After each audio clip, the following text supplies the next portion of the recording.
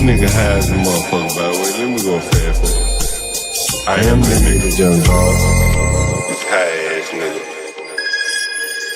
They don't dance no more. It's all about the lean. Back in the day, crack was jumping on the scene. Now they slumped on the sidewalk. Can't talk. Golden era faded, but we still feel the rock. They used to be kings, now they lost in a scheme. Popping them bottles, throwing money, living dreams. Now they zoned out and mumbling, fumbling. No rhythm in the city, the whole shit crumbling. They used to rock the house, they was riding through the streets. Remember there was dancing, sliding to the beat. Now it's poison in their veins, ain't no pulse on the street. Guess it's over now, they accepted defeat. Back in the day, the rock had a wild and free. Different story now, they got no energy. New drugs got them slow with the head on low. I'm close and they don't dance no more. Block used to be jumping, type shit they was on. Now it's lights out, guess the thrill is gone. I am the nigga, young dog. I bring you to rough, rugged, and raw, nigga. They don't dance no more, it's all about the codeine. Back in the day, they was rocking on the scene. Even dancing in the rain. Now they nodding off. Shit just don't hit the same. I am that nigga, young dog.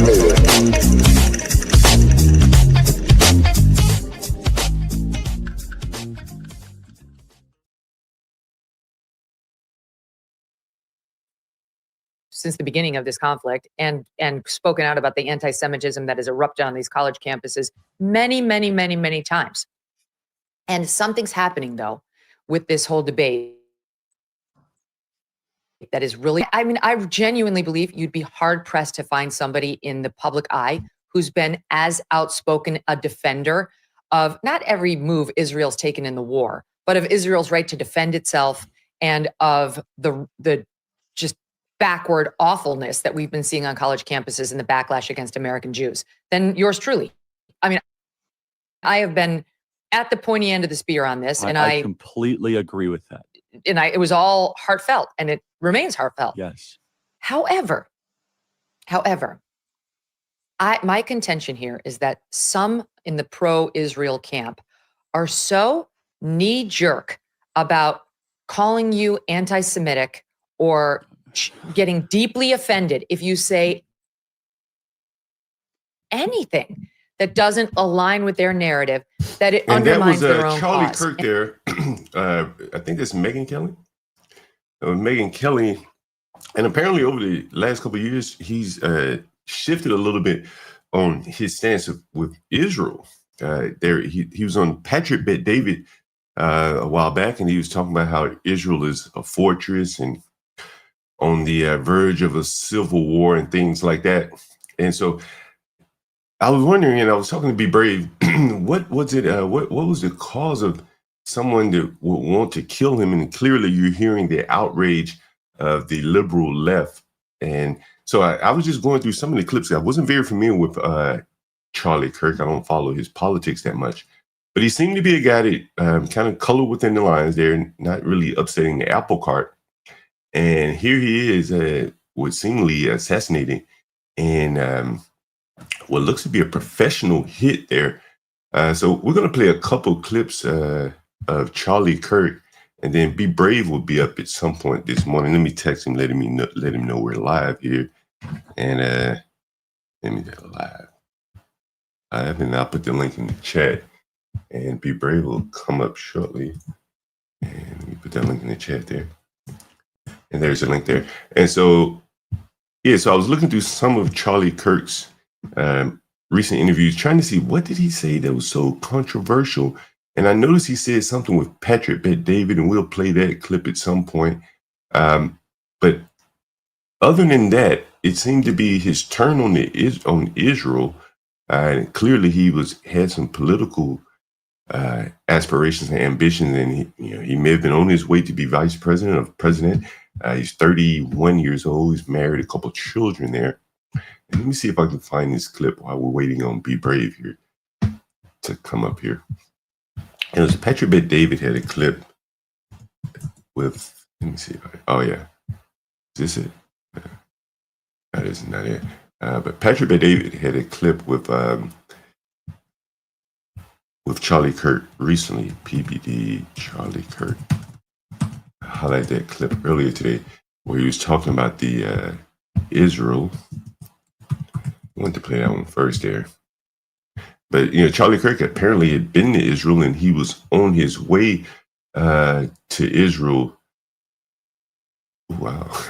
He was on his way to Israel shortly, I think in the next couple of weeks, to meet with Netanyahu. And he had some things to say about Netanyahu and Israel, the state of Israel, civil war there, or what he says, potential civil war here. So here's one of the clips here from Adam Sosnick, the guy from the Patriot BeDrave publication here. Hey, good morning, Sam. Let me see if I have this clip.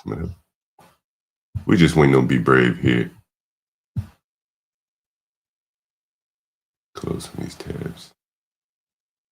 And here's Adam Sosnick and Patriot BeDrave. Well, Adam Sosnick from Patriot BeDrave.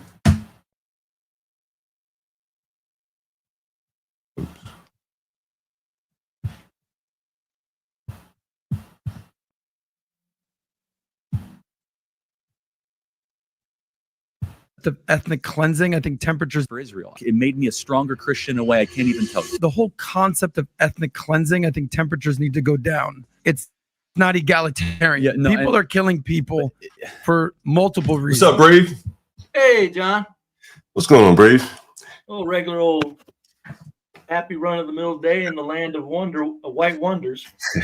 We were talking this morning, and I was saying to you, I said, he seemed to be a guy that colored within the lines, talking about Charlie Kirk.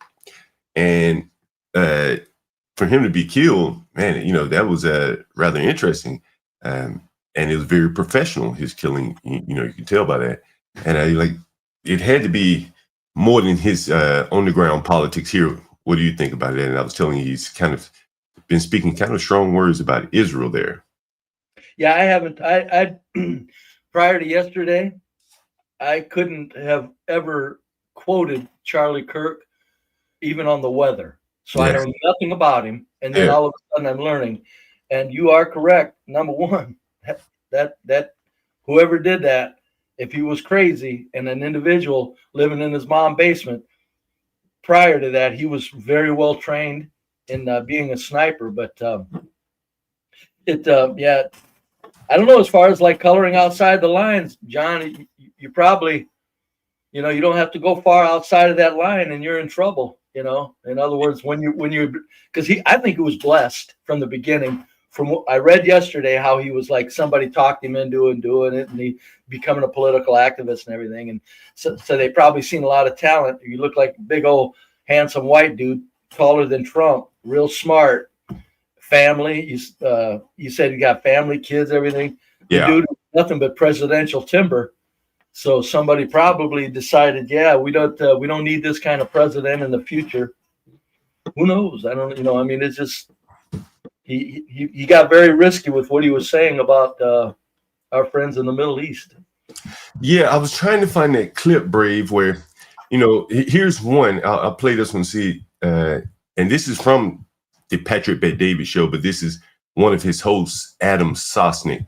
And this is apparently some criticism of Israel, of Kirk here. Heart for Israel. It made me a stronger Christian in a way I can't even tell you. The whole concept of ethnic cleansing, I think temperatures need to go down. It's not egalitarian. Yeah, no, people are killing people for multiple reasons. And here's Israel's difficulty, is that Hamas, they build their headquarters under hospitals. Correct. They use humans as human shields. Yeah. And so He civilians stayed are inside going the to die, lines and that very is a well. tragedy. And He's staying Hamas inside brought the this lines very upon them. well. And again, but these are considered controversial for him. He's not clearly pro-Israel. He's calling them out. And I don't know if you knew this, Brave. Hold on, I don't hear him calling anything out yet. Maybe further. Right now, he's doing nothing but making it poor little Israel. Poor Israel. So that's all I'm hearing so far. Well, but he's also saying that civilians are going to have to die, right? So he's calling them civilians. He's not saying that these are fighters or anything like that. He's saying that Israel's going to have to kill some civilians. So, That's still staying inside the lines, though. yeah, it is within the lines, but he's bringing some Well, humanity. it's not only within the lines; it's actually very in a sophisticated manner. It's like dog whistling within the lines, convincing people that we're going to have to watch innocent people be killed here because of poor little Israel.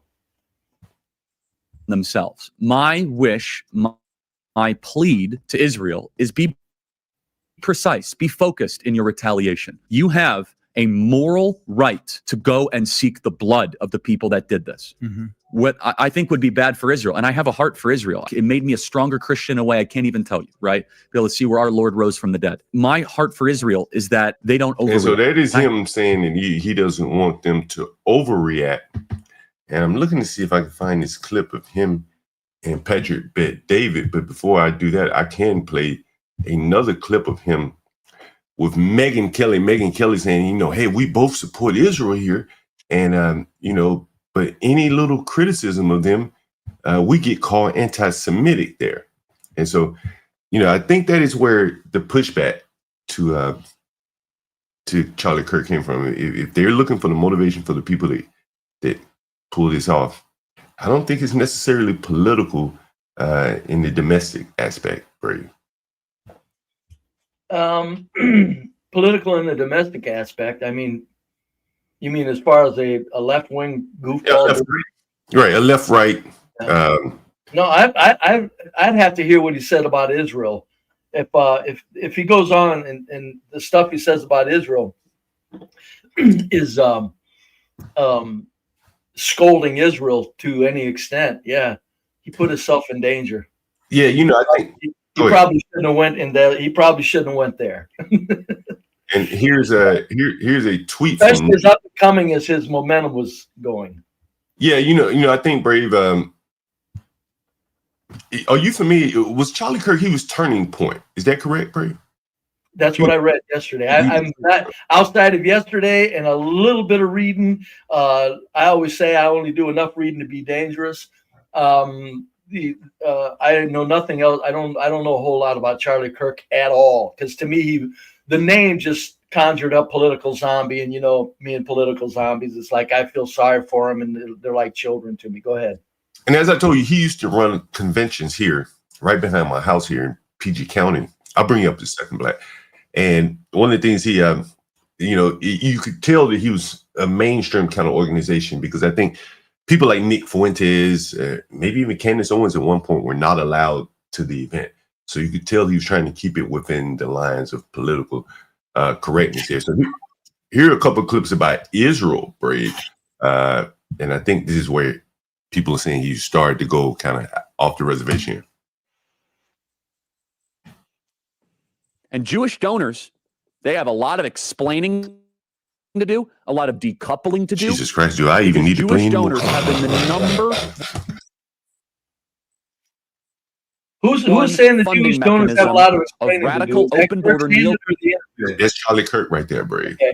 Well, I know that's him there on the screen. I don't know whether he's talking or I don't know his voice or nothing. Okay, go ahead, John. This is Charlie Kirk here, calling out the Jewish donors here. And Jewish donors, they have a lot of explaining to do, a lot of one funding mechanism of radical open border neoliberal quasi-Marxist policies, cultural institutions, and nonprofits. This is a beast created by secular Jews. And now it's coming for Jews, and they're like, what on earth happened? That's enough to get you killed right there. Watch your mouth too, John. Watch it.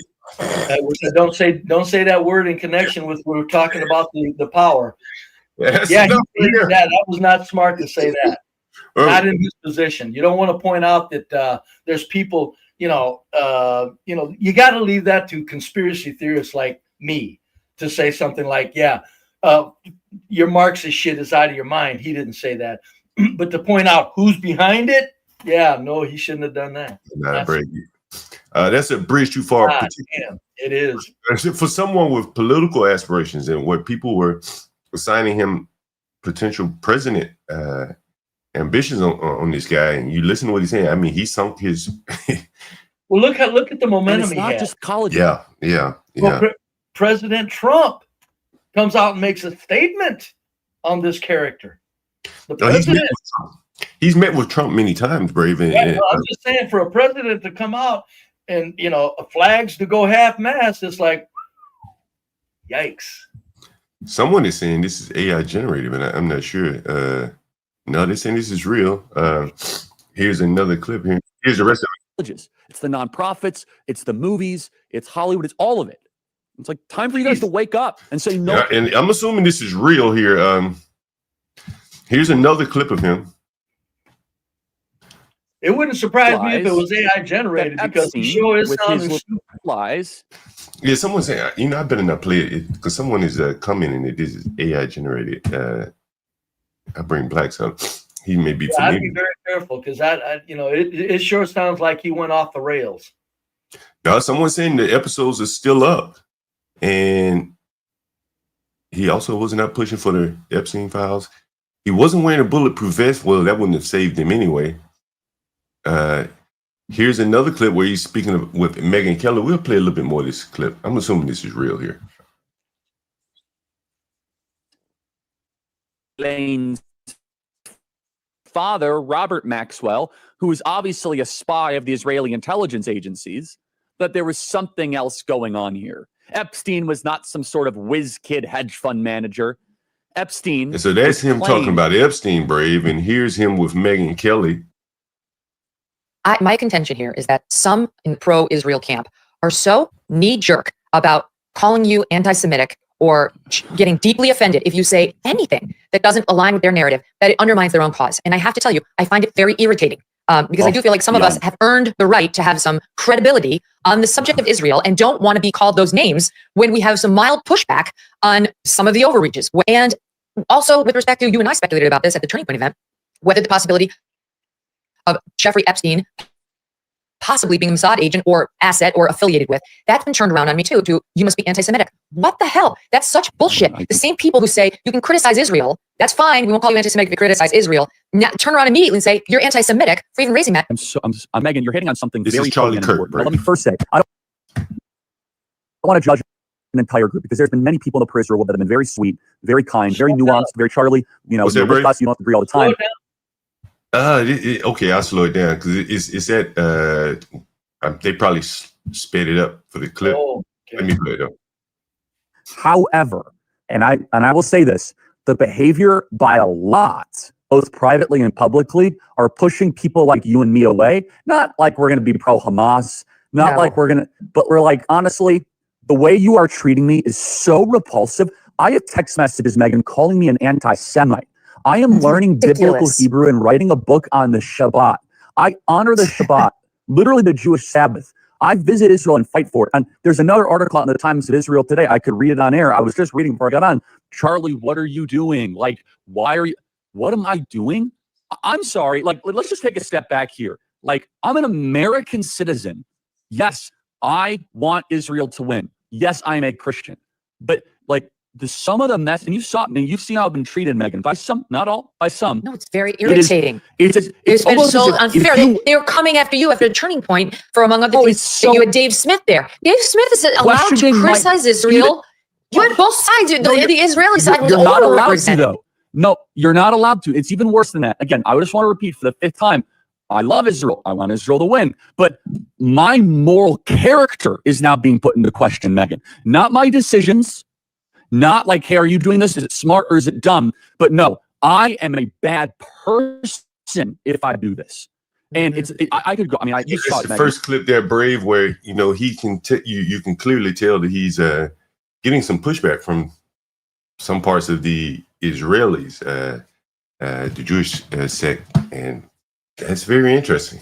It's very, very interesting. Considering, given the momentum that I'm doggone sure that he was aware of that he had, I'm surprised that he felt even close to comfortable even saying a lot of the things he said. There's just a rule, you know, once you grab on and you get into under the wing of the dragon, thousands of you better shut the hell up about a lot of things. Don't even risk it. Just take your money. You sold your soul. Take your money, live your high life, carry on, and live it. You know, Brave, you know, I've always thought this about him is in that, you know, he's very successful at a very early age. Yeah. And he was running these conventions out here in PG County. And I mean, that's nothing to sneeze at. Like, he had the biggest politicians. You know, Trump was there.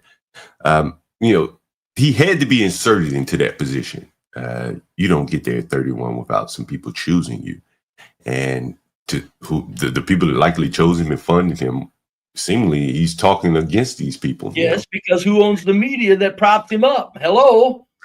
So it's very interesting there. You guys, we're going to talk about, I'll get you guys in, but I want to talk about some of the reactions from some of the liberals to Charlie Kirk's death, as well as you see the liberals, black and white, regardless of the race, are kind of applauding Charlie Kirk. And I was talking to Brave this morning. He said, at what point do the liberals realize that, hey, these blacks really mean this when they're saying, when they're cheering for Charlie Kirk's death? And you can connect that with the Auburn dog walker veterinarian woman who was killed, the Queens family that was killed, and the lady on the train. And the old couple, they haven't, there hasn't been any public announcements on the old couple that was just stabbed and murdered. But yeah, the public announcements of blacks on the others. There's three of them right now. Yeah. Which one have not been announced? The one in Queens was announced. The old couple that was killed and burned alive. There hasn't been any real black Twitter on that. No, it has not been. But it was a black guy that did it, and the Twitter is all a Twitter on the other cases. You're right. Yeah. I'm thinking white liberals will soon learn something that that this is a race thing. It's not a political left-right thing. With blacks, it's a race thing. It's couched in the left-right because the blacks get the protection of the left-right differences, when in reality, it's nothing but pure hatred on the part of the blacks. I'm wondering if there will be a lot of white liberals. Of course, the blue-haired freaks are not going to disassociate from the blacks that hate whites, because the blue-haired liberals hate whites. But there's going to be a lot of liberals, that are, sophisticated in the bushes. They're not outspoken in life, and they're going to go, yikes. It's got to dawn on them pretty soon that this is a race thing, not a left-right thing. Right. You see some of the hatred. I played some of the videos. In some of these blacks. And by the way, and when the white liberals, it dawns on them that it's a race thing, not a left-right thing, the white liberals are going to come back home to the white trailer parks. Yeah, that's what you said this morning. And I want come back and get your white card. It's okay. Yeah, once they realize they're on the same side of the aisle as people that actually hate them, that hate them regardless of what their politics are, that becomes an interesting proposition for them. Like, which side do you choose? Brave, I'm going to start off with this clip right here. Go ahead. And I want you to listen to this, Brave.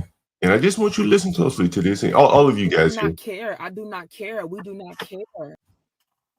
Speaking from a scorned black woman living in America with PTSD. We do not care. I've seen so many black men get unalive by the hands of the motherfucking government. I've seen my people on live stream get pew down by white supremacists. I've seen black people get hung in 2025 in sundown towns. We do not care. I don't care about this YT woman. I don't care about that. And I'm never going to care. I'm never going to motherfucking care, because black people don't never get motherfucking justice. We don't have an anti-bill to protect us against police brutality or fucking hate crimes committed against black people. We don't have these things. So I don't care. You can't force me to care. Black folks, stop making videos saying that you care because you shouldn't fucking care. I don't give a fuck about this. I don't care. Jesus, very, very goddamn. That's why I call 70% of black Americans psychopaths, and I'm serious when I say it. Listen to the lies that she was spewing to a lot of people that listen to her. She doesn't care about anything she's saying, that it was all not lynchings in downtowns in 2025, shit like that. It's like, these people are crazy. Yeah. 70% of black Americans are literally psychopaths. Even if they're not violent, there are nonviolent psychopaths. They're out of their fucking minds. They're gone. Now, this woman, she clearly doesn't care about the white woman, and she clearly doesn't care about Charlie Kirk or anyone else really, other than her own black people. But then she has to face the conflict there. The blacks will kill her ass too. They'll kill her. No, the blacks would kill her because of what Whitey has done to those blacks that would kill her. So the blacks that would kill her are off the hook. They're okay. I guess that is case. Hood. What do you guys think of the idea of a racial psychosis? Well, it's exactly what. There's no other way to call it. Anything else? Right, because what I've been talking about lately, well, what I talked about earlier in my show just a while ago, I ended off talking about this combination of low IQ and mental illness. And then you add on the socialization of racial hostility, and this is only likely to happen. Yeah. I'm with you. We're in agreement, conservative. I've said for 3 years over on CT's channel that you've got black women that nobody wants mating with the very bottom low IQ black men. It's coming up, and now they're given no boundaries. The media is making them feel like victims, and it's all coming together to where now the intelligent blacks are also falling in line with all the nonsense, and it's just one big jumbled mess of led by, probably you're right, conservative, low IQ crazy people. And the blacks that got brains are going, well, let's take advantage of this craziness because we hate whiteys also. Yeah, it's a big jumbled mess, and yeah, you could call it psychosis. I'd say 70% of black Americans are psychopaths, so whatever. Yeah. Here's a clip from Charlie Kirk here. I think he's discussing Iryna. I can't pronounce it. Iryna. Yeah. Van Jones was talking about me, and there's so many lies involved in what he said here. First of all, I never said the first element of what he said. I did say the second part, but this is a very important thing to focus on. So Van Jones is saying I should be ashamed of myself. And just reminder, the murder of Iryna Zaruska, did you know that the attacker said, quote, "I got that white girl"? The attacker racialized this, just for the record. Anyone know that? Has anyone heard that? Yeah, I'd seen it pretty quick that somebody, not that he said it, but that somebody claimed he said it, so I didn't know. Yeah, I played the audio, the alleged audio, and I couldn't quite make out those words, so I'm not really on that particular bandwagon. Well, they seem to be in cleanup mode here now, and so he's saying that in a phone call with his sister, he said that someone injected some material in him. I'm not sure if anyone has heard. Well, he's been saying that though. That's like a part of his crazy world or whatever. Because allegedly these crazy people, they build up like their own reality, and this has already been documented about him. That he said people injected him with some kind of substance and that be controlling his mind or whatever. So he is legitimately mental. Well, at the same time though, he didn't stab everyone on the train. He didn't attempt to stab anyone else except for this white lady. And then he goes... and she sat down right in the midst of them. Right. And that is true. Apparently she was a supporter of Black Lives Matter as well. But she, Is that for sure that she supported BLM? Everyone keeps saying this, so I'm assuming that it's true. There's a photo, and she has BLM posters up in her room. Yeah, that is very true. So, and then there's the. That's what I was saying, John. Pretty soon the white liberals are going to catch on and say, "Oops, this has gotten a little too serious. We better." The ones that actually are thinking are going, "Let's get back to whitey land." And I wonder if she was, I don't know how long she had been here, probably a year or so. Damn, that's a quick adoption of Black Lives Matter to only be here that short period of time. And she that's how brainwashed white liberals are. That's how brainwashed they are. That's what I'm saying. This could serve a certain percentage of them out of that hypnosis, this kind of stuff. And the BLM thing was very global too. So she could have been like that in Ukraine. Yep. Yeah. That's what I mean. It was a very global thing because I do remember hearing about it. Here's Van Jones. Even the most liberal, well-intentioned white person has a virus in his or her brain. And so there is Van Jones saying, "Hey, you white liberals, you got a virus in your brain." Yeah. And at some point, Brave, there has to be a disconnect between the blacks and the white liberals because the blacks seem to hate them. Yeah, it's not serious enough yet. I'm telling you, it'll get there. I'm saying it'll get there. It'll get to where a lot of white liberals go, "Oh shit, this ain't kid stuff anymore. I'm going back to white land. I'm going to what? I'm going back to whitey. Even if they don't proclaim it publicly, they'll slow their roll when this gets real serious. If it gets real serious. Well, you know what's interesting about these, though, Brave, is most of these white liberals more or less live around whites anyway. I know. The whole thing's crazy. And I guarantee you, of all the white liberals that live around all the white, I live around all whites. And the last two places I live, I guarantee you the white liberals don't run their mouths in these places. Brave, you said that like you go around doing a head count every so often. I do. I look around conservative. When I'm in my two white towns, I'm looking for any goddamn indication that a black man's moving in or a black moves in. I want it, and it's not even if you can, it's not panic or nothing. I just want to know. And okay, well, let's see. Keep taking notes. Let's see what happens. Brave, here's an older black woman. Go ahead, count. Here's an older black woman, Brave. And again, I point this out because, again, this is a woman. And if you remember on the train sitting, adjacent to the white lady was a woman, and a woman that was getting off of work. It looked like she had a uniform shirt on. And again, what struck me most about this, what happened on the train, I can kind of excuse the man, but that woman, her maternal instinct should have kicked in when she saw that woman keel over in her seat like that. But she packed up her bags and walked off. And here's a Black Lives Matter train at that point when all them people got up and left. Was the killer off? Was the leader off the train, or was he still on the train? I don't know. I think he had walked to the other end of the train. That's the other thing I wanted to point out, Brave, is that they were probably afraid he'd come back if somebody messed with his victim. There was a second car, and I think he may be able to travel between train cars, like the trains in New York City used to do that. And so I think he walked into the next car. I thought I saw him walk off the sidewall, though, Hood, somewhere. But he did leave the train at some point, and I guarantee you those blacks left the train at their stop, or they just left her there. I didn't see any attendance to her. I didn't see anyone looking over to her. Eventually, someone did. I think if it wasn't for Charlie Kirk, and we're watching like the black people react badly to Charlie Kirk right now. If it wasn't for that, we would be talking about black people's lack of empathy in this moment, where she was stabbed, and she's the only white person on the whole train car, which is, symbolic in and of itself, right?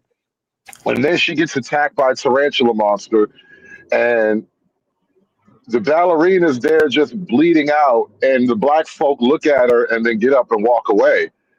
And I'm not saying you had to do anything, but the fact that nobody did anything, it kind of does look poorly on the whole group now. Brave, I asked you this morning on the phone. I said, Brave, put your white man hat on. How would whites have reacted in that environment? I think they would have also, if somebody had a weapon and none of them had a weapon, they would have stayed back for their own self-preservation. I think at the final, somewhere probably would have quicker at least tried to talk her into staying alive and saying, don't die or something, even if they wouldn't have put direct pressure or anything like that. But this is where I said, when I saw it, I said, well, let's not be too harsh on the black people. This son of a bitch had a knife. Nobody in these goddamn cities. I'm saying my rule of humanity. You always have a legal limit knife on you, period, wherever you go in life. As a man, certainly. So whatever the legal limit, and nobody has anything, there's nothing to grab. There's no, like railings that could, in a repair of the train, there was a railing was laying around or anything. So they'd have been helpless against the guy with the knife. So I'm not being real harsh on the blacks that didn't do anything. I'm really not. I just thought. Go ahead. No, go ahead. Go ahead, Hood. Well, one of the things I thought, Brave, was, they're going to try to say he was insane. And one of the things I noticed was that after he stabbed a woman, he had the presence of mind to take his shirt off and apply pressure to his wound. He must have cut himself. Yeah, that doesn't mean he's not insane. I mean, when somebody says somebody that does that is insane, I'm going, duh. No shit. Well, I don't get the, it's like, what? Okay, what does that mean? My point is insane people need to be deleted. Well, yeah, I don't think. So what? He's insane. So now he doesn't need to be deleted. Is that Well, what somebody's saying? I wish they would be more clear. A lot of times, I don't think they can because they would be embarrassed of what they're actually saying. well, I think for the I black, think if you're gonna argue that he's actually insane, that is more grounds to actually put him down. It's almost a humane thing at that point. Yeah, it's like Because that's look. the way I'm saying it. Theoretically, listen, if I'm a gangbanger and I go shoot somebody for some crack, theoretically, I can be rehabilitated. I can get out and drive a truck or a forklift or something. But if that guy, how you gonna fix him? Well, bad theoretical, because even that person is still going to be always crazy. But no, you're right. Right there, yeah, he's insane. Okay, as a conservative said, okay, all the more reason. Here, let me do my civic duty.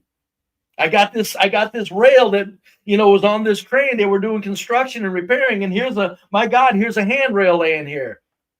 Let me do my civic duty. Every train should come with an emergency nightclub. They used to call them nigga sticks, but that'd be a little too much the on only problem point. is they'd be used against the riders. But I just don't know why men don't carry whatever is there, the legal limit of a knife, or my God, or even Jesus. I could never. I live in all white towns. I can't imagine being without my blade on me in my side pocket. It's a 5-inch blade, flip out. Brave, I don't know if you know this, but Trump said he's going to charge this guy federally because he said that riding transit and committing a murder like that is a federal crime. And we've talked quite a bit here about buses and trains, how blacks create so many problems on buses and trains, and people just stay off of them. And I didn't even know you could charge someone federally, but it makes sense though if the federal government funds that system, then they have some means to punish you or enforce the law there. Here is a train ride that I took yesterday. And what I have a question for you, Brave. Now, this is a fairly normal looking black man, kind of like the black man that stabbed that woman. And he's clearly crazy. Hold on, John, right quick. Nothing against him, but Untrackable was up here, and he's a kumbaya zombie. I'd have been interested to hear what he had to say, even though it would have made me sick to my fucking stomach. Go ahead, John. Untrackable, you can always come back here. And Brave, so my question would be, like, how do white people going forward react to black men like this who are clearly out of their mind on the train?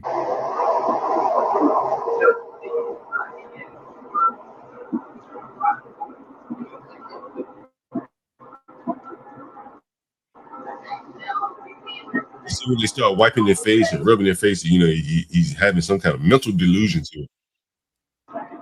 He's been having a conversation with himself the whole train ride.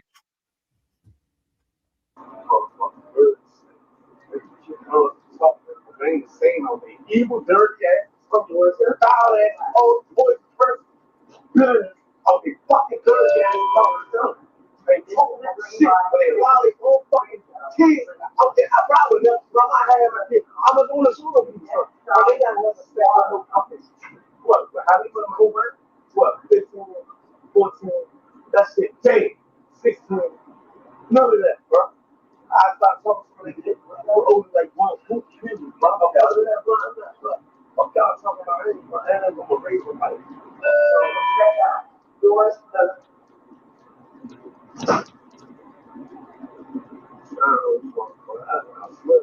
So, Brave, it's these kind of mental defects that are all over the black community here. Again, what you got horrible numbers of low IQ children being birthed because of black culture, and they're driven nuts by the culture itself. Then they kick in with the death rap and the porn rap, and then they kick in with the media propping everybody up like poor little victims. By the time a guy's 30, he looks like, if they're low IQ and crazy, they're genuinely crazy at that point. There's no boundaries. In the white community, what I've always noticed, as far as our low IQs, there's always people around them setting boundaries for them. The blacks don't do that. The blacks, the low IQ are set in such large numbers that there's no way to set boundaries for them. So they're often running their free range, low IQ. It's almost like a trope in white like TV shows or older movies. They would be like a family and they would have that one special relative, and he had to live with somebody, and it wasn't just one person's responsibility, but like, because this was a more, rural time, and it was back in the day, obviously, but it is kind of a trope in like white TV shows where they would have that one guy, and people just sort of looked after him. Of Mice and Men was a great example of that with George, and I watched the movie with Gary Sinise. I don't think I ever read the book because I don't think they made us read it in high school. That wasn't on the list, but we did watch the movie. And I'll tell you And that something. was yeah. I'll tell you something else about white culture right quick. It's not even as if it's a family member or anything. I don't care. If it's all white people, the white people will gather around an idiot who is out of his mind, low IQ, doesn't matter. The white people will immediately hoard on that son of a bitch and say, "What are you doing?" Whoa. Well, that was the whole thing of Mice and Men. So at the end, when George, he actually, it was an accident, but the way that the whole scene was shot, and who was that? John Malkovich played George, and it was a great like the way he wound up actually attacking the white girl. It was like it started out as an accident, and then it was pretty obvious what was going on, and so at the end, his buddy knew exactly what had to be done.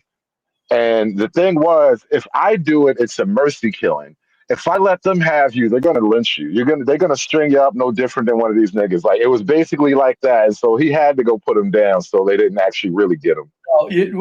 As a white person that's been around white trash all my life, I've witnessed in 1,000 occasions where you can tell the whites that are there, the white trashers that are there, could be misbehaving if they were allowed, but they just know better. You can feel that at an event, whether it's a county fair, it's even any gathering at all, any large wedding or anything. If there's somebody that's going to get crazy, there's going to be whites that immediately put a stop to it. So there's boundaries set for white people that could be crazy. Our culture still, I don't know for how much longer, really has an unspoken boundary. Don't do it. We're all whites here. It ain't going to happen like that.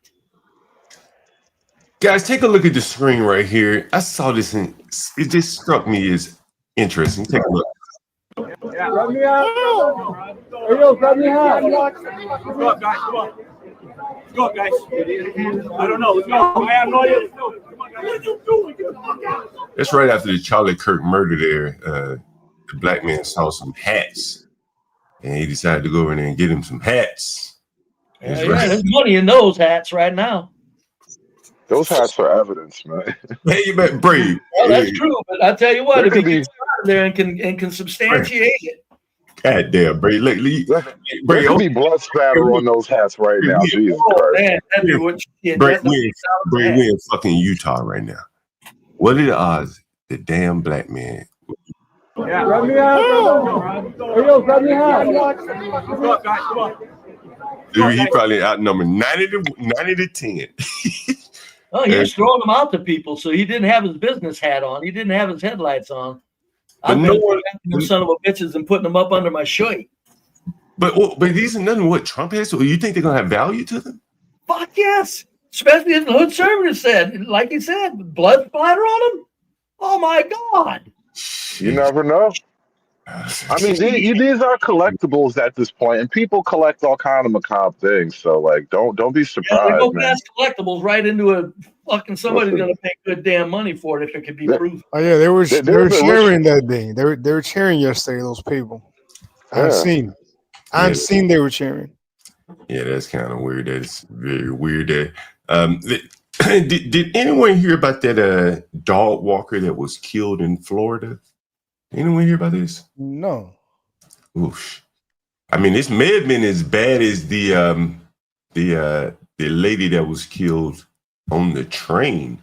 May have been worse here. Let me see if I can pull that up.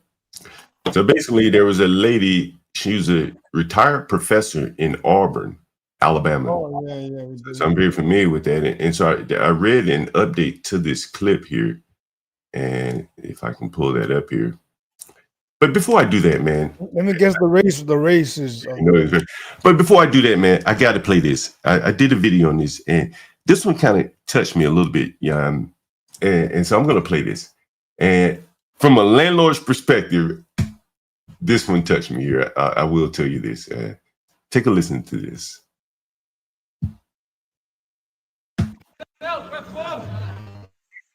You shot? Yeah. Fuck, who just shot you?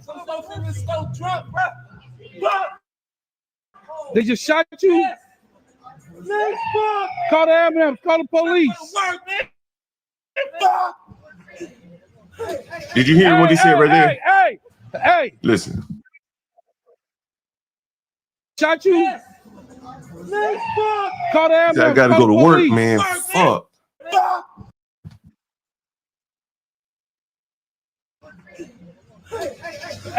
Must not have no health insurance out his job. He shot.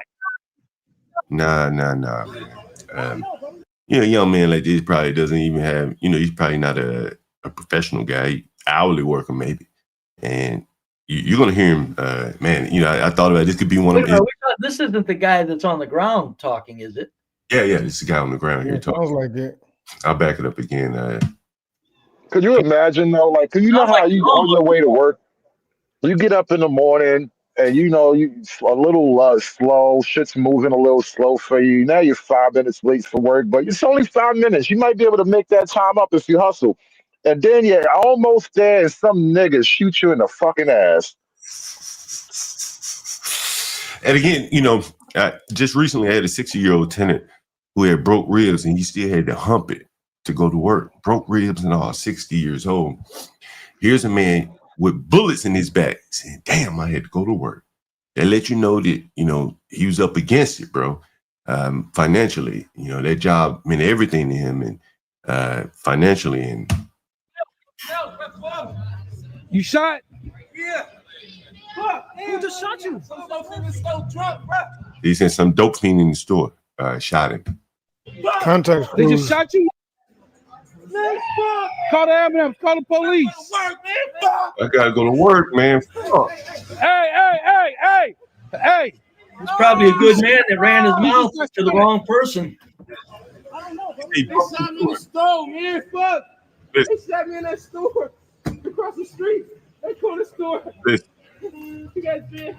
Yeah, dread. Yeah. Get me on the stretcher, bro. It burned, bro. Another tarantula monster, bro. I was talking about this on my show earlier, man. There are tarantulas all over this country, just jumping out, attacking people at random. We gotta do something about this tarantula problem. Hold on. No, it hurt. It burns. I can't move. I don't see no blood in your head. I can't move. It's twisted. Don't try right now, bro. Relax. Relax. Don't panic. Don't panic. Yeah, just be cool. Don't panic. Be cool. Be cool. You know you good. Man in the store, man. He bumped me. I said, So he says you can hardly hear him. I'm gonna back it up. I want you to listen to this. man in the store, man. He bumped me. I said, he got in my face. That's where he got his ass shot right there. Hold on, didn't he say a white man? No, he said a drunk man. This man had dreads. He said, barely bumped. Man in the store, man. He bumped me. I said, he got in my. and then, why you asking these niggas to say excuse you, man? Like you better keep it pushing. You should have fucked better. Niggas- That's why I said probably a year and a half ago, these pretty white women. I said, you're a marked beast. You better watch every move you make. The media's turning you into villains. They're turning people hate on you. You're pretty and white. You better not. You in public places. You better shut that damn mouth and cover your body up if you got any goddamn brains. And nigga, Brave, living around black. Take anything for people to go. Oh, not okay. I don't. You're the type I don't like. Living around blacks, Brave, I reflexively say, "Ooh, I'm sorry. Ooh, I'm so sorry." Oh hell yeah. I do that in general, but I mean, yeah, I get you though. Around blacks, like bumping into somebody, oh my God, that you could be on the ground, this nasty ass ground. Somebody shoot your ass, throw their whole life away. And all this was a bump. And he's saying he's trying to confront the man to get some worthless ass apology out of him. And he ended up on the ground. Huh? Before I'm gonna roll out of here, but right quick on the tarantula head problem. Previously, you had the tarantula heads. Hood Conservatives was talking about. Would you call them Hood Conservative tarantula heads? Tarantula monsters, they're everywhere. Yeah, tarantula monsters. Previously, you had the intellectuals that was going around real lofty talking with fucking stupid ass, fucking long, dirty ass skin, dead skin, red and dreads. Now, since the intellectual were doing it, now you got the kids that are going, hey, the intellectuals say that we're victimized. They're copying. So, I mean, yeah, it started out with the brains, and it just gets right down to the low IQ real fast in black culture. Yeah. So that's, you know, and that's where the tarantula monsters, I mean, it's like, but right quick, and quick, here's the thing. Hey, white people, white folks, you're going to catch on pretty soon. I'm not saying go around with hate in your heart. What I'm saying is this is a race thing. This ain't bullshit. The first CT's channel 3 years ago, I said, this ain't no fucking politics. Race shouldn't matter. Too fucking bad. It does. The people that are making the cake socially, they manipulate, they own medias, they own all the outlets, the Googles, everything. They're making it a race thing. Your little dumb white self or you dumb little ass white person are not going to erase that influence. So it is a race thing now. Don't panic. Don't lose sleep. Just keep your head. Just grow up. It's a goddamn race thing. And for the 30% of well-reasoned black people, I really feel sorry for you, because it's the old saying, nobody knows which snake is the poisonous one, and people are sick of trying to figure it out. But John, I'll see you fighting back not an option, Brave. It's fighting back not an option. Hey, Brave, you know, next time you come back. What's the matter with you, dude? That's some weak ass shit, Brave. That fighting back isn't an option. Well, you just said that it was not an option. I didn't say anything close to that. I said keep your brains about you. Man, Brave, that was some weak shit. That means fight if you can. I don't. You didn't say that. Anyway, you didn't say that. But go ahead. Shut up. I didn't say anything about whites rolling over. Stop it. John, what were you saying? You know, next time you come back, Brave, I'm going to play this clip for you, because this was 22 years ago by the Boondocks, and on your way out, I'll play this here. All righty. I'll see you later. To understand that time is running out. And a lot of black people say that, but for real. Part of why the civil rights movement has been so successful, and part of why those who have come after in terms of our leadership have been able to maintain a presence, is that black people have always had a certain amount of moral currency that we have been using. And let me be the first to tell you, that's used up. White America has been watching us act like fools for a long enough time where any sympathy they may have had to our plight is completely gone. You're approaching a country that, forget hating black people or not hating black people, they just don't care. You can be talking about affirmative action, they can be like, I don't care. It literally is of no importance to me. I don't care about slavery. I don't care about segregation. I don't care about you. I don't care how many of you all go to jail. I don't care at all, because I'm broke. You can't be the proud, noble fighter when every single time someone sees a person that looks like you on television, they're acting like a damn fool. How would they know? How would they know you're not a damn fool? That's Aaron Magruder. I think it's 22 years ago. And again, you know, he spoke about, hey, if we're all broke, and here you had a poor white woman on the train, she broke. She couldn't rise up above having to share transportation with blacks. And I've often talked about the tragedy of the commons. Anytime you have to share a common space with blacks, shit's gonna go down here real quick. I've shown you in kitchens, I've shown you in bathrooms, living rooms, any common area with blacks is going to sink to the lowest common denominator there. And if blacks can't seem to ride the bus with other people without creating hell on earth there, the white people are really going to come to the end of their rope really soon there. What do you guys think? Don't all speak at once. You know, I think, John, that this dilemma that society has is either going to be addressed or it's not. You know what I mean? And I don't know what it looks like for some people, because some people are not they're harmless, right? To the degree that they're harmless. They're more dangerous than others, but they're harmless. But the ones that are destroying civil society, John, something's got to give. And I don't know what that looks like, but I know what it needs to look like. Yeah, the again, like, bro, if you can't ride the trains, I remember going up on CT's panel, and I was telling people like, man, my mother is afraid to ride the trains in DC. And right, I remember. You remember this? Yeah, they started going in on you about why does your mama gotta ride the train? How they were kind of like shaming you about it, and it's like, are you retarded? Right? They were like, give her a ride, then. They were like, why don't you give your mama a ride? Right. What the buses are made for, everyone to be able to ride, Right. not in fear. And my mother takes the bus. Right. Nothing wrong with that. What's wrong with what they're doing, John? You know what they're doing. They're deflecting. Mm-hmm. Mm-hmm. And you can do that as long as the whites can stay off of the buses. But here's a young white girl who seemingly had to ride the bus, and then the blacks decided to kill her. And that becomes a problem, that the poor whites, the working whites can't get far enough away to not be, subject to the violence of blacks. That's an interesting world that, blacks would be living in if people are afraid to sit next to them on the bus. Because I showed you that black man on the train with me yesterday.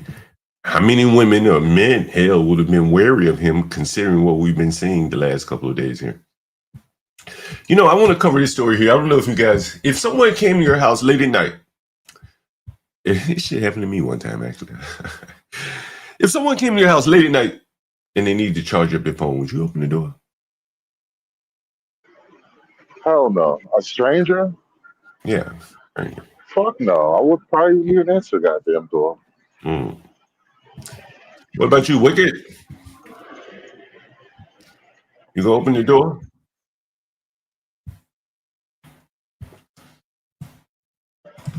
You know what's so funny about that very scenario, John? I was in the car with my oldest daughter and having like a driving lesson. So we're just driving around the Heights and I'm talking to her about stuff. And I brought up a scenario like that. Let's say you're in the house alone and you get a knock at the door, some random person, oh my God, I need some help. Can you help me out? And I'm like, what do you do? And she says, I help them. I'm like, bam, you just got raped. You see how easy that was? Yeah, indeed. I want you to listen to this video right here. This is coming out of Queens, New York. We don't see no video. I don't know if you're trying to show us one. Yeah, I'm going to show it to you right now. Here it is. Coming out of Queens, New York. In a gruesome and tragic double murder that happened in Queens. Police now believe the man in this surveillance video spent 5 hours in the Belrose home of an older couple, then set it on fire knowing that they were inside. Their neighbors called their son an FDNY paramedic, and he is the one who discovered his parents dead. It's tragic. The killer is still on the run. Here is Eyewitness News reporter Jayesh Patel. Good afternoon. A house fire turned into a double homicide investigation when the bodies of a man and woman were found inside of this home. The details we're learning are gruesome. This morning, the NYPD says they're looking for the suspect they say intentionally set the home on fire. The NYPD is looking for this man who they say set a home on fire in broad daylight, killing a 77-year-old man and a 78-year-old woman. He was last seen wearing jeans and a black jacket, baseball hat, and shoes holding a duffel bag. Detectives believe he spent 5 hours in the victim's home. Let me say this. This is a nice neighborhood in Queens. You can see the houses here. He went up and down the block, knocking on doors. Can I charge my phone? Everyone said no except for this one couple. Everyone else is alive except for them. likely searching for something to steal before setting it on fire. One woman says her father saw the suspect walking around the neighborhood within the past weeks. Very chilling. It's scary. Some random guy walking down the street setting fire to older people. Anybody for that matter. Neighbors have been reporting the suspect was knocking on doors asking for a phone charger. Detectives say they have surveillance video that shows the suspect knocking on the back door of this home on 254th Street and 87th Drive. The 77-year-old victim apparently opened the door and let the suspect in yesterday morning. That same surveillance video shows the suspect leaving the home around 3 p.m., shortly before the house went up in flames. Neighbors called the victim's son an FDNY paramedic who was off duty at the time. This morning, neighbors have left candles and flowers in front of the burned home. The nicest neighbors you can ever ask for. My daughter just brought up, remember when they came out, when the essential workers at 7 o'clock, during COVID, they were out with us, and it was, he would always wave to us. Just this past weekend, he waved. Up in the basement with trauma to his body. His 78-year-old housebound wife was located on the first floor of the home. Both appear to have been set on fire. Some neighbors in the area say the man and woman lived in the home for at least 40 years. Some are in disbelief that something so sinister happened so close to their own home. We saw the helicopters and everything, and we reached out immediately, walking around and seeing what was. And he's been identified. This is him right here. Police tonight looking for 42-year-old Jamel McGriff for these murders.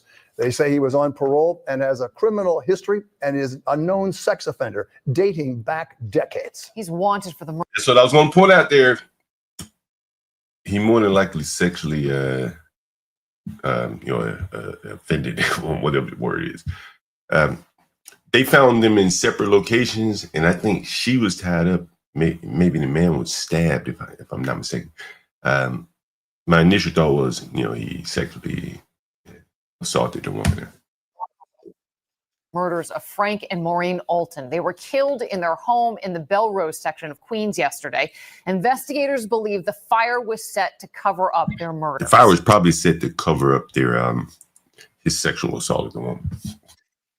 Eyewitness News reporter Sonia Rincon is live at police headquarters in Lower Manhattan with the breaking news. Sonia. Bill and Liz, the commissioner here revealed more about who they are looking for this afternoon and what happened yesterday in Belrose. Police believe a convicted felon named Jamel McGriff had been going door to door asking for help to charge a cell phone.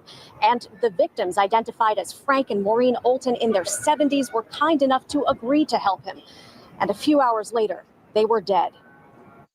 Mr. Alton was found in the basement, tied to a pole, with multiple See, he stab killed wounds. him, but he didn't kill the woman. He didn't stab the woman. Mrs. Alton was found on the first floor, severely burned. See that? Now you get it? You get this? Anyone see what I'm saying here? Everyone get it? She wasn't stabbed to death. He was. There you go.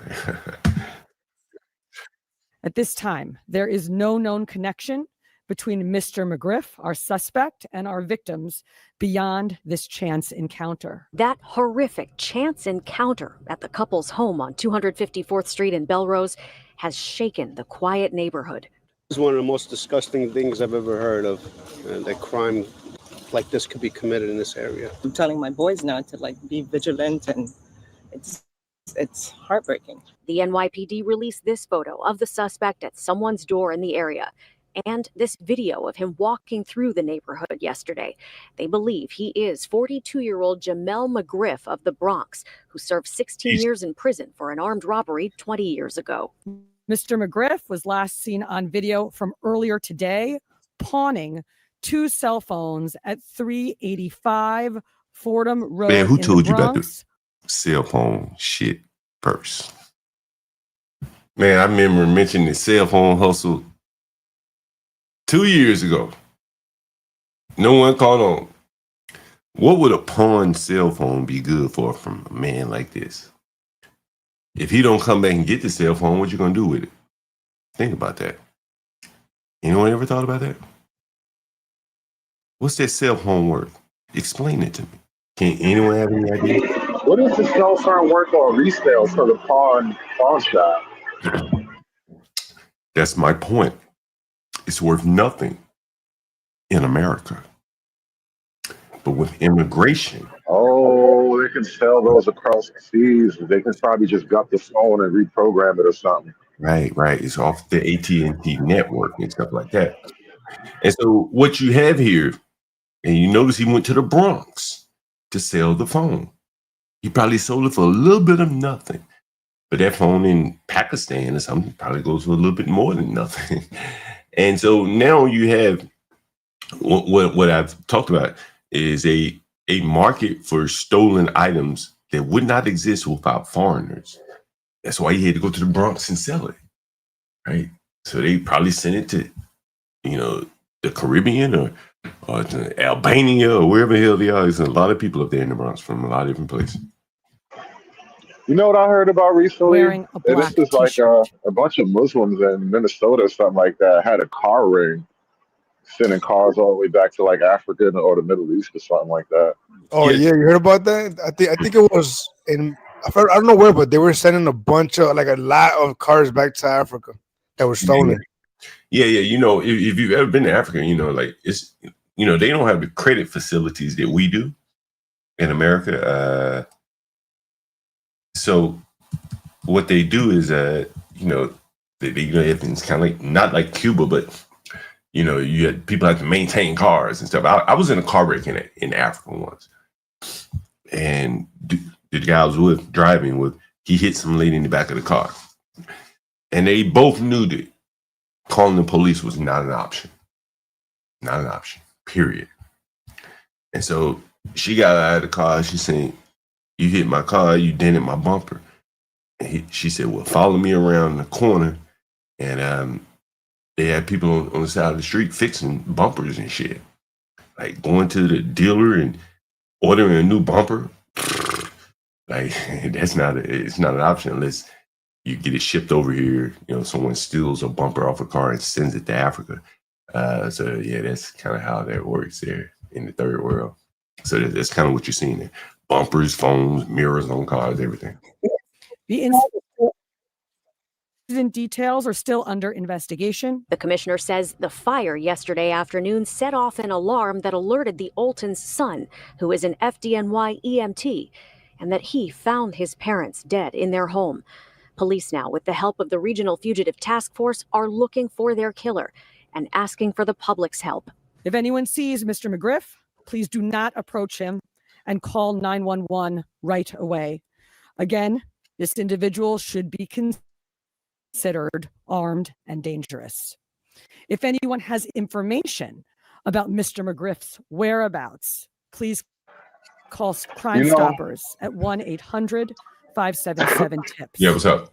Recently, this whole thing with this alleged crazy guy, we've been talking about people being mentally ill, and that shit just brought back a memory. I remember when we was in the project years ago, and it was this dude around the way, and everybody knew him, like, cause he used to be somebody back in the day. He was in the streets and shit, but now he's like a little older. He washed up, and he was a bug out. Like everybody knew he was kind of messed up in the head or whatever. And it's weird. It was one of those things where like I always felt like looking back, I had like some kind of angel looking over me, because I was always like, I just missed some type of shit. Like I had just missed death so many times, right? And so we was outside one night and just smoking, drinking, chilling, regular shit, nothing going on. And I had left. I went in the house or something. I went somewhere. I was probably in the house, but I left. And after I left, this dude that everybody know, he come walking up. And again, everybody know him. He never really did anything to nobody. And so as he was walking up, and I'm telling you the story as it was told to me now because I had left. So as he was walking up, pulls out a kitchen knife and stabbed my homie Tata right in the chest. Boom, fell. And then he went to stab one of my other homeboys. And at this point, everybody kind of active. So they see he couldn't really get him like he got Tata, but he stabbed my man right in the chest. Bang. And then like he was kind of like a bug out anyway. So he never went back to like his crib or nothing. He just was in the wind. He was like in the street, homeless or whatever. And we could never catch up to that nigga after that. Nobody ever heard about him. We heard rumors he was at such and such like shelter or whatever, but he was in the wind, bro. Couldn't find him to this day. That case right there, the burn case, it reminded me of a case from like a long time ago here in DC. Here's the case. We are learning more tonight about the man accused of killing a family and their housekeeper before setting the Northwest D.C. mansion on fire. The new information centers now on how Darren Lint made it from New York City back to D.C. before his dramatic arrest on Thursday night. Brianne Carter joins us now live from the scene of the murders with what she's learned. Brianne, what's the latest? Leon, it has been 11 days since the fire and the deaths of those found here inside of this home along Woodland You got a house like that Drive. in DC, boy, you got some money. You hear me? You got some real serious money. And now we're not only learning how the man accused in this incident got to New York, but how he got back here to the district. 34-year-old Darren Wint remains behind bars tonight as we continue to learn more about the hours leading up to his arrest late last Thursday in Northeast Actually, DC. Northwest Tonight, DC. law enforcement officials tell ABC News Wint hired a taxi to drive him back to DC from Brooklyn, New York, where he was said to be visiting a girlfriend. It's believed Wint may have used the money stolen from the Savopolis home to pay for that ride. And this is a black man According to again. court He documents burned up released these white people. They had an unfortunate, you know, they hired the guy. He was working for them like a driver.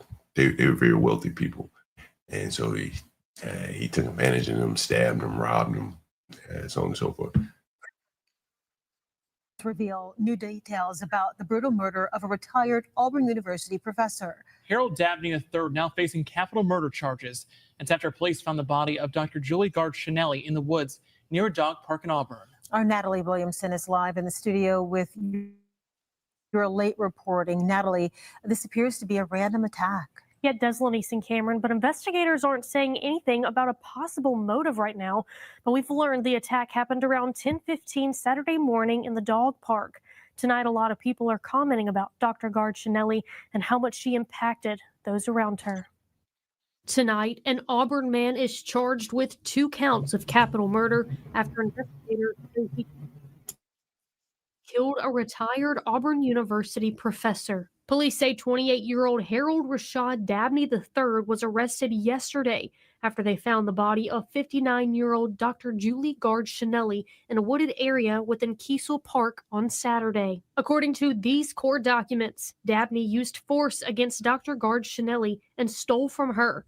It also says he kidnapped the former professor with the intention of hurting her. Investigators say yesterday morning around 8:30, police responded to a call reporting a suspicious person near Beehive Road, which is just 4 miles from the park. When officers responded, they saw a red Ford F-150 that belonged to Dr. Gard-Chinelli and was reported missing.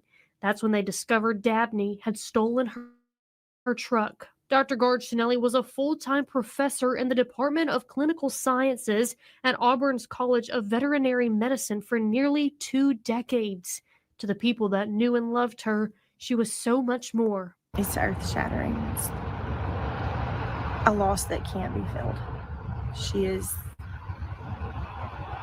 light and love and all the positivity of things in this world ripped away from us for no reason. Auburn University releasing this statement saying Dr. Gard-Chinelli, quote, was a beloved member of the Auburn University's College of Veterinary Medicine and the Auburn family.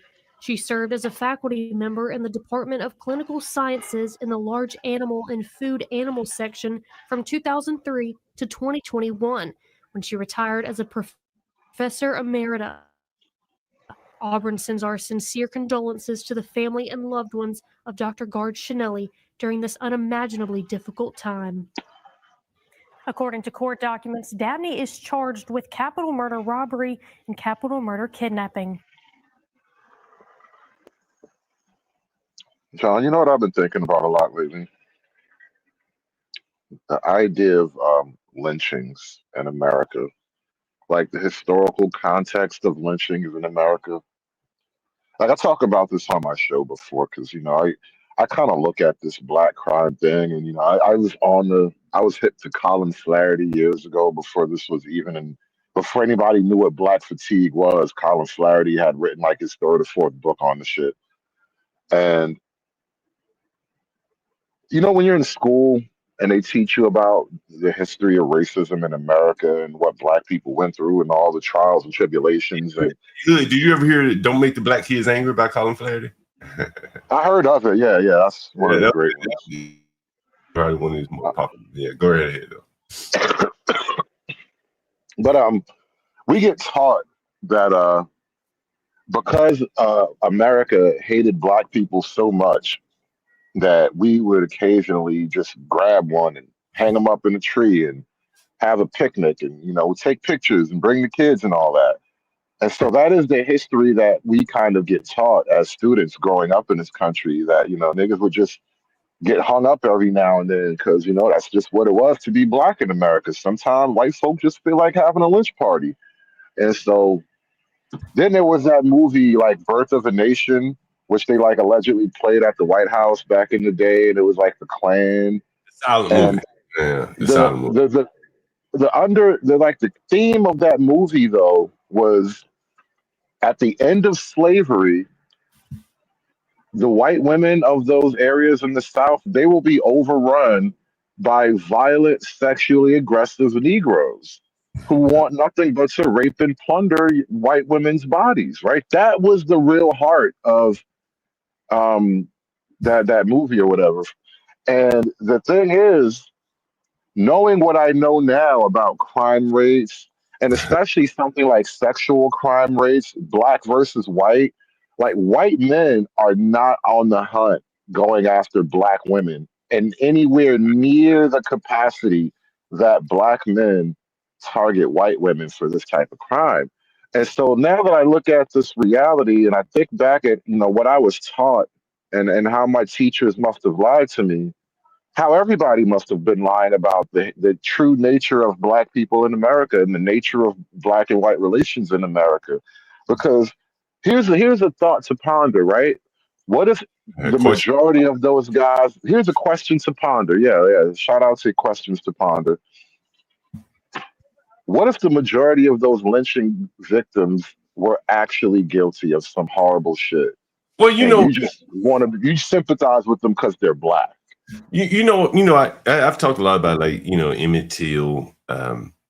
If you're familiar with that story, I mean, the white people came in this house and took him out of the house, and the blacks allowed them to. I mean, they walked into the house, said, "We want him, bring him on," and more to the point, they didn't want to kill him. They did want the boy to apologize and show some, remorse, and he apparently he wouldn't do it, and that's what made him kill him. So there is some layers to some texture to these stories. One of the things that I find interesting here, and on the level of the politics, there's one thing, the politicians say another. But down on the street, the people see it kind of honestly. They have to be honest. And so here's a young man. He's actually from Washington, D.C., but we were in Times Square. And I asked him about Trump and the curfew. And he said something very, very fucking interesting, Hood. I want you to listen to this. This is from Times Square. Hopefully I don't have to scroll too much through it. Let's see. What's up? What you filming? Southeast from I'm from Alabama Avenue. He lives close to me, by the way, or used to. Landlord in DC. You one of the little niggas they put your little ass on the curfew down in Southwest DC, huh? Yeah. You on curfew down there, huh? Yeah. Why do you think they put you on the curfew? Because niggas like Ben, I'm free cars. Yeah. Yeah. So do you think the curfew was justified? I mean, I don't think it really did nothing because niggas still gonna be niggas to go outside. Yeah. So it's like, what do you think could have done to be more successful to stop the YN from going down to the Navy Yard and the wharf and all this shit? They got the military out there. Niggas don't want to be checked by police, so they're not gonna go outside because the military outside. So you think the military was effective to in DC where you live? Yeah. Yeah. Why do you think the mayor and all them people didn't want the military? Shit, I don't know. Did you want the military? I mean, nah. Why didn't you want the military? I wouldn't wish jail upon nobody, but it didn't stop it. Like, you don't gotta look over your back as much. So you think it's a good thing? You think is it a net positive that they brought the military in, or no? It's like 50-50, but for the regular people, yeah. You think it's made it safer for civilians? Yeah. But what about for the criminals? I mean, criminals still gonna be criminals, but I feel like ain't nobody gonna try nothing retarded. Right. Like you think they were doing?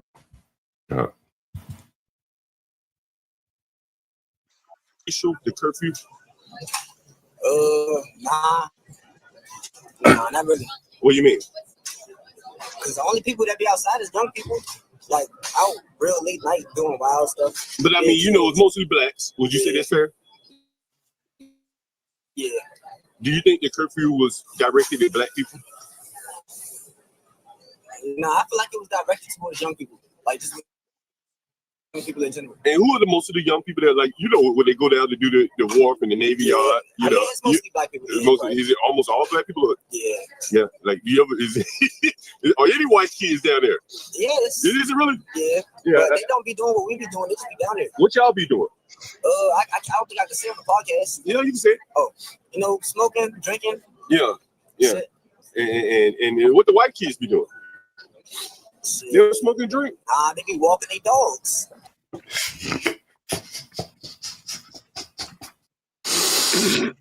You hear that shit? They be walking their dogs.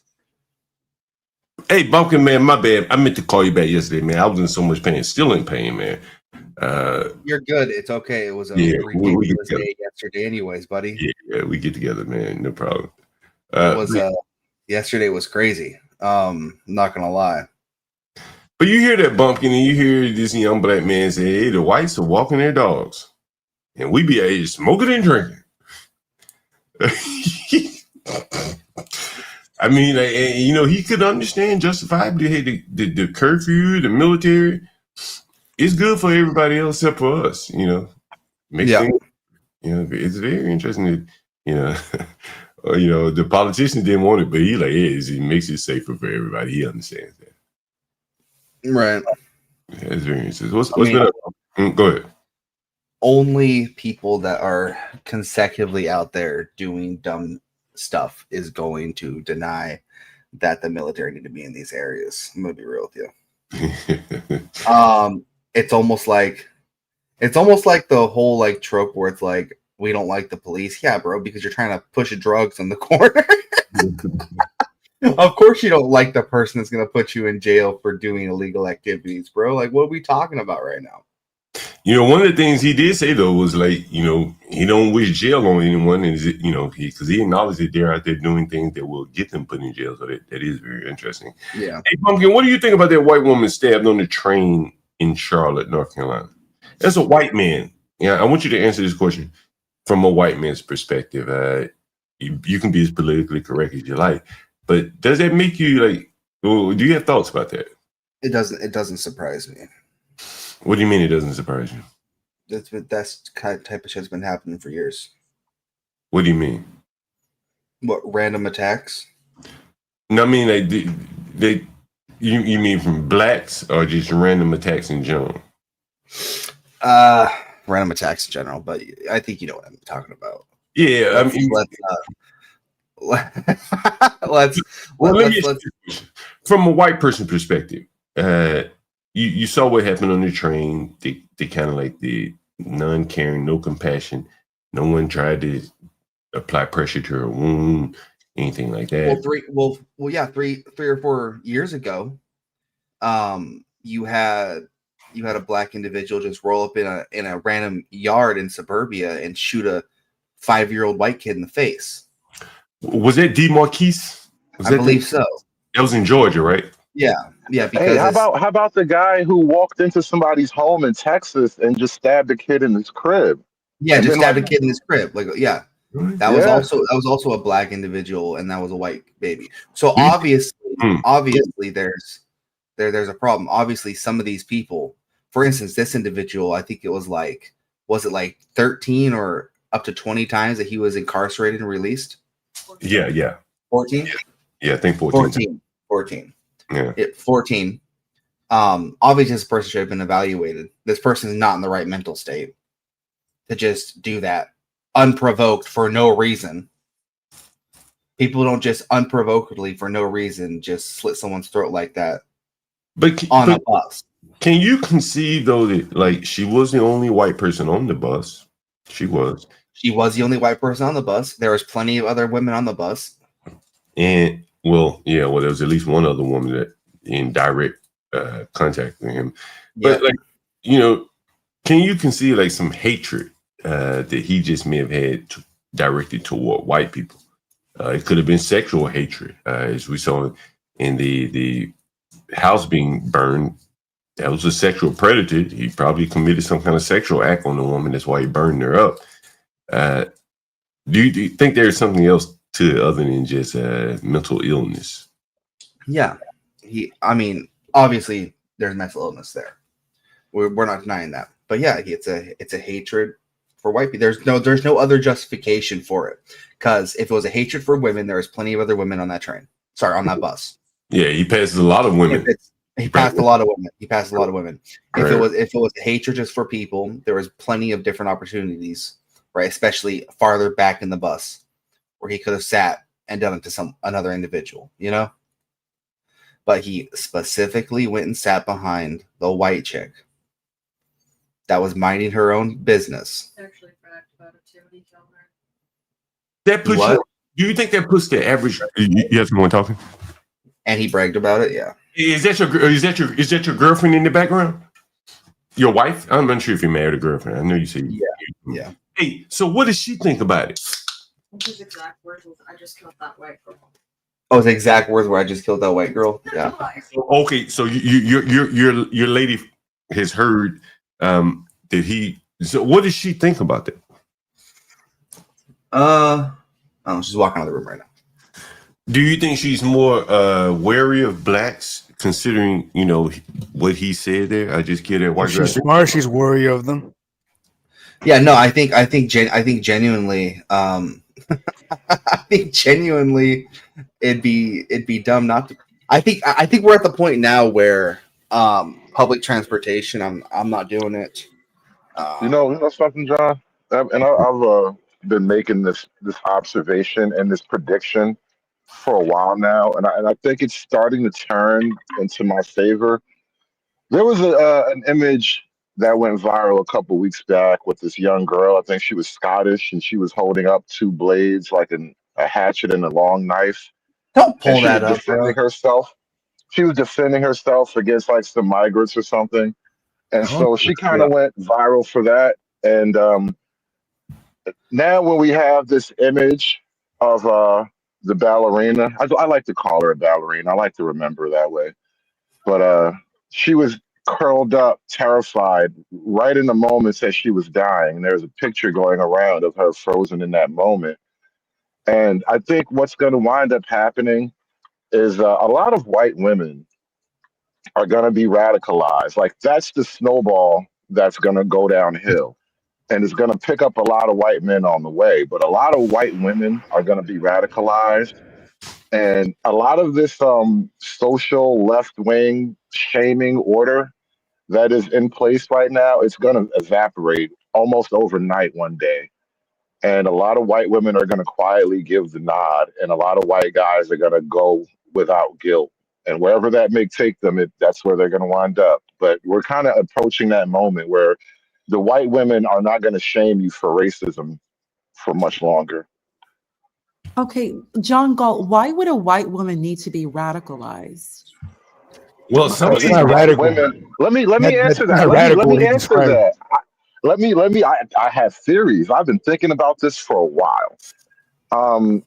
The civil rights era, the entire issue of racism, if you really think about it, as a policy, they kind of applied feminism to solve racism. And so all the time, even if you go back during like the first wave feminist or whatever, it was effectively white women shaming their men into a position. And over time, they applied that same shame to racism as well as feminism. And what wound up happening is white women lead the charge socially as far as shaming white men against racism and sexism and what's that other one? The homophobia. It's always a girl that tries to shame the guys for being mean to the gays. White women do that in their own circles, right? And so I argue that because we've applied feminism to kind of tamp down racism, what happens when the white women no longer apply their feminism against the racism? You now give the men a freer hand to do what they think is right. Because the one thing that stops men from collectively doing the right thing is the women are going to complain too much. Great. You make a good point, conservative. Then it needs to happen. Case in point, you're having white women who are simply not prepared to enter a society where they are never held accountable. You're never held accountable, nor are you responsible. When you look at Civil Rights Act, which was not supposed to include gender, included white women, included gender, affirmative action, the number one recipient is white women. That's fine. But you're now entering a society where you basically are overwhelmed and you're attempting to engage in activity that you simply are not prepared to handle. Republican just mentioned Lily Gardis. Lily Gardis, she discussed the situation with Iryna Zaruska, the Ukrainian refugee. If you look at the Ukrainian refugee, this woman left her job at a pizzeria. She's 23 years old on a train at night. This young woman was not protected. I'm in no way blaming her. It's very sad, her situation. But white women historically have always been protected. You go from your father's house to your husband's house. When we are married, the tradition is your father gives you away. You are protected. You now have white women attempting, because they want to be seen, they want to be heard, they want attention like Black women, and you're putting yourself in a position where you're being physically hurt. And not only being physically hurt, we've all read the stats where you have a number of women who are on SSRIs, antidepressants. That largest group is white women. To be of the world means you have to take on the responsibility and accountability that comes with being in the world, of the world. White women need to accept the fact you're not built for this. Go home. Well, Families. Lily Gardis has no reason. Why would let white men lead the way? You don't need to fight. You don't need to protest. Well, this one was you are the most protected group. You have now experienced what it's like to be out here where you are working, where you are out here being unprotected. The Ukrainian refugee is a different situation because she was a refugee, and it's understandable why she would be working. That's a very different call. But at the same time, she is still a young 23-year-old, very thin, very blonde, past tense, was leaving a job at a pizzeria where I believe that man was actually stalking her schedule. I personally believe that was planned. Well, if you think, hold on. If you think it was planned, then you're saying he's not mentally ill. I don't believe he's mentally ill. Of course not. They're all mentally ill. There's always an excuse for their behavior. What I believe happened, John Galt, she's there at her job downtown. They call it Uptown Charlotte. She's there working. She's there working. These men, they look through the window. They see a young girl. I do believe that he had been coming there probably every day, noticing her schedule, probably waiting for her, and followed her into that train. I don't believe that was just happening. What you're describing is premeditated murder, which blacks rarely ever commit premeditated murder. Premeditated in that he was looking and stalking this woman. That's premeditated murder. Because I bring this up, John Galt. She left her job. And she's going on this train. Remember, she's leaving her job at the same time. Honestly, learning her schedule. I just don't think that Black put that much thought into it. When it comes to John, women, what makes you think it's that? I know he was maybe more spontaneous. I'm willing to believe that. But when you said Blacks rarely commit premeditated murder, what are you basing this on?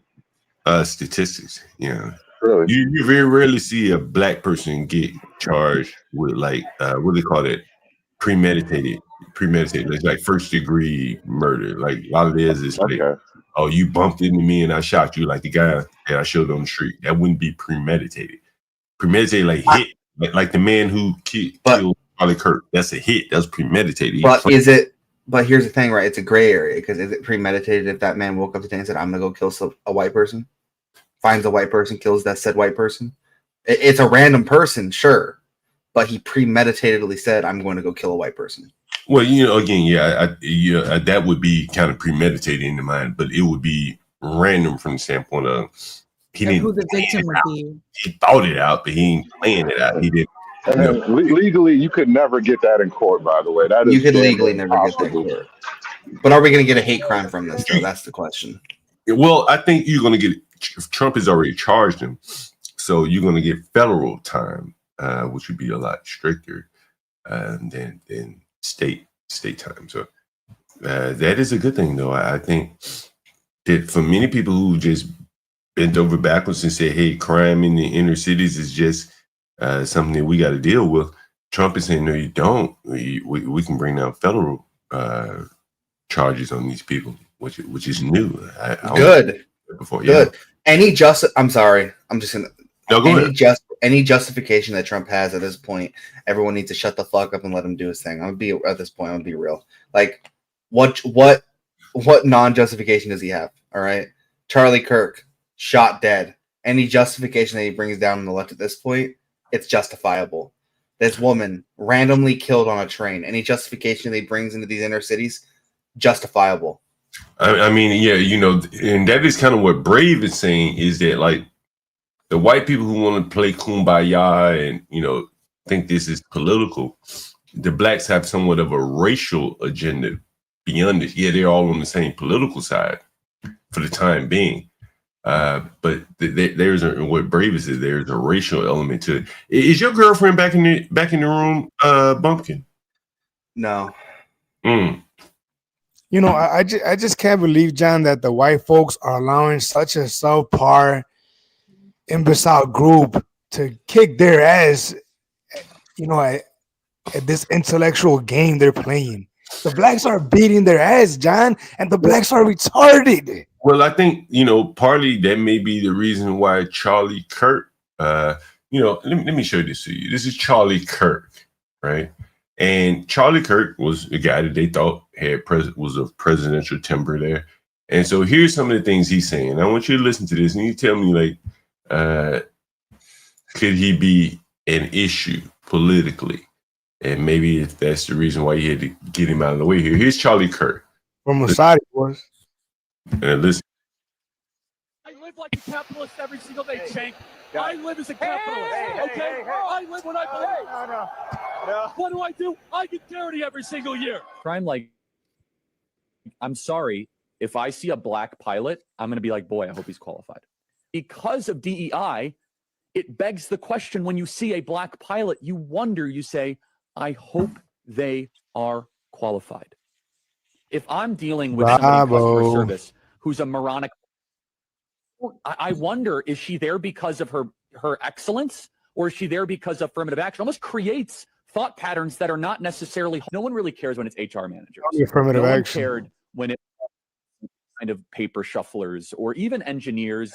But now when it's like, wait, hold on a second. You're going to remove my appendix. That's Charlie Kirk.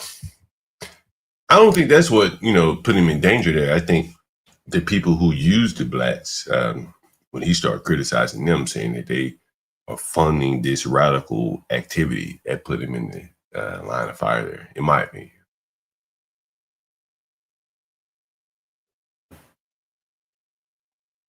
Charlie Kirk put himself in this line of fire, Jungle? Well, as you can see, criticizing the blacks, I think you can do that. That's fine.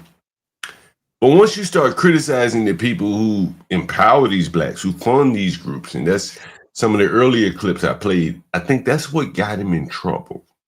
Did you see, I'm sorry, Darth, Bumpkin. I just wanted to ask actually all of you, and include especially you, Bumpkin. Charlie Kirk criticized, I wasn't here to see if you had discussed that with Brave, John Galt, but he did push back on a certain group about a month ago. Yes, he did. Yes, he did.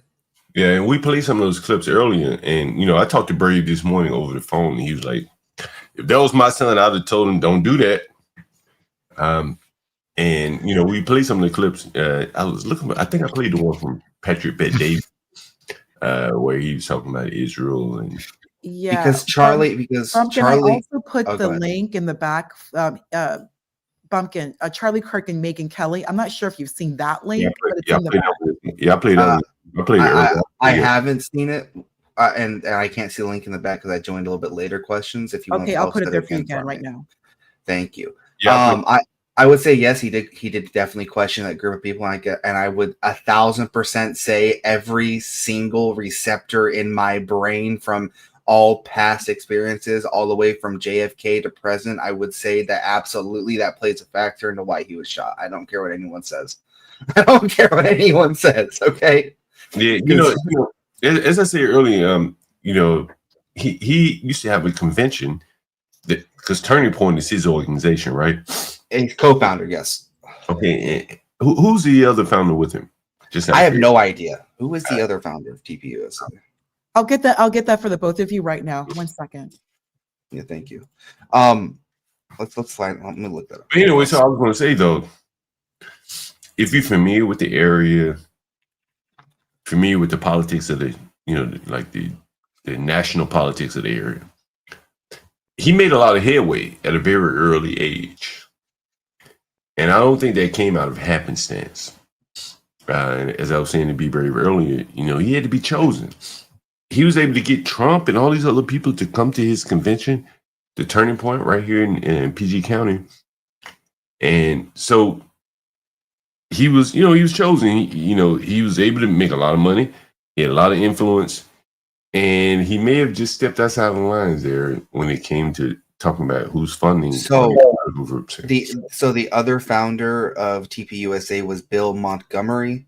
He died at 80 in 2020. See. So now both founders of TPUSA are now dead. Wow. So it sounds like they kind of maybe had like a take the mantle situation. Like they both were founders of it, but Charlie was definitely like the younger person. So it was probably like Montgomery probably funded a lot of it early on, and then kind of let Charlie, take the mantle. And now that organization is basically dead because. Yeah. And that's an interesting point in that, like, he had the potential to take the organization, in any different direction. It could have been, as he started to shift it toward. Go ahead. Because that group of people that we're briefly talking about, that were obviously for some reason doing a broad sweep of it, I think we all know, right, why we're doing that. That group of people, they are not very much beloved by the younger generation, by Gen Z. They are not on both sides of the political spectrum, by the way. Even talking about heads. Yeah, I'm talking about that country. Yes. Hey, hold on. But how old are you? I'm 25, going to be 26. So you talking about your generation? Mm-hmm. Okay, go ahead. On both sides of the political spectrum, you have obviously the liberals that aren't a fan of that state in the Middle East, and then even on the right, the young right wing in America, like the Nick Fuentes types, they're also not a fan of that state. Hey, hold on for a second, Bumpkin. What's interesting that you mentioned Nick Fuentes? When Charlie Kirk used to throw his convention right here in DC, yeah, he had to ban Nick Fuentes. I don't know if you knew that. Yeah, yes. So go ahead. Yeah. So that's why you colored kind of in between the lines there. Go ahead. Yes. Yeah, there was obviously that thing. There was like a little quasi, Cold War between like the America First types and like a neoconservative like Charlie Kirk. But that's besides the point now. Because the point is, if they will do this to a lukewarm neoconservative like Charlie Kirk, what the fuck do you think they would do to Nick Fuentes? Well, or how about Jared Taylor? Right? But see, Jared Taylor doesn't, confront the JQ. Jared Taylor has aged out respectfully, John Galt. Yeah. But Jared Taylor doesn't. It's not relevant. No, Jared Taylor doesn't confront the JQ, right? You know what the JQ is. Jared Taylor primarily focuses on race, almost exclusively on race. And I think that's the biggest difference between, say, Jared Taylor, which makes him more or less toothless, and as opposed to Charlie Kirk. Well, Jared, well, Jared Taylor, they're toothless, and then they're not toothless in the same in similar regards. Like Jared Taylor is very much a white advocate and very much like white nationalism, which makes him have a lot of teeth. But then again, once again, he doesn't really talk about the JQ, either for his own reasons or honestly, I've never been able to pin down why he doesn't. Maybe because he doesn't want to get shot. Who knows? Well, I think he wants to maintain. I think his big issue, and I follow Jared Taylor, man. I played a clip from early. I've been listening to him for years, and the other guy he has with him, I think Greg. I can't remember his name, but he's pretty good too, young guy. But I think he wants to hammer home the race issue, and to confront the JQ would really muddy the water for him. That's my thought. It could be some personal preservation too, but that's my thought.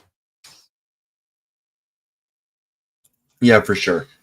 Yeah, but at this point, I mean, there's full justification. I'm gonna be real with you.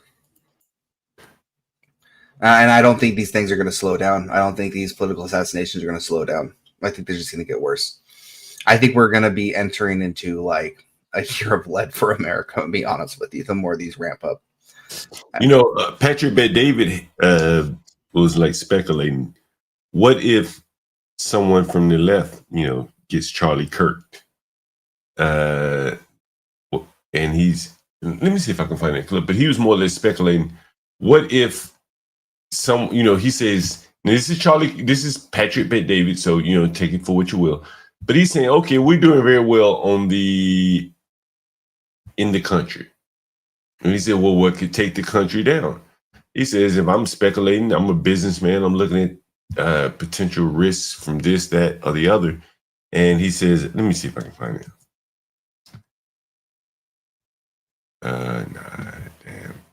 But he speculates, what if a liberal of the other guys, got hit? Yeah. Mm-hmm. It would like turn the country upside down, right? Yeah, we'd be at the point of we'd be literally 2 steps away from like a Spanish Civil War situation. Not gonna lie, that where we'd be at. Yeah, go ahead. Like lines would start being drawn. Like we'd be 2 steps away from like one more assassination, and we're just gonna start shooting each other, man. I swear. And I think that's what Brave is kind of pushing toward. Not saying pushing toward, but Brave is saying, hey, if this is where it goes, the white liberals are going to have to make a choice here on which side do they choose. And that's why I wanted to ask you if your girlfriend was back, because I wanted her to hear this right here. Is she back? I don't play that, John. I keep my personal life and what I do online, I separate. Oh, fair enough. I heard it in the background, so I wanted to get her perspective on this. Here's a video I want to play for you guys. Take a listen to this. We do not care. Speaking from a scorned Black woman living in America with PTSD. We do not care. I've seen so many Black men get unalived by the hands of the motherfucking government. I've seen my people on live stream get pew down by white supremacists. Yeah. I've seen Black people get care. We'll get motherfucking justice. We don't have an anti-bill to protect us against videos saying that you care because you shouldn't fucking care. And it's crazy thing. She's not an ugly woman. That is what's crazy about it. That's debatable. Well, I mean, fair enough. But she is. It looks like that to be her natural hair. She probably could, do better than a big fat woman on the dating. That's fair. And here she is expressing like hatred for a white woman being, killed in that fashion. That's very interesting. I that's why I wanted to know if your girlfriend was in the room.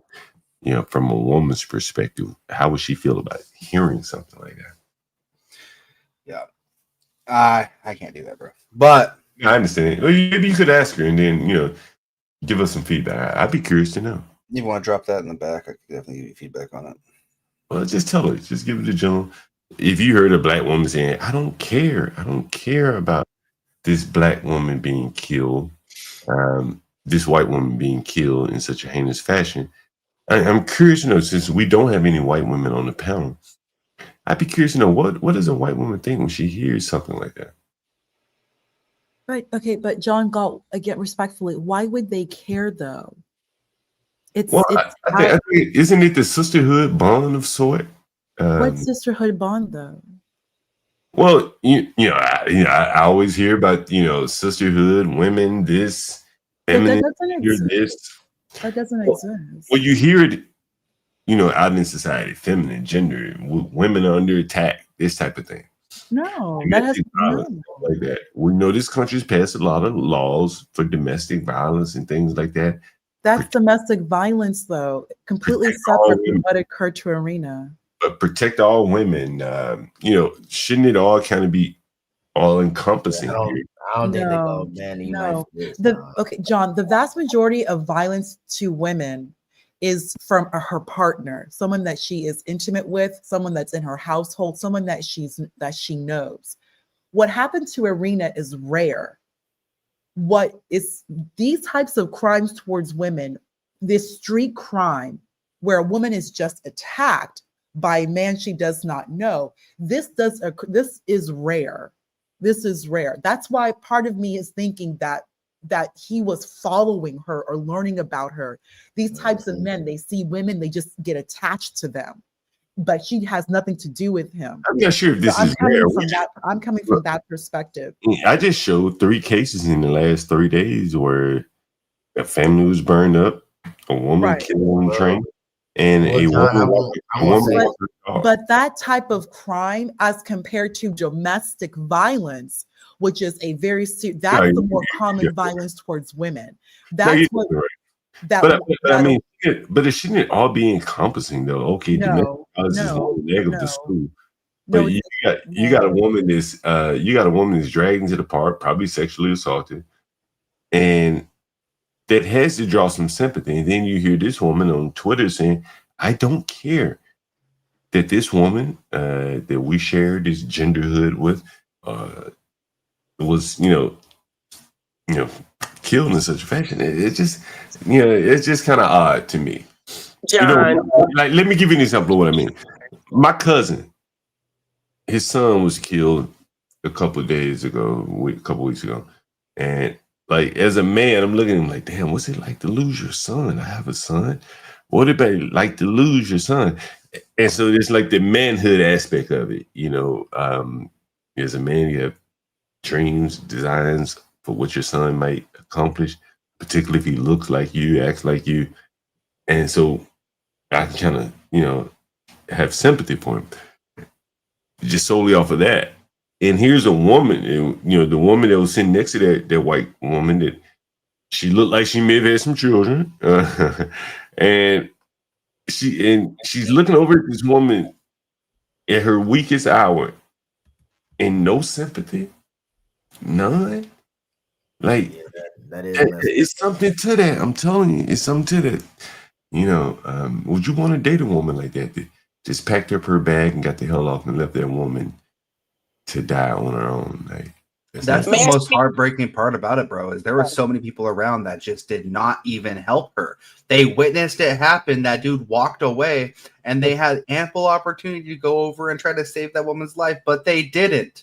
Right. Like, you look at there was a guy with a knife in there. But John, nobody would know what they'll do until they put in that situation, though. Nobody would. Oh, that is very true. Again, that's very true. And so you have to really kind of guess about what your instinctual nature would do, how you would respond.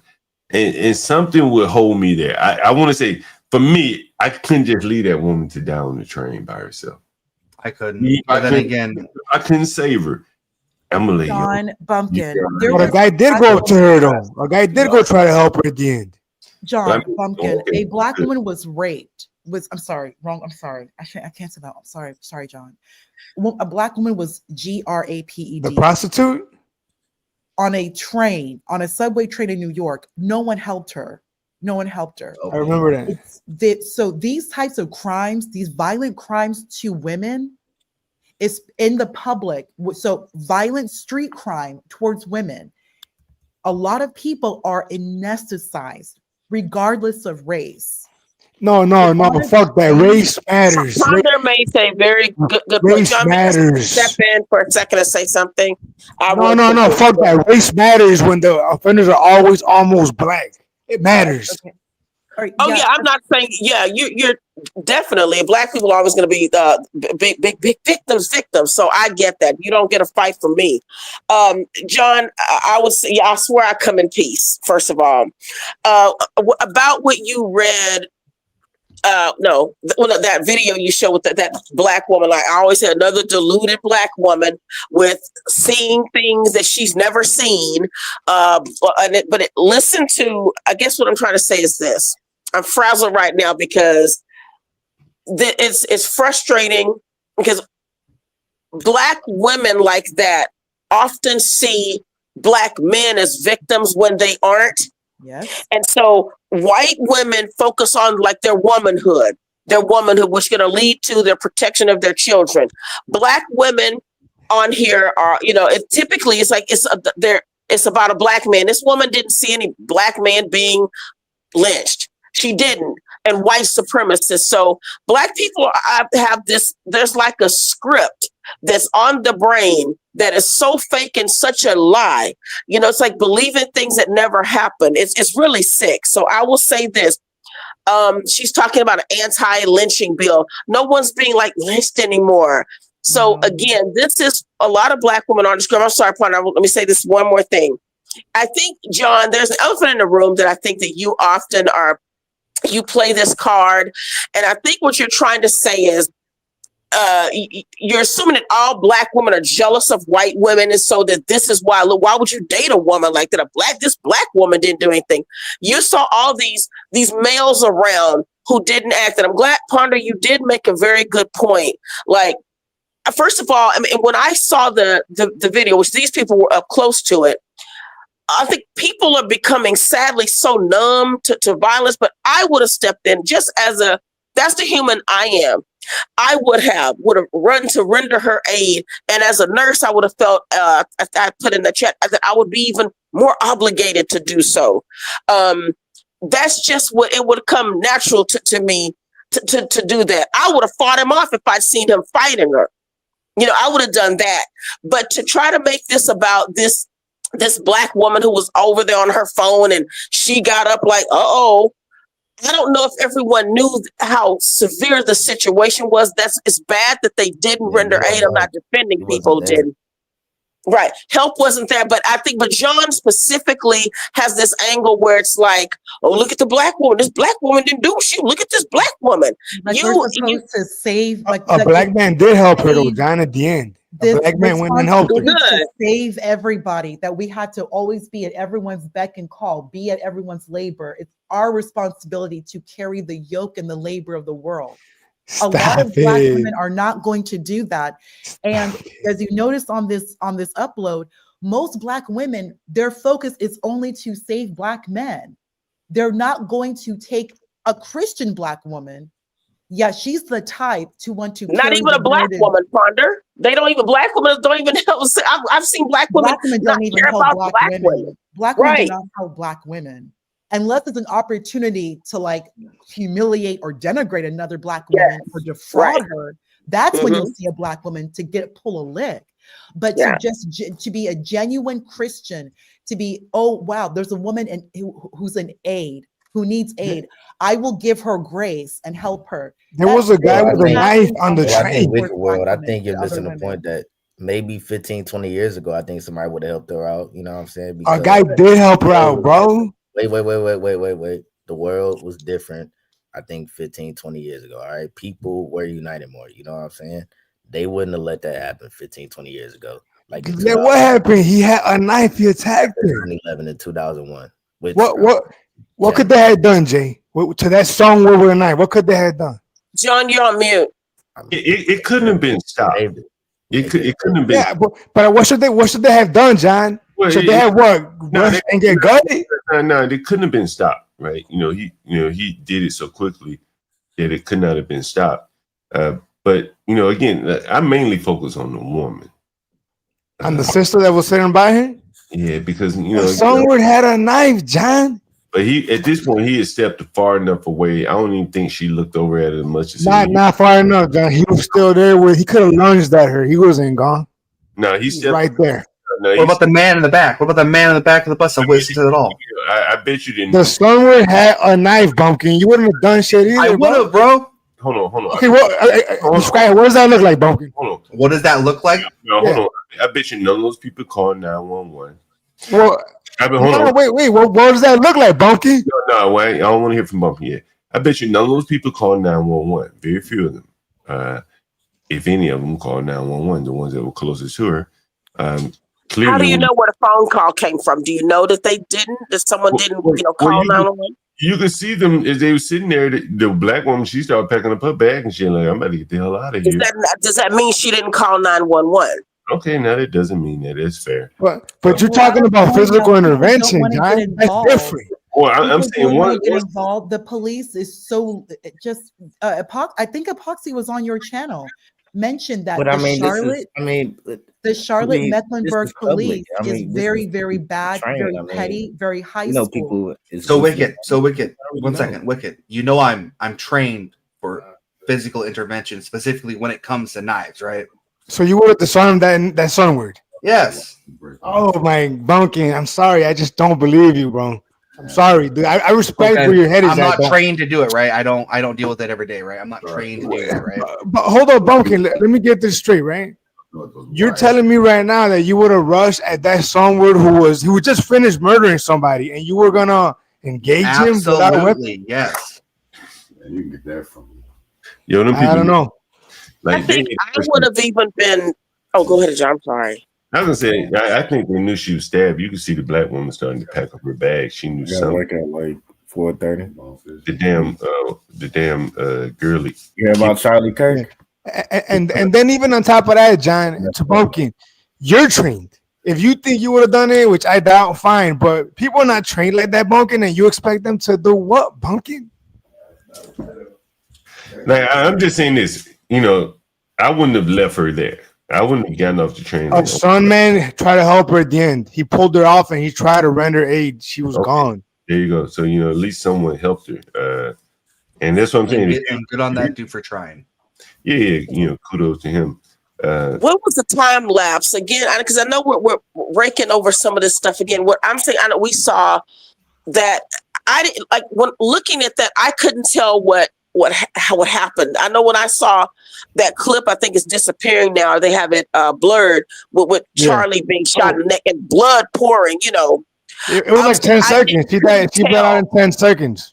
She bled out, and so we didn't see that part where she's slumped in a pool of blood. All they see is her looking. Yeah, we do. She falls into the floor and she's I didn't see that. Okay, right. She kills over almost.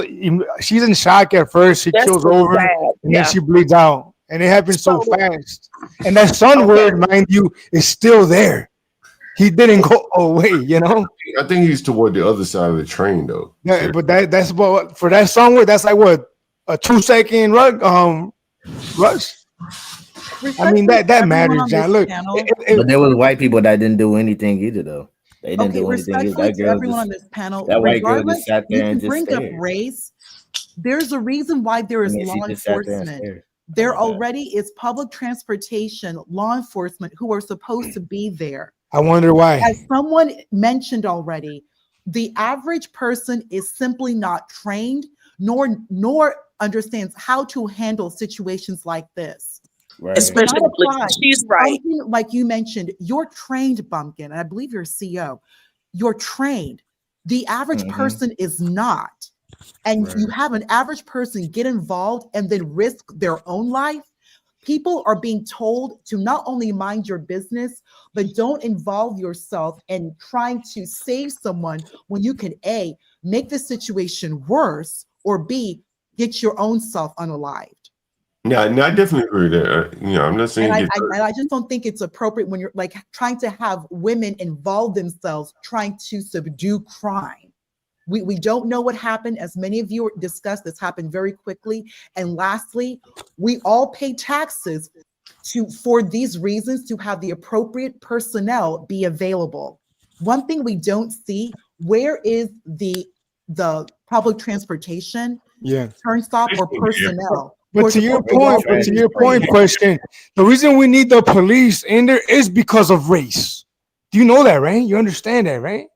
The reason we need them on there is because of race. Is that you, Wicked Son? Wicked Well, I'm yes, glad you we brought that up. understand, but there's Because more to on blame another than just channel, race. I Like, told we an older understand. white woman. But in its core, at its core, it's because of the black man. At its core, and the sisters, but really the brothers. I really do Yes, believe we that he understand saw that, but this public young transportation white girl more that I do dangerous believe than that just he that, you know what probably I'm saying? saw at her It's job dangerous, earlier. just period. Hold on, two people Women talking. need to- Oh, sorry, Look, one John, mic. John, Sorry, I'm saying- I'll be on mute, John. No, I'm saying. No, I was saying. I don't know if you, hey, Jay, I don't know if you can hear questions, but go ahead. Oh, sorry. Go ahead. No, I was saying, John, that public transportation is dangerous, period, especially for women. You know what I'm saying? Like, Why? Why is it though? There's all types of creepy and weird people down there. I mean, that's common sense. You know. Give me more, Jay. Give me more of Nobody the should be on their creepy person. headphones and have the earbuds in on the damn train. Give me more, Jay. Who's the offender? Who's the typical offender? You gotta give me some, bro. Yes, that's what I'm saying. Yes, black it matters. People play a big part in it, but at the same and time, and that matters. It's That's dangerous. important. It's dangerous. Period, dude. There's It is dangerous. Period. I agree. Hispanic man dangerous. White man can be dangerous. There, dude. You're being disingenuous. There's all types of weird people down there. I'll say that Hispanic man can be dangerous. White man can be dangerous. Yeah, However, but statistically, that's not the case, though. However, if you were to say it's all black men, that's fair to say, bro. You know, Jay. I don't know if you heard. I'm not saying it's all black man. Jay, I don't know if you heard. Jay, I don't know if you heard. Most black men, but hold on, Jay. Hey, Jay, I don't know if you heard the video I played earlier from the little young black man from DC, and I asked him about the curfew and all that Trump. And he said, the white folk be down there walking their dog, and we be out here smoking weed and drinking. I mean, those are the realities of the matter, like, and those are words out of his mouth. Like, we down there smoking and drinking, and I'm sure they're doing more than that. And that's why the curfew was put in place. And we can't say that, okay, there's some white people that end up in jail in DC, but by and large, the curfews, the military, all this other bullshit is being brought on by like the black behavior. Yeah, I think you have to be honest with that. And John, that link, that upload you just showed of the black woman, the young black woman, notice she never mentions black women needing protection. It's only black men. Black men are being lynched. Black men having all these problems. This is and respectfully, this is one of the reasons why these crimes continue. There's no accountability from a typical average young black woman towards a black man. You are receiving entitlement, but yet you're including black men who are able-bodied, who can work within your own household where your children is. Black men who are eating EBT, SNAP, that is to benefit you, black woman, and your child. You're letting these men in your household. They're not working. They're not moving with purpose. So they're just going to result in crime. They're so used to being coddled. And I mentioned this the other day. If a young woman, regardless of race, regardless of age, if she's walking to work on the street, if she's walking to the grocery store on the street, if she's walking to school on the street, statistically, who is more likely to attack her? And I'm specifically speaking about violent crime on the street, not domestic violence, but violent crime on the street. We all know who it is. And partner, I'd like to also add great points that you made. When I look at, let's say there's when people are protesting, I've seen younger and younger Black women will have the little girls, nieces, granddaughters out there protesting for criminal black males. And what that's teaching little girls early on is that the black man is a victim. We got to fight for him. Well, we got to fight for him. So, John, this is generational. That happened during Floyd. Hey, Did you see Yes. that with Floyd? I'll speak to you later about that, Republic. Do you remember when JP came up here? He made a very salient point for people that grew up in the hood and who are around the people. And I see these things all the time. JP said, "Fuck JP," But JP said this, and which is very true. He says, when criminals come home from the ghetto, they get welcomed. Like they have welcome home, coming home parties. I've seen this many, many times. Guy graduated from high school, people may scrape up $100 to give it to him. And so for whatever the reason, there are a lot of dynamics to it. You've seen the value being placed on people returning citizens. My cousin, when he first moved here to DC, one of the first things he said, I can't believe how many programs they have for criminals. Like in DC, they call them returning citizens. And so he said, man, I can't believe how many programs. It's easier to get it on your feet as a criminal, than as a returning criminal, than it is as someone without the criminal, on your record. And so this is a black city. And I think that's kind of where the emphasis on is more or less on the downtrodden, as opposed to trying to lift the people up that are trying to help themselves. I'm glad you mentioned this. When we're looking at like the recidivism rates, part of the reason why we do have these goes right back to what Public Room said, which she touched on, where immediately you're having young Black girls starting in elementary school believe they need to be an activist. And I kept seeing this on social media. I'm an activist. I'm a social media. I'm an activist. Just that word activist. Like you're a 12, 13-year-old Black girl. Like you're an activist. And they're out there protesting, not just for Floyd, but in general. You're having a little Black girl fighting for her people. I'm here to fight for my people. People are coming after my people. They start this very, very early. You're having a Black girl who they start them young, where you feel you're pushed to help, to consistently be in a position to keep helping Black people, laboring for Black people. There's always something wrong with Black people. So she'll go to college, get a sociology degree, and then kind of back to what John Galt said, we need to help Black men reingratiate them back into society. There's always something wrong with the group, and it's Black women here to help and save. There's never accountability. Plus, there's never the Black man not moving to purpose, living with purpose. This is what JP was talking about the other day when he said the returning citizen gets more love in the Black community than the guy who's doing the right thing. And my cousin said the same thing. The district is celebrating Second Chance Month, a nationwide initiative to uplift returning citizens and help them reclaim their place in society. The Bowser administration is using April to spotlight resources for these groups. Lamont Care's executive director of the mayor's office on returning citizen affairs. He's here to share more about their series of events. Good to see you. Thank you for having me. I know we've talked about this before, but just for those who aren't familiar, what are some of the biggest challenges that returning citizens face? So typically people say housing and employment, but one that most goes unnoticed is fear, right? A lot of times you have individuals who go to prison at very young ages and then come home to this whole new world where they're expected to be adults, go out and find a job, go do this, and a lot of them what I'm have explaining never had to that you experience. Here is there are many government programs, millions of dollars being spent to accommodate criminals coming back home to DC. All of this money could be spent on the people that have not committed crime to push them up the ladder. Your choices, where you choose to spend your money, says a lot about you. So it's kind of intimidating. So I would say the top three is housing, employment, and trying to overcome that fear. So now DC government getting involved because they obviously understand. Like you hear him say housing and employment. Now, what does that mean? In the real world, that means That means you.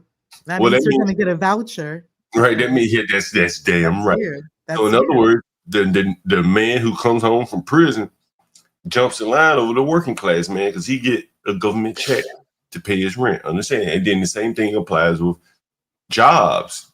There are all kind of tax credits to hire criminals as opposed to non-criminals. You get all kind of tax credits. Threshold that needs to be met for these returning citizens in terms that they have to overcome. Actually, how is government helping? How can residents help? Well, government is helping in a major way. Now remember, we're talking about criminals. And he said the government is helping in a major way. You see how the black people have lost their way? It's a black-run government. They could be choosing to help the non-criminals. Am I wrong? Am I missing something here? All this effort. You're using this money to invest in teenagers transitioning Non-criminals. to non-criminals, right? like train teenagers for skills. One of the reasons we said we need to write off the black criminals. Write them off. DC is probably the most progressive place in the nation. It was the first of its kind to have an office like mine, the mayor's office on returning citizens affairs, and the mayor pushes me to push my staff. What you're hearing here is the long welfare handoff. You listen, this is his job. He probably made 6 figures working with criminals. In the nation. It was the first of its kind to have an office like mine, the mayor's office on returning citizens affairs. The mayor's office on criminals getting out of prison. You know, the John, mayor pushes me to push my staff to make sure that we're meeting the needs of DC. Yeah, what's up? Oh, this guy, he's speaking stuff that the mayor pushes me to push my staff, to push his staff. It's like, really, to me, it's just that circular stuff with black people in this leftist stuff. But this is what I will say. I think that this won't happen, but I think that I can target this behavior and all this black criminality and the protection of criminals. Because I think there's a script that's going on with black people. Someone go ahead. Can you draw the line between this and JP? Okay, yes, I definitely can. Yeah, okay. How would you draw the line? How would you bridge this and JP? I would bridge this and JP is that JP in his rawest form, it's offensive and everything. But when you really hear him talking, he is very angry. I believe for whatever reason, again, with the black community, people never put focus on the father or father absence. It's mostly about what the mother should have done. I think that he looks at women as they should have pushed him harder. They blame women. Black men should blame women. So JP feels that the white man and the black woman are his greatest threat on the planet, and that the black woman is being used by the black male. But yet JP still requires none of us are paying for food with notebook paper. You know what I mean? We all have to get out and get it. But I think that he learned things. Some of his behaviors are welfare mom type ghetto antics. Falling in stores, calling people racist to get ahead and make them feel badly about. They're taking advantage of people's decency. Yeah. So and they manipulate. Go ahead. Let me play the rest of the video. Returning citizens as well as other government agencies. And so one is probably the top 10 employer, but 2, all of the government agencies work together, try to help make sure that second chance is a real second chance. And the way that community can be of help is taking the chance on our. I hope you heard him say all of the government agencies. Are you listening to this? We can maybe go. Right. I just want to bring up a side point. Did you guys see the video of the House Speaker calling for a moment of silence for Charlie Kirk and House Democrats shouting no? You talking about Pelosi? Yeah. I got that queued up. There was an argument. They almost broke out into a fight. Yeah, rightfully so. Because when Oh my someone God. asks for a moment of silence because someone was assassinated and killed live on video, and the other side shouts no, like, how do you even justify that? How do you even justify that? It's Like, demonic. I don't know how you justify the that, reason is bro. that he wasn't a member. I mean, he wasn't a member of the body. He's not an elected official. That's going to be their reasoning. They can just ration out like he's. Many people do not see that he was assassinated. Like they're not viewing it as such. That he was a talking head. Turning Point USA it's what's that? It's just another organization where people just political banter. They're not seeing that he was assassinated. Yeah, but it's like we every September 11th we sit in silence. Yeah, September 11th today, by the way. But we sit in silence for the 1,200 people that died on 9/11, but they weren't House members. No, because their reasoning is that was an attack on the United States. Yeah, that was terrorism. Yeah, that was a terrorist This attack is terrorism. on the United States. People are not going to see it as such. It's interesting though that you do see it as terrorism, and for people that see him as a potential presidential candidate, and that will fall squarely in line with that, right?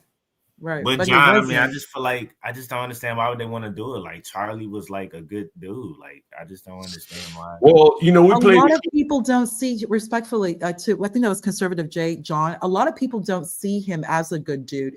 For example, I was reading a lot of people feel that it's like karma, and it's not just like Black people saying this. A lot of people have been reading because of his commentary that he has made throughout the years. Like, for example, when the school shootings happened, and then that he wasn't empathetic enough, not just what happened in Minneapolis with those Catholic children, but in general, that if it means that we have to take back some of our liberties when it comes to 2A, no, we're not going to do it. These children passed, it happened, so be it. But we cannot step back when it comes to 2A and giving up some of our 2A freedoms to protect these children.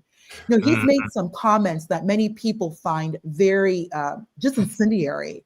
So they really do believe that it's karma that has occurred to him. Charlie Kirk, rest in peace. I think that the people, the hoi polloi, as they say. They just, they just finding raw meat here. One of their opposition was killed. I think on a higher level, you killed a potential threat that was kind of going against his funding mechanism. And you can hear that in the Megyn Kelly videos. You can hear that what he's expressing about Israel and Netanyahu. He was actually supposed to go meet Netanyahu in 2 weeks, if I'm not mistaken. And he was talking about how, I'm not sure if this is true or not, or if it's still the case, but Israel basically is like the Ukraine, where they've suspended the election and Netanyahu is in control. Yeah, that's been for a while. So he's talking about the potential civil war in Israel and things like that, hence the October 7th. So he was really, again, being here in the DC area, he was a mainstream guy. He used to host really big events here that you couldn't host those events unless you were coloring within the lines. And that includes not talking about Israel. John, he was poised to embarrass Netanyahu, and maybe Charlie would have, grown an even bigger pair, call out more things and ask him questions. But you notice the difference. Then Brandon Tatum gets this interview, which was to me was awkward, inarticulate. Brandon, that was so weird to me, but it's like I love Brandon. Yeah, I love Brandon. But to me, that Brandon really should have Tatum, been a Charlie Kirk interview. Respectfully. Yes, that should have been a Charlie. If there's anyone within the podcast sphere, within like the millennial Gen Z sphere, to have an opportunity like that to interview, Netanyahu, it would have been Charlie Kirk.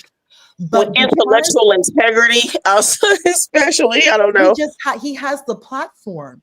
But the thing is, there has been so much opposition to Charlie Kirk. And it's not even, that's what's so weird, Republic Room. He's not even anti-Israel. He is. And apparently that's not enough anymore. That's not enough.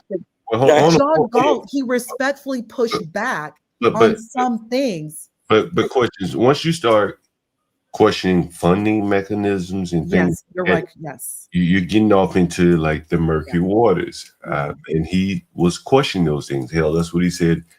If not in the Megyn Kelly video, but in another one of those videos. And so once you start doing that, and again, I'm here in DC, like, I could just tell you story after story that never will make the news.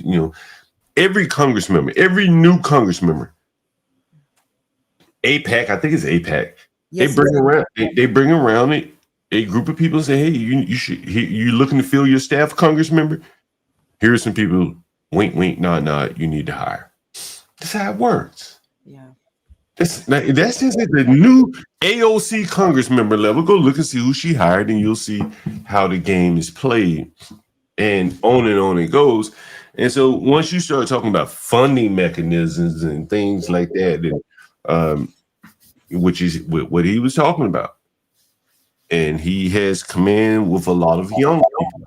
That's very, very dangerous. Very, very dangerous for someone John like Gold, if I may also bring up, I don't know if you listened, Bumpkin, question to you as well, Bumpkin. Marjorie Taylor Greene, did you happen to hear her interview with Megyn Kelly in regards to Israel? No. Oh, let me get that for you, Bumpkin. Same thing, John Galt. When you bring up funding, John Galt, she did the same thing. I'll get that link for you. Exactly. But she's a little older. This man was 31. Yeah. So what happened with Marjorie Taylor Greene? Can you give me a summary? No, she also she spoke to Megyn Kelly, and she was steadfast. She kept bringing up, why is it that they are receiving $65 billion a year? And not only that, Republic Room, she wants Israel to register as a foreign agent like every other country has to do. She basically put out Israel's business, how Israel's able to kind of circumvent the system, unlike other countries, unlike other pacts. She repeatedly kept mentioning AIPAC. She kept mentioning AIPAC relentlessly. And Megyn Kelly sat there nodding her head in agreement. And she also mentioned her own experience dealing with AIPAC. Both of these women, and I have to bring it up, you have blonde white women who are going back and forth with Israel. Just the imagery, the visibility of that. But I'll get that link for you, Republic Room. And thank you. I adore Marjorie. I think I like Megyn too. If you understand Marjorie, I think her husband owns the NYSE or the Amex or something like that. She can't really color too far outside the lines. That's just the way it works. She colored far enough. I think that people, you know what, John, to some point, colored far enough, Republic Tea Room. Yeah, she was coloring, scribbling outside the lines. That interview, they are pushing back. Megyn Kelly was on Piers Morgan, pushing back again. Israel. And what's so weird is that you have Charlie Kirk, Megyn Kelly, Marjorie Taylor Greene. These are white people who are vocally pro-Israel. They make it clear they want Israel to win, but they keep bringing up the money, like you just said right now, John Galt. And Megyn Kelly, she mentions the stats. She said that on both sides, Republican and Democrat, Israel is losing ground. Losing ground significantly. She said, Megyn Kelly even said that when it comes to Democrats, it was at least in the high 20s pro-Israel. We're in support of Israel doing what needs to be done, in response to what occurred, was that September 7th. But now Megyn Kelly mentioned again that the approval, the support is now single digits. Yeah, I think that's what Bumpkin was saying earlier. Bumpkin said earlier that the young people of his generation are really confronting the JQ more so than any other generation that kind of turned against those people. It's less JQ and more just that specific country and the allyship between us and them. We mentioned it several times, and you didn't stop her, so I'm going to say it specifically: Israel. And who's the one person they couldn't lose? Charlie Kirk. It's very interesting. I mean, think about it. Think about a world where they lost Charlie Kirk. I mean, I think he had 31 million followers. Or 31. Yep. This is a big number. It's a huge number, and specifically the youth. That was his. It was specifically the youth. Yeah, he would take it to the youth and talk to them, and that really put him in a very good position in terms of his age. He was a little more palatable than say Nick Fuentes. Would you say that's fair? Yeah, no, that's absolutely fair. That's absolutely fair. Now, not so much. Now, the only palatable one to my generation or to the youth is Nick Fuentes. Yeah, it is interesting that now you're pushing people to the next floor. You pushed everyone. You pushed 31 million people, 31 million youth, right to Nick Fuentes. So, hope you're happy. Hey, let me play this clip. This is Charlie Kirk on PBB addressing Israel. Okay, I'll go. Here we go. Take that one down. I'm going to put this one out. This is Charlie Kirk. So you can see the visuals here. I'm going to take it down here. This is Charlie Kirk talking to Patrick Bet-David about Israel. And I'll start it from, I think it's 32 seconds. John Galt, I'm sorry to interrupt you. If we may just go ahead and ask everyone to like the live. Thank you, John Galt and the Urban Landlord channel for providing this live. Like the live, people. Like the live, everyone. Everyone's streaming. Please take a moment right before John plays this video. Please like this live. Thank you, John Galt. Yes, like the live. And subscribe if you haven't, you know what I mean? I got to call a tenant in a minute, or a potential tenant, and let's see what we're going to do here. Let me know if you can hear this out. If you're sharing something, to tell me these guys have been that low-key underground for a year, built a city like the one in Israel, and they trained their guys to go in and how to break into homes and how to take people hostage. Now, I'm going to rewind it back. Now, I want you to remember this is before he was killed, obviously. And, this is a guy that has a lot of influence with young people. And as Bumpkin said, the young people now have this whole Israel, they're starting to question things, and here we go. So let's play dark.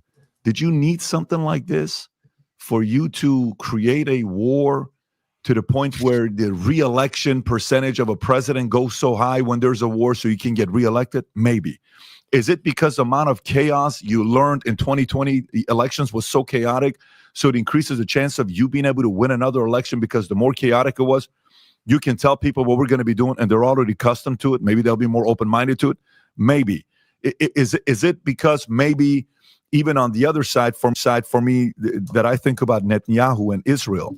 First of all, who has the best secret intelligence in the world? Mossad. You mean to tell me? No. You mean to tell me these guys have been that low-key underground for a year, built a city like the one in Israel, and they trained their guys to go in and how to break into homes and how to take people hostage? And you're telling me you didn't know? Seriously? And Egypt comes out. By the way, the story came out. It's like, well, we told them, we warned them that something was taking place. Another story came out about Egypt. Right here, if you don't understand what he's talking about, he's saying that he's questioning October 7th. Does everyone understand that? Yes. Yeah, everyone knows the whole conspiracy toward October 7th. So if you're missing out, so Patrick Bet-David saying you didn't know these things? You got all this security and all these stuff going on? They have the biggest PSYOP division in the entire world. They literally train the United States CIA. That's how good their PSYOPs division is. That's how good their intelligence is. And you're telling me they couldn't predict, or they couldn't tell that people were going to parachute into an event and kill people? Sorry, unalive people? My bad. And this is what Charlie Kirk is being confronted with, and you'll hear his response. Even Patrick Bet-David is posing the question. So, if you tell me what page it's on, then they said they didn't. They're going back and forth. Yeah, and they're saying they didn't. You're like, so make up your mind. Did you know or did you not know? So what is really going on? So then I go a layer deeper, and I'll turn it over to you. Is okay? Did Israel almost, because I'm talking to this other guy, and he says, I said, you realize what happened in 2014? He says, yeah. I said 2014 when they, the 3 girls were kidnapped, and then, whatever happened, raped, travesty. Horrible. And then Israel comes back and kills 2,000 people. It should have been 20,000. It should have been 200,000. So I said, where are you going with this? He says, well, listen, here's what I'd like to see happen in Israel. What's that? Only Jews live in Israel. Nobody else. We don't need to coexist. It's just not going to work out. Is this a way for Netanyahu's legacy to be he eliminated Hamas? Is this his way for saying, now I got the card. I got the, Mandate. Get out of jail card for me to go straight up 100,000 on the blockade of Gaza Strip, 300,000 reservists you put up there. Now we're going to go groundwork. We're going all freaking out because the world gave us the permission. When I first heard this story, this is Charlie Kirk right here. I still have the same gut instinct that I did initially. I find this very hard to believe. I've been to that Gaza border. You cannot go 10 feet without. This nigga questioning October 7th. Have mercy. Hologram. This nigga questioning hologram. I told you guys I was riding downtown by the Capitol in DC. It was maybe, I don't know when it was, a couple months ago, and they still were setting symbolic plates out for the missing. And here's Charlie Kirk here saying that I still got questions about that shit. I don't know if I believe it or not. And bro, that's rough talking here. Without running into a 19-year-old with an AR-15 or an automatic machine gun that is an IDF soldier, right? The whole country is surveilled. And so let me just kind of go through this. We don't talk about Israeli politics very often, and most Americans don't know this. The last 9 months, Israel was on the brink of civil war. It's not an exaggeration. This judicial stuff, there were hundreds of thousands of Israelis taking to the streets because Bibi Netanyahu is basically redefining the Israeli constitution. That's not an exaggeration, right? He said the judicial branch has too much power. There were protests planned this week against Netanyahu, where they anticipated tens of thousands of people to take to the streets. That's all gone, Patrick. Netanyahu now has an emergency government and a mandate to lead. I ain't gonna play more of that, but you got the point, right? Yeah. Right, Even he knew it was highly unlikely that they didn't know something was open. But the point is, they let it happen, or they directly caused it to happen. Either or. Either or. They just were complacent in it happening so they could further their political agenda. They let their citizens die to further their political agenda. Man. That's very interesting. They really did Charlie like this. Oh, my Lord. That is very interesting, isn't it? I have a question for you all. Then how do you explain Candace Owens? Because Candace was, very much... It's very easy. Candace Owens can be just like MTG. She's not president. She's not president. She's not what? Presidential. Okay. Yeah. Okay. Yeah. Okay. Then, because but at the same time, it's pretty inflammatory. I mean, she's going where she's digging deep. I mean, I think Candace could have stopped at Kamala because that was so brilliant what she did with that. I'm not crazy about Candace anymore, but the Kamala exposure, that was awesome. But she really has been so. Do you think it's also Black woman protectionism? Do you think that Ponder? No, not at all. Not at all. Think? Nothing against Candace. She's not that. She's been hardcore against. Nothing against Candace, but she's not that bright. She's not that bright. She's not well read. She likes the salacious. We are learning more tonight. She likes the attention. It's very salacious, but she's more entertainment. Charlie, but as far as Israel though, but Candace is perfectly fine. Israel is perfectly fine with people just speaking badly about them, complaining. But can you do something actively about it? Charlie Kirk, someone just said it. There's a possibility that you're having. Look at JD Vance. All you need is backing. All you need is backing. If JD Vance had the right backing, which he did, which is the tech bros, Peter Thiel. You have the backing of Peter Thiel. That's who got JD Vance in the forefront. If you can put someone like JD Vance, you absolutely can get backing for someone like Charlie Kirk. And remember, he's 31. You had to be at least 35 to run. Yeah, he had a right. Charlie Kirk is 6'5". This is more sickening now that I think about it. I had a hard time yesterday, y'all. We had a hard time in this house. I mean, it was pretty bad. I really hate this. Kirk has the look. He has the height. He has an American wife. He has an American wife. He's already proven that he can build a platform, which he did with TPUSA. And he did it for years, 2012. This was really Charlie's. He did this. He was born in 93. And he's born in 93. There's a clip of him with Bill Maher on the Bill Maher show. And Bill Maher offered him a drink. And Charlie says, I don't drink. Bumpkin, did you see that? And you know what he was trying to do, right? What Bill Maher's trying to do. Let me give you a drink. You know what he was trying to do? That pull. Yeah. And then he said, "Well, you don't smoke either. You don't smoke weeds." And went into the marijuana thing. Well, John, do you think Charlie? Do you think he took oath? Do you think he sold out, or do you think he maybe broke his oath? Bill, like going against the grain. I think Charlie Kirk is smart. He's a step ahead. He knows exactly what Bill Maher was trying to do. That was a setup. He knows what he's trying to do. And he took the setup and threw it right back. It was wild. Yeah. And he effectively articulated himself. Hey, I'm not against marijuana smoking. Hey, whatever. I don't want it out in public.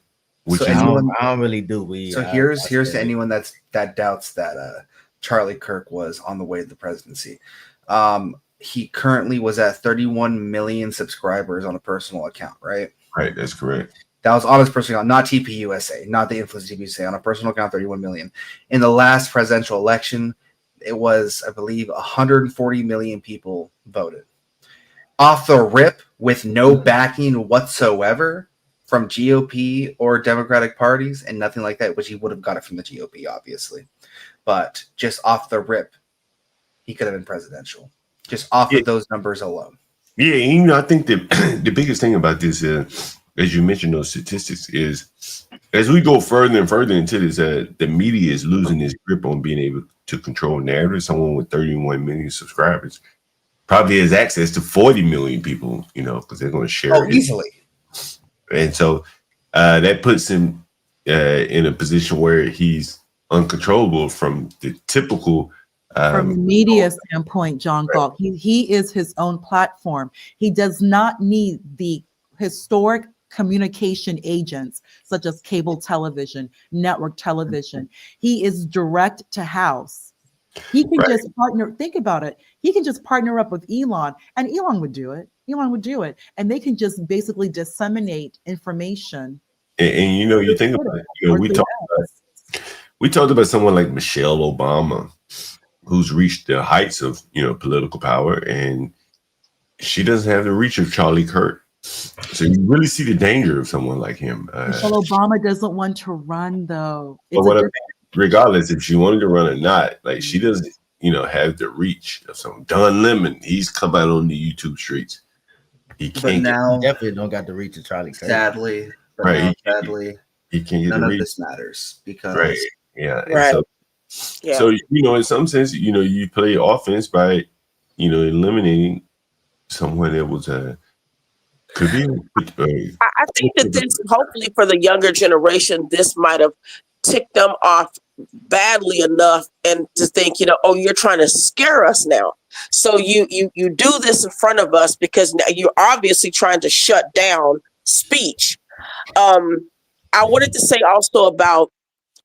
Partner, my question is to you as a woman. Do you think that when white women, let's say Marjorie, I'm still using Marjorie Taylor Greene and like Megyn Kelly, because Megyn was she was crying and she was very emotional and it was very real. I think that when white women feel controlled, do you feel that they will really start to go against what they see as an element or an entity trying to control them? I can never say this about Black women, because Black women, to me, when it comes to if it's not about a Black man or the Black community or the Black man suffering, Black women don't care. But white women seem to care more about things way outside of well, their womanhood, first of all. And what do you think about that as far as what Marjorie Taylor Greene said? What she said in regards to Israel? Yes, like if they're feeling like, okay, look, we're starting to feel a little bit, okay, we see the writing on the wall. And if these people are, I mean, unless everyone's so bought off, I don't know. Well, I didn't articulate this well. I'm just, there's something, I guess I'm saying, just like when it even comes to liberal women, when they're understanding that, hey, everyone's calling us racist anyway, no matter what we've done, we can impale ourselves, nothing's good enough, then we need to get back to what really matters. But is it too far gone? Not necessarily too far gone. The issue when we're discussing white women, they're protected, but to be protected, you have to relinquish control. They have to relinquish control, which is something that they understand the importance of their protection. And you and I can discuss this further because I mentioned this to you before. Jane Austen discussed this very early on when it comes to marriage, and they understand that. But to go engage in this marriage, engage in this protection for yourself and your children, you have to be under them. You have to be under white man and go by his leadership. That's the operative difference between us and them, Republic Room. They have white male leadership, while it's the complete opposite in the Black community, which is completely maternally led, which is also a reason for a lot of the problems. So but is it? But what would be safe leadership? Be the leader? Do you want to be the leader and be in control? That means you had to carry the responsibility, the obligation, the accountability, and you're also losing white male physical protection. And rest in peace what happened to Iryna, because this is what they're putting themselves into, that possibility where you have to work. White women working at a pizzeria at age 23, and you're leaving your job at 10 o'clock at night on a train, which is what a lot of Black women had to do. Are you ready to do well, she did come from a third world country, so right. No, you're absolutely correct, John. No, you're absolutely correct. That's why we had to bring in that operative that she's a refugee. And Ukraine really isn't third world. They're just at war. They're not really, it's developed. But regardless, she's a refugee she's not in that white woman protection, not blaming her in any way, shape, or form. But that's the reality that they're going to have to go through. Are they ready to now be in control? Because Marjorie is very, very vocal. I don't think anything's going to happen. Marjorie's husband is very rich. She's trying to control her. Oh, yeah, she's very vocal. She has money. Her husband is very rich. And also, same thing with Candace. Candace is married. Her husband is very rich. They're both very rich women. One of them are going to go into politics and Candace is not going into politics like that. Yeah. She's not smart like that. And she has all these small children. Marjorie is in politics. Marjorie has a very wealthy husband, but she is playing a fine line. She's not going to the apple cart there. She's not going to do that. I think I don't agree with you. Her husband is in the stock market business. What is he on? NYSE, Amex. She's not going to upset the apple cart. Like, we should even stop talking about her in that regard. She's talking about it though, but we haven't heard anything from her since. And I mean, she probably can do it because they know she's not going to upset it because they could cripple her husband almost overnight with his business. But why do you think John Galt, she's so vocal about this though? Like, why is she pulling this? Like, why take on this mantle against Israel? Yeah, maybe because she's probably allowed in some ways. She's not a threat, and there's no or threat. She's tough enough, or she feels safe in the climate we're in that enough people are speaking up about. That's why my question was basically do you think that women like Marjorie, when they feel like, hey, look, we're really going to be in control here. And does Marjorie have children? I don't know. You think she want to end up like Kirk? No. So the answer is she can only go so far, right? Like these people know. If they don't know, they're really stupid and they didn't get that far by being. I don't think she has children. She doesn't. She got a husband. There's a pressure point somewhere where they can put some pressure on her. And her husband, I know he's tied up in banking for sure because he owns one of those NYSE or Amex or whatever. So he's not going to make any. She's not going to make any moves, and she doesn't have any political future. She's a woman. She's a little bit older. She's more than 51 years old. She's 51. She's not going to be president. Anything like that. So, yeah, we're covering Cam the King. He's dead, so I'm not sure why you consider it a psyop, but nevertheless, I do have some. Not to pivot here, since we do have a tech night coming up at some point, we're going to do that. Have y'all heard the news about Oracle?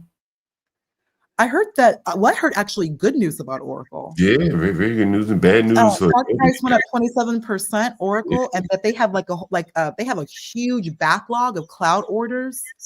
Yeah. Here's the headline here. This is about Oracle here. I'll play the video here. I'll probably take it out. Having a move like this is fairly unusual to hear the size of forecasts that we got from Oracle as well. Is this sort of an NVIDIA moment for Oracle? An NVIDIA moment for Oracle. Not sure about an NVIDIA moment for Oracle, but I do think that we need to put not just the stock movement into perspective, but also the actual contractual fundamentals into perspective. Yeah, it's up 40%. That's a ton. It's adding hundreds of billions of dollars of market cap in a single day.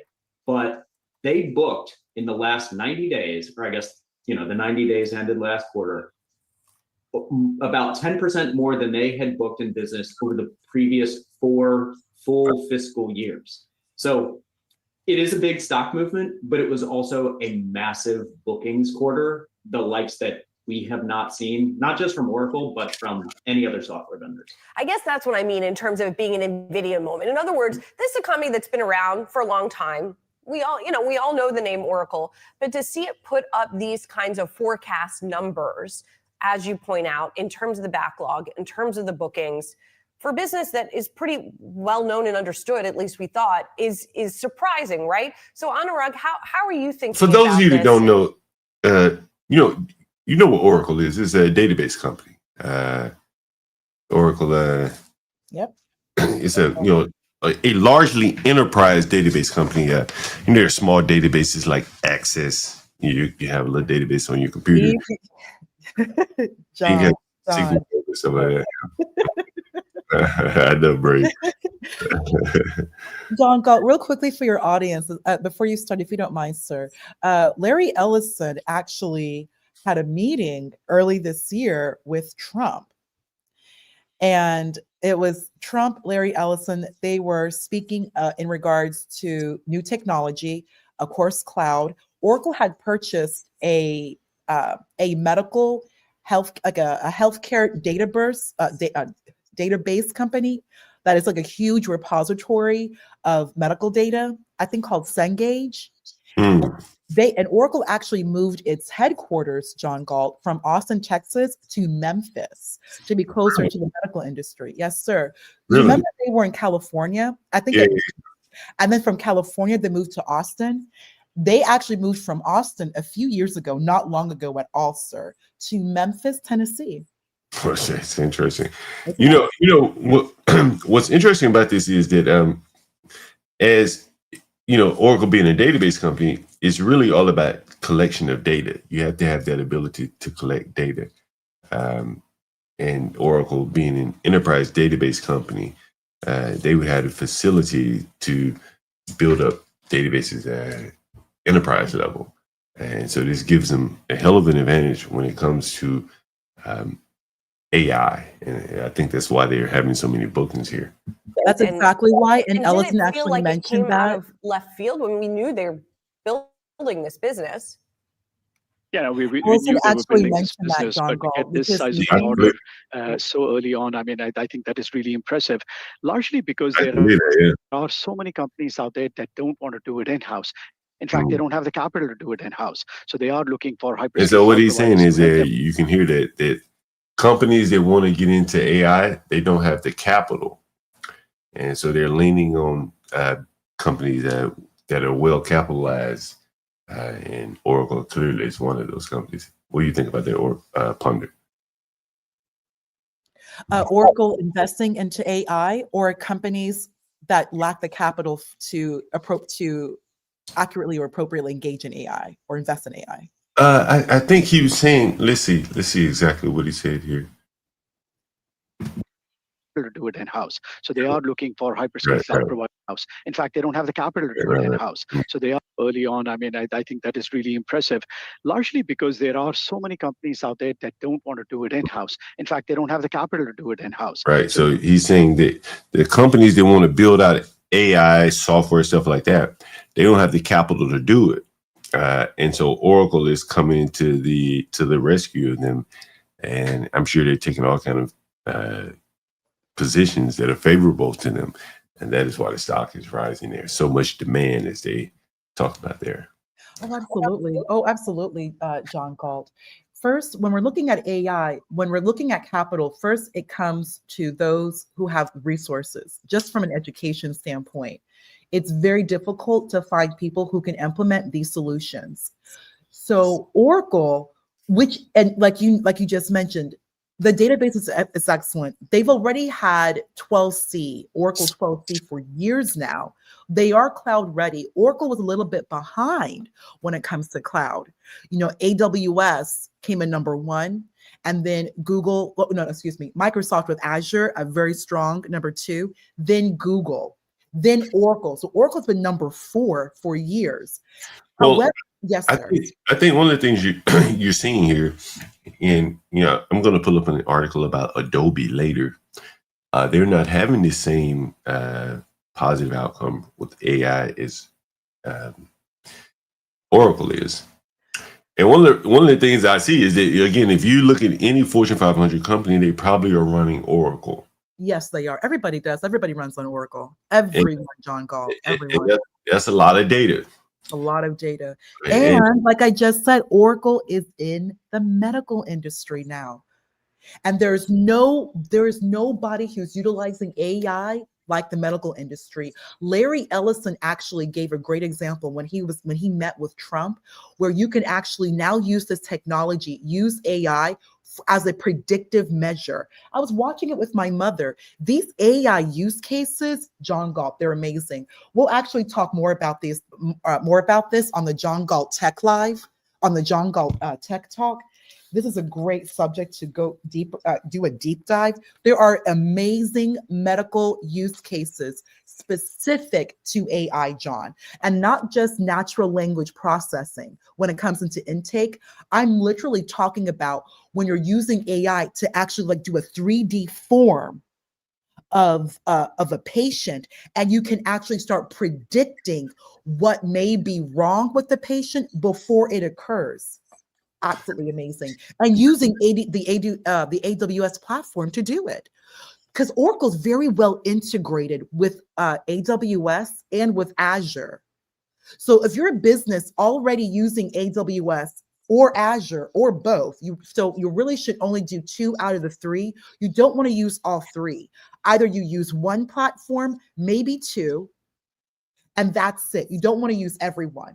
Well, I don't know if Oracle has. I'm pretty sure Oracle has a what do you call it, like a Google and like a AWS, like a web services type unit. No, they don't. No, not really. No, not really. They are well integrated with AWS. They already are. Really? Wow. Okay. Yes. That's why it's easy for them. Just like you said, John Galt, you already have the database, which is excellent. Many people already are using Oracle SaaS, and they have for years. Yeah, now you have AWS, which is web services. Now you combine everything with the fact that Oracle now has all this health-related data. Like you just said, they already have they just bought like I told you, they just bought a huge medical repository, Cengage, and they don't know what to do with it. They're still trying to figure out what do we do with all this data. Now, Larry Ellison is partnered up with Trump, and Larry Ellison probably has all these government contracts, HHS. Oh, yeah. Well, the government is going to have a lot of databases running Oracle anyway, particularly like Pentagon type data. You're going to have a very large enterprise database, and Oracle is the leader in that. I'm going to play the rest of this one, and then I want to show you a Banksy drawing. You know, are you familiar with Banksy graffiti? You familiar with him? Questions? Banksy. Anyone familiar with Banksy? BANKSE. KSY. KSY. I know who you're talking about. I have not watched him recently though, but I am familiar with this person. I'm going to show you a graffiti, some graffiti art he did recently. But let me play the rest of this, and then we go straight to that. They are looking for hyperscale cloud providers to help them out. We're not seeing that same backlog growing for Amazon, for example, but Oracle is getting the same chips as, one would argue. You notice that, notice this, listen to what he says here. Let me go back a second here. Listen. Oracle is getting the same chips as, one backlog growing for Amazon, for example. So they are looking for hyperscale cloud providers to help them out. We're not seeing that same backlog growing for Amazon, for example. They're not getting the same. They're not seeing the same backlog for Amazon. And what I think is that Oracle is kind of, AI is kind of shifting now. And I think I read an article about this a while back. The value now is in the software. There are enough data centers being built out. My buddy Felipe comes on, he talks about that. And now we're at the point where software is ready to leverage the data centers and the AI. And Oracle, as Questions mentioned, had the SaaS and all this software already built out on top of their databases. So they have 2 of the 3 layers there that makes them very, very valuable there. Example, but Oracle is getting the same chips as, one would argue some of the neo clouds are at this point. So they are in the business of renting out their GPUs, bare metal computing. And I think that's really where a lot of the traction is for people who want to train their models or they want to host their AI applications. And I guess I want to get to that a little bit in terms of the competition here. Obviously, it's a very competitive field. There's a lot of demand for this type of compute and this type of infrastructure. Jackson, why is Oracle proving itself to be competitive here, versus some of those other names that we watch within the hyperscalers? I think there are 2 reasons for this. Number one is a relentless focus on performance, and performance, just a fancy word for speed, and speed in the cloud means lower costs. So I think Larry said on the call last night, if not last night on some other earnings calls, that if they are twice as fast, that means they are half the cost of their competitors. And so this relentless focus on performance is certainly a competitive advantage. The other thing is, you mentioned, Oracle's 50 years old, but their Oracle Cloud infrastructure, the OCI business, is not 50 years old. Right. So this business, and specifically the business that they are building, focusing on GPUs and artificial intelligence training and inference, they are a relatively new competitor. And so in this case, they almost have the benefit of being a disruptor, whereas their competitors like Microsoft or Amazon or Google, they have this, what I call Cloud 1.0, or a CPU-based cloud offering that they also have to manage. And Oracle is basically allowed to go all in on GPUs and AI in a way that their competitors just can't. It's very interesting. It's very, very interesting. AT&T business. Sorry. What do you think about that? Questions? I went ahead and put something in your chat. Let's go ahead and compare Oracle's OCI, Oracle Cloud Infrastructure, compared to AWS. Comparing key performance metrics of Oracle Cloud and AWS is throughput. Oracle Cloud offers higher throughput than AWS. When it comes to latency, Oracle Cloud has lower latency than AWS. Yeah, I think he explained that. He said Oracle has the advantage of going straight to the GPU versus Microsoft and Google were doing CPU. And I think that's bare metal versus, like a virtual workstation type thing, which is going to be faster. That's for sure. Better, not only faster using the GPU, but the visual, which kind of goes back to like their Oracle and this acquisition. If you're needing medical data and you're wanting to be able to have, like, let's say, for example, John Galt, a 360 view of a human body, that is when you would rather use GPU over CPU. Yeah, that's definitely true. A GPU card. just to go back to throughput latency. Yeah, that's Oh very yeah. true. That's very true. And that is Oracle's advantage at it. And it's very interesting that an old company is now somewhat new, and you see the revenue bookings there. So it's again, very, very interesting. Hey, here's that Banksy graffiti that was, I think this is in London. Let me make sure it's in London. Yeah, London here. So, and so here's the photo. Here's the graffiti here. That political activist. Yeah. That's what I thought this person was. I haven't seen anything lately. And so it says here, Banksy created a graffiti mural in London depicting the current state of the UK censorship system, using the courts to trample the rights of British citizens. How many of you remember those two young UK men, London citizens, on the Times Square interview with their Trump hats on, saying, hey, man, they got to kick all the Muslims out. They're restricting free speech and all that. Anyone remember that? Anyway, so here's Banksy. Here's Banksy with his drawing, his graffiti here. Basically a depiction of the current state of the UK censorship system here.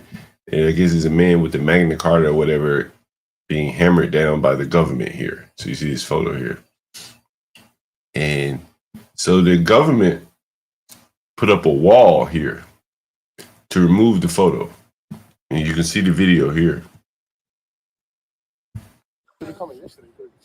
Oh, really?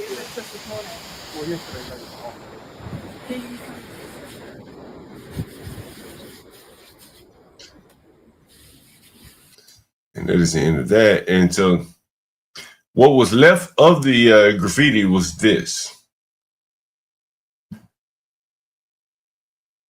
So still kind of a representation. You may have been seeing this on Twitter and stuff like that.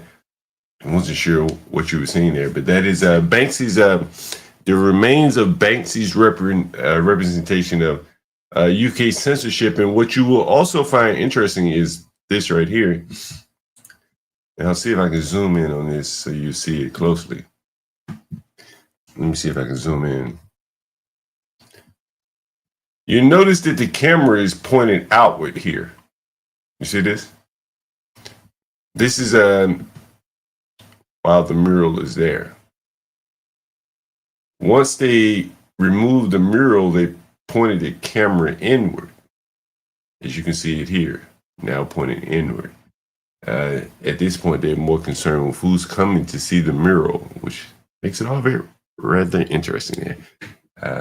The British UK government there. Anyway, you have any thoughts on that questions? John, when we're looking at these murals and you're thinking the UK government right now, which I respectfully, these people are Marxists, they are seeing that it's bringing a lot of unnecessary, it incites violence and it pulls away from business. So it's not surprising that they would want this type of mural, respectfully, to not be present. It's just not at the appropriate time. I've heard of this artist, but we look at the reputation that London and also just bringing up France as well. This is just not the type of imagery that's just conducive for safety and for business, respectfully. Yeah, I think it's more of a commentary on the political climate there in the UK, and that how you heard the same thing from the young men that were on the live stream in Times Square. They've been beaten down. Their freedom of speech has been taken away from them, and so Banksy, this is his representation of that. So. Well, they have their laws are different than we have here. They really don't have freedom of speech. Well, they have even less now. So I think that's what what little they did have is now even significantly less. I've heard. Yes, sir. As I told you, when I first went to London, the first place I went was Freedom Corner or Freedom Square, whatever the name of it is. It was a place where you can go and say whatever the hell you want to say. So I was, intrigued by that, so I wanted to go. 10 years later or so, when I went back to London, you couldn't really go there and say what you wanted to say because they had imported so many people that didn't really believe in freedom of speech. And you could get hurt really badly. And hell, they had passed laws at this point. People like Tommy Robinson, I know what people may or may not think about Tommy Robinson, but there are certain things you cannot say in the UK now. And again, that is kind of the people that created the Constitution or the foundation or the template for the Constitution. And you look at how they have been restricted in their speech.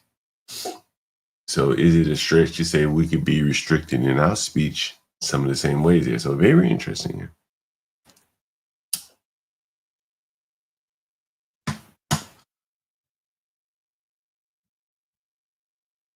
Yeah, so that's Banksy's photo there.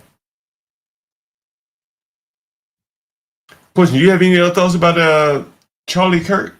Oh yeah, I have so many. What happened to him itself? I don't know if you happen to see the actual when he was actually hit. Yeah, I saw that. Yeah. That just incredible. That type of violence. They said that he was alive. I kind of don't think that he was John Galt. I do believe that he did he was unalived on the scene.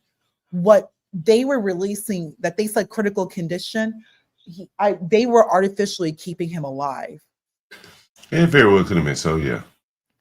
Because they were worried about the backlash, the reaction from the general public.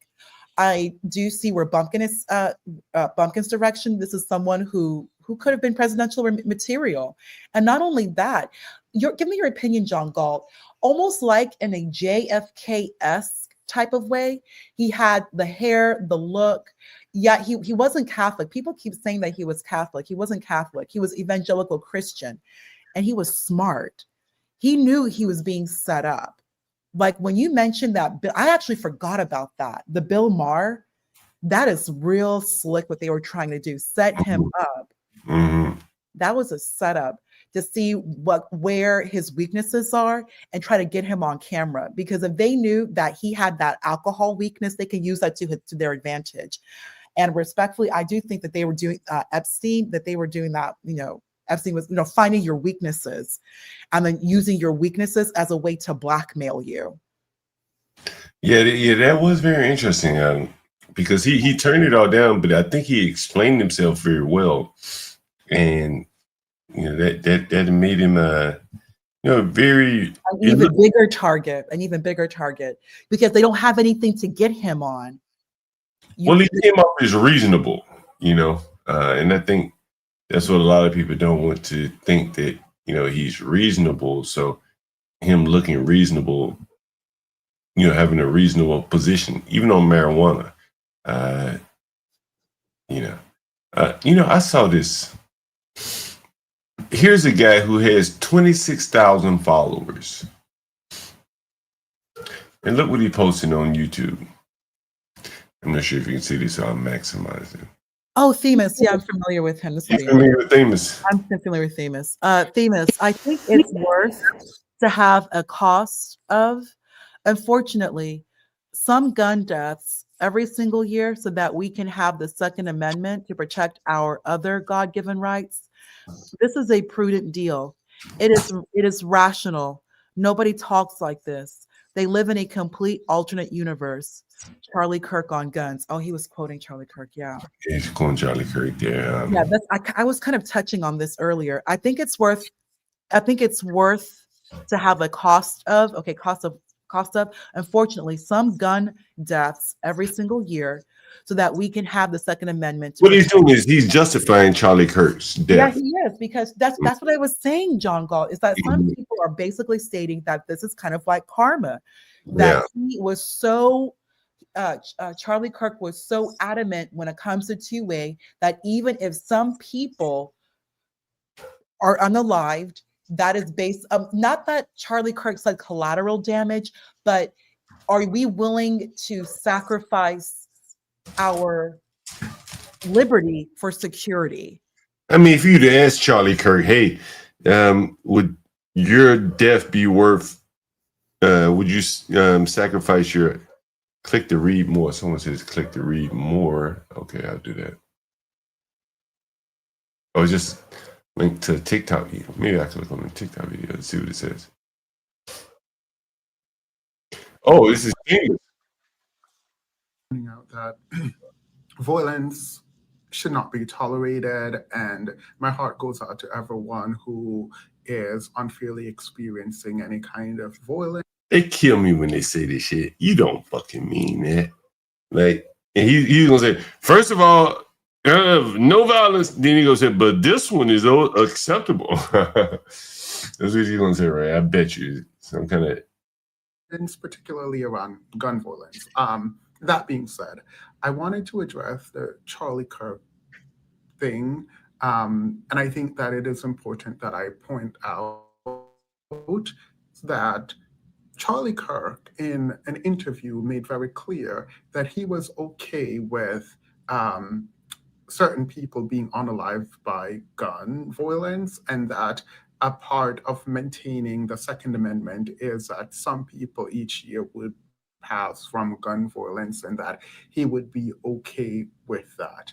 Is this the time to talk about gun reform and have that political conversation? Hopefully, but Charlie did not think so previously. You know, I remember one time, let me tell you something, it was interesting. What is that dude named? Mid-Bro Life Logic? What's his name? Midlife Bro Logic, Mid-Bro Life Logic, whatever the hell his name is, right? Yeah, yes. He went up on Themis. He went up on that channel, and I was watching, because, have I met him? I don't know if I met him. No, I met him, but he'd been up on the channel before. And Barnabas, yeah. And Barnabas is in Baltimore.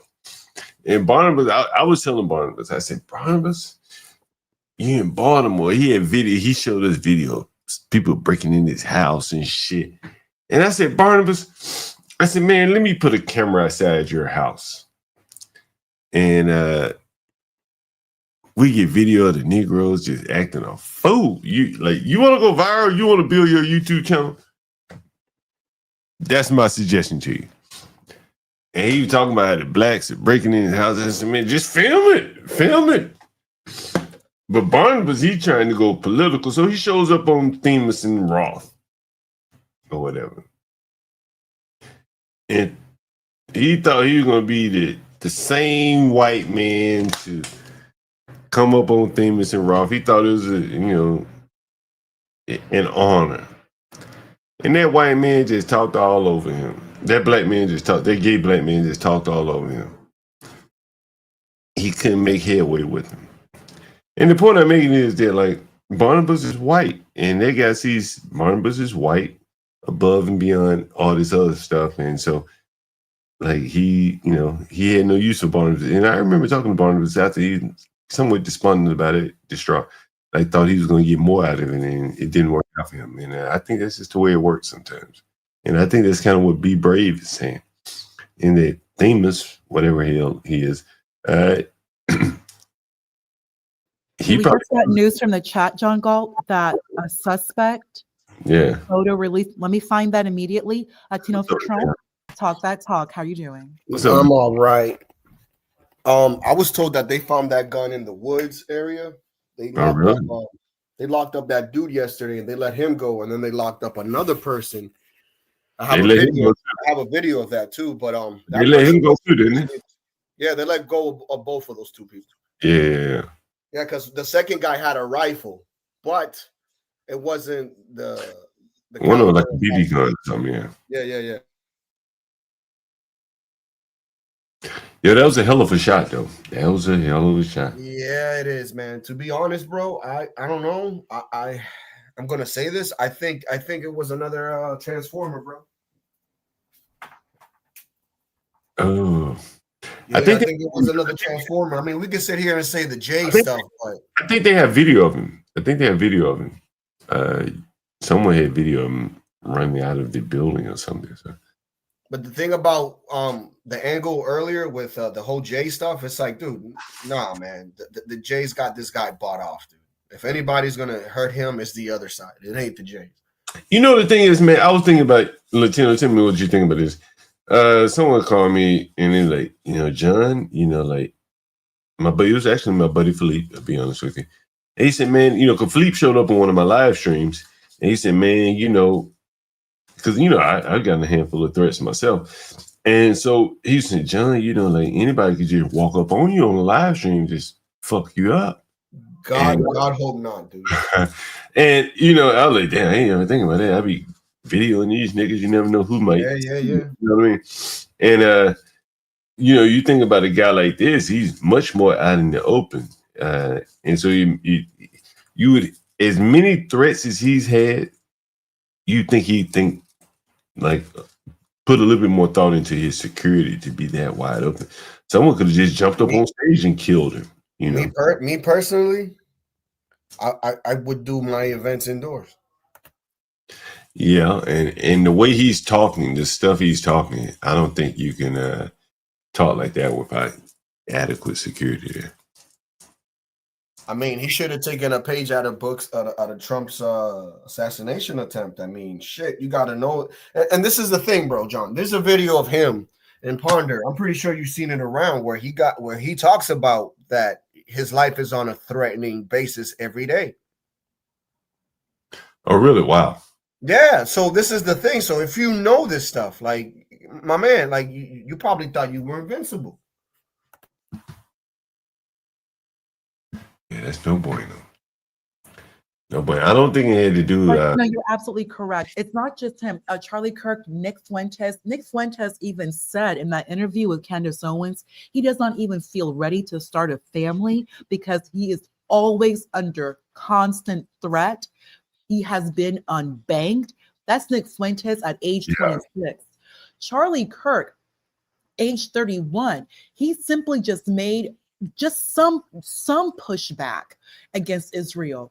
And they have been coming after him relentlessly, sending him like 25 text messages, not just against him, against Megyn Kelly as well. Like it's the oddest thing. And if I may share Latino for Trump and John Galt, like you have the Marjorie, especially the Megyn Kellys, the Charlie Kirks, they're always talking about their Jewish friends. I have Jewish friends, I have Israeli friends. And they text me and yeah, this was great, it's okay.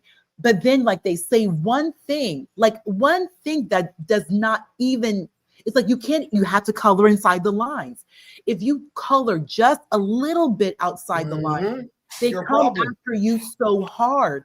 And then yes, John Galt. I mean, they try to do this with I Show Speed, and he said, I'm good. Well, you know, the thing, you know, as I said, what really hit me the turning point was, you know, is he one of the Groypers? Is that what they call it? Groypers? I think he's one of the founders of Turning Point. Well, I mean, I shouldn't say is he part of the Groypers. What I'm saying is that, like, I think Charlie Kirk, no. Nick Fuentes, yes. He's like the Nick founder Fuentes and king of the Groypers. Right. And so he started at what, 18? That was kind of a split off between, like, you know, Charlie and Nick, I think, Turning Points and Nick.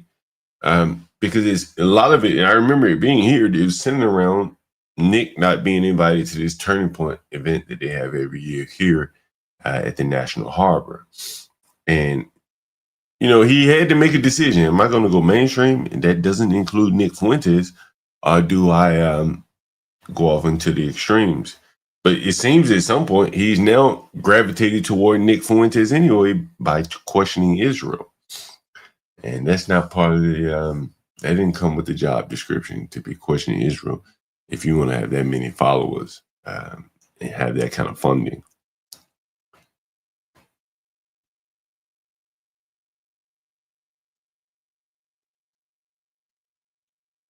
Also, Latino for Trump and John Galt, did you hear what they called Hakeem Jeffries AIPAC Shakur? Did you see that? I'm not surprised. Remember, I told you, for those of you just joining, every incoming congressman, senator, AIPAC will bring around suggestive hires for to fill up their staff. You know, they don't know anyone here. They had to fill up their staff. So you say, okay, how do I fill up my staff? So here's a group that brings around potential staff members and say, hey, wink, wink, nod, nod, hire this guy. That's how it works. You know, are you familiar with the positions on the Congress members' staff? Oh, yeah, yeah. Some of them, yes, I am. So for those of you not familiar, there's like the legislative correspondent. I think that's the person that you send a letter to your Congress member. That's a little lowly staffer that reads it. Then there's the LA, which is a legislative assistant. You know, he may collate the most important messages, stuff like that, and send it up to the LD, which is the legislative director. And that person has a little bit of power because he had some FaceTime with the Congress member. And then there's, you know, the higher level people, like what's it called? His right hand man, was it be the chief of staff, you know, stuff like that. Yeah. That's kind of how it works, yeah.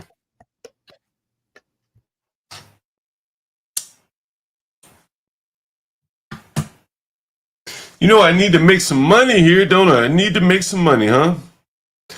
Question, I'm going to let you take over in a few minutes. Latino, you still here?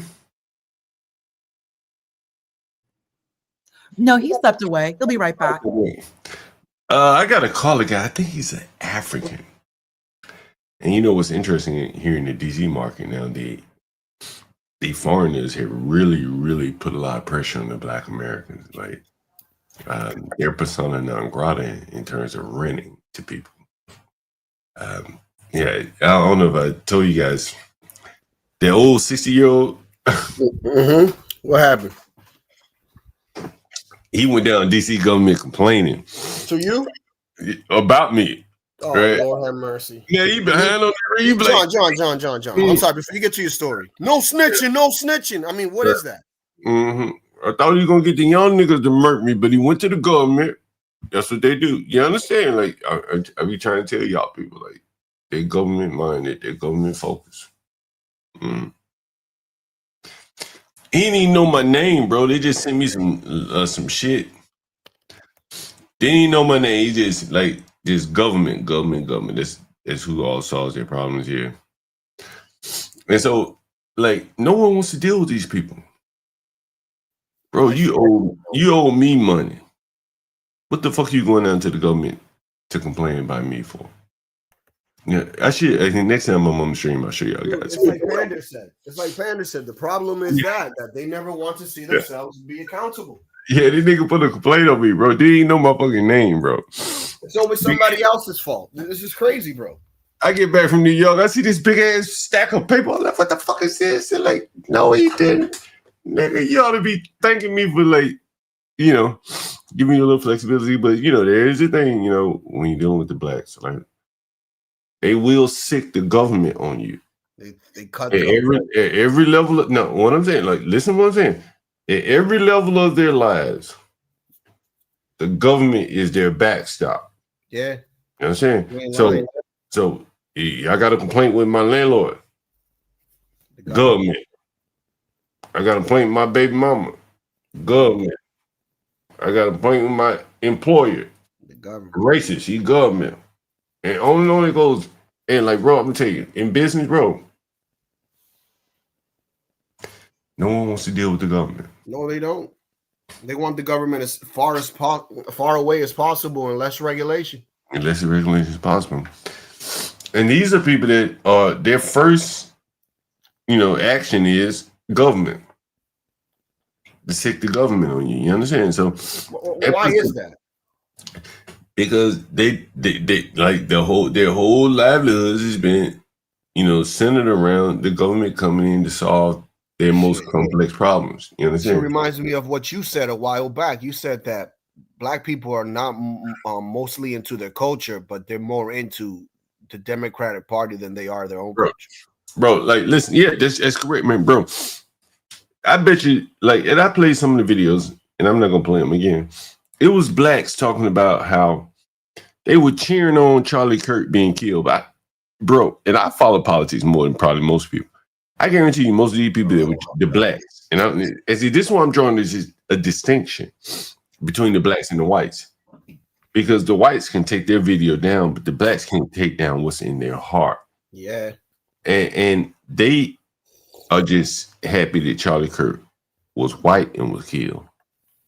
By the fact they're on a different political party, well, that's just, a bonus. But their biggest benefit with Charlie Kirk being killed was a white man, just like the white girl on the train. And so that's what I think. And that's what Brave is saying. And so I agree with Brave on that. I think they were just more or less. I mean, John, I have something for you in Latino that actually proves your point right now. I see it, John, but like, let's be honest. Most of these women put this shit on themselves. Man, listen, I had a bro one time, before you play that question, I forget, I meant to tell you. You asked me about the blacks in the government, bro. I'm going to tell you how like rewired the blacks have been. There was a black dude who wanted to move out of my house one time. And he said, yo, can you give me I think he said, what is it called? A notice to vacate? I said, nigga, I don't need to give you no notice to vacate. Just move. Nah, but I know why he did that though. What? No, he was up to date on his rent. He was like, yo, I'm gonna be moving at the end of the month. Can you give me a notice? I forgot exactly what the word was. In order for eviction, John, because he could take that same letter. No, he didn't say eviction. He asked me for a 30-day notice. And I said, I don't need to give you a 30-day notice. You need to give me one. Matter of fact, you don't even have to give me one. You can just leave anytime you want to get ready. Hey, matter of fact, question, before you play that, this guy just texted me again. I better come off camera, so I need to call this guy. Give me 1 second. I'm going to go on mute.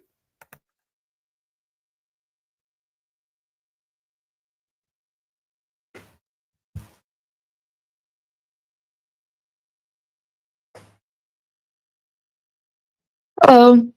Hello? This is Fortune. Who am I speaking with? Hey, what's up, Fortune? This is Mark. I'm from Facebook. Oh, cool. Remind me of what your listing was. I had a lot of listens. I sent you a YouTube playlist with all the listens. Oh. You told me, I told you I was going to call you last night, but I didn't get a chance to. Okay. Wait, let me try to find it. Give me a second. Mm-hmm.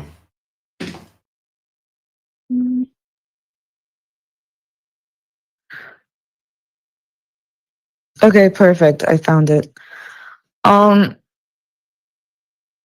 Yeah, I'm like, is it available for move-in September 21st? Anytime you're ready. We have many listings. What neighborhood do you want? You want Northwest or Southeast? Northwest. Where are you currently living? I mean, right now I'm in Troy, in New York. Oh, you're in New York. So I'm just moving there for a 3-month internship. Oh, so I just need a place that's close by where I work. My work is Cato Institute. Oh, that's right downtown. Yeah. Okay, yeah. I have a place that you can catch the bus from. I mean, you can catch the train too, but the bus would take you like right to the Cato, maybe a block or so away from the Cato. It's in Northwest too. It's fully furnished and everything like that. Is it the one that you have? It's one of them. Like listed. We have a lot of rooms, so it's one of them for sure. In Northwest. Okay, I mean, I'm looking for something affordable. It's like the 800, like look good to me. No, so we have some. Our pricing is different. How long are you going to be here? 3 months. All right, so we price it daily, weekly, bi-weekly, bi-monthly. If you want to pay 3 months up front, you get an even better rate. But it's cheaper the more you pay up front. Okay, is the 800 like the private bedroom for rent? Like that's what I'm looking at. Yeah, that'll be like right now. The Fedworth. Yeah, you'd have to pay at least 2 months up front. Yeah. 2 months up front. Right. I mean, that probably won't happen because I'm going to be using the pay that I get from the internship. Yeah, otherwise to you can support pay myself. Otherwise it'd be a little bit more expensive, but it'd be like you could pay weekly or bi-weekly. You said bi-monthly too. How much would bi-monthly be? I mean, I can cut the deal for you if you want to do bi-monthly.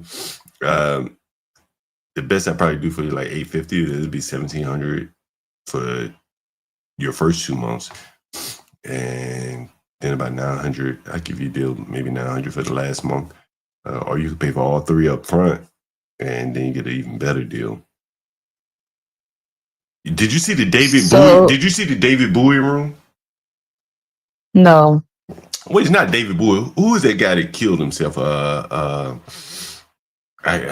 Shit, I can't remember. Let me see the pictures again. What's that guy that killed himself? What's the guy that killed himself? Let me see. Is it this room? The guy that killed himself, Kirk Cobain. Yeah, the Kirk Cobain room. Did you see that one? No. All right, I'm gonna send you that one right now. Give me 1 second. I'm gonna send it to you. That it's the one with. Do you know who Kirk Cobain is? Large 1-bedroom in Northwest. Okay, yeah, let me send you that one. Kirk Cobain. It's the Kirk Cobain room. I'll send you that right there. Take a look at that right there. That's in Northwest.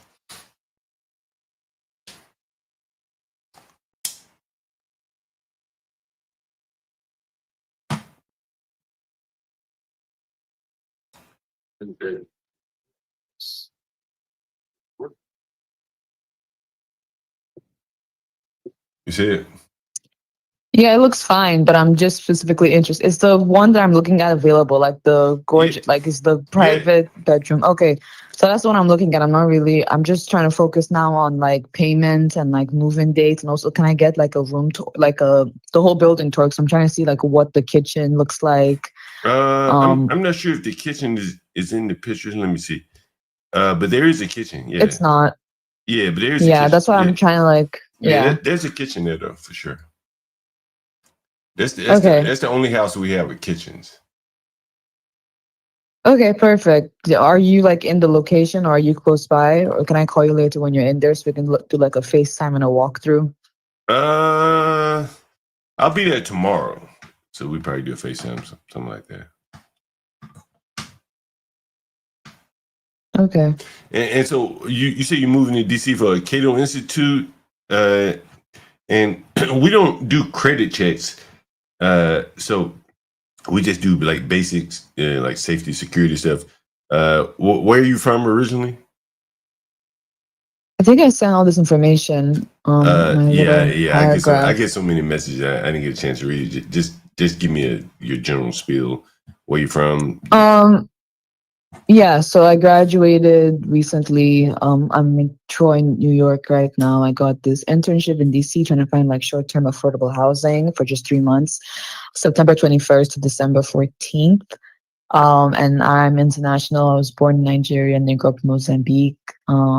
Yeah, I think that's Sounds good. You know, we do have a preference for the foreign renters. I will say that, to be honest with you. So I was just trying to pull it out of you, to be honest. To be honest with you. All right, that's fair enough. That's perfect. So just call me when you're in town, and whenever you're ready, and then we go from there. You have a preference for what? You know, we do credit checks, and like a lot of times the foreign-born people are, they're typically better renters, to be honest with you. So I thought you were, but I just wanted to make sure you were. So that's good. I have a credit. I don't care about your credit. Hell, a lot of people got good credit. Some got bad credit and they're good renters. Some got good credit and they're bad renters. But I'm talking about the mentality of the foreigners typically is a little bit better than the American one, to be honest with you. So, I saw your name. I knew you probably foreign, but I just wanted to, just to make sure. So that's why I asked you that. Okay. Yeah. All right. So just call me. So tomorrow, whenever you're ready. I'll call you. Can I just call you at this number when I'm ready? When I'm there? Yeah. All right. Sounds good. All right. Wait. Just a little bit. Like, you're saying that like with utilities and everything like included, it's no longer 800. You're saying it's 850 now for the first 2 months, and then 900 for the last month. Yep. Mm-hmm. I Where mean, did the we got extra shit cheaper like? we got cheaper rooms in Southeast. Okay. If you All ready. right. But Southeast is a little bit different over there. Yeah, it is. Okay. Do you know about DC at all? Yeah, I lived there for a while. Oh, okay. You don't want to live in Southeast?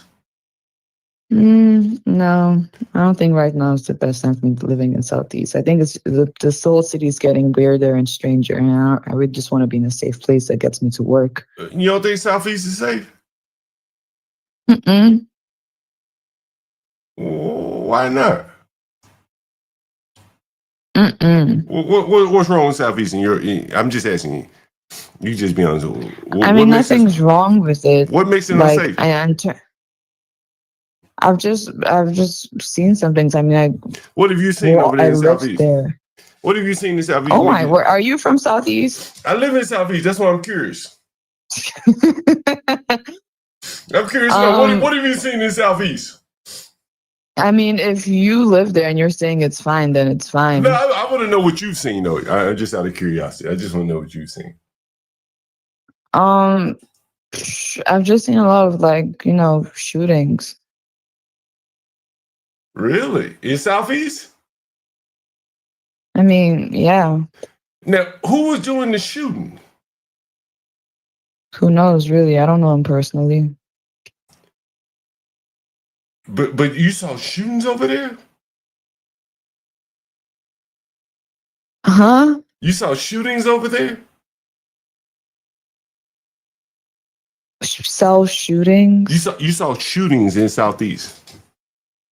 Yeah, I know that part of the city is going through high rates of crime right now, and there's a lot of federal law enforcement surging. Okay, yeah. Well, just call me whenever you're ready. We definitely have rooms available in Northwest then. No, you call me when you're ready. And Oh, when that's you're right. at the That's right. location. Tomorrow. That's right. Tomorrow. Yeah, I'll call you when I'm there tomorrow. Sorry about that. Yeah, I'll call you tomorrow. Right. It'll probably be about 12 o'clock. I'll give you a call. Okay. All Thank you. right. Talk to you then. Mm-hmm. Folks, what you just saw right there was the black tax in effect. Do you see it? John, who cares? It's over for all of you guys. Do you understand, John, that this is you're talking about now, we're just going to get rid of the problem. This is what I'm saying. This whole talk, who cares about black people? They're insignificant. All white people have to do tomorrow is what we're going to do right now. We're deciding. You're done.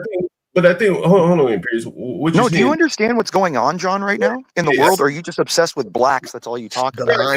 Because are you seeing what's going on around the world? Are you seeing what's going on right now? Now, hold on, Pierce. I do see it. But I guess what I'm saying, what I'm trying to point out to people again, and what I always try to point out is that, here's a lady that could live cheaper somewhere else. Who cares? She's not going to live at all. Oh, Don't you fucking get what's going on, John? In the meantime, while she's living, you don't fucking get it, John. Your head is up people's asses so much, John. You're talking about crime and race. John, the world, you don't understand, John. There are the world right now, John, is if you're not reading what's going on, this isn't race. This is beyond all of that. Mm-hmm. You're seeing society. What do you know the whole Boondocks clip that you played yesterday? We're now there. Yep. Oh, you think so? That's very interesting. I said this.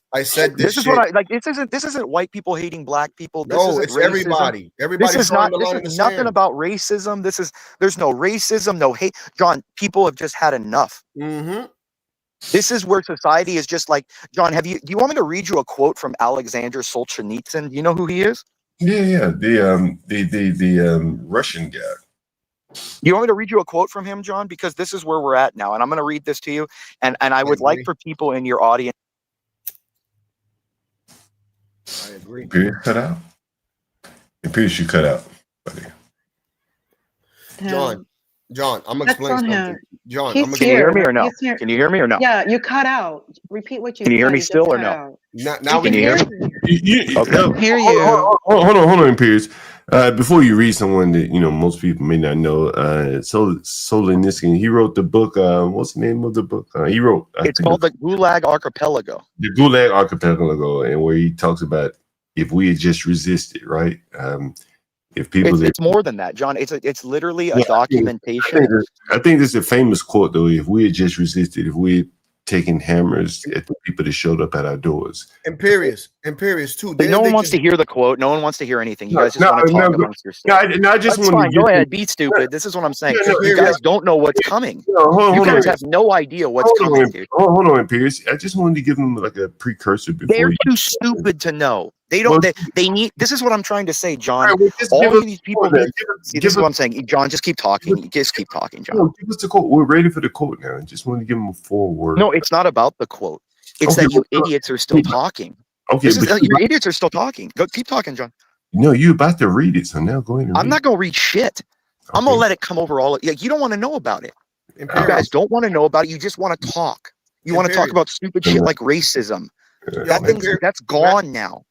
Yeah, it is gone because look what like John does not understand what is coming. I'm trying to ask Imperious. When was it? I believe it was yesterday or 2 days ago. They just burned down the parliament in some country there where all sides came together and they Nepal just burned down their communist government yesterday. Yes. Wow. Yes. Nepal just burned their communist government. Yeah, I saw them being helicoptered out. Because they figured out that both sides are playing.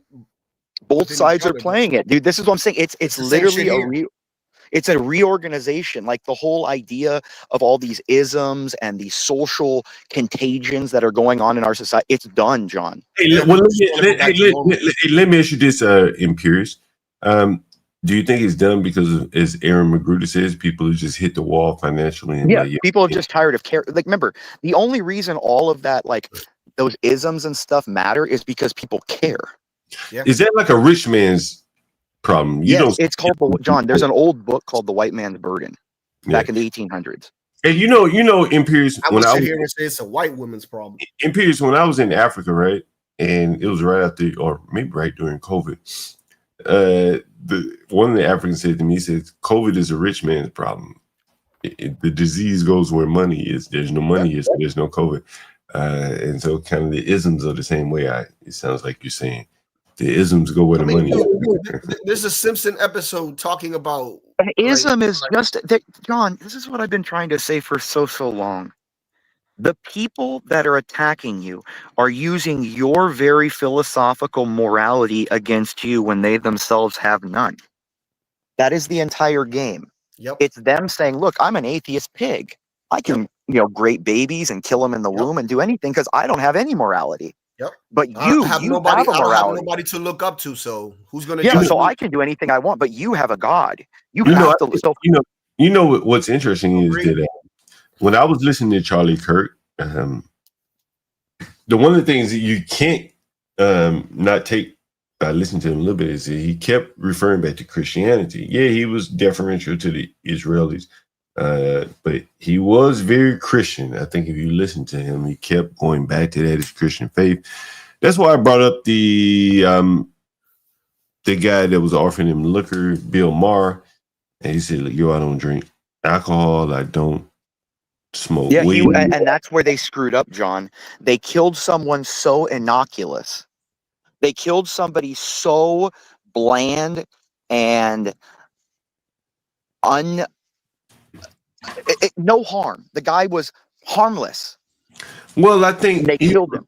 I think his harmless on one end also made him very dangerous.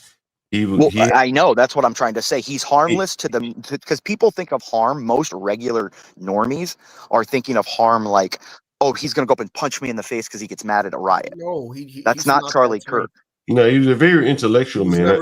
He wanted to sit there and he literally talked to the people that disagreed with him. John, yeah. John, you want to know what my biggest takeaway from him was every time he debated any person? He said, "I'll still pray for God to give you a seat in his throne." Yeah.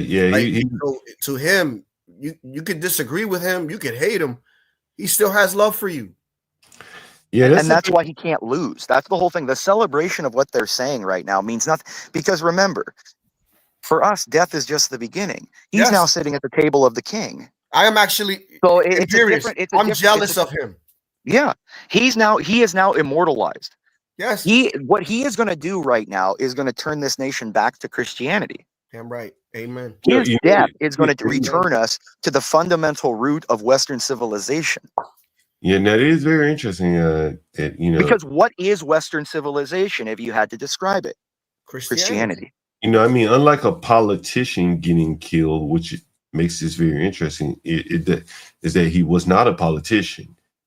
He was just a regular guy wearing his Christian values on his sleeve, extolling those values. That is very interesting. I mean, but if you really think about dude, they would not be a Charlie Kirk, right? If the left was pushing the shit that they were pushing today, where a dog could be a cat and etc. You understand?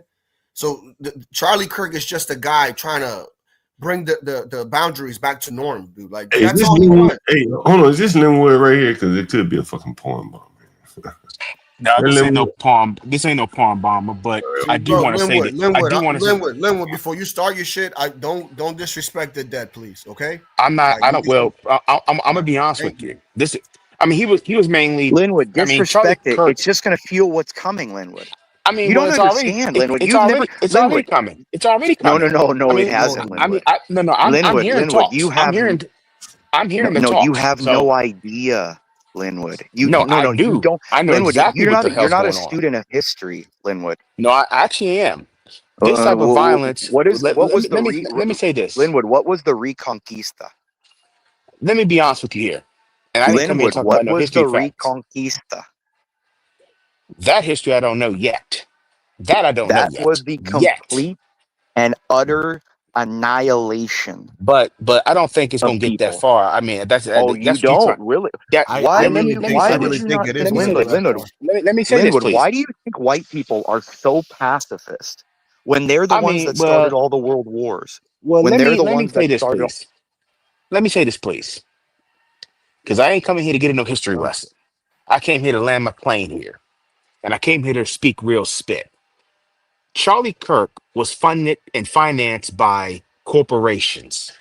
Ain't nobody gonna be on no campus with 3,000 people unless they're getting corporate backing from somebody. The fact that he got touched yesterday is an indication that whoever was backing him are now on alert. They're on alert. Can anybody hear me? Linwood, there's nobody backing him. That's the problem, Linwood. You're not understanding. Linwood, he was a grassroots kid. Nope, he's not grassroots. Became something. He wasn't built into. He was financed by major corporations. That's the point. But no, not major corporations. I'm saying the so-called white moderates that financed him. They financed Turning Point. Mind you, it was a nonprofit organization, so it definitely had 501c3 written all over it. So there was some players in the back who was financing that. He, there are investors, Linwood. Hold on, Pierce. Linwood, I will agree with you again. He used to throw his conventions right here in my backyard, and I told you about Nick Fuentes. He had to ban certain people. Nick Fuentes is one of them. I think he banned Candace Owens. And so that somewhat split up the conservative right, between the hardcore right, the maybe gropers or whatever the hell they call themselves. When they went full white, like him and Richard Spencer, when they went full white supremacists, they said, "Oh no, we want nothing to do with this," But Charlie had to kind of play the white moderate game because who was his backers? Who was his financiers? No, Linwood, he is moderate. The fact that he was moderate. That's the whole issue. The fact of the matter was, and what I'm saying. And what I'm saying is, I mean, what I'm saying is, hold on, Linwood. I think Imperius just hit on the point there. Say that again, Imperius. He's so milquetoast and average that you can associate him with everybody. And that's what is going to affect this now, because everyone is Charlie. Every average person You know, no, not everybody's Charlie. Hold on, Linwood. Charlie Kirk is, I didn't follow him closely, so you guys correct me if you think I'm wrong, but he seems to me to be like a Christian J.D. Vance, an all-American Christian J.D. Vance. That's what he seems to be to me. He has the youth. J.D. Vance is more Palantir. Corporate America came out of nowhere. Married to an Indian woman. Charlie Kirk is married to a white woman. His kids, American woman, whatever. He constantly talks about his Christian values. He seems to be more like a Christian J.D. Vance. And not just that, but he has not a mean bone in his body. J.D. Vance is kind of an asshole. Kirk isn't. He literally has two little baby daughters that he went on all he did, even on whatever, when he went on whatever, he got those hoes on there to go, oh, you're so sweet. You're so, because of his relationship with his daughters. Well, little babies. Okay, and that is another thing that I wanted to point out, which I thought about. When J.D. Vance saw that woman killed in Charlotte, you think he thought about his daughters? No. You don't think they don't look like him? No, let's cut through the small talk here. Bro, I got the fact children. That somebody killed. Hold on, bro. I got children, and my daughter isn't as old as that woman, so I may not be able to relate to a grown man. But again, I told you, my cousin had his son killed, and I felt a certain kind of way. Like, damn, it could have been my son. And J.D. Vance has two young daughters, has a wife. Hell, it could have been his wife. He kind of it would have never been that way. They know who they was getting. They knew who they was targeting. Linwood, there's no they. You know the shooter was a trans, right? Whoever it was a they may trans be, Antifa member. I mean, they have the shell casings and the gun writing anti-fascist on there. No, hold on. The killer is still at large. The killer is still at large. Hold on, I'm talking about the woman. No, I'm talking about the woman on the train. Right? When J.D. Vance saw that woman get killed on the train, he didn't care. I didn't say he cared, but you can't tell me he didn't see his wife or his daughters. Oh, he did. No, what he did was he saw that his girls can't walk outside the door to school. Can't go on a bus to school. That's what he saw. Can't go. His wife can't walk around D.C. This started with the big balls thing. That guy Big Balls got his ass beat because he saw a woman getting the shit kicked out of her. Yeah, that's true. Yeah. Now you have a man who is intimately close with Trump and his family. Intimately, as in dinner dates, family integration, family vacations together. And Pierce, can I get you to come in on this right here? Trump community. Hey, can you take this down for 1 second, pun out? Before I get out of here, I want to get Imperius to come in on this right here. Imperius, this is right down your alley here. Right down your alley, Imperius. Give me 1 second. Right down your alley, Imperius. I'm going to let you take it wherever you want to go. Before I get out of here, here we go. I live like a capitalist every single day, Cenk. I live as a capitalist, okay? I live when I believe. No. What do? I get dirty every single year. I'm sorry, if I see a black pilot, I'm going to be like, boy, I hope he's qualified. Because of DEI, it begs the question, when you see a black pilot, you wonder, you say, I hope they are qualified. I mean, well, buddy, you talking that from a mortuary. And is he wrong? Is he wrong? If I see a 79-year-old man flying a plane, excellence, or is he there because of affirmative action? Almost creates thought patterns that are not necessarily. No one really cares when it's HR managers. No one cared when it was, just kind of paper shufflers or even engineers. But now when it's like, wait, hold on a second. You're gonna remove my appendix, and you're a black lesbian. Charlie Kirk. I live like a capitalist every single day. I live as a capitalist. Okay. I live with. That's Charlie Kirk there. Talking about I mean, John, if you look up the name Therese, right, you'll come to find out that she's a magistrate in North Carolina, and I know. Hold on, we're gonna get there. Let me get in. She never earned that position.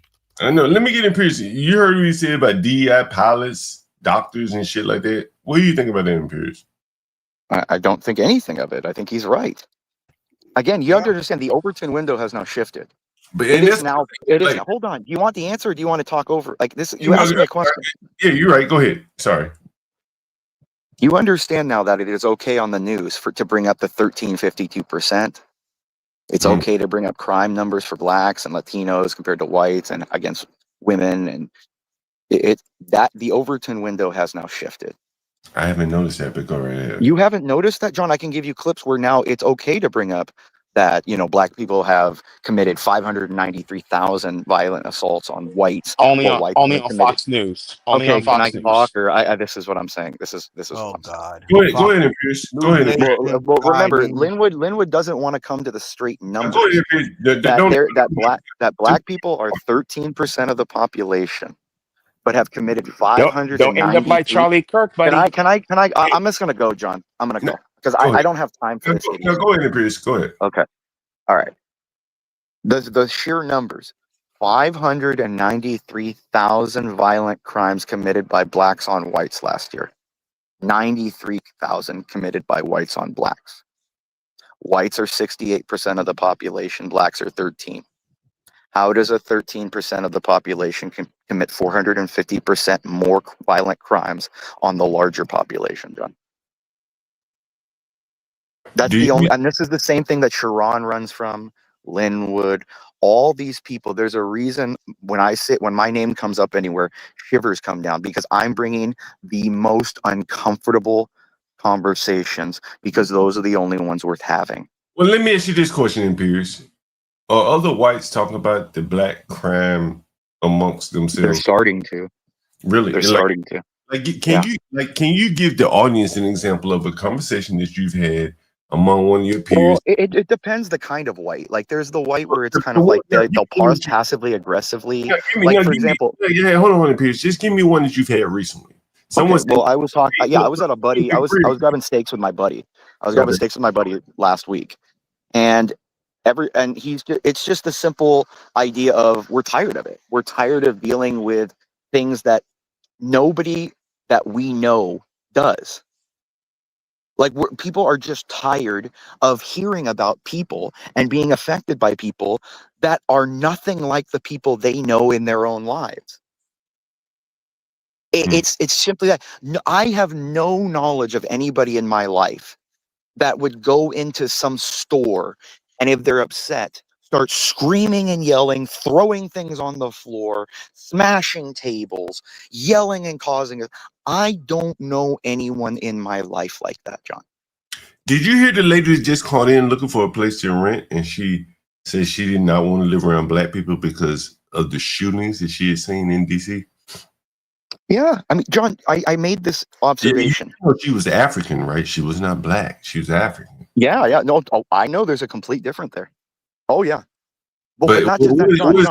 What does it say to you when she, an African from, presumably she first or second generation here, she doesn't even want to be around black. So it shows me, John, that the entire real estate economy is based off getting away from a certain people. If you look at what zip codes go up and down, it is exactly parallel to where people are moving from to get away from certain people, to moving to places to elevate the cost of housing, the cost of living. All it is, the entire real estate economy is based off getting away from a certain group of people. Yeah, I definitely agree with that. I've taken a number of calls demonstrating that. That's why I always ask people, hey, do you want to go live in Southeast? And they almost invariably say no, and there's a reason for that. The lady that just called in, where she's going to be working, she could get there just as easily from Southeast DC, and she knows that. But she's not going to take the chance because of, whatever she's seen of the black behavior. So it does have an impact. That's crazy. So let me say this really quick if I can. I just want to know, how long is this rhetoric going to go before? I'm just going to be honest. Oh, your mic is messed up. Someone said, John, that boy that said, yeah, they be white people over here, but they be walking their dogs. Hey, yeah, Pierce, did you hear that? Yeah, the woman in Alabama. Yeah, no. It was a young black teenager, 18 years old. There's another one. Jesus Christ. From DC, and he was asked about the. Gosh, should I play it again? You want to hear them, Pierce?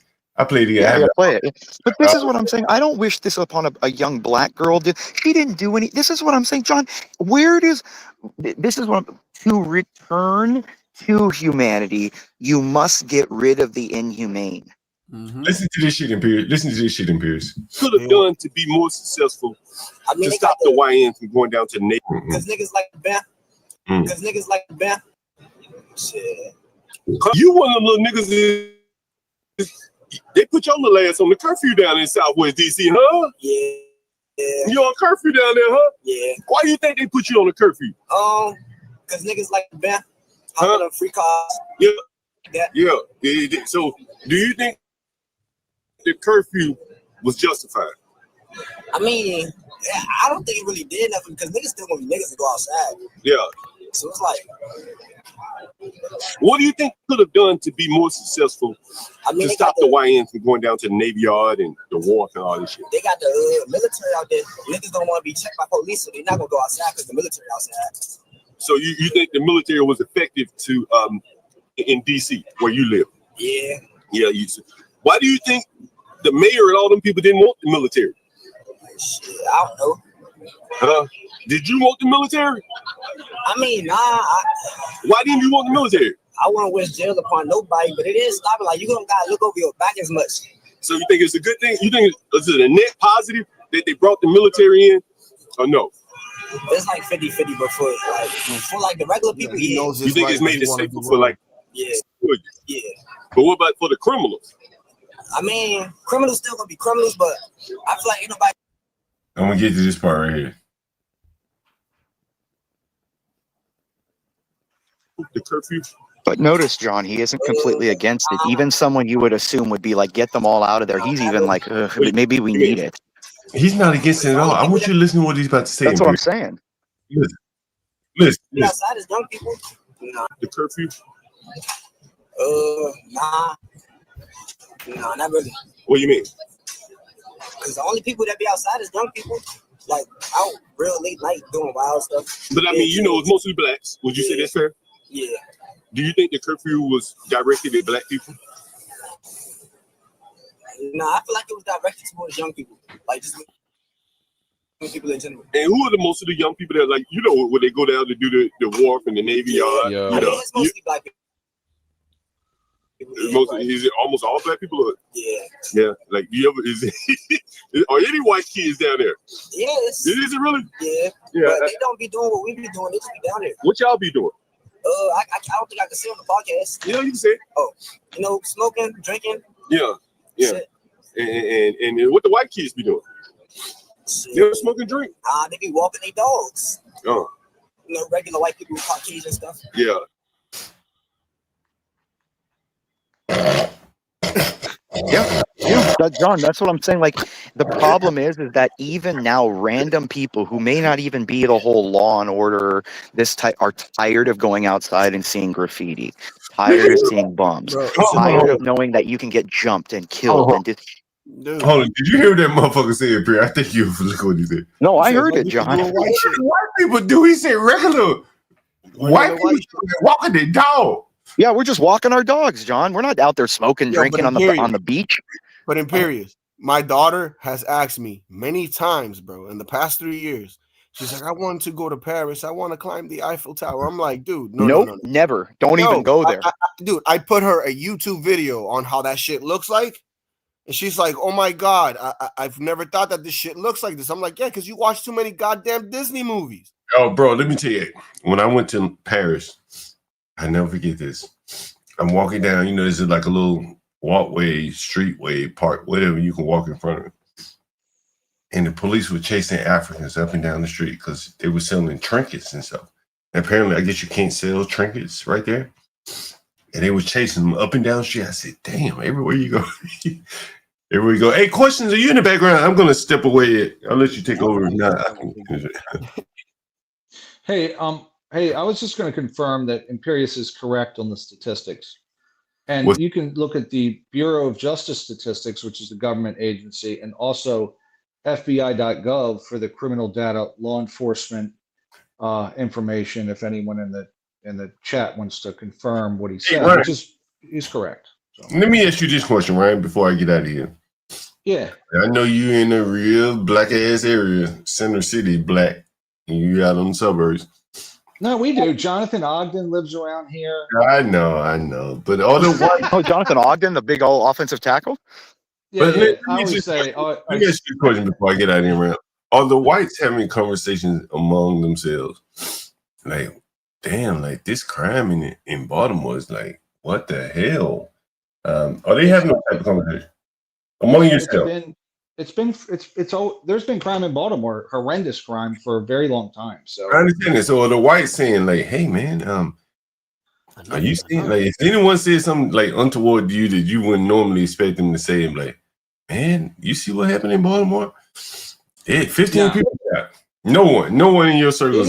it would be like pointing to the sky and saying it's blue. It's expected. It's standard. But like you heard what Pierce is saying. He's saying like, what were you saying, Pierce? You out of the state dinner or something? Dude, I'm telling you, people are just done with it. It's now just assumed. So now people are looking at it almost in a how would you say extermination thing. They're no longer human. Get rid of them. They're no longer people to be thinking about. They're no longer things that are on my mind. It's just a problem. Get rid of it. Yeah, I seen a video. I'm curious. I would say that there was a lot of sympathy after the George Floyd incident. Like there was sympathy from a lot of white, mainly liberals. Yeah, but that sympathy has sympathetic. died. Yeah, that's been they're destroyed. wilding out. Well, you're seeing the It's same. gone. You're seeing the Yes. same idea, Ryan, in England right now about them saying, "Oh, we let all these people in on our programs, and we've been taken advantage of." Yeah, that's and kind see, of where that's it's the at. whole thing. Now, I got to hop off, but John, I'm going to read that quote really quick before I Go go. ahead. We can Okay. Yeah. And Yeah. I think it would be very, very telling. Here, can you hear me? You're good. Yeah. Now we can't hear you, but we were. I can't hear him. Oh, he's gone. Oh, yeah. You still can't. You can't hear me again. Now we hear you. Okay, we hear you now. We hear you now. Okay, sorry. Okay, good. Look, I'm trying. Hold on. Let me see if I can find this damn thing that I'm trying to. Oh, tell me you lost it. Well, no, I have it on, but I can't go off of for some reason I can't go off of this screen that I'm on Streamlabs for. Like I don't know why you can't hear me. I usually am able to just toggle it off, but apparently I'm not. Hold on. Can you hear me now or no? Yeah, loud and clear. Okay. Damn, I think we lost him again, didn't we? Did we lose him? Yeah, I don't hear him. You're losing me again? Jesus Christ, dude. I think every time we change his tab, I think we lose you there. Why? It never used to do that. What the fuck? I can't explain it. All right. Anyways, it pretty much talks about there's no force greater in the world than someone who would how would I say this? From someone who has nothing left to lose, that you've taken their life from them, you've taken their everything from them. There's nothing left to go back to. Yeah, like so here, I'll read it to you, John. The most terrifying force of death comes from the hands of men who wanted to be left alone. They try so very hard to mind their own business and provide for themselves and those they love. They resist every impulse to fight back, knowing the forced and permanent change of life that will come from it. They know that the moment they fight back, their lives as they have lived them are over. The moment men who wanted to be left alone are forced to fight back, it is a form of suicide. They are literally killing off those who would be. Which is why, when forced to take up violence, those men who wanted to be left alone fight with unholy vengeance against those who murdered their former lives. They fight with raw hate and a drive that cannot be fathomed by those who are mere play-acting politics and terror. True terror will arrive to these people's door. They will cry, they will scream and beg for mercy, but it will fall upon deaf ears of the men who just wanted to be left alone. Yeah, and that is what will happen. Yeah, I've read parts of the book, not the whole thing, but I definitely read parts of it. Anyways, I'll hop back on later, but that is what's going to happen, John. And it's already happening right now. You're seeing it already. The power brokers in the world and that are up there are already seeing there's legislation being written that, John, they're already talking about putting transsexuals on the 922G list, so transsexuals can't buy guns. They're going to make it. Really? Oh yeah, Trump's already been. Yeah, he's already been floated. He already floated that with Bondi. Yeah, they're going to do that after this for sure. If this guy was a trans, that we pretty sure he was. Hey, hold on. Someone said it was some trans shit on the bullets there. That's what I just said, John. That was me telling you that. They found, yes, they found writing on the shell casings. They found writings on the shell casings saying kill all fascists and pro-trans. Get out of here. Wow, that's kind of That's amazing. what I was telling you. I was in the back telling you that. Yeah. So, John, I'm telling you, this is going to get very bad very quickly for people. And I'm talking about like all of the groups that have been for the last 20 years been pushing. Because white people aren't going to just, the conservatives are not just going to isolate this now to trans. It's going to be everyone that has pissed them off. Well, they do have the right one in office for something like this. I will say that. It's not even going to be him. He's not really the one. Trump doesn't want to have to do with this. He's being pushed by people in there to do this. Stephen Miller's pushing. Bannon and Miller are pushing him, saying, "Now is the time. You have the moment. Take everything." Yeah. Trump, the mood of the country is Trump could become dictator right now and say, "I'm going to resolve. I am putting the military in every city, and in the courts, I'll arrest them too." No one would do anything. If he said, "Impeach me," try it. No one's going to impeach him. I think I will say this: Trump would not be going out to dinner like he did the other night at the at Joe's. No, not anymore. Nope. This is a cold civil war we're in right now, John. Man, I'm not buying into that whole cold civil war bullshit. But I'll say this.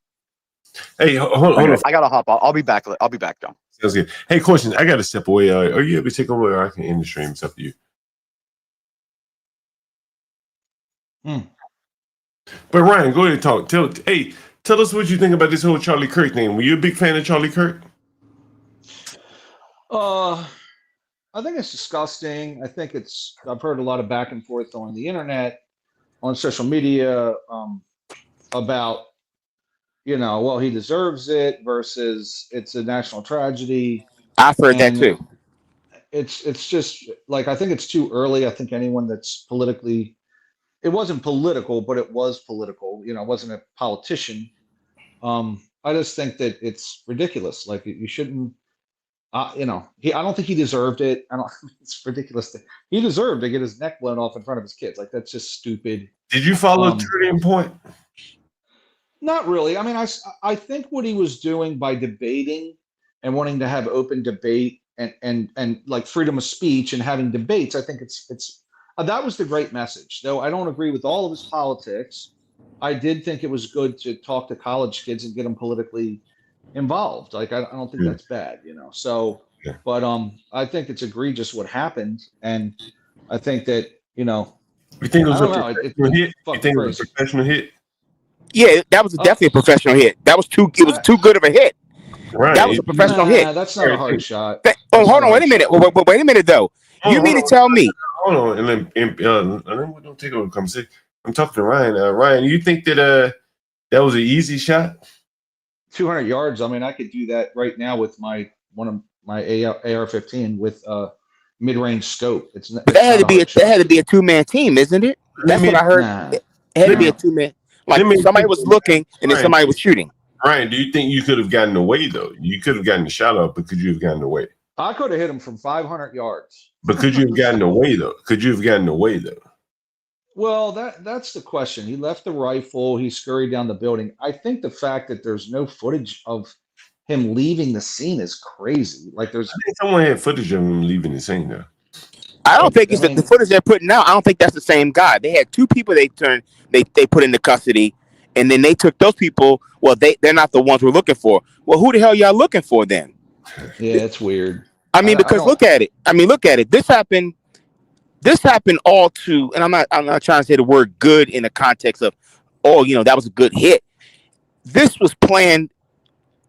Like, if this was just some regular disgruntled so-called left-winger that hated a right-winger, they would have solved it within a day. We're in day one of the day after. Well, I mean, I think, and they still just happened yesterday. It happened yesterday, and hold on. I think that point still is probably very professional, man. Like, you don't just hate someone and put this much planning as it would have taken to do. I will say that the day before there was a Tucker Carlson and Charlie Kirk. They disagree. They're both on the right, but they disagree on the Israel-Palestinian issue, right?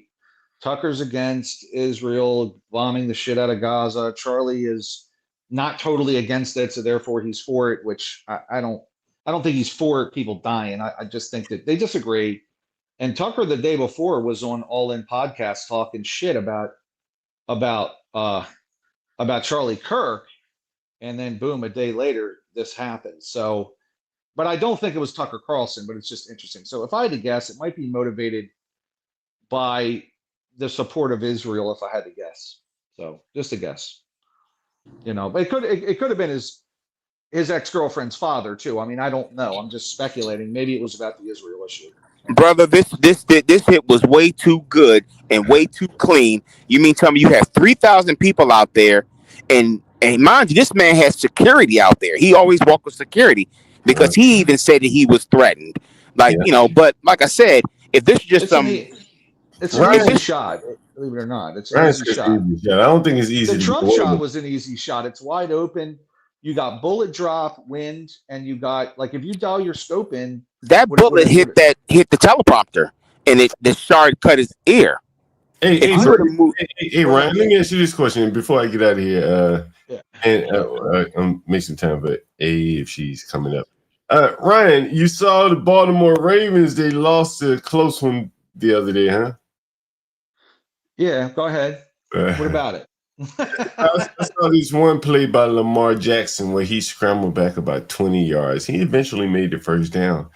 But I thought, man, he just can't seem to, get the. I mean, his throwing motion's improved. He's a very hard worker, and there's some flaws with him, yes, but I still think that the Ravens got a good shot at the Super Bowl. And I knew you were going to bring it up, though. I knew you were going to fucking bring it up. I knew you were going to bring it up. I mean, and yeah, does he run around a lot and do stupid shit? I mean, so does Josh Allen. So does Josh Allen. Except Josh Allen likes to use his head to break tackles. So I don't think he's going to be as durable as Lamar is. But Josh Allen throws when you need him to, didn't he? Well, he's going to be like Big Ben, big dumb Ben, right? Using his head to break tackles and shit. It's gonna shorten his career. Look at Cam Newton, same thing, So, if you want to use your body as a battering ram, you're going to end up in trouble. So, but Big Ben won 2 Super Bowls, right? Well, Lamar's going to win one, John. Give him time. Give him time. Josh Allen might too. Who knows? But they blew it at the end. They've given away a lot of games at the end, and I think they were beating them pretty good, and I think they kind of give up and go, "Oh, cool, we'll just ride it out." And and then the other team comes back, and they're not, I think they kind of just figure we got it in the bag, and then they lose. So, I mean, there were a couple of minutes left, and they were up by 15 or something. So, but whatever. First game of the year, so we'll see how it goes around. See how it goes. Questions. I think questions up here, so I'll be back, guys. Okay, great. Thank you, John Galt. Yeah. And I wanted to say thank you to everyone during the first segment of John Galt has questions to ponder. If we may go ahead and get these likes up, and we'll go ahead and begin in the next 2 minutes. Rock and roll. Let's rock and roll. Everyone, good afternoon and good morning. Currently, the time is 12:22 Central Standard Time. If we may please go ahead and get these likes up. Thank you all very much. Please hang tight. Yeah, let's do that. And while we wait, go ahead.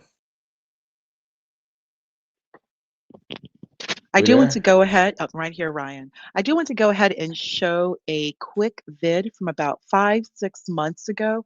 There was a young man in Nepal who gave a very rousing speech during his graduation ceremony.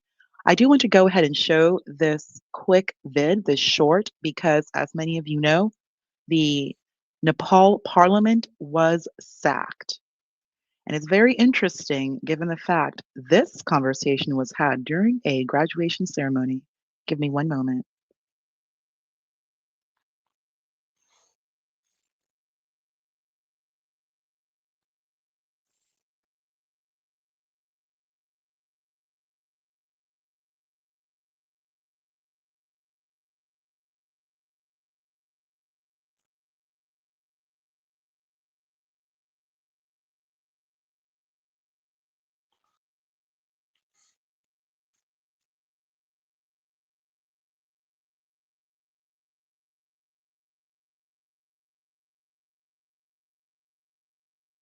Yo. Rise and of building a new Nepal with a fire of hope and passion burning within me. But my heart, because this dream seems to be slipping away. Rise and shines, futures of this upcoming imperial empire. I, Avishka Raut, the head boy of this everlasting imperial institute, Holy Bell English Secondary School, welcome you with open arms to our 24th annual program. I put myself before you this moment to shed light within your consciousness by piercing the dark nimbus that circles above you. I am present here today to immortalize a monumental change in the course of history. Nepal, our mother, this country gave us birth, nurtured us. But what did it ask in return? Just our honesty, our hard work, our contribution. But what are we doing? We are bounded by the chains of unemployment, fleeing abroad without opportunities. We are trapped by the selfish games of political parties. Corruption has woven a web that is extinguishing the light of our futures. Youth, rise! We are the torch bearers of change. If you do not raise our voices, who will? If you do not raise our voices, who will? If you do not build this nation, who will? We are the fire that will burn away the darkness. We are the storm that will sweep away injustice and bring prosperity. Wow. Our ancestors shed their blood to give us this nation. We cannot sell it. We cannot lose it. We are the fire. We will burn every despair away. Now we must decide. Will we drown in the darkness of despair or rise as the sun of hope? Today I stand here with the dream of building a new Nepal, with a fire of hope and passion.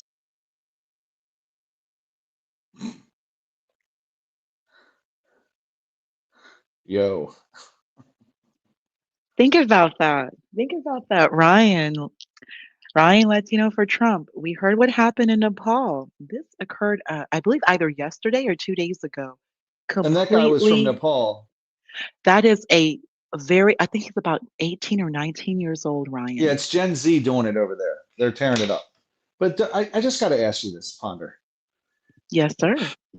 Did his speech sound a little reminiscent of another speaker from the 20th It's so century? funny that you say that, Ryan.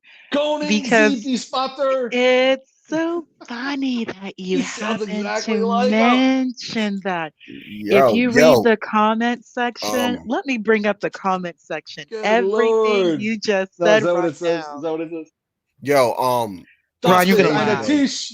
You're going to laugh. Let me pull up these comment sections. You're going Das to ist it's it's giddy. crazy though, because the I've always Können Sie mir helfen?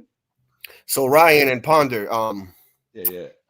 right? So I forgot the name of this guy, but he always said that every time a tragedy happens, just try to go all over the news and try to find something that you might have missed, right?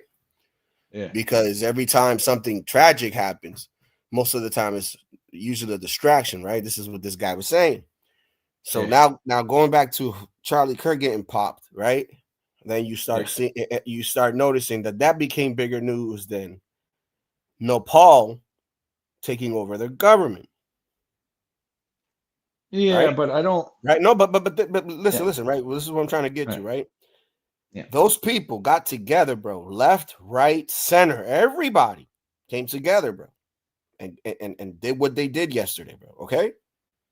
Yeah. This is what they're afraid of here in the United States, bro. Just throwing that out there. This is why they separate us with the LGBTQ, with the whole black, with the whole sexism shit, and every ism. This is why they do this shit here, because they're afraid that one day we could come together and some shit like that might happen. I feel like Nepal, though, is a different. Like you're talking about a third world country. I understand, but I'm talking like, about the premise of us getting together and overthrowing the government. I'm just saying this is what they're afraid of, and we cannot deny this. Yeah, I think. I mean, look, I don't disagree. I don't think that they want, surely, especially the political parties, want to be challenged in any way. But I do think the conditions here are not ripe for revolution. Whereas in Nepal, there's corruption. I mean, the fucking GDP of Nepal is probably less than it is for Burger King. Listen, the word government and corruption cannot coexist. Okay, they're intertwined together. Believe it or not. Believe it or not, you'll find some type of corruption in government, no matter what country. I don't disagree, but all right, there's the U.S. is actually, globally speaking, is pretty highly rated in terms of minimal corruption. There's a lot of oversight. There's a lot of checks and balances. These other countries, it's rampant. China rampant, Nepal rampant, and this Gen Z protest is largely about the government on the take. So, not that ours isn't, not that it's perfect, but compared to other countries, it's not even close. I mean, it's wildly corrupt. Russia, wildly corrupt.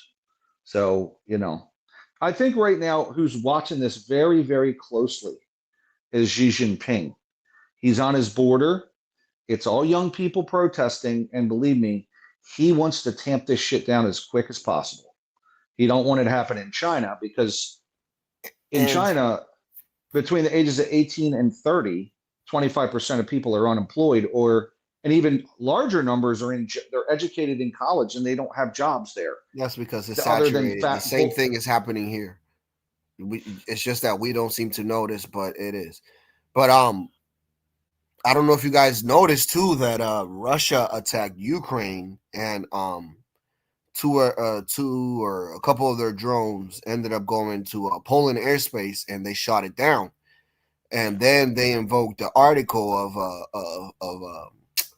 of NATO. So now President Trump is trying to talk to Poland to try to calm things down. But that's another thing that a lot of people didn't talk about yesterday. Because of Charlie Kirk. Well, I don't think I'm with you on that. I mean, I know that they wag the dog on some of the media stuff, but that's not going to, that story's, Russia wants to push out to the Carpathians, to the Caucasus, etc., which is always their plan, is to, stretch their landmass to where they can't be attacked, but they don't have the men and they don't have the ability to attack anybody right now. They don't have nothing. I mean, they're hung up in Ukraine. So, but if Estonia, Latvia, Lithuania, which are right on the border, and Poland attacked Russia, they could take a lot of fucking real estate from the Russians. They don't have anybody up there to defend it. So there are 3 NATO countries on the border of Russia. So yeah, 3 little countries. There's nobody there, man. Like, Russia's people are all down in Ukraine, the whole military. So up at the border, like you got Estonia at the top, Latvia, Lithuania, then it's Belarus, which that's a vassal state for the Russians. And then Poland's just west. Like, they could make some fucking inroads. They could really move into Russia very far. But, they're not going to do that because they don't want World War III, which we don't either, right? So, but I don't know. I mean, I'm with you on the wag the dog. I just don't know I don't think this guy was shot to get us to look elsewhere. I think it was a lunatic that shot him, and hopefully they'll catch him and they have public hanging in Utah. So I think that's important that happens. Hanging publicly. I mean, really shaming. I don't know if that was the governor or the sheriff of the police or whatever, but he said that, remind you, we still got the death penalty here in Utah. Yeah, we've taken the death penalty. People don't even see people die. Like, I think it should be public, like a shaming ritual. If you're going to take somebody's life, dude, yo, public. Ryan, dude, I said this to my wife 2 weeks ago, and the way she looked at me, it's like, you crazy. No, man, I'm there's like, no I'm not deterrence. crazy. I'm telling you, like, this is the only way that you can stop this type of shit because you need people to see. I mean, if they're not going to take you got to shove it in their face. Yeah, public hanging. I mean, to many people, they go out and commit mass murder, and they go, "Oh, they're going to give me the death penalty." They don't even see what happens when, you know what I mean? Like, if they saw that, there's a chance they go, "You know what? I don't want to be publicly hung." So it's I don't know. We seem to not want to face reality sometimes in the country. Like meat comes from animals that we kill. People don't want to look at that. You know what I mean? They don't want to look at that. Like, they stick a bolt gun up to a cow's head and they shoot it in its brain. Nobody wants to look at that, so they clean it up. So that's what we do as Americans. Death penalty, nobody sees it. I think it's a reality of life, So I don't know. That's just my viewpoint. Anyway, go ahead. Sorry to No, not at all. overrun. Thank you, Ryan. Thank you, Latino for Trump. Wanted to touch back on what you just said, Ryan, in regards to Charlie Kirk and comments in regards to Israel. One thing that I do want to state is I believe John Galt already showed this upload from Megyn Kelly's channel, her Sirius channel, where she and Charlie Kirk, this is from 1 month ago, they were just pushing back on all of the accusations against them just because they slightly criticized Israel, even though both of these people are on record definitively supporting Israel and wanting Israel to move forward with any action necessary, deemed necessary, as a result of the attack that occurred to them. But just because they say slight comments, and John Galt did go ahead and show to everyone during the live, Charlie Kirk on PBD, just Charlie Kirk just criticizing the government, not the people, not even Netanyahu, just some actions taken by the government. And there have been, some discussions in regards to the money, the aid that is provided to Israel, which is about $65 billion. That this right here on the screen, Ryan, is from 1 month ago. Okay.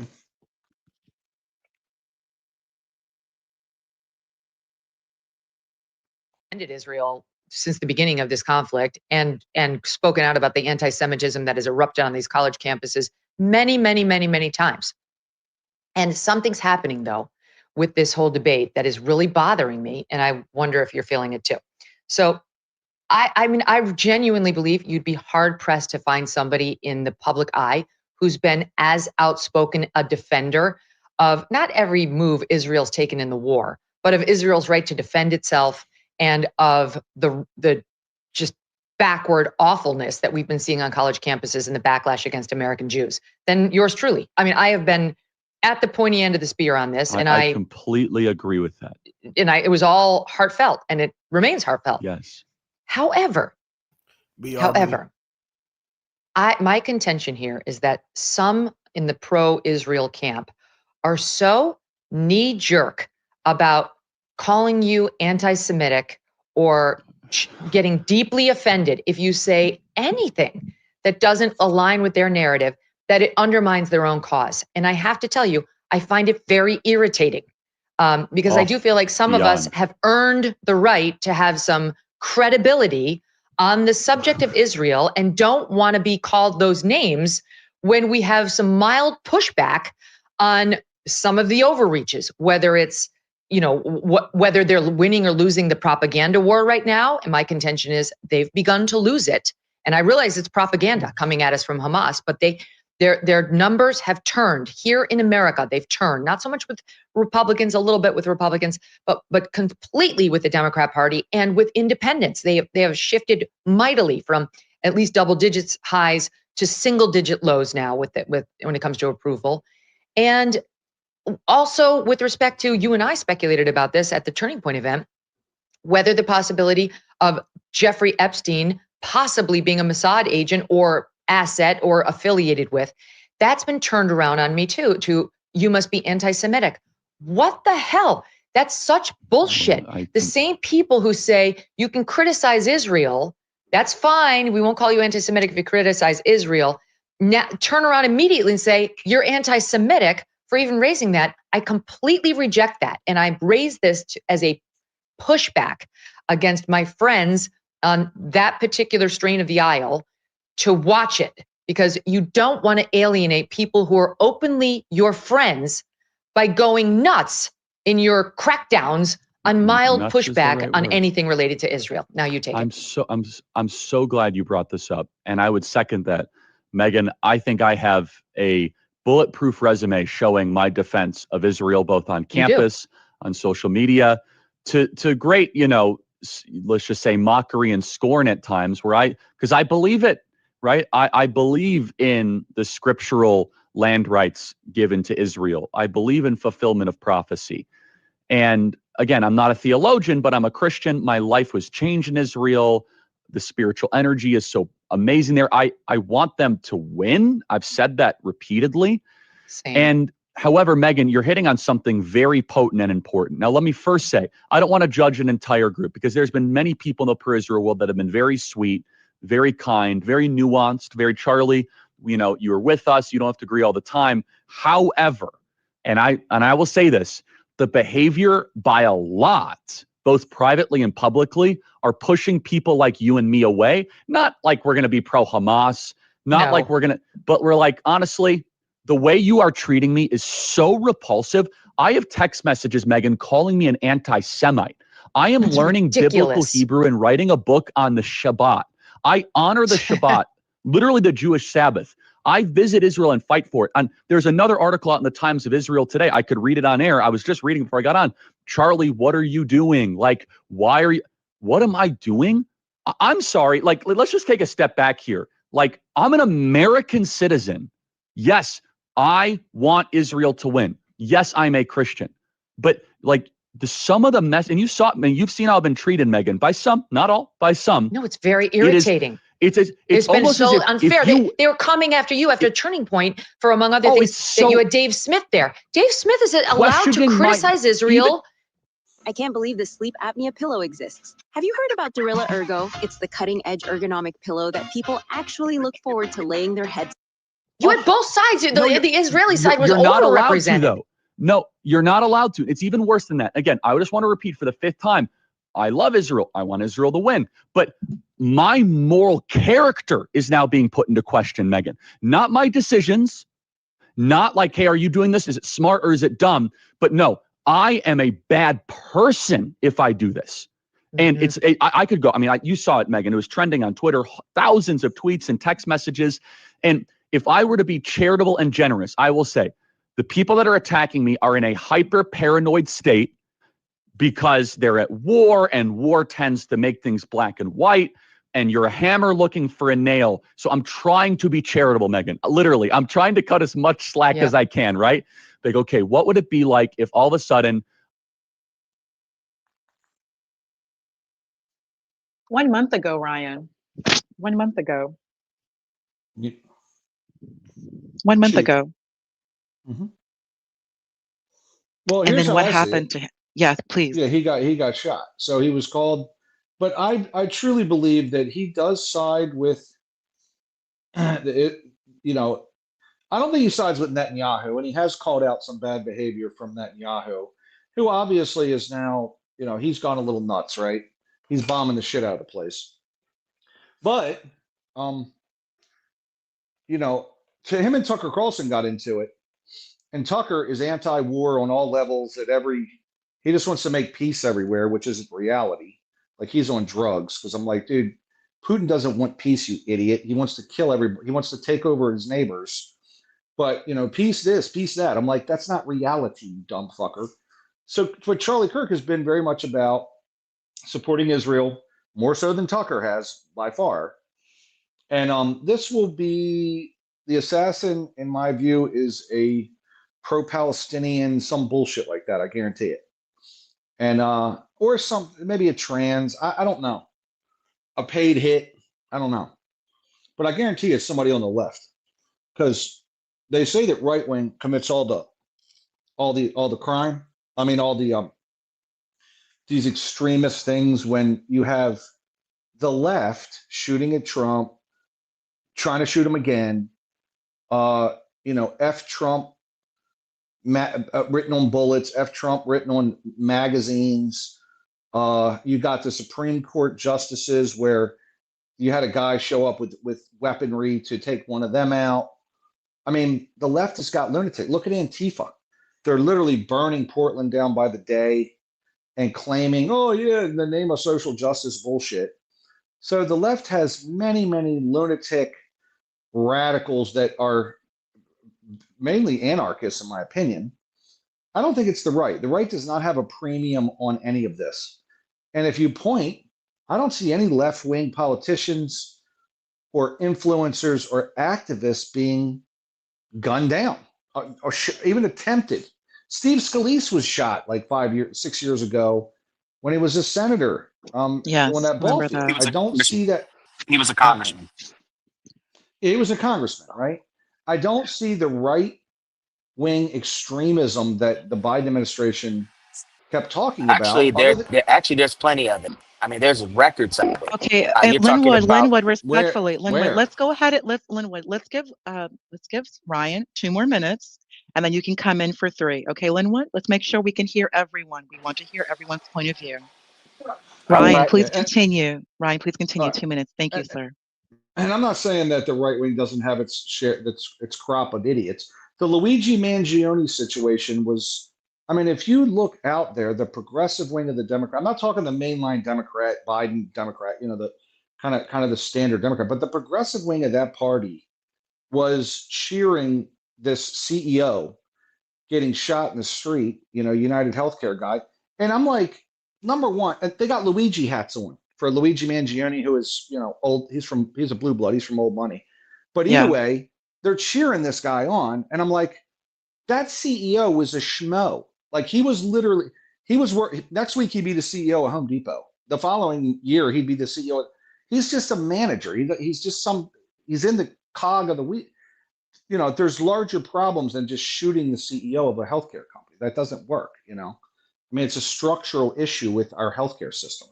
So, there's Barack Obama said, if it hits my desk, it's a complicated, difficult problem. And he was right. It's a difficult problem, shooting the CEO. But the left cheered this on. Oh, healthcare is so expensive. It's the insurance companies. Let's kill the CEO. The left cheered this occurrence. So what I'm saying is that I see a lot of extremism on the left, the progressives especially, and political violence is not a right-wing thing. It's definitely a left-wing thing for sure. At least bipartisan. Let's say that much. So anyway, that's all I got. Linwood.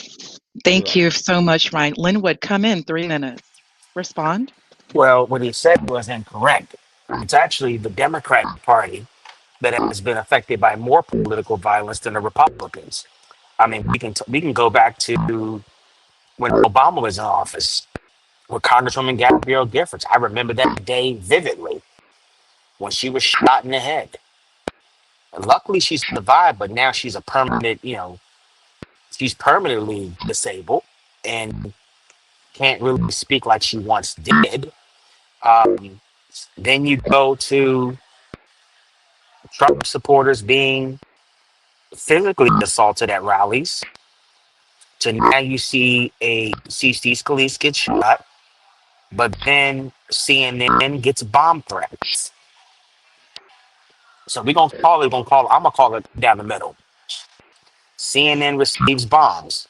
I remember that time when they literally had to go outside in the middle of Times Square to broadcast their shows because the bomb squad said the building has a bomb in it, you can't go in. And it was sent by a Trump supporter from the state of Florida. Some white dude that called himself a Cuban. Fast forward, actually during that time I'm from Charlottesville, Virginia. We had Charlottesville that occurred. Heather Heyer was murdered by right-wing extremists. It was all over the news. I was there when the woman took her last breath. Okay. Fast forward. You had the COVID situation that took place. Militiamen showing up in Lansing with guns. Then George Floyd happens. Then we have Antifa people doing riots. The same Antifa, however, that was never mainstream. Most of the time of my research of Antifa was when they would turn around and go after unrefined white supremacist groups or members like Matt Hale, with Jeff Scoop, Tom Metzger, or any of the faces of the unrefined white supremacist movement, that they, or even down to Jared Taylor, they will find where these people have their meetings or things like that, and then they will go attack those people in broad daylight with all dressed in all black. They became mainstream in 2017 when white when the white supremacists became mainstream. David Duke trying to sneak his head in again, and what's the other guy? Matthew somebody, I think his name is. He was very active in the white supremacist movement when he was in when he attended Townsend University. Matthew Haybach, that's it. Matthew Haybach. I mean, the whole fiasco. Then Biden gets elected. Then we have January 6th. Officer dies. Then Gretchen Whitmer gets threats at her life. People threaten to kidnap her and kill her. So this political violence, yes, it cuts both ways, but the victims of right-wing violence has been white conservatives, or not necessarily white conservatives, but your unrefined white supremacists that hate Jews, that went to a Tree Light synagogue and shot that up, went to a Zeke temple in Wisconsin and shot that up, saying that they wanted to kill all the saying N-words or Muslims or whatever you want to call it. I mean, the list goes on and on and on and on and on. I don't think it Violence. does though, because a lot of the stuff you're mentioning isn't really political violence. Like that is political violence. Antifa Political hates violence, everybody, and right? Antifa does hate everybody, but Antifa's whole view. And I remember before I got banned off the Chaotic Truth show, which I don't really care about that because I said what I said about Charlie Kirk, that the chickens have come home to roost. And the fact of the matter is, this white gentleman being financed by the major corporate companies on the low, now that their golden boy got touched yesterday, now I think the people, his financial backers and people like that are now on alert, because now, oh crap, it hit one of ours. See, if it hit Richard Spencer, nobody would give a damn. If it hit Jeff Scoop, nobody would give a damn. But the fact that it hit a politically connected person who shook hands with CEOs and political figures, now it hits one of our people. Now all of a sudden, this is a problem, because now we can be touched next. We can be next. Because as I told Mr. Coononic Truth, yes, I'll call him a coon again. I said to him, it's not going to, I told questions to ponder. It's not going to be the person that gets on panels, produces content, and writes books that's going to do the shooting or do the mass murder and all that old stuff. It's going to really be the people who ain't saying a word. You don't know where they're coming. You don't know where they're going. And I read about, Tom Metzger and the Lone Wolf, Leaderless Resistance by Louis Beam, and many of these white supremacists in the movement back in the 80s and the 90s. Tom Metzger told his supporters, because they were constantly being sued by the SPLC, to get rid of the tattoos, get rid of the skinheads, get rid of the boots, and start, kind of mingling in the society, getting jobs, going to college, and infiltrating law enforcement in other areas of activity. So you don't know who you're next door to now, because it's not like an organization anymore. It's leaderless resistance. So you don't know who's the head or who's the tail. And the two major, and I'm going to say this again before I land my plane. The two major parties and the corporate media, because they're massively responsible for it. Disney's responsible, Comcast's responsible, Time Warner's responsible, and News Corp is responsible, and their subsidiaries are all responsible for the political violence in this country because they consistently stole the pot for advertisers. If they're not being held financially liable for stoking this stuff, it's going to continue. I would agree with you on that 100%. I agree with you 100%. And I will say that the following organizations, in my opinion, which include both left-wing and right-wing organizations, beat this fucking drum to where, and I think foreign nations are involved in it as well. So, in other words, the George Floyd incident they played on loop for weeks. I thought it was disgusting because he has parents that are watching their kid die over and over, and I think it just pissed a lot of people off.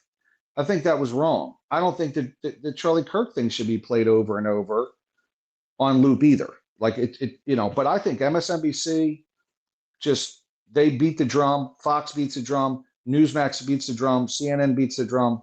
All these media organizations, and I many times I indict the media more than the political parties because they are the fucking worst. It's the devil. They're liars. Look, I go on government websites, whitehouse.gov. I go on congress.gov, the Fed Reserve. I go to the sites to look at the information or to look at a bill that both sides, left and right, oh, the Democrats are doing this. I'll look up the bill. Biden's doing this. I look up the bill. Trump's doing this. I look up the bill. Because you can see all this available information. If they talk about, they're doing Medicaid cuts, look it up. See what they say. If they're doing, the wide open border, look at the policy. Look at what's actually written. Many people will find that like AOC isn't a complete lunatic like she's described. Obama wasn't a leftist as he was described. And also, Trump's policies aren't as insane as they describe. It's not. Like there's a lot more togetherness. And when they write legislation, it's a lot more intelligent and what you would think it is. Like it makes sense. It's not as polarizing as we hear on the media, but the media needs to sell you ads. And so they make it that way. Like you hear Medicaid cuts. Feel free to look that up. We heard about, there was something that came out of Florida about the Don't Say Gay bill. I read the bill. I'm like, it's actually pretty fucking reasonable, right? And I hear both sides do it, but of the media, they fucking pull this shit, and it just literally just pushes people so far apart ideologically, it's insane. It's nuts. So, I indict the media more than I indict anyone because I think they're the biggest problem in the country. And all we get is bullshit. That's the truth. I mean, well, they have to sell ads, and what you said here is the truth, and that is facts because I remember taking my girlfriend to her doctor's appointment. I was reading the Mueller. I actually went out and bought the Mueller report book. Reading the book, seeing what the report said, and she said, "You're reading the Mueller report?" I said, "Yes, I am." And she said to me, "Listen, most of this country is never going to be like you. They're not going to read books. They're not going to read articles. They're not going to educate themselves on the issues. They're going to go in their echo chambers and listen to opinions." And so the one thing I told her, I said, well, so you're basically creating fans. So the voters are now becoming fans. They're no longer educated voters. They're fans. So if they're out there buying merchandise, they're out there buying T-shirts and buying jerseys, you got to keep that fan fed. So you got to keep them buying merchandise and buying hats and buying jerseys and buying hot dogs. You've now turned the voter into a fan, and now the voters are now rooting for their side like this is a sports event. It's true. And we don't, as the public, we don't. I try to listen to PBS, the NPR. I feel like I get way more informed by listening to them than listening to, say, Roland Martin or or Tucker Carlson, because Roland Martin, every time I turn on him, he's in the name calling. Turn on the Tucker Carlson or Piers Morgan, they're in the name calling. Yeah. And it's not really informative. It's like, well, okay, what are we getting out of this? Yeah. What are we really as a country getting out of this? What anything of constructive value we're getting out of this? If all this is rage bait. I was talking to a gentleman last night, black conservative, and I had to correct him. Linwood, hold tight. Linwood, hold tight. I'm going to go ahead. I will first play this video. Michael Jacko, excuse me, one moment, per Helen's request. And then we'll go ahead and take a quick look at the current data we have right now in regards to the assailant. I think everyone can see the screen. Let's go ahead. Of the Ukrainian woman being killed on the commuter train thingy in Charlotte, right? So that is, if you haven't seen that, you should watch that. Now, initially when I saw the Charlie Kirk shooting, I did it like, I saw it 10 minutes before on the show. We talked about it. Now, initial response, I heard a rifle shot. And now they've come out with what looks like video of someone dressed in black on a building, popping up, taking a shot, and then disappearing, right? That's one heck of a shot to like just pop up and take a perfect shot from a couple hundred yards. So I don't know, you know, if the person was set up, yes, but if they just popped up and took the shot, little sketchy there, but it can be done. I've done it under those types of circumstances, I guess, you know, stressful circumstances, not actually shooting someone for real, but having been shot at and shooting back at people. So I did it with an M60, so machine gun, and it was pretty effective. They stopped shooting back. I didn't hit them because they're behind gas tanks. But anyway, the Charlie Kirk shooting. We're going to look at it from what I have been seeing. So when I initially saw it, I'm like, it looks legit. The way his head snapped. Now I'm thinking where the bullet would have gone for his head to snap the way it did. Now it seems like the bullet may have entered on the other side, which doesn't resonate with the way the head moved. And as you guys are going to see, it looks like his clothing blew up. It blew up. It blew up, and you're gonna see it. It's like, and then blood starts, you know, coming out the side of his neck, or what appears to be the side of his neck. So it looks like a false flag, guys.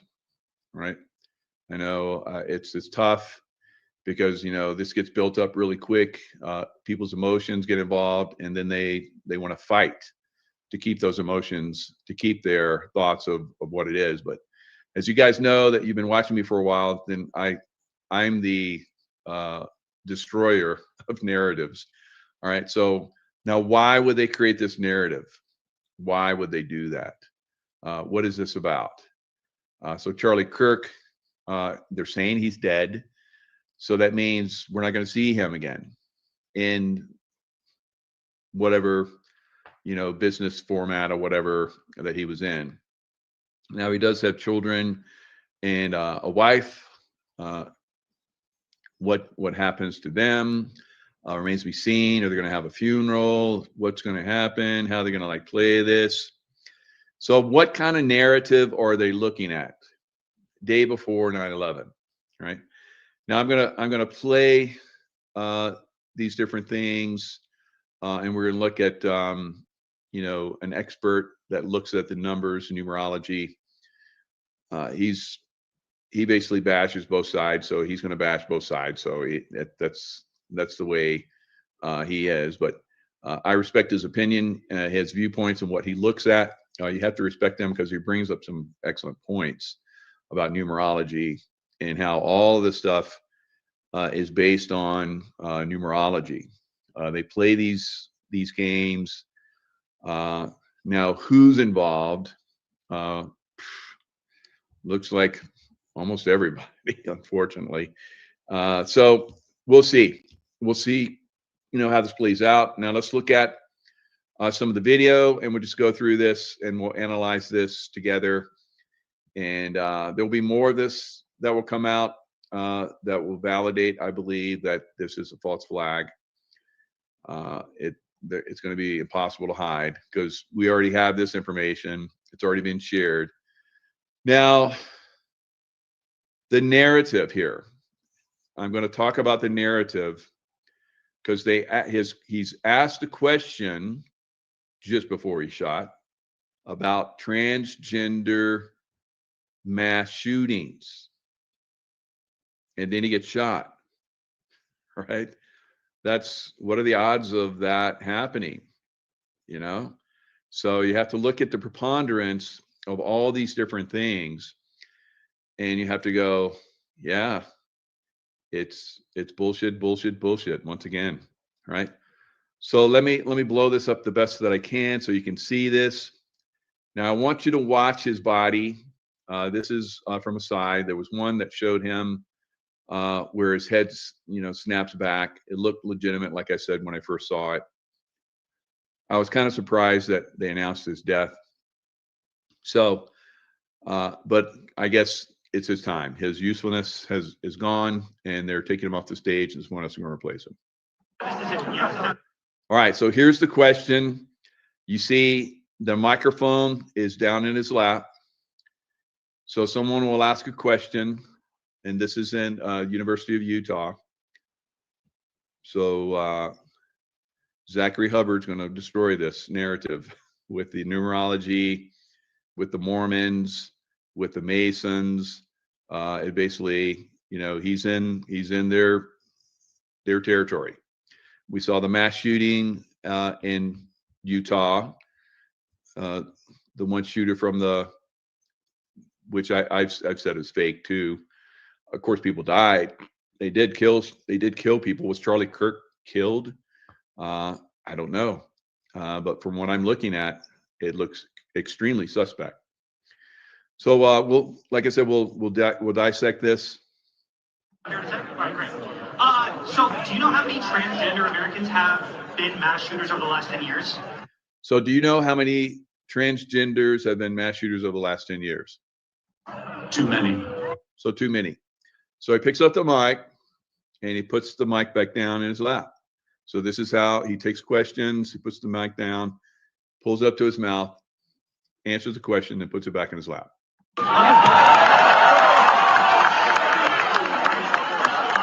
Now there looks like he set it down. I don't know. I think it's still in his lap. I don't know what he put down. Looks like he's drinking a Starbucks there. So just little things. We're going to dissect this as we go along. We'll get more of this as we move along. This is just the beginning stages of seeing this. It's 5. Okay, now 5 is a lot, right? I'm going to give you some credit. So MGD is saying Mike was on the table, not his lap. So we're going to see it from another angle here in a second. Do you know how many mass shooters there have been in America? So he reframed the question, how many mass shooters there have been in America? Over the last 10 years. Over the last Counting or not counting gang violence? Great. All right, so that was on the table for that one. Now it's in his lap. So is this a signal? Right? So it was on the table, now it's in his lap. So you look at the little things like that, and you're like, okay, you start to piece things together, right? So he's talking about the mass transgender shootings. And then he gets shot. Right? Transgender mass shootings. And then he gets shot. So you heard the report. All right. Now look at his t-shirt. Look at how his t-shirt blows up. We're going to see this from another angle here in a minute. That's not normal. All right. That's not normal.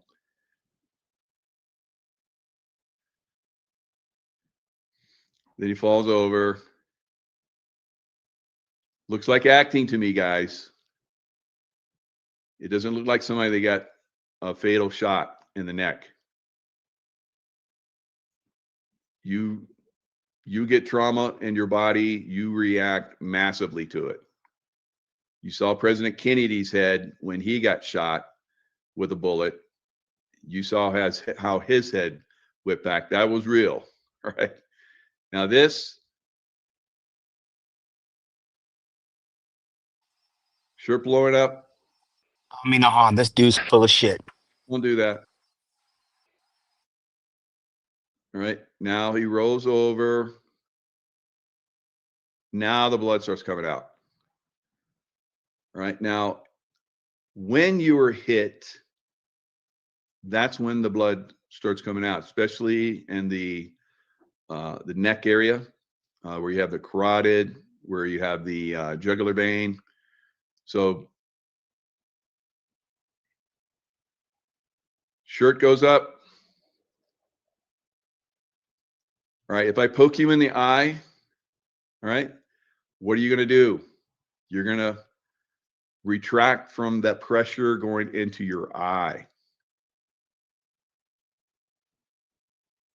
Your shirt doesn't blow up. Your shoulders don't go up. Your head doesn't go up. And then you slowly go back into where I guess they decide he was hit. All right. So here comes all the blood. He's still holding the microphone. Still holding that microphone. Could I just clarify the reality here? That's bullshit. He got that. That was a clean hit. He got hit. That's why he All right. slumped over. So then the and crowd stood the freaks mic in out. his hand. Yeah. The shirt movement is compression because of displacement. Anytime you shoot a bullet, there's a backfill of the air behind the bullet. So as the bullet's traveling, it displaces air. It's very typical to have surrounding a target. It'll display when you shoot a target and it moves. The target itself is moving not because the bullet's penetrating, it's air displacement surrounding it. So it's a surrounding the bullet landing, there's a displacement. So he's specifically incorrect about that from a ballistic standpoint only. But go ahead. Sorry. Keep playing. Sorry about that. Didn't mean to interrupt. I mean, Not at well, all. shit. Ryan, I mean, whenever need to stop for further explanation, please do so for the audience. Thank I you mean, very much. I mean, Did he question need to to? ponder.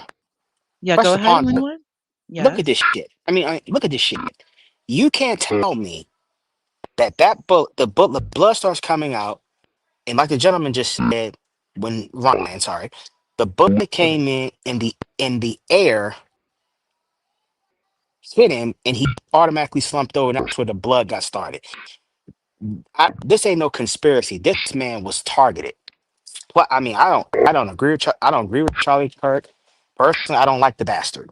Personally, but this right here should have never happened. The man should have been free to go out there and say what he want to say. But I don't think this was some radical leftist, or I think this was a plan hit. Somebody wanted that boy out of here, and that boy probably knew that boy been around too many people, and the same people he been around probably was backing his financing, and he got some people upset that was the backers of him, Linwood, and they let's go won ahead and him out. continue watching because one thing for all of us watching right now, we are now That hit is too good. experiencing. Exactly. I understand what you're saying, and I agree with you. Let's go ahead and still continue the video because we're getting a view and a breakdown that we necessarily are not going to get from mainstream media. So let's go ahead and continue. Thank you, Ryan. Thank you, Linwood. I actually did rewind a few seconds to the back so we can start where that bullet hit his neck.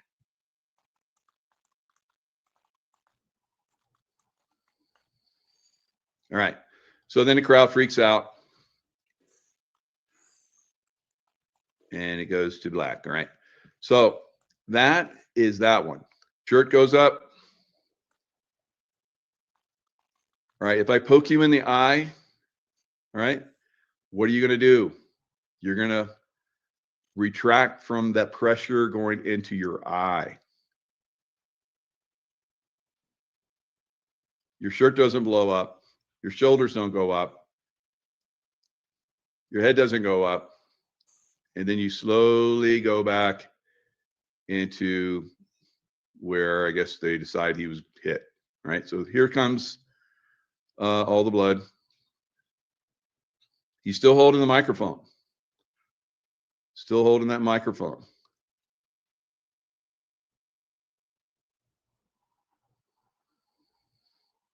All right, so then the crowd freaks out. And it goes to black. All right, so that is that one. Now let's look at it from the front. All right, Josh, I don't know what your commentary is going on there, but you guys that are in there that are my, do I have somebody like monitoring this? Do I have a monitor in here? Tracy, can you go in and monitor the chat? Okay.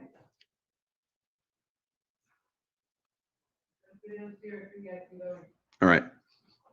So now we're going to look at this from the front.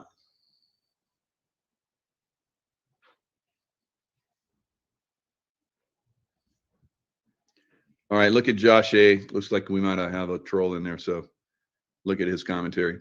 All right, so here we are. We're going to look at it from the front. Accounting gang violence.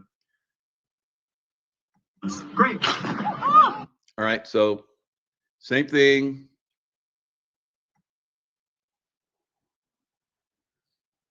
All right, so there's the microphone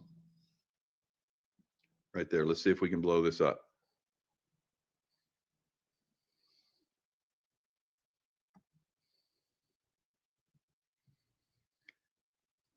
All right, so normal.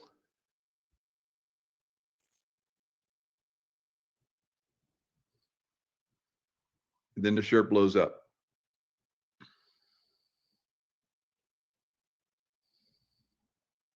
Shoulders come up. Arms start to come up.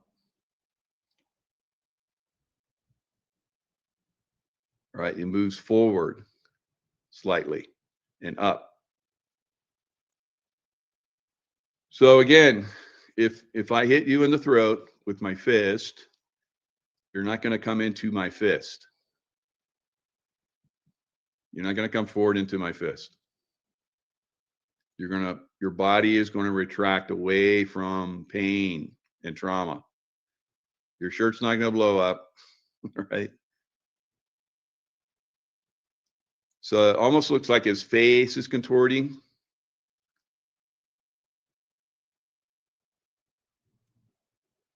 So is it real trauma that's happening to him? Possibly. I don't know. But another thing I want you guys to look at is, and this is going to come into another video, right above this letter right here is a red spot. All right, remember that. And you're going to watch that travel across his shirt and onto his neck.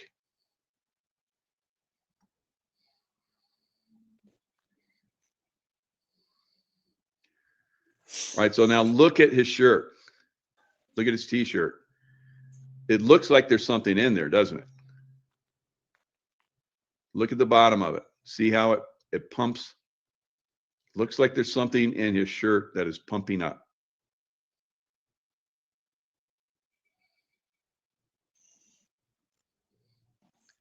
All right, so he like contorts around the shirt pumping up. And then he goes into what I believe is acting mode. And as you see there, that's where that red spot, that red dot, goes to his throat.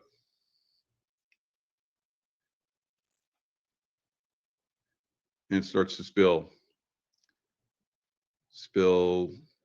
fluid. And it's pumping, right? All right, doesn't fall over, still holding that microphone.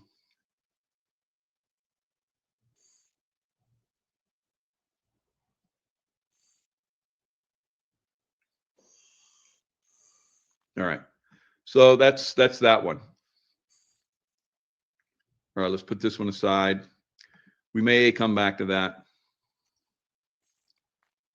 Now let's pull up the other one.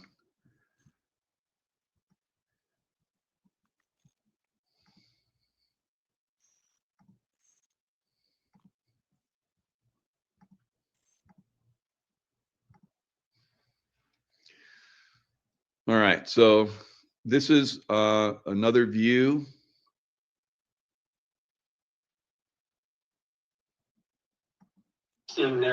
Okay, guys, explain to me how, somebody tell me how there's a, like, okay, this is before the shot. Do you see that little red spot above his freedom? So freedom, right above the F. There's the spot. To the left. Sorry, his right shoulder, right below, right above his right pectoral muscle. Watch that speck turn into a bullet hole. All right, so there it is. So the shirt's blowing up. Now this is looking like a bullet hole, that speck, and now it's going to travel over to his neck. But it moves across his shirt without leaving any trace that it was there, and then pops up onto his neck. Tell me how that's possible. You see it pop up onto his neck? Watch, it's over here. It's over here on his shoulder. Then it goes up, his shirt pops way up, because I think there's a blood bag in there or something.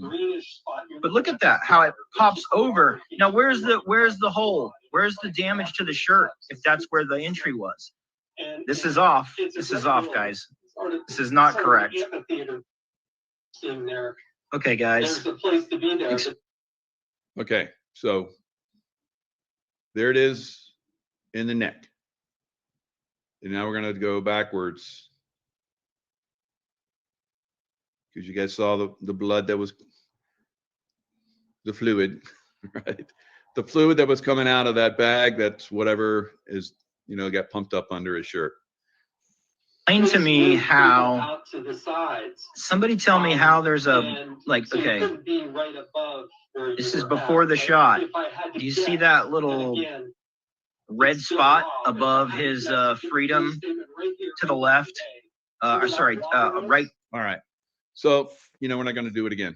So it started, all the way over there on his right side. Now, when I initially saw this, I thought that he was shot in the right side of the neck, because the way that he went in that direction, the force of a bullet hitting you will drive you in the direction that it comes in. Again, if I poke you in your right eye, you're not going to move into that poke. You're going to pull away from it, and your body's going to twist. Your head's going to twist away from that poke. You're going to go back and away from the point where I hit you, right? So if I take a sledgehammer and hit you up the side of the head, the right side of the head, you're not going to move into that sledgehammer, right? You're going to move away from it. So he's moving in a very unusual way for a shot coming in. Right shoulder, his right shoulder, right below, right across his shirt. All right, so he's hunching up, like I pointed out. So this right shoulder seems to be hunching, or this left shoulder seems to be hunching up into where the bullet hole supposedly is going. Hunching up into it, not smashing away. He just falls in that direction. He doesn't get pushed. He doesn't react. He just falls over in that direction. Without leaving any trace that it was there, and then pops up onto his neck. Tell me how that's possible. You see it pop up onto his neck? Watch, it's over here. It's over here on his shoulder. Then it goes up, his shirt his shirt pops way up because I think there's a blood bag in there or something. But look at that, how it pops over. Now it looks like the blood is coming from that hole if there is a hole in his neck, right? Now, does he have like some kind of mask in that area so that it accommodates the blood bag? That's my guess. I've never done this before physically. I've never seen it. I've just seen the effects, the special effects of it. We're looking at what I believe are special effects, right? So that's of course, there's lots of people are having their opinions in there that seem pretty strong. So Josh, you're saying, am I retarded?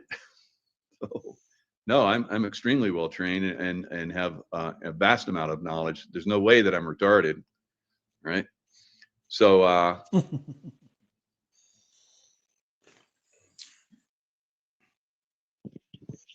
Jaco still goes, and there is additional.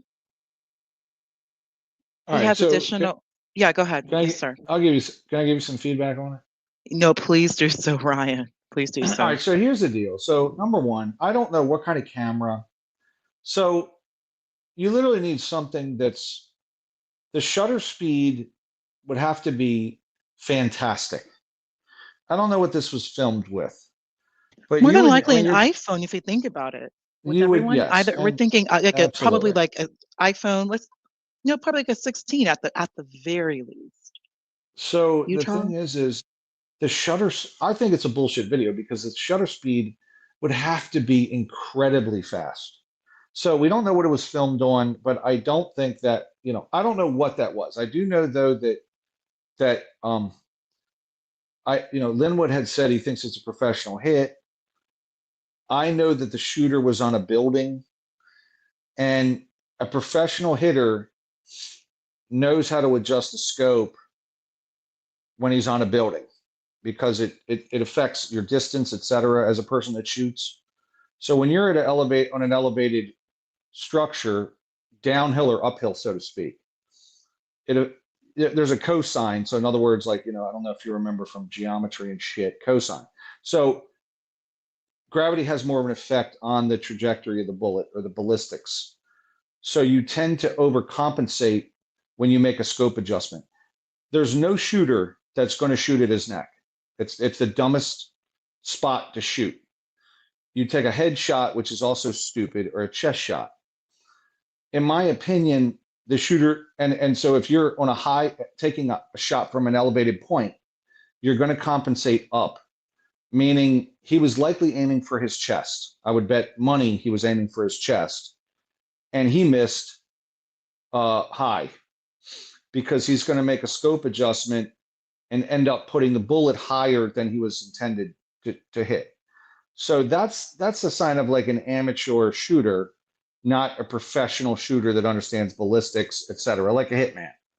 So that's my opinion. I don't think he was a pro. He was probably, he probably was a guy that got a gun, went to the range, understands the basics of shooting, but not someone that even hunted from distance, because hunters understand if you're shooting from an elevated spot, there's scope adjustments that have to be made. And an amateur would make them, he wouldn't make them, and he would just shoot at 200 yards. You see what I'm saying? So I would say he's not a professional hitter. He's an amateur and probably not even a hunter, my guess. Anyway, just my Ryan, can I go thoughts. ahead and read to you to add to your thoughts, get your feedback? What we have Sure. now from ABC News. The rifle is an older model, imported Mauser Yes. .306 caliber bolt action rifle wrapped in a Yes. towel. The Okay, location of hold on. the location of the firearm appears to match the suspect's route of travel. And 3 The unspent spent cartridges. cartridge was still chambered, and 3 unspent cartridges contain wording on them expressing what some law enforcement officials described as transgender and anti-fascist writing, according to prelim information shared with agencies. The firearm and ammunition have been taken by the FBI for DNA analysis and fingerprint impressions? Hmm.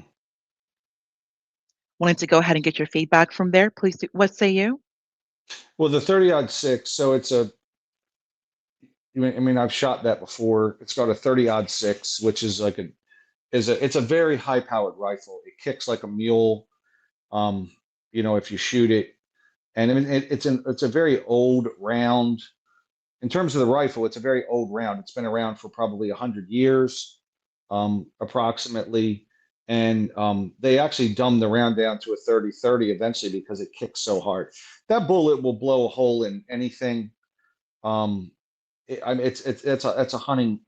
I mean, they use it in warfare as well, but it's really a hunting grade round. Like you can put a buffalo down with a friggin' 30-06. So, yeah, I mean, I believe it would. It's a kill shot for sure. So, and so his first shot got him. He probably was not going to discharge the other shots because it's chaotic. But it's a bolt action rifle. So the bullet that took Kennedy out, the rifle was a Carcano. I don't know if that was a 30-06 round. I don't remember. But it's a shooter's round. But like I said, I can't imagine that he was a pro in the fact that he didn't adjust his shot for elevation. And even a mid-range hunter knows that. So what's that say? What's he saying? A hole? Hold on, 30-06 isn't leaving a peak hole in a human? It's gonna bust the shit out of you. It's a heavy round, man. I mean, they even created a round called a 270, which is like a dumbed down version of that, So I don't know what he means by his comment, Cam the King. So, but I mean, that's a hitting round. So, and by the Okay. way, Oh, it can shoot distance. Ryan, You can shoot I 500 wanted to yards. just go ahead and give you some information. Let's touch on what you just said regarding JFK, the bullet. The bullet Yeah. refers to a Warren Commission Exhibit 399, also known as the stretcher bullet, a 160 grain, 6.5 millimeter copper jacket lead core bullet from a Carcano rifle. Got it. Okay. So that's Type. Okay, the type, it was a 6.5 by 52 millimeter, 160 grain round nosed bullet with a lead core and a copper jacket. Gotcha. So I think that's a foreign round. I'm not familiar with, like, that's not a common round that I'm familiar with. Like, we got 30-06, 30-30, we got 270, like there's 308. There's kind of standardized rounds in the US. You hear 9 millimeter, that's around 38's around 45, so these are different sizes. And then, the bullet, the grains they're describing is the weight of the bullet versus the shell casing or the cartridge, the shell casing. The casing is how much gunpowder is in the bullet itself. So the bullet's got, you got the bullet, which is what's flying through the air, and then you got the shell casing, which is, the other part of it that's holding the gunpowder. So anyway, but the 30-06 I think is a few hundred grains. It's usually it's like a 200 grain bullet if I remember, and I haven't shot one in years, so I don't really, my memory isn't perfect on some of this stuff. So I don't like shooting it because it kicks the shit out of your shoulder, and it's not fun. After about 6 shots, you want to walk away from it. So it's not a fun rifle to shoot for sure. So anyway, but oh hey, look who it is. It's BeBrave. Maybe. I don't know. Maybe he's coming up. Yeah. BeBrave. Hey. So what do you think? Couldn't it have just been a simple old root tooth AR-15, Ryan? Well, she just read something that said that they recovered the rifle and it was a Mauser 30-06, which you've shot one of them. Hold on, Ryan. I had 2 things going. What would you say, Ryan? Well, you said AR-15. It was from a Mauser 30-06. Oh, same thing, same round, 223. No, the 223 or the 5.56 is an AR round, either one. Yeah, AR-15, right? But this was a 30-06, like. Oh, they determined what shot him? Yeah, 30-06 rifle. Did they really? Yeah, 30 Seems aught like that six. would Yeah. have seems like that would have done more damage than that. The 30-06 is a fucking hitter, man. I mean, that's a heavy I gun. know, that's what I'm saying. It seems like it would have done more damage. Yeah. Well, have you shot one? No. Yeah, it's a real bitch. So it's more it'll hit you harder than a 308. Like it'll wear your shoulder out in about. It's not a fun gun to shoot, Brave. So they determined what gun did it though, huh? Yeah, they recovered the gun. And they still haven't found the guy that did it?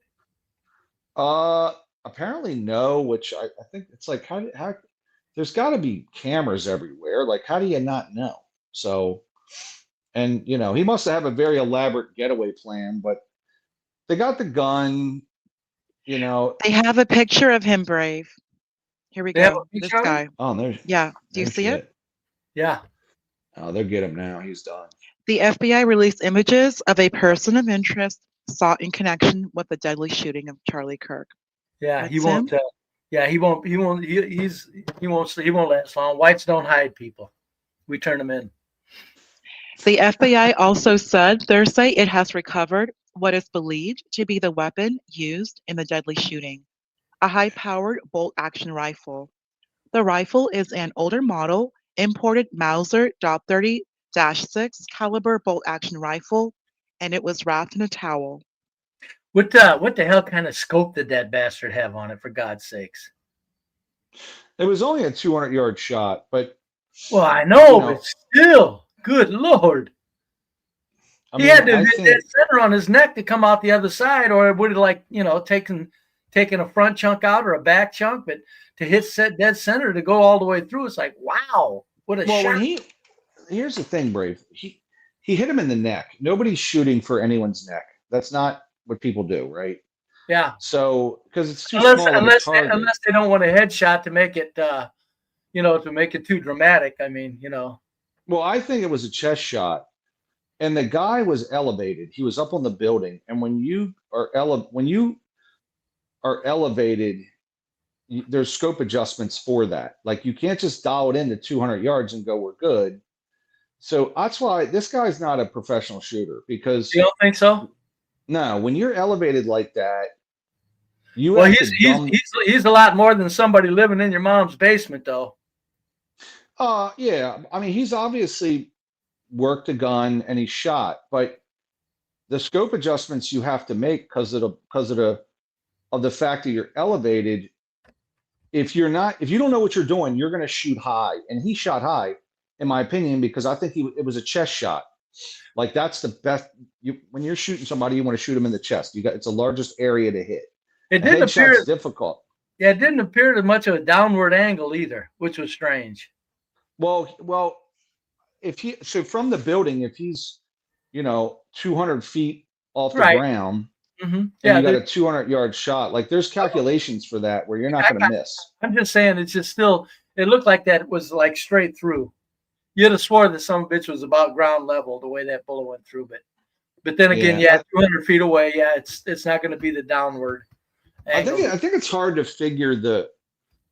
I don't know. Like they showed a video where it looks like a bullet flying through the air, and I'm like, well, the shutter speed to get a bullet has got.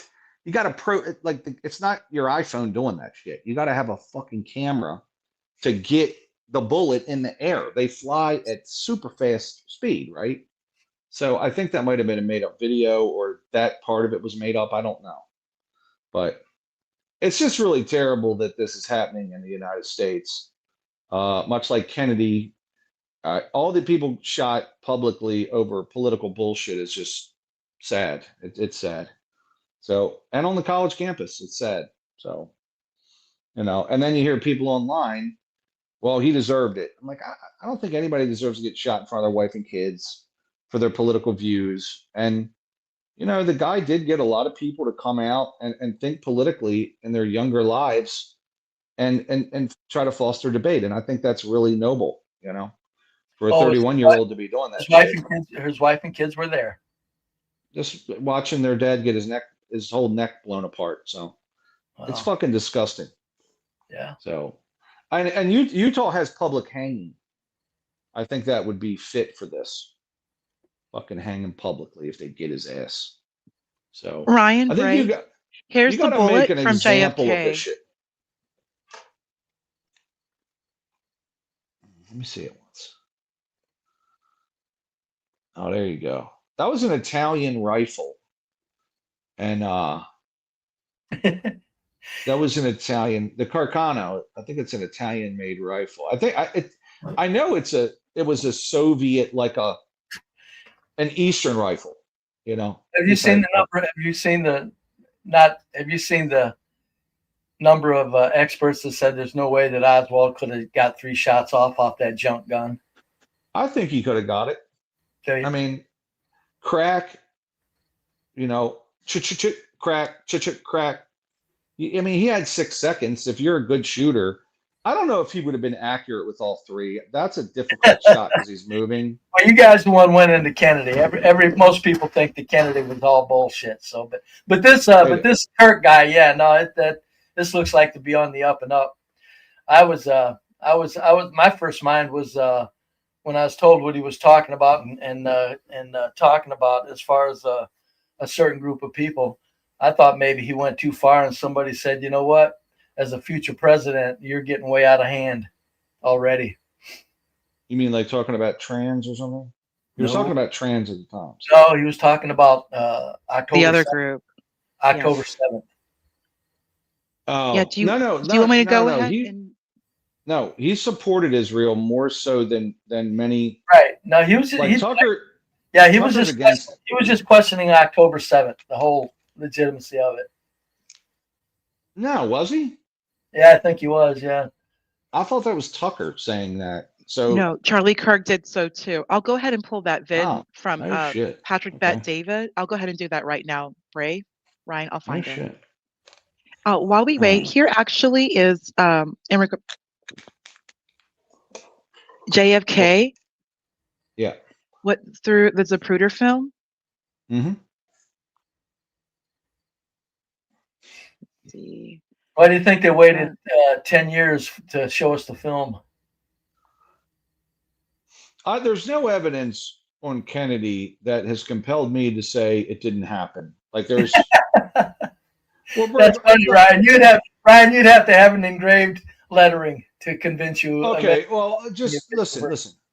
People believe the Oliver Stone version with fucking Cuba. And I don't even. There's people that are talking about the Oliver Stone version. It's just too much of it was too weird for a guy to pull it off from a depository. That's all the guys are saying that looked into it and stuff. There's Ruby killing him the next day was the weirdest thing to me. Like just the whole mob tie by Ruby killing him. I was like, what the fuck? Like what was he, a patriot? I mean, that's ridiculous, right? So, but you know, look, there's suspicion around it. All I'm saying is, you know, I shoot, you know, it's not impossible for him to do that, especially as a Marine Corps sniper. It's a hard job. Like hell no. To use the word impossible is ridiculous. People are just saying the odds are way out in astronomicalville that he pulled that off with three shots that accurate. And I don't think all 3 hit him though. Didn't one hit the Texas senator or something? Or who knows? There's just a lot of people going, please, come on, please. Yeah. But I do think that as far as this goes, this is not a difficult shot. You're a 200. Your scope is dialed in. I mean, ballistics nowadays are so accurate. You can buy shitty ammo off the shelf and buy a standard AR-15, and you're going to hit your targets if you dial in your scope. You got some windage there, but I would guess the windage in other words, left or right because of wind. The only other thing to calculate is your bullet drop based on your elevation. And that's a simple equation you can look up online. Like at your 200 yards, you're probably at 0.93, 0.9, right around in there as far as how high versus the distance. And at the end of the day, it's not difficult with today's weaponry. You know, this is a Mauser hunting rifle. 30-06 is a hunting round. I mean, you can make it every day. I can train somebody to hit that in one afternoon, easy. So look at Cam, it's not. Cam the King says, we haven't been a free country since Kennedy. Hey, Cam the King, we've never been a free country, buddy. But that's another stream. But that being said, the fact that his family was present, this guy it's absolutely sickening. Yeah, there's a lot of blacks real happy about it. A lot of blacks are happy about the light rail stabbing too. A lot of blacks are happy. Real happy. Brave, if I might ask you, do you mind touching on again from what you said last week, your last Tuesday or Wednesday live in regards to the global corporate machine basically manufacturing the street violence to allow federal law enforcement? Yes, they've done everything they could. We all know it. Everybody cites very obvious things that have happened, such as DAs put in proper places, PAs following them, mayors, and the silliness that went across the country with criminal justice reform, no bail, repeat offenders, lowering of crimes to less serious crimes. All of that is done, and for 4 years it results in wreaking havoc. And then, gee, guess what? In comes the military, and that is definitely global corporate machine engineering. There's no other way to put it. It was just too formulated. Too formulated. Everything falls into place. Everything comes apart, and now we got military. Now, here's the question, though. Will the military? Are we going to remain like Washington, D.C.? Is it going to be business as usual in 3 months? Chicago, go in there, clean up, have fun, make some news pieces, and in 3 months, back to business as usual? Or no, Brave. No. You don't think it will?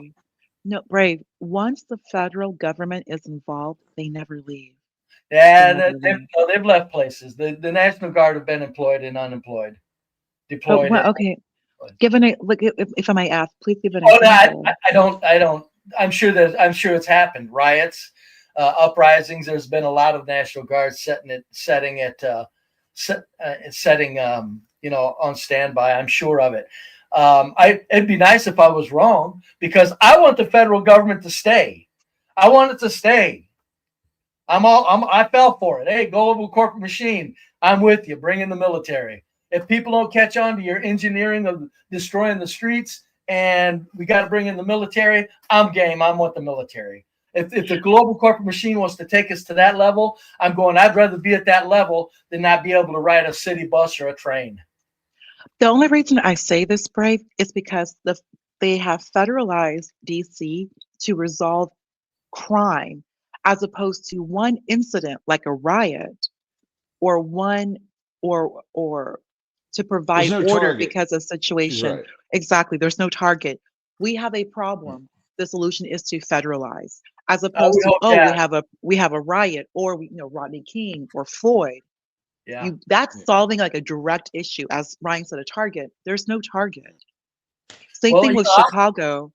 Like the fact that you had the mayor sign executive orders for the city of Chicago to prepare for the federalizing of Chicago, which has already happened. We actually were watching that together last weekend with Latino for Trump. Brandon Johnson is finally, he's doing what he's supposed to do. No. He filed executive orders to basically allow Chicago police force to not cooperate with federal law enforcement. He did the opposite. He did the opposite of what you're thinking. I see. Yeah, and they keep using we're a sanctuary city. That sanctuary city means nothing. Yeah. That's just basically almost like an ordinance. It doesn't mean anything. That's what kind of scares me, that this is all just show, and it's get our hopes up, and it's draw out and business as usual. That they federalized Washington, D.C. I'm glad to hear it. I hope they bring the National Guard in whenever it gets out of hand. I don't care. Bring them in. Chicago, any large city. My question is if they're starting in blue states, there's 13 of the most disastrous large cities are in red states. Why didn't they just start in a red state and make it easy and cooperative, and go after the big cities in the red states and make an example? Because there would be more pushback in red states. Plus, the red states are more armed. No. The red state governors would be all for it politically. You really think so? Yes, they're Because siding with Trump. Yeah, they're siding with Trump. The If they didn't, governors would, but not the mayors. yeah, that's the what I said. governor The governors are the maybe. ones that determine whether the National Guard can be used or not. Yeah. So I don't know why. the governors would be going along with it, and the cities in the red states would be told, "Shut up, go get a Coke and a moon pie." Well, you know, they were thinking about doing that in Louisiana. We Yeah. discussed this actually last weekend. Memphis. Wow, Tennessee as well. So I actually we read this together on the live last Saturday, Louisiana. They already are in Chicago, so they're in Illinois. And Ryan just mentioned Memphis, which again, Little Rock. I mean, there's a lot that's of cities. Tennessee. Yeah. Arkansas.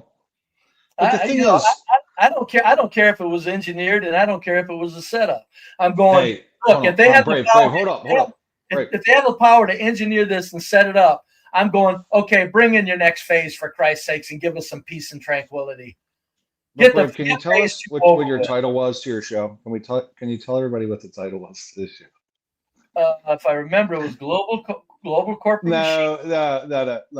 Look, this is even better. Hey, questions. The title was "Thanks a Lot, Blacks." Now they're calling in the National Guard. Oh, that was the show before. Yeah, that was the show. What a fucking asshole! Blacks. What an ass! Yeah, thanks, Blacks. Thank you for moving this along in the whatever. If it's going to be more tyranny coming our way through the use of mild intrusions, thank you, Blacks, for giving them the open door. Yeah. There's no other group causing the problem in the streets. There's no other group doing it. Thanks a lot, Blacks. What the fuck is so wrong with that? Yeah, What is wrong with this guy? Well, I'll just say that I think that all it's going to prove out is that they need more cops. Right. DC short 700 cops. Yeah. The problem for and Brave, I don't want to get political, but I have to. The problem for Democrats is that they wanted to defund the police, and they largely did, and now they've got to rehire cops, and it's kind of egg on their face. But I think it proves if you have more law enforcement, you'll have less. It's not complicated. Yeah, it's not complicated. I mean, DC proved it, right? So it's not. we gotta hire cops. I don't even know who would question the value of having police on every corner. I don't know who would question that in the inner cities, where that's all that have young, low IQ, violent psychopaths running around with guns, cosplaying gang, and bang bang. But questions. It's going to be till Sunday until I do a stream. Could you just put Ryan in the back so I could get a fix? No, motherfucker. Just for a minute.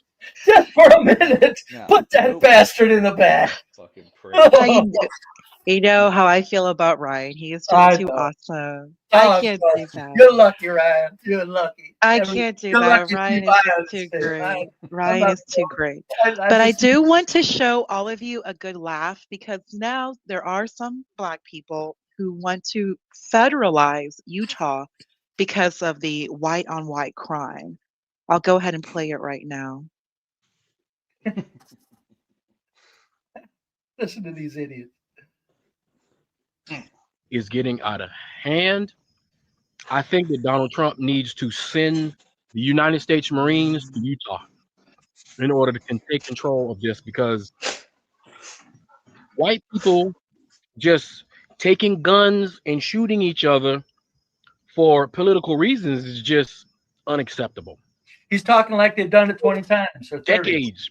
White on white crime has not been something that anybody ever wanted to talk about, that anybody ever wanted to talk about the statistics of, that anybody ever wanted to put any government money towards. And in all these Republican states, all these in the middle of America, where white people are just running wild with their AR-15s and all their guns, and they're just out of control. So I really think we need some sort of program, whether it's a community program, to get these white folks, some help, because mental illness is something we talk about all the time, but yet no one wants to do anything about it. So when somebody decides to air out their grievances at a university where children, though all pretty much adults, but we still consider them our pupils, are trying to learn and try to engage in discourse, social discourse. You have people who are mentally ill who decide to go there and want to just shoot weapons and hurt people, and things like that happen. So we really need to deal with this white on white crime that's never addressed in the media, never addressed by the government, because they are truly the victims of this situation. Because it happens all the time. And you see, the media concentrate on everything else for whatever political agendas that they have, but they never concentrate on that white on white crime that's an epidemic in the European American community. I mean, you have white folks dying of fentanyl at an astronomical commercial rate. Who You have cares? white people shooting each other, whether it In be the in house, who schools or cares? churches, at a astronomical rate. You have white people shooting up the CDC, right? No one wanted to talk about that. No one sent the National Guard in because of that, right? So I think it's time that white folks in America get a little bit of attention from the government. We need to send the National Guard, the Marine Corps. We need to send SEAL Team 6 in there. We need to send Delta Force in there and the Space Force into these high crime states, which are just happen to be Republican states. And we need to secure the area. We need to have a national emergency so that we can secure the area and we can stop crime because it's just getting ridiculous. But anyway, unfortunately, Charlie Kirk is a victim of white on white crime. And so, oh my God, can you end it? I have thoughts and prayers to the I mean, families, seriously. all right, Jesus who are also Christ. victims. That's why I call 70% of Black Americans psychopaths. Listen to how You know, listen to how he's adding drama to it to emphasize that lie that's going on in his head. Listen to it. I'm telling you, these 70% of Black Americans are fucking psychopaths. I've been having some really jarring thoughts this last 24 hours, especially watching Black people talk about this whole thing. And I'm gonna say something that I don't typically say, because even as a joke, it doesn't really do it. But for the first time ever, I'm starting to want to be white in a weird way. And not for the taxes, not for the redheads, not for the social benefits. I feel like if I was white, I could hate you niggas a little bit more. And my melanin is holding me back. Oh, it's got to make Black people sick. I mean, it's got to. If I was the color of these people, it'd be like, damn, and these are, oh my God. And knowing that everywhere you go, the people are going to first lump you in before they separate you out. Wonderful. Yes. I just feel like I just feel like my hatred isn't at an appropriate level. And maybe it's the melanin. I don't know. I think I should hate these niggas more. And I'm trying. Like, I be trying my best. I wake up and do hate push-ups and shit. I do hate pull-ups. I be working out the hate, and I just can't get it to a level I think is acceptable. And I'm maybe it's the melanin. Maybe I'm just not white enough to thoroughly hate you niggas. No, maybe you're already white and you're hating in a logical manner as opposed to irrational. And you're saying that it's insufficient because it's not illogical. Maybe you're just doing what you should be doing at a rational level because there's a lot of white people that don't know what the hell. I feel like that was a very polite way of saying, "Nah, you still black. You're still illogical." No, but really, So, if I may ask you though, Brave and Ryan, when you're looking at the picture, we just saw ABC News has released the footage of the person of interest. Who do you think this person is? Like, a young, let's bring. Go ahead. Yeah, go ahead. No, I mean, who knows who he is? He is wearing a T-shirt that's got an American flag on it. It looks like from the picture. So who knows? It's like on the bullets he had anti-trans, fascist, some bullshit. Which one of the other shooters was putting stuff on his bullets too. I guess that's the new thing now. I knew when they said 200 yards with a hit, though he was white. I knew it because black people can't shoot. No offense, but That's a Well, joke. not only Obviously. that, but that really isn't the black criminal. What do you call that when they build up the criminal MO. makeup? Yeah, the Yeah, MO. No, yeah, there's another word for it, but that's not really a part of the profile of your typical that's political right. assassin. No. That's right. No, that's I always joke around. I'm like, look, My first thought. you get 20, you get at least 50% less innocent people killed if black people go to the gun range more. But so go to the gun range, practice harder, you know. But so, but My first I don't thought. know. This guy's a wacko though. He's probably a college student or a couple years out, disaffected. You know, if I got to profile the guy, he's a leftist of some sort, a Mangione style lunatic, I right? hope it's Somebody that like that. simple. And he's I hope probably it's that from, simple. like Mangione, he's from a wealthy family or some bullshit. And he's sticking up for the rights of the whatever. So he's obviously a lunatic, but Well, you know, I would considering think the it is. time- I would think it was that easy. Considering the timing of this, this is where I always wish that the U.S. would have citizen groups, not many of them, just citizen groups that followed through on the capture, the conviction, the prison, who's in prison and who ain't, because you know. Go back up once, Ponder. Go back up once. Because so many times it's like it makes you wonder, you know, okay, is this guy going to get caught and then shipped off to the Riviera, French Riviera, in an assumed identity? Because I mean, I'm telling you, this goddamn Kirk was getting moment. I don't know anything about him. Didn't know anything about him yesterday. Rooftop. Go to the rooftop real quick. Is that Honestly, let me look at it. Kirk was like the guy you would want to have around, honestly. That's what I'm think saying. about like that's what I'm saying. I'm thinking he was assassinated by way up the food chain. Decided this. Well, I mean, because now your next big guy is Fuentes though, which he was already number one anyway. But like you're removing all other avenues except for Fuentes. Is that how this is going to play out? Now Fuentes has already destroyed himself. He's already been put out on the fringe. No, Fuentes was on the New York Times like 2 days ago, bro. It's not what you think it is. That wave, he is out of the wilderness now. Okay, hold up. Okay, I don't know much about these guys. Nick Fuentes, as we're talking, is that right? Yes, he was on the New York Times just 2 days ago. I'm going to do content on this tonight. Hassan versus Fuentes because it's crazy. They're making him out to be the far right lunatic. Kirk was working his way into be taken seriously. Is my point. Yeah. No, same point. We're making the same point. And so now all other roads have been closed and Fuentes is the path you must take now. You see what I mean? No, it could be, but I'm just saying my point is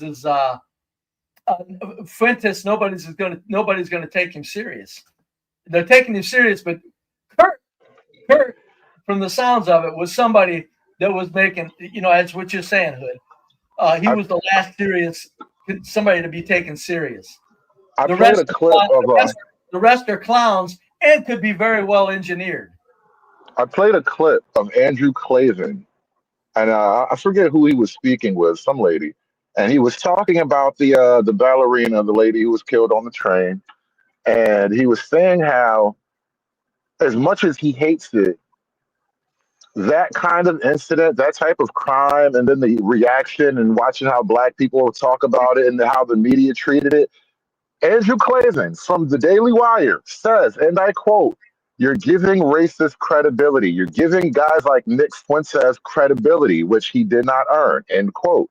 And what I'm telling you is this is how it's going to play out.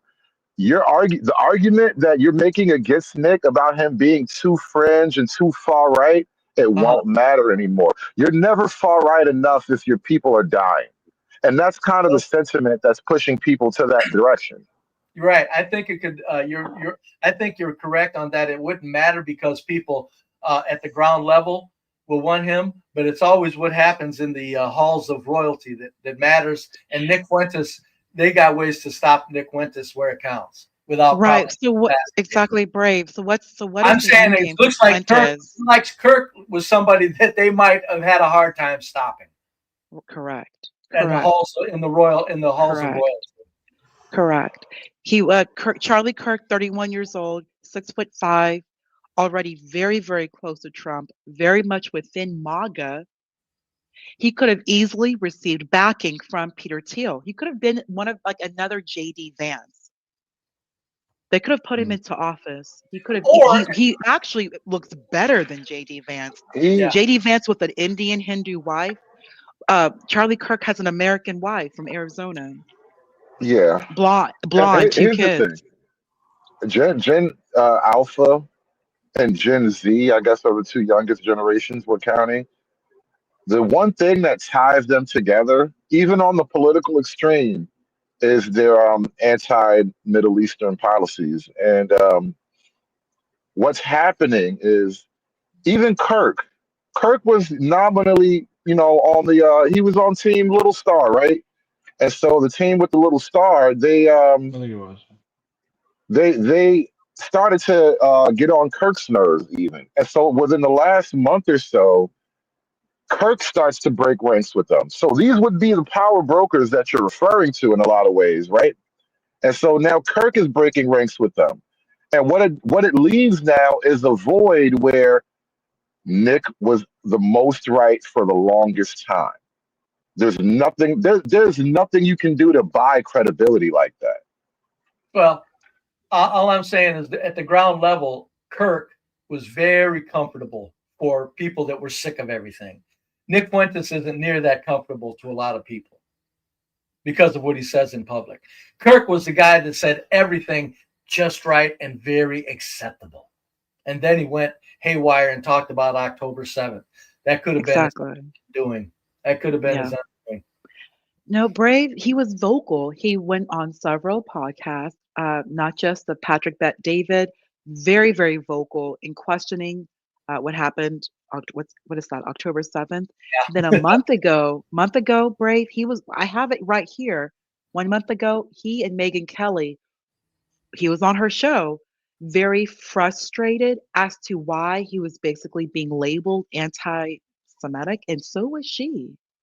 Yeah. Also, Marjorie Taylor Greene, we discussed this earlier with John Galt. There's a lot of pushback against AIPAC. There's pushback against October 7th. There's pushback against the money that Israel receives every year at $65 billion. The only consideration is that Marjorie Taylor Greene, she's 51. There's so much she can do. She is limited in some regards. It's limited. Megyn Kelly does news. Nick Fuentes is too young to even run for office, like a politically influential office. He cannot enter the executive yet. And then you have Charlie Kirk, who has a very large platform on his own. Charlie Kirk is not even dependent on mainstream media. He has his own media platform. Plus, he also has Trump's media platform.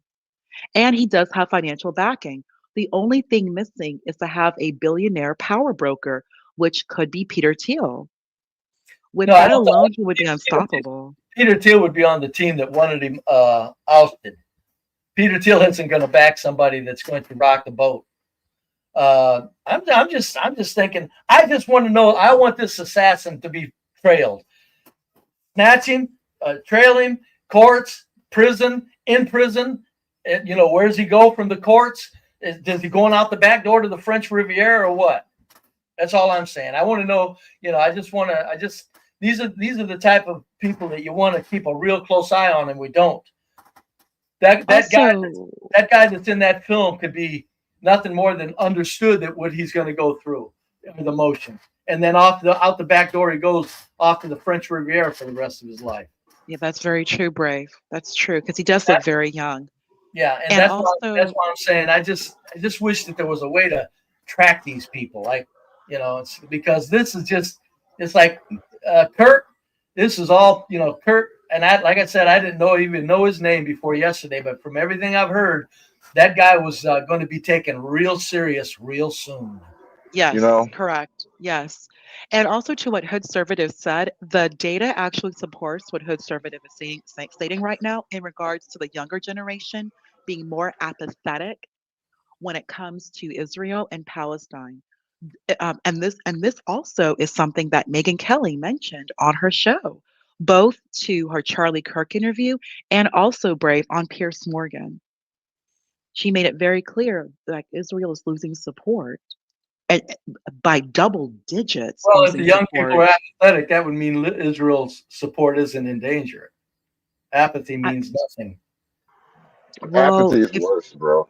yeah, because they don't care. Well, that's That's like what I said. it's not even. I don't. It's like total indifference. That's what 'Cause I'm there's saying. no. That's why I'm saying it wouldn't do anything to Israel's standing if the young people are apathetic. In fact, that would help Israel. If the young people were apathetic, it would help Israel. But if they're going to push back doubt. on funding, we don't want to put. We're pushing back on funding. We Oh, do. you're saying apathetic as far as like not caring about politics and not they're just concerned about funding and dollar bills where they flow. No. The fact that we give so much money is what causes the apathy, or at least one of the things, right? So as the apathy grows, the desire to give the money will decrease, and that's when the rubber hits the road. Well, my point is as the apathy grows, that's going to make it all the more easy for the global corporate machine to pull off their stunts. And Possibly. also, I mean, Brave. this could all be a script we're acting out. Who knows? Oh yeah, that's what I'm saying. That's why I want this guy that shot this guy, this Kirk. I want him trailed. I want him followed. I want everything documented. If that son of a bitch disappears, by golly, we just couldn't find him.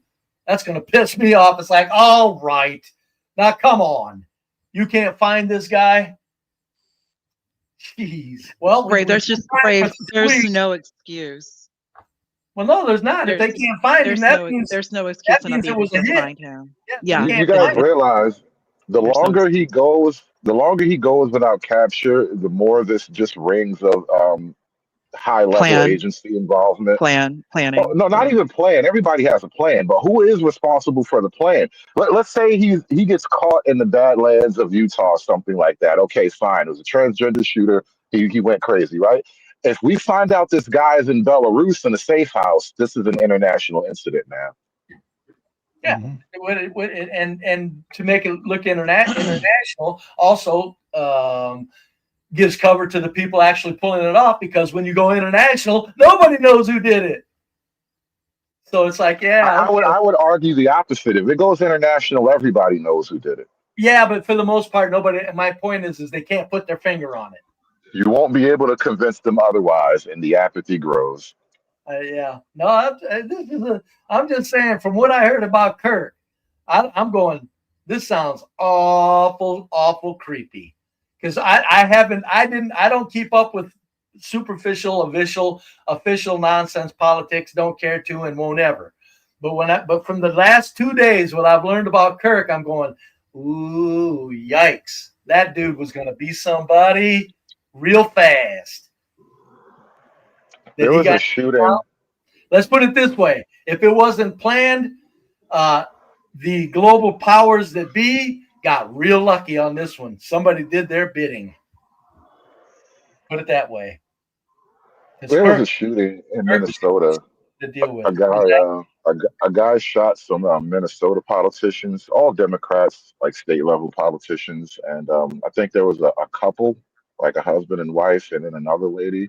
Yeah. And that guy went on the run. Didn't even last 2 days. Yeah, I have the info here. In June 2025, Minnesota State Representative Melissa Hortman and her husband Mark were killed in their home, and what authorities are investigating as a politically motivated assassination. The same attacker is believed to have targeted another lawmaker, State Senator John Hoffman, and his wife in a separate shooting that same weekend. Both survived. The suspected gunman was identified as Vance Luther Bolter, age 57. They found him. Have his age and everything. Took no time. And this, what Hood Conservative is speaking about, Brave, happened in June. Yeah. Well, like I said, if this isn't a hit, the powers that be, the global corporate machine, got real lucky, because Kirk would have been somebody that they would have had to grab a hold of and make sure that he did their bidding, because you don't want that son of a bitch to get loose. That's that, and I'm thinking they would rather. I'm thinking they're happy this happened, as opposed to them having to constantly keep control of him. because they couldn't have, that dude was on his way to probably a lot of respect. And here's kind of way more so than Nick Fuentes. Here's what we're kind of looking at right now, Brave. So between ages, this is from Brookings. This article I'm reading is from Brookings. Age 18 to 29.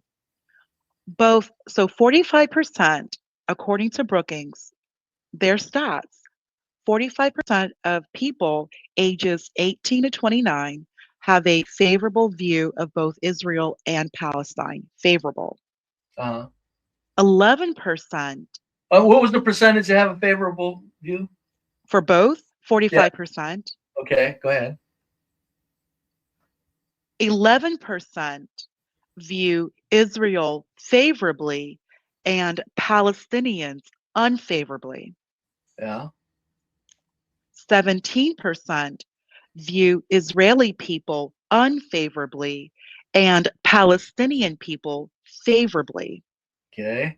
Got about another 20% to go. You got it, sir. 19. Exactly, Brave. View both Israel and Palestine unfavorably. That's me. That's me right there. So see what's going on right now. This is what I'm saying. What's going on, in my opinion. Yeah, go ahead. What's very significant is that if you look at the ages 50 to 64, 30% of people ages 50 to 64 view Israel favorably and Palestinians unfavorably. And that's what people are touching on. It's the fact that Israel needs the Palestinian unfavorably for them to really continue what they're attempting to do right now in Gaza.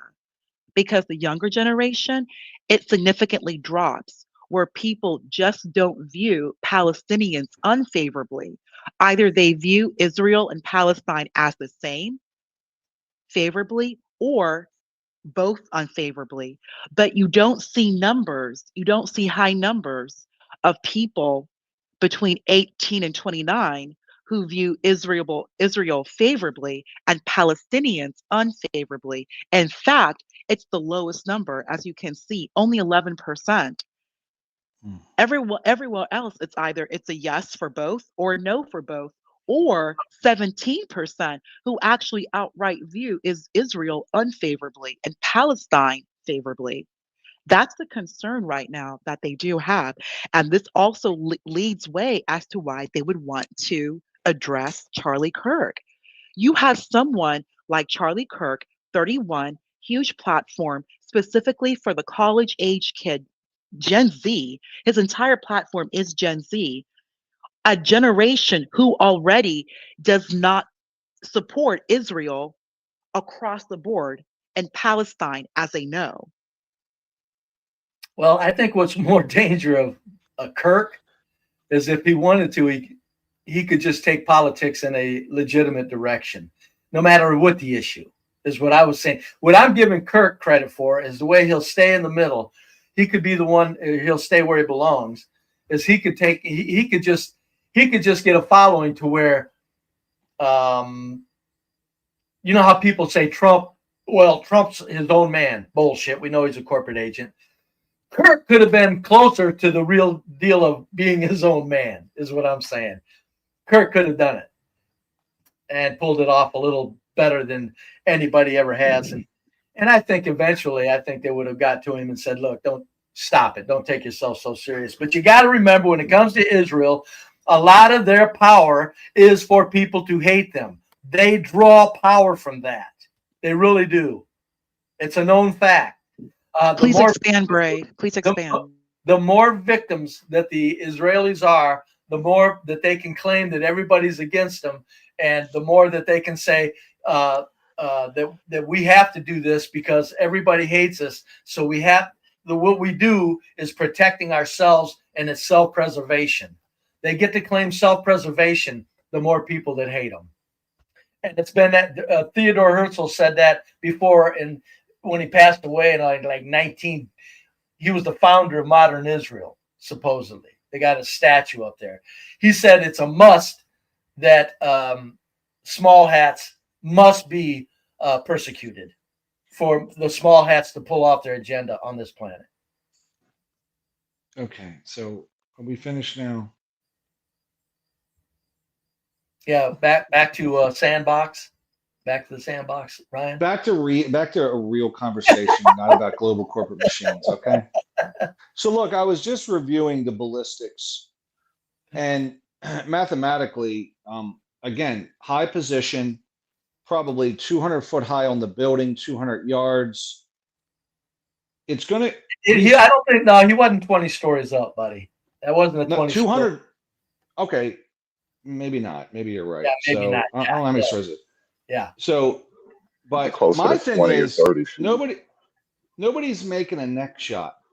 So I'm like, okay. The question was that Linwood is proposing that the shooter was a professional hitter, and nobody's shooting people in the neck.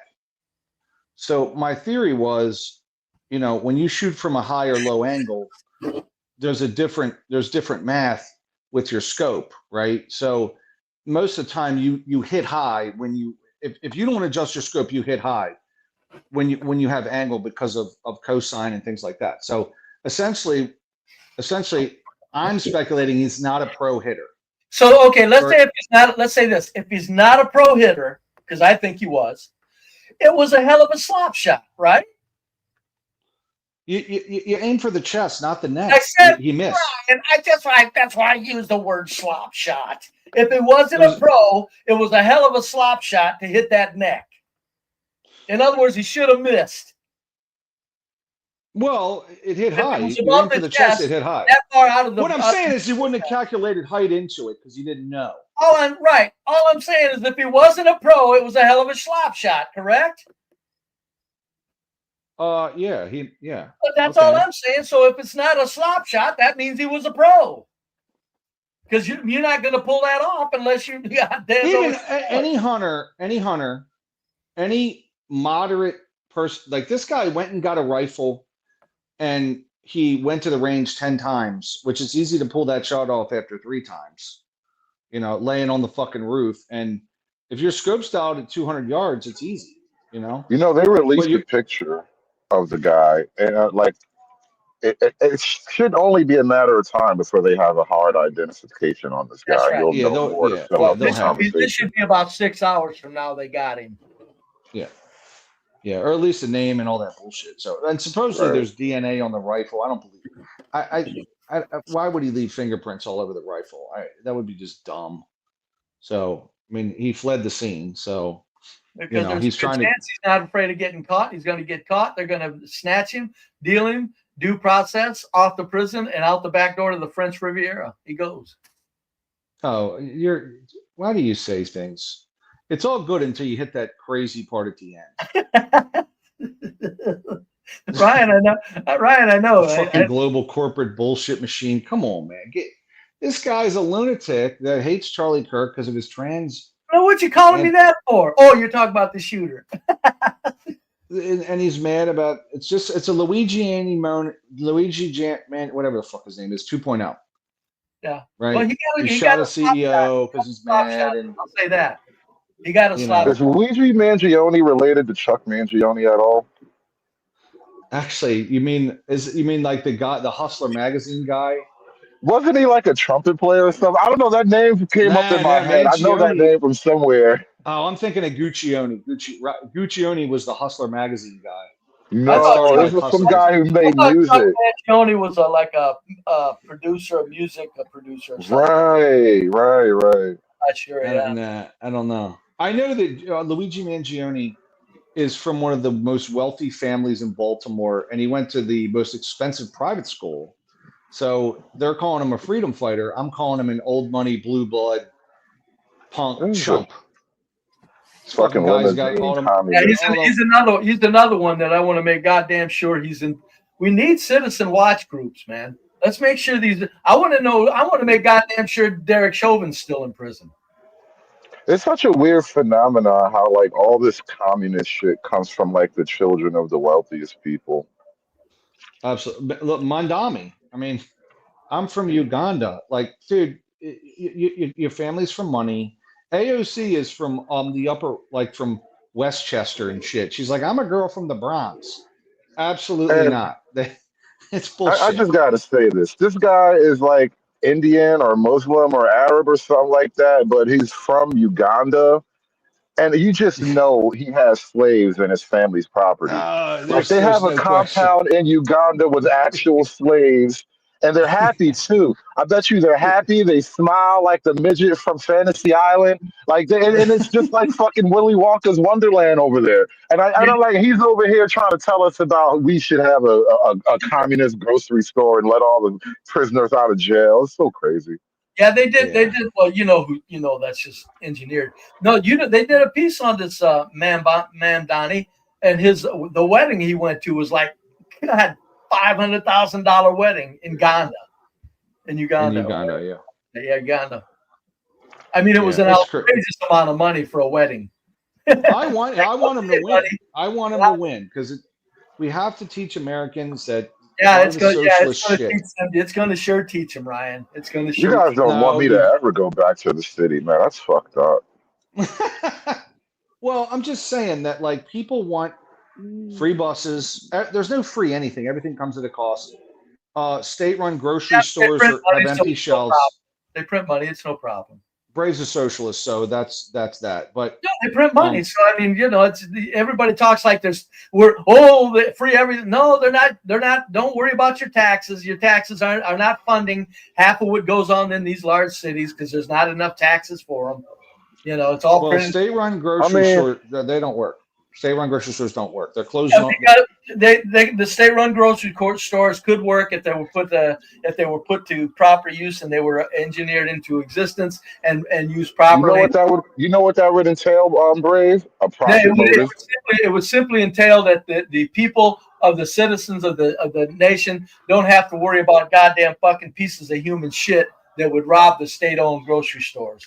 A series of profit motives would make all of that happen. That's kind of what you're leaving off the table. No, the profit motive for the profit motive would be for the citizens to understand that it's there that the private sector doesn't get to decide they're not making enough profit and leave, which I don't blame them when their stores are being tore up. The profit motive in a society, in a high trust society, is the citizens understanding that their collective funds fund necessities. That's the social profit behind it. But it almost sounds like you'd have to all be. What was Data called on Star Trek? He wasn't an android. Yeah, Data was an android. You'd effectively have to be a nation of androids in order to have all the citizens always understand all of these things at all these times. All you have to do is have look. We're going to get there anyway because of natural resource scarcity. All you'd have to do is have. We're gonna get where? We're gonna become androids? Are we gonna hit the singularity? No. We're gonna hit to where people are very used to consuming a lot less very soon. I mean, people have always starved throughout history. We could always do that. That's probably cyclical. No, it's going to get real. No, what you're going to see in the USA 30 years from now is going to blow your mind. You're going to be alive to see it, bub. It's going to blow your mind. See, the thing is about capitalism is the pricing system actually drives everything. There's real-time information based on price points throughout the entire economy, right? Like those price points are not relative in what you're describing, Brave, which is a stupid socialist. No. I'm only a socialist when it comes to the necessities. I'm not a socialist when it comes to luxuries, everything like that. Come on, Brave. Ain't no half stepping, Brave. No. Yes, there's half stepping. Yeah, there's half stepping. Go all the way, bro. You can't go halfway home, Brave. Right now, we're half stepping, you guys. Right now, if it wasn't for your federal, the printed money funding human necessities, you would have mobs in the streets. Take away you might be nominally correct, but that doesn't change the point about your socialist position. Yeah, no. Yes, it does. In other words, it's not a matter of I'm not for pure. There's never been any socialism in the history of mankind. There's never been any time when any of the peasants were in control of the means of production. You both know that. Now, damn it, you know it. The peasants don't deserve control. Right. Oh my God. And it's never been. So we don't have to worry about that. Even in Russia, they were like, the peasants are too dumb. The pendulum swings to how well the peasants get treated that are the losers of life. How do you solve for that, Brave? Even in Russia, they understood the peasants were too dumb to effectively manage themselves, and I think you would find that in any. I think the Pareto principle is kind of the best description of this human phenomenon, where like the square root of the number of people in a group actually do like 80 to 90% of the effective work in that group. They're responsible for more of the output, and so what that basically boils down to is the pyramid system that we all kind of operate under. You guys, Russia is not USA. The USA is living proof. I hate to break it to all you people. USA is living proof that the human dignity can be funded with the printing of money. That's correct. I don't. The printing of the money is borrowing against the treasury, and they No, gotta sell it bonds doesn't and matter. bills The to do treasury, that. they're not going to ever pay it back. Jesus. They pay it back whenever the notes are due, which is every They're other not. day. No, they don't. No, they don't ever. There's never a damn penny been put on that principle of that national debt. Go on treasury.gov and you can buy them today, and they I mature don't in care. 60 There's never days been or a a penny year, paid 10 years. against the national debt. Okay, Jesus Christ, it's cyclical. When has the national debt had any dent put in it in the last 20 years, Ryan? Well, the federal deficit was paid down in the late Clinton years to a small degree. In the last 20 years. Okay, well, they should be paying it down. Okay, well, that means that I'm right. Exploding upwards. If there's never been any principle at all paid on. That means it's all bullshit. Much like any organization, it's okay to run some debt. All companies do that, right? It's just out of control at this point as a percentage of our overall economy. And it's not out of control because they keep printing the money for the supply as well as printing the money for the demand. If they do that correctly, they're not going to get out of balance.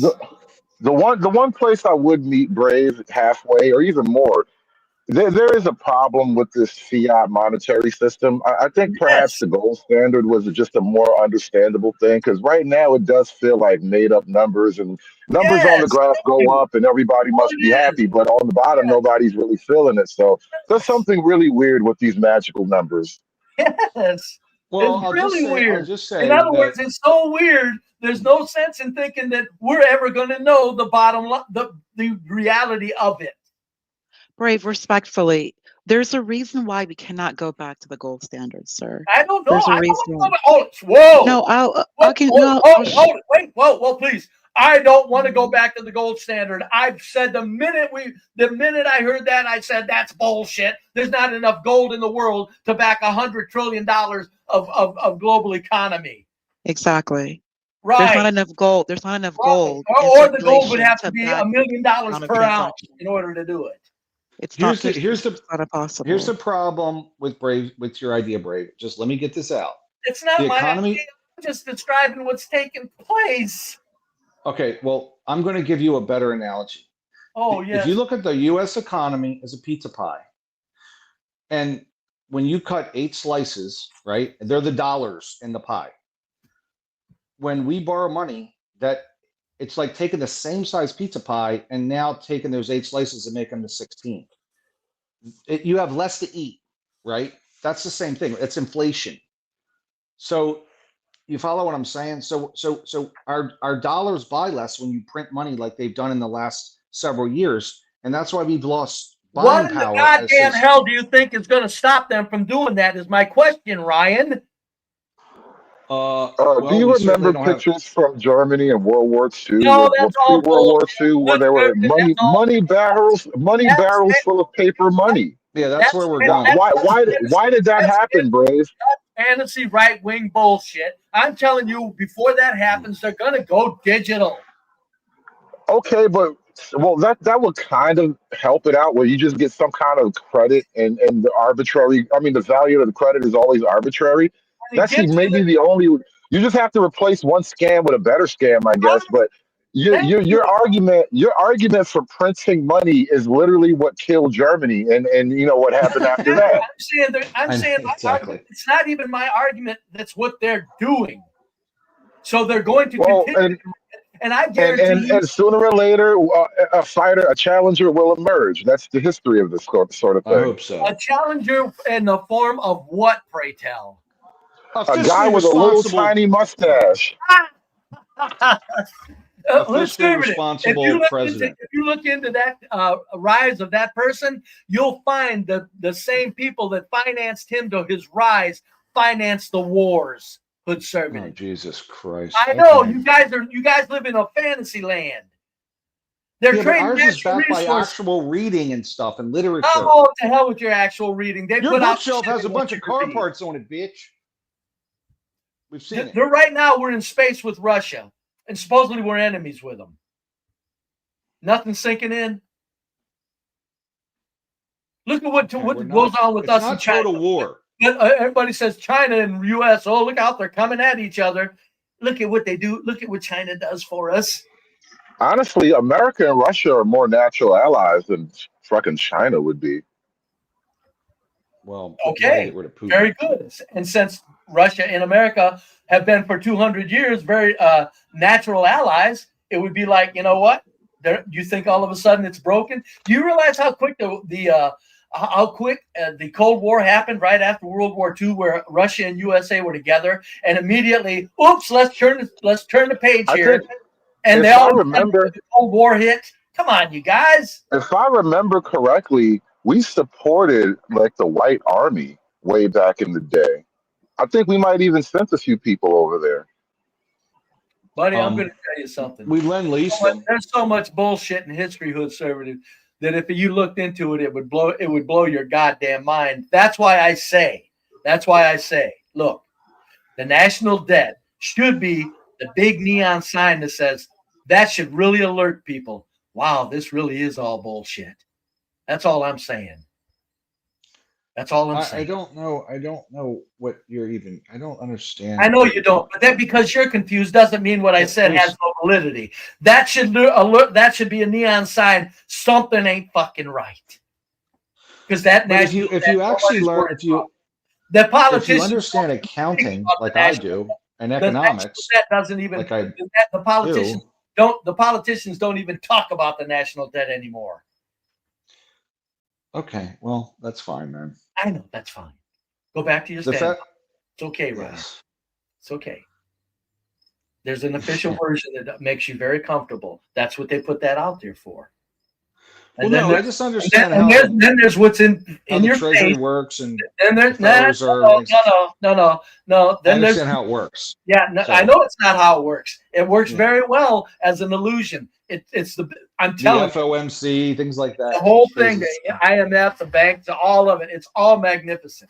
All I'm saying is the national debt is where you keep your eyes on, folks. That's where the neon sign that says bullshit, bullshit, bullshit is flashing, and we're not paying attention to it.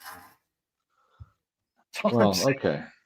Well, okay. I mean, I don't know about that. Is the national debt going up? Actually, there's a lot of studies that say when you're over 90% of GDP with your we're already at 120%.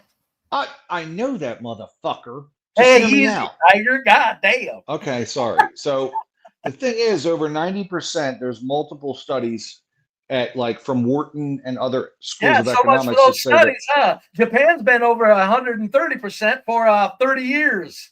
Well, it has a negative impact on the growth of your economy. It doesn't matter. Of course, it has a negative impact on the growth, supposedly. But nothing. But we keep going merrily down the railroad tracks. Conservative dropped off because he doesn't want to hear any more of this ridiculousness from you. No, he'll be fine. He'll be fine. I can run him off. I think no, you. I know. No, you don't. No, I didn't. Yeah, it's probably boring everyone. It is. It's not boring anyone. This is a great conversation. Thank you both to Ryan and BeBrave. Thank you both for coming.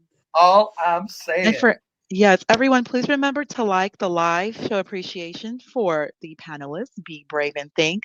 I'll go ahead and put his YouTube channel in the chat for everyone. And of course, Ryan, always welcome. Yeah. Go ahead and please chat. Thank you. I don't have a channel. All I'm saying, folks, is keep your eye on the national debt. Because the larger that grows, the more the bullshit should be you should be becoming more aware of the bullshit. I know it's frightening to think that, wow, this is all really fucking nothing but engineered fucking fantastic. The reason it's so hard to believe is because we live like gods during this bullshit. See, there are people around the planet that really suffer because of this bullshit. We're not in that group. That's why we want to hang on to our delusional frame of mind, because we're living so well. Just keep your eye on national debt. We live in a phenomenal place. That's for sure. I just was explaining that to someone. Yes, there's nothing like it. That's why I'm saying that we're living in a place where you can look and live like a god while you're looking at the very bullshit unfold before your very eyes, and it still doesn't affect us. In other words, we're in the fucking skybox watching the bullshit on the field, and we're not even affected. Yes. Yet. And even like dumb losers. Now watch it. Watch it. I don't mind being called a loser. I'm just fucking with you. I don't think you can call me dumb. No, but the truth is I get into arguments all the time because people bitch about the U.S. and I'm like, listen, man, if you go out of the country to many, there's nothing like this anywhere. You go to Europe and it's expensive as shit. And if you have, the electric goes out, you can't get an electrician for a fucking week and a half, and it's going to cost you 20 grand. Here, it's probably 2 days, a day, whatever, and they're going to fix your circuits, and it's going to cost $1,800. And then if you go to Mexico, you can't get the shit fixed for a year because they don't have the parts. Most of the world doesn't have the parts. They don't have like Home Depot. You can just go get it and fix it. I've been to Aruba, and I go to Aruba. There's a guy sitting there guarding a lot where they're going to build a house because they delivered the concrete block to that lot. Guarding the fucking block so people don't steal. Yeah, that's what I'm saying. We got great running water. We got the roads. We just have everything. No one else has this. That's why people have corrected me that are religious and said, no, we live like kings, but not gods. I'm going, we're God status. That's how far ahead that's how far ahead of all the other places on this fucking planet we are, including Europe. We're God status. I just had a lawnmower break. We are fucking God status here. I could get the parts in 2 days for $60. I can buy a new one for $220. I'm talking a push mower. I'm like, where are you going to get that? If that same thing in Europe is fucking $700 for the mower, right? Or the parts got to come from somewhere else, and they're a lot more money. So we just that would be interesting. What does a regular standard push mower cost in Europe? I'll bet you they're twice as much as here.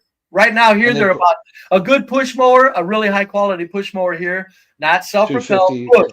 No, just simple plain Jane push mower. A good one's up to about a good one that you really would adjustable wheels is about $250 minimum. Yeah, that's right. So yeah. And you can get a very simple one for like $170. Go to Argentina. That same mower is $700, adjusted of course but it's just you don't get. No, that's what I'm talking.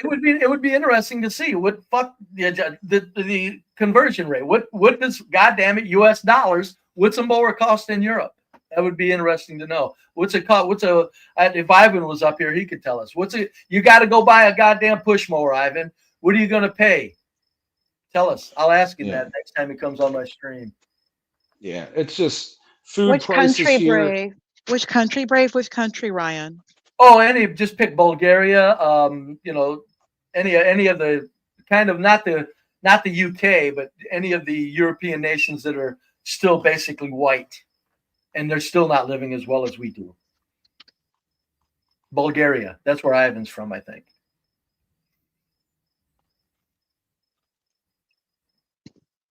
But that's why gas is $7 a fucking gallon. Yeah, that's why I say this. That's why I say that that blacks complain about this place. It's like that makes them, to me, the most sickest group of humans that's ever existed in the history of our species. Black Americans right now. Nobody's lived this well and complains as much as they do about imaginary fucking problems. It's disgusting. If they would just understand what they're a part of. I don't care if it's a white country. I don't care. It's still Black Americans are living like fucking gods. It's amazing to me. Just blows my fucking mind. Yeah, it's just a great place. And you know, like I said, if you need to put a roof on the house, Was this a shopping page in Bulgaria? Yes. nice. Called you by. I can't convert it though. What is I can do it. 328? Yeah, Which one do you want me to convert? Which one do you want me to convert? Plain Jane. Just convert the cheapest one. Plain Jane. I'll do it right now. There's an electric lawnmower. No shit. No, not electric. We want a gas, regular plain Jane lawnmower. You buy them here for $250. A damn good ones, man. I mean, kick-ass fucking lawnmowers. What adjustable wheels? It's 60 cents to US dollar.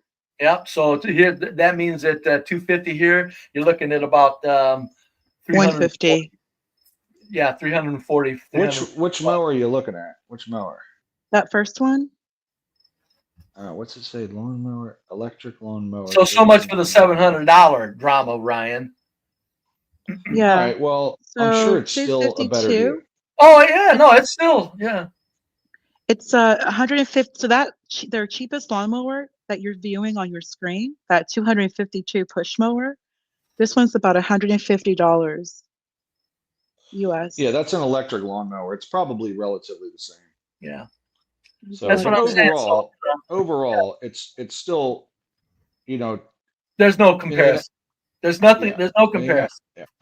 There's not. Electric lawnmower here is probably a similar. The whole supply line, the whole supply apparatus of this planet, all leads to one place.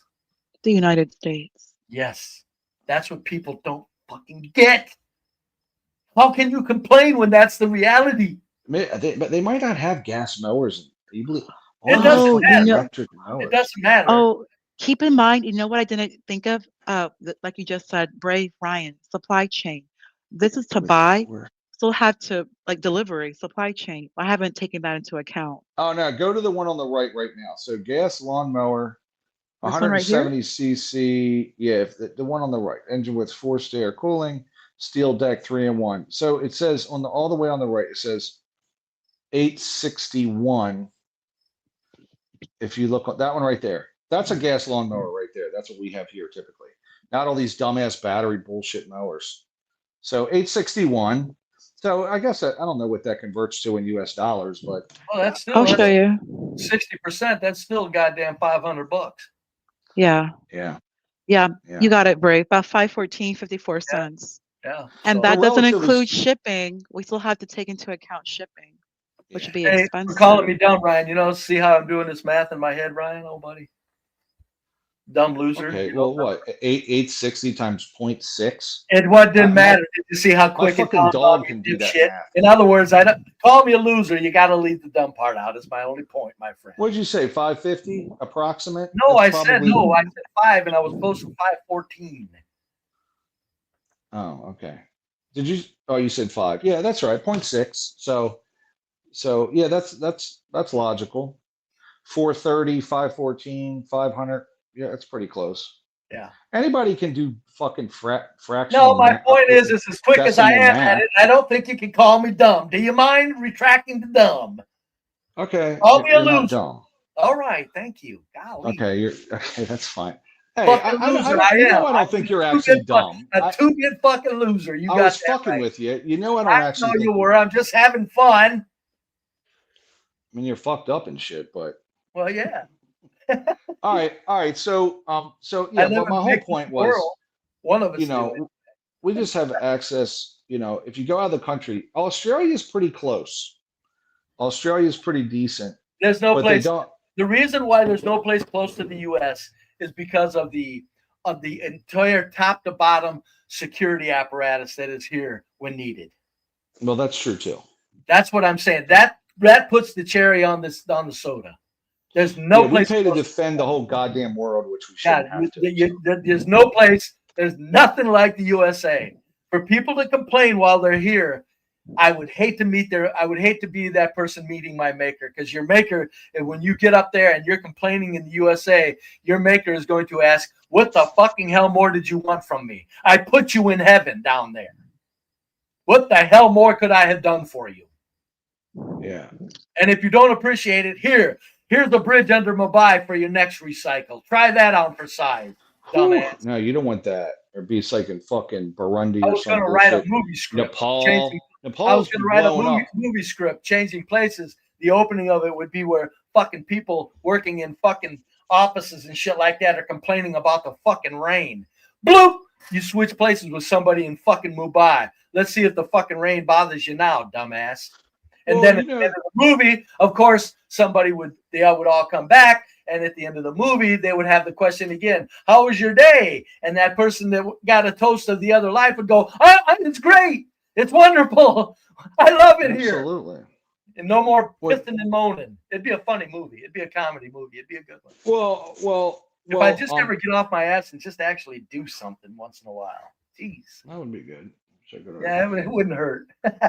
Well, Nepal, we were talking about Nepal earlier, and you could have been born in Nepal, which is just godforsaken, landlocked, mountainous region right next to China.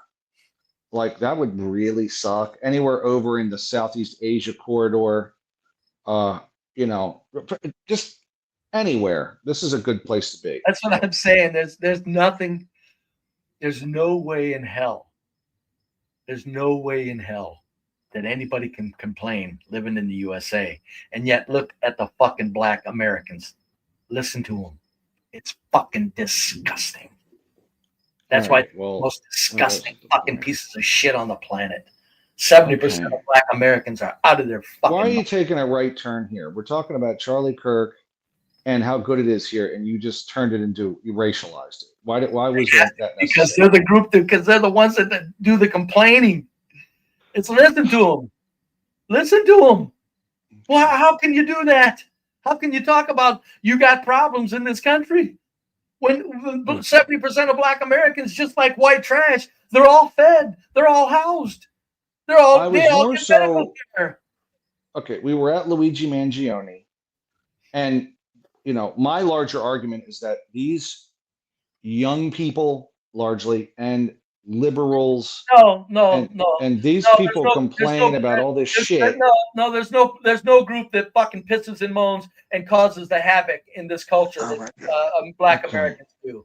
They're the ones that actually, outside of complaining, Ryan, they're the ones that are actually meaning you got to. Who gunned the CEO down? I don't give a fuck who does it once here and once there. I'm talking about people ripping the shits out of the streets. That's black people. But the larger argument is that the progressive I don't give a left, fuck. A CEO and a CEO there, too bad. See ya. I'm talking about, again, I want to ride the goddamn bus, if you don't mind. I want to ride the subway, if you don't mind. Can I do that, black folks, without fucking having to worry about you losing your fucking minds? Everywhere we go across the nation, in every large city. Did you see what John had on the? Did you see what John had on the train with him? No, was he on the train? He was on a train with him, and his bike was on a train, and he's got a fucking dumb fucking black man talking to himself, acting fucking crazy. I've seen that video many times. What are the odds it was a black man? What are the odds? I've seen that video hundreds of times. You think eventually John would catch a white person? Same one. As often as John rides the train. Okay, well, all right. So, okay. That's I've seen that video hundreds of times, though, by the way. If you go on like YouTube, there's just so many crazy motherfuckers up there in New York. But anyway, yeah, so back on track. I was more so talking about the young, I just want to say like 20 to 30 progressives that just fucking complain and cry about everything and feel that the world owes them a living, a fucking job. The reason I don't bring them up, Ryan, is because they're not the ones that are going to make it so you can't ride a city fucking bus. Yet. They're not. They're not. They're not the ones that are going to make it sure you're going to got to worry about getting pushed on the fucking subway tracks. They're not the ones that are sitting there talking about, oh, poor us and we need reparations. for when in reality the black Americans owe the white culture reparations. The fucking dumb fucking progressives are still just dumb kids that will grow out of it, or they'll keep their stupid utterances about them, but they're not tearing apart the culture. Though I do think that there's a So difference. to equate the two is ridiculous. There is a difference between, like, the one guy was talking about having the National Guard come into Utah. I think he was obviously being ironic by that. No, he believed that shit, Ryan. He believed that shit. That's what I'm saying. I don't think 70% of black Americans are out of their fucking minds. I don't think he was serious. And even if I he think didn't he was being believe ironic. it, look at the way he said it. So meaning he's still a psychopath, that he doesn't, because he doesn't care about what other poor, pathetic, low IQ blacks are listening to him. He would rather have his way with low IQ blacks than to sit there and be real. That's psychopathy. Look up the definition of the goddamn term. It was partially in jest, I believe. If you watch the video, the guy's talking. We're going to bring in the National Guard. Even if it's in jest, did he make it clear? No. So that means you want to be taken serious. If you want to be taken serious with that complete bombastic utterance, that means you're out of your fucking mind with hate. Okay. I'm a street level psychiatrist. I'm way ahead of you on this stuff. I will say, though, that when you compare that versus the city, we'll call it gang violence, I do think there's a difference to that, which I argued with Stanley about this. The thing about it is, like, when you have that gang violence in a city, that creates a terror to that neighborhood. Like, people are scared in that neighborhood, right? Because you don't know when it's going to happen, where it's going to happen.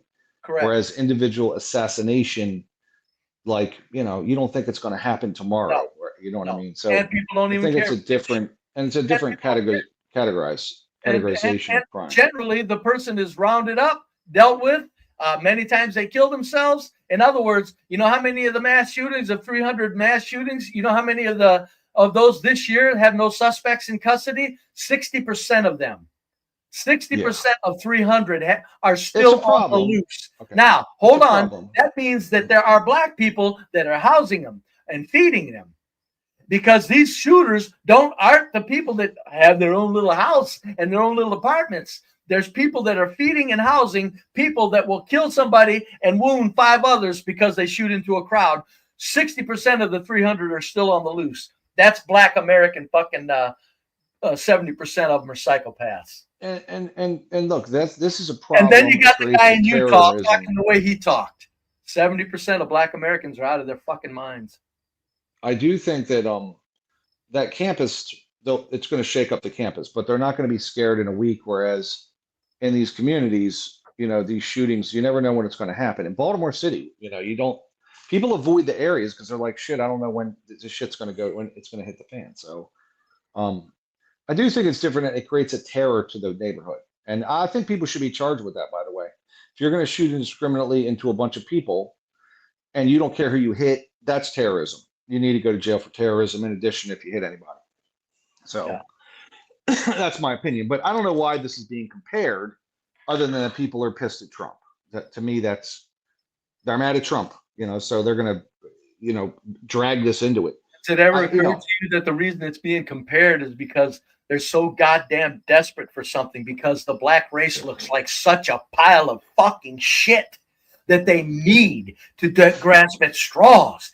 Anything they can do to bring whites into the light of being crazy, they're going to grab at, Ryan. That's what it's about. That's how bad black culture is in America. Blacks are fucking out of their minds, desperate with trying to find something equivalent. And there is nothing. So then you got the Utah guy. Listen to his dumb ass. Well, I'll just say that, I said it earlier because Linwood was up here. I think that the media drives a lot of this shit. Yeah. No shit. Oh, wow. Profound. Why are you going to be a fucking dickhead and like mock That's me? right. Of course the media drives it. That's the main goddamn tool that drives society, both everybody in the directions they want to drive them. The media controls the herd. And I think there's so much animosity towards Trump that they're bringing him into this equation for I don't like. He wasn't involved. He wasn't. Charlie Kirk is a conservative. When Trump is gone and out of office, would have been a conservative, etc. So it's Trump was scripted for animosity. Trump was brought in to produce animosity. Trump was brought in to produce racial strife. That's Trump's job. Now, Kirk, this guy Kirk, I still say, from just the 2 days I've looked into him, I still say that son of a bitch could have, that he was going to pan out to be somebody. If I tell you this, I'm telling you, if this is a happenstance and that guy got a slop shot, the fucking global corporate machine got lucky, because they would Kirk was somebody that they were either going to grab a hold of and take control of, or else they would have had to watch every move he made and do it eventually anyway. he was only 31. He had momentum. He was being taken serious. I didn't know he was that young. 31. And 31. The thing that I liked about the guy, and I never really watched him or anything, but I knew what he did. Like, he was stimulating conversation on the campuses and actually giving a different perspective than the radical leftist perspective that campuses are all about. And I thought that was cool. And by the way, there were thousands of people there and that supported him, which I thought was good. There are some young conservatives out there, and the brainwashing of the campus is not complete, obviously. And I would say that one party I blame for this is the college professoriate, the academic class for sure. So, because all they do is spout liberal Marxist bullshit to the students and encourage them to be socialists, more or less, in my opinion. So, I don't know of any college. I don't think they encourage them to be socialists. I think they encourage them to be blue-haired liberals. There's a big difference. It's not. It is pretty close, though. No, it's worlds apart. Old Democrats would have none of this blue-haired liberal shit. Well, they're not socialists. Old Democrats the old Democrats would have been called socialists by any standard today. The old Democrats encouraged work and encouraged. That's why I said it, you dumbass. Okay. The old Democrats would not have been called blue-haired. The old Democrats would have been called socialists, and they were fine, upstanding people, dipshit. Listen, my grandparents were old Democrats. I know if they saw the modern Democratic Party. Thank you. That's what I just said. They would the go, old what socialists the would have fuck nothing to do. That's why I said the professors are creating blue-haired liberals. They're not creating socialists. Okay, but my grandparents were the blue dog Democrats. Okay, the professors are not creating your grandparents, Ryan. I know that. That's all I'm saying. My grandparents weren't socialists, mother. Yes, they were. They wanted job places. No. They wanted job safety, overtime reasonable, no child labor, housing for people, food for people. God damn it! I'm telling you, these old. That's not socialism. That's not socialism. That's not socialism. Oh, none of those things you described. What? Now you going by the pure definition of socialism again? You fool! It's never existed. Nothing even close to it. Leninism was close, which is what we saw in Soviet Russia. No, there was no goddamn fucking peasants owning the means of production under Leninism, you stupid son of a bitch. Actually, when the state owns the production, no, the state was run by the oligarchs, you bastard. Just hear me out. No, I'm not going to hear you off. The state was not run by the proletariat. The state would own the means of production. It doesn't matter. That's still not the fucking common people. Do you think you can own the means of production? I'm saying if the people own the state as should be, as is you're trying to state, that means the people have their hands on the means of production. The state has never been anything close to controlled by the peasants. Never. Well, in Soviet Russia, that was supposed to happen. Never. And in Romania. And in China. In Soviet Russia, the state was called state capitalism by the oligarchs. It's because they can't do it. It's impossible. It doesn't fucking matter, you stupid It's against bastard. human nature. It doesn't matter. No, it's not against You know human what's nature. great about this? You can't put me in the back. I can say whatever I want. It's fucking awesome. Actually, Brave, I think we should meet on this channel in the future. Don't think I ain't gonna make up for it when you come over to my stream. Don't think I ain't playing catch up, bastard. Okay, that's fine. That's fine. No, come on. No, in all seriousness, I'm serious, somewhat Ryan. agree. I'm telling you, Ryan. The oligarchs. Any place where the fucking peasants had anything to say. Yeah, but here's my point. How do They've you always do been that? nothing but puppets and peasants. The How do you oligarchs, do it, the though? rich, from neo-feudalism to the industrial age to the neo-feudalism to now. How do you The prevent peasants have someone no from? say. How do you prevent someone from trying to emerge and become and grab all the power? How do you prevent it? It's against human nature to do it. You're going to want to grab power. That's just what happens. There's a power vacuum. So what you're asking, the peasants' only means of Power production. vacuum. A power vacuum. You think right now this one world system has a power vacuum going on in it? My God, you're disgusting. I'm talking about socialism here. You're not talking about, no. Again, you keep wanting to go back to some make-believe goddamn fucking existence that never happened with this stupid fucking isms that the very people that are running our lives give us so we can argue about the isms, Ryan. Okay. All there is in history is corporatism. That's all it's ever been. Well, it's a pretty effective system. I mean, yes. And if you want goods and services to flow through your economy, capitalism's the best way to do it. It doesn't matter. The point is that's what we got.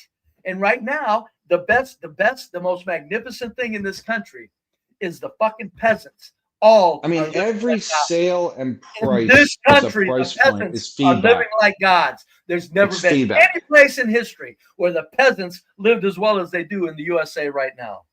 That means the corporate machine is showing a great deal of mercy to the lows at this time. For how much longer, I don't know. But if you stay on socialism, it's not possible what you want. Like the peasants can't run the means of production. They can't. Most of them are brain dead. Look Wait around. A minute. Are you assigning that I'm saying that the peasants need to get a hold of the means of production? That's what you said. No, I didn't say it, you son of a bitch. I said it's never going to happen, so stop thinking it. Okay, I thought you were saying that's what we should do. The old Democrats were the closest thing to what people would refer to as socialism. Okay, they were socialist in thinking, but they were capitalist still. It's still a capitalist country. So. Correct. Yeah, and it works much better. Right now the capitalism is the most magnificent goddamn thing in the history of our species. If you go to a Walmart, there's 1 million products in there, right? Go to Romania in the 80s, and there was nothing. It was empty. And this state-run grocery store in New York is going to be the same. I give it about 2-3 years. It'll be a fucking nightmare. Nothing will be in stock. It's going to be unbelievable. It'll be unbelievable. One of them just failed in St. Louis. Look, I'm thinking, no, there's I'm telling you, you'll notice. I don't think any of them are successful. I'll tell you what, I'm the guy. Now I'm 70, so I ain't gonna be around 30 years from now. But I'm telling you, I'll be the one to tell you. I'm watching that national debt. What goes on with that is where we're going, folks. When nothing happens, that means we're all okay. If they start toying with it and they start acting like, this is really going to cause us problem, we got to go digital, I'm going, hang on to your fucking hats, kids. Shit's about to hit the fan. What do you mean by digital? Like Bitcoin or so? Just no more paper money. Gone. No, they're fuck already. Bitcoin. No. Okay. They already. All the transactions are already digital. It's on Swift banking. I know it. Wait till they take paper money out of the mix and say your money in the bank is now worth this digitized. I mean, there's very few people that use paper money anymore. So no, there's a lot more than you think, bub. Wait, how do you think Walmart's and every see, this is what I'm saying, folks. This is why we need to feel sorry for Ryan. Just that stupid shit he just said right there. There's paper money all around the nation, in all supermarkets and in any business. Everybody's got paper money to deal with.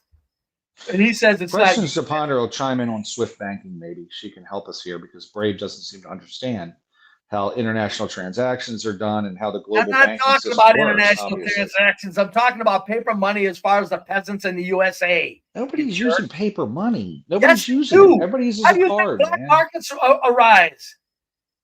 Well, yeah. So black markets aren't the economy. Yes, they're a big part of it. Yes, black markets are a big part of it. You dumbass. Okay. Walmart. If you look at Walmart's cash drawer, there's probably the end of the day, there's like $4,000 in there, and there's 300 grand worth of transactions on a card. I know it. You're right, Ryan. You're right. All I said was when they say enough paper money, that's when it's like, hang on to your hats. We're going in a different place. Yeah, that's going to make me nervous for sure. But that's all I'm saying. God, yeah. So, I mean, I want to know what the auditing process is for the, there ain't going to be if they go to that. It's going to be the auditing process. When they go to digitize, they're going to have military in the streets because we're accepting that already.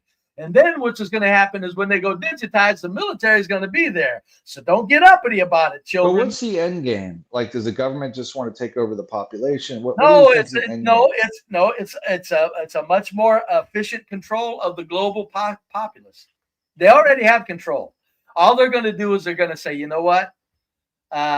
This is how it's going to be because we can't do the national debt facade anymore because it's too obvious now that the debt is 300 trillion and you don't need a wheelbarrow to buy a loaf of bread.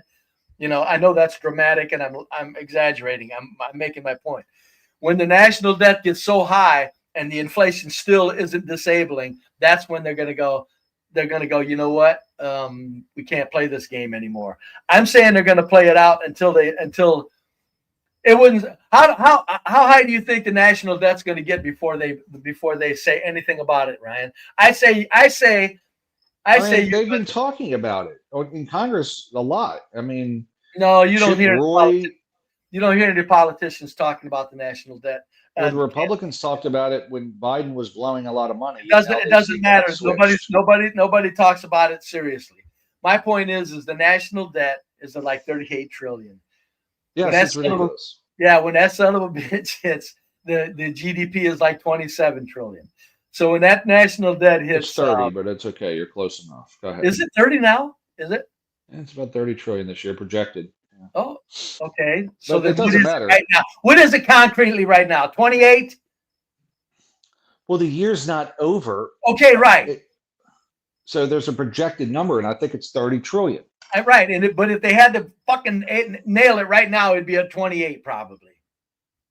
Okay, it's close. We're only halfway in, so it's larger. When the deficit's larger. Okay, so the projected is 30 trillion. Last year it was like, where did it end up? 28 trillion last year. I think 28. So the point is all I'm saying is, look, the national according debt. to Trump, the national debt, since we live like gods, should be like a form of entertainment to us. Look at that. Well, it was never. Nobody's worried about paying it. That's amazing, folks. That means Trump the national debt is the neon sign that says, relax, sleep well, live your life. It's okay. Nothing's being done about the national debt because that's really all bullshit. We're just going to keep printing money and everything's going to be fine. I mean, I will say that relative to other countries, our national debt is not as horrendous as like China per se, which their municipalities have tremendous debt. They have tremendous corporate debt. Like they're just over their heads. But Japan's worse. A lot of countries are worse off. Look at that, Viola. What if they demand to pay out debt per citizens? Well, everyone in a country would owe about a fucking 100 grand. 100 grand. Yeah, that's the math. And by the way, that's babies. That's 90-year-olds. Yeah. Every person would have to. That's why the whole thing. That's why I'm saying the national debt is how you get your comfort, folks. The national debt is where you should seek comfort. Look at this bullshit clocking going up, and yet the politicians aren't talking about it. And I don't give a fuck about, that's because everybody's afraid of what's going to happen in the future. No. The national debt. What do you think consumer debt is? The consumer debt's probably 100 trillion borrowed. Consumers have probably borrowed 100 trillion. I don't know what it is. I could look it up, but yeah, it's bigger than the federal debt. It's bigger than the federal debt. The world national debt is at about 100 trillion. The world national debt is about at 100 trillion. Well, I'm talking just what individual citizens. I know. I said the world national debt. That's not consumer debt. I get it. It's at about the world national debt is about 100 trillion. It's a joke. That's why I say live your life. It's okay. Don't panic. The national debt is proof that there's no reason to panic. They're going to keep printing that money. It's okay, folks. It's all right. Settle down. There's nothing to see here. Go back to your homes. Then go back to your homes, sleep well. It's all okay. Yeah, you got household debt. I don't know. I can't. I'm looking for it, but I'm just kind of curious about it. Just wondering. So, but I bet it's a shit ton of money. So, but yeah, I'm against U.S. household debt hits. Fuck. Let me look. 18 trillion in Q1. Whoa, boy. Hey, that's that. Remember that website I sent you? It was on that website, and I just lost it. Anyway, whatever. Doesn't matter. Yeah. All Yeah, right, that's I true.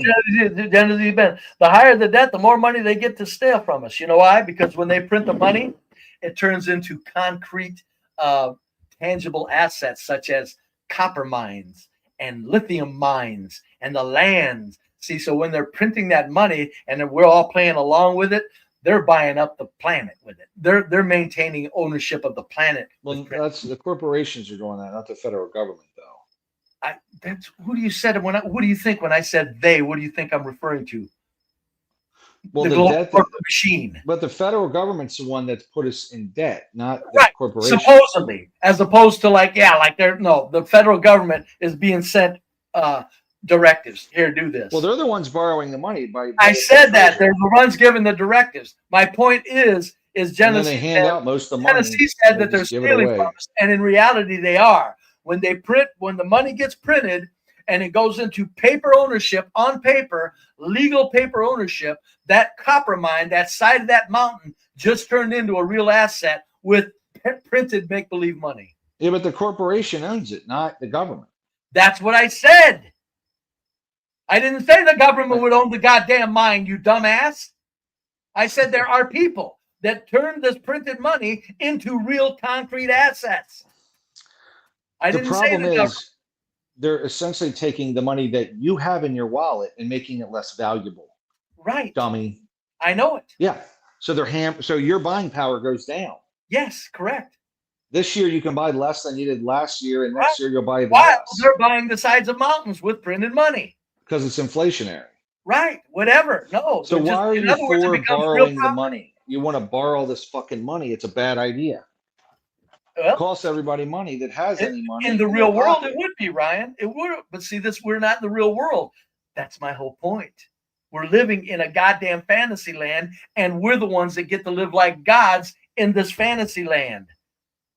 Well, I'll just say that the cost of a lot of things that we do has gone up absorbently because of the printing of the money. Okay? Because of it. And Right. we still have the best country.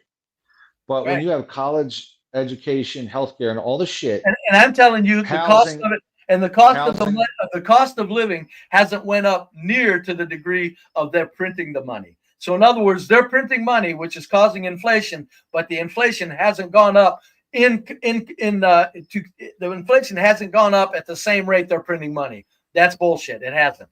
What they're doing is they're also printing the money for the supply as well as the demand. That's how they're. but listen. Healthcare has gone up because idiots want to fucking everybody to pay for it. Like you want free healthcare for everybody. That's part of the problem. No. Yeah, that's No, right. that's It's not a human right. No, I know. Said don't listen to him, folks. He's insane. Why do you want to give? By the way, why do you think people have human rights, which is my right to force a doctor Ryan, to I work can't on me? talk. Ryan, it's like when I it's talk so to you dumb. about when I Rights talk are to you free. about, when I talk about healthcare as a right. No, they're not free. There's something that people have a right to take part in.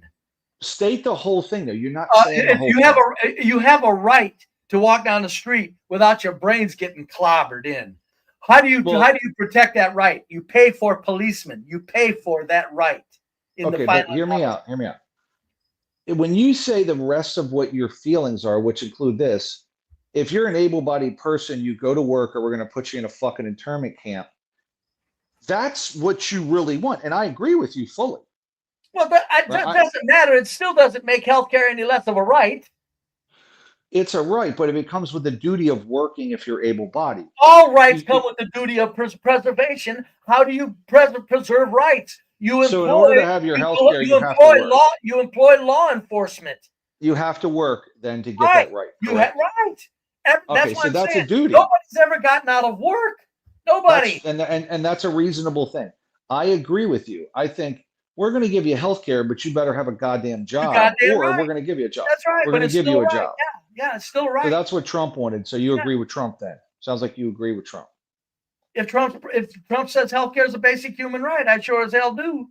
Well, he's saying to get your Medicaid, which is obviously free for the person. Yeah, that doesn't bother me. You have to have a fucking job. That doesn't bother me one bit. Get him, Trump. Tell him. Only work 20 hours a week, though. Only 20 hours a week. Doesn't matter. Do so you're pretty much a Republican. Do something. Fuck you. So you're a Republican then. Okay. Nobody's ever gotten to fucking lay around and survived. In the old days, 400 years ago, if you laid around, you died. I agree with. So listen, I agree. I'll give you health care, but you need to have a job or be working for the government. Right. And we're going to make you pick up trash on the side. So why is it when I say healthcare is a right, do you think I imagine a bunch of heroin addicts laying around shitting and puking themselves and shooting heroin? Why? You're conditioned. That's what I envision. Well, I know that's because you're conditioned. The global corporate machine has had their way with the perception of what you see. By the way, I think people should have housing if they're willing to work. Yes. But you don't mention the work part. You just say we should give everybody everything. No. It doesn't matter. I don't have to include the work part. That should be only a fool would think that people get to lay around and get that stuff. How stupid would you have to be to think, healthcare is a right, housing's a right, food's a right, but everybody gets to lay around fucking puking and eating and shitting themselves and laying around. Who thinks that? There's a lot of people that have gone on various social media platforms I don't think that. Complaining about Medicaid when they don't have a fucking job. No rational person thinks that. I don't have a job, but I should get free everything from the government. Yeah. In between jobs, It's not free anyway. You paid for it with taxes. No, but that individual wants it for free. Biden made it that way. No, that individual, if he's between jobs, still gets it. Between jobs, but if they never had jobs, all of a sudden you don't get your arm set if you break your arm. So look, I agree with that. I think we should give housing, food, clothing, shelter, and work requirement. If you're able-bodied. If you're not able-bodied, we understand it's called disability. But these people, a lot of people haven't worked in fucking 30 years and they want just free shit from everybody else. It's ridiculous. Well, that means that the people that engineer our society, when they want to take care of that, they will. If they don't, it's beyond me as a peasant to concern myself with that. As a peasant, I'm concerned with we agree on this matter, which is rare, but we do. No, of course we do. Of course we do. Yeah. Okay, so we agree. Work, and then you get these things from government. You will work, and if you don't work, you will go to a homeless compound unless you got family members that want to take care of you. That's awesome. That sounds like. Let's just call it like a work camp. You know what I mean? Yeah. Like we're gonna put you in a fucking work camp. That's what they did. That's what FDR did, by the way. What do you mean a work camp? Well, you're gonna maintain the camp. Clean it up. TVA, Tennessee Valley Authority. Like you're gonna go work. You're not going anywhere. It's going to be enclosed. You're going to have security guards. You're not going to go shit and piss on the sidewalks in the city. You're going to stay in this camp. Baltimore City should be the cleanest city in the United States based on how many people get free money from the fucking government. Like it should be just spotless. So because most of the cities don't fucking entitlements. But all right, I got to go back to work, so I got to get up out of here, man. I'll see you. Thanks, Ryan. See you later. Take it easy. See you. Hey, questions. How many? What's the view count right now? Questions. Did Ryan and I drive the views down to nothing with our boring conversation? No, you did not. Where are they at right now? At least, are they hitting 20? Hopefully, at least. I can check right now. What we're seeing on our end for views, Brave, is coming at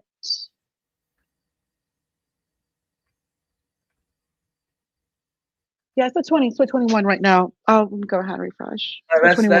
That's acceptable. When me and Ryan get going, I expect it to drop down like 8 views, 8 concurrent viewers.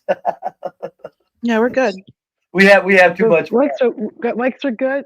We're bringing in new people too. And with that being said, to everyone, I know we now 22 people.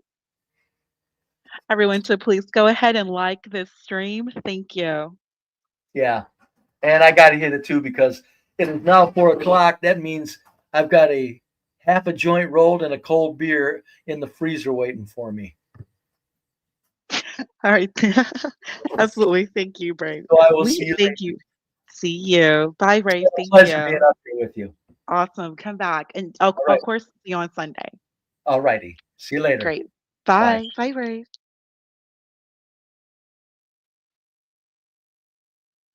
All right, everyone. We've had a incredible afternoon. I did want to go ahead and also discuss Colorado.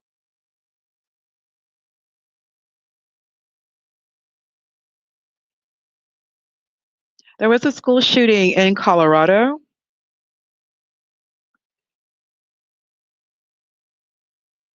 Evergreen High School shooter dead from self-inflicted gunshot wound.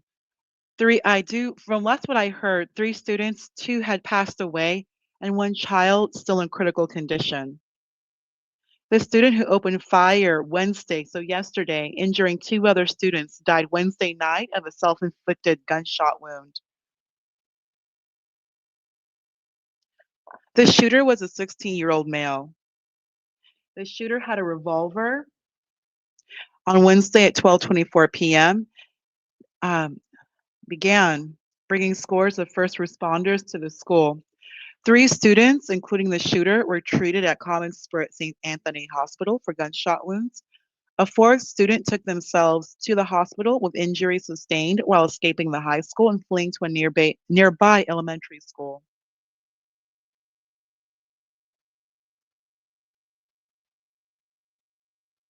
The sheriff office said calls to an active shooter were received around 12:30 p.m. Wednesday.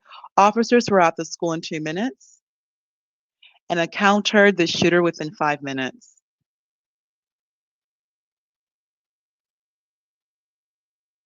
Wanted to go ahead and inform everyone. There was not much discussion in regards to the school shooter because, of course, obviously, what was occurring with Charlie Kirk yesterday.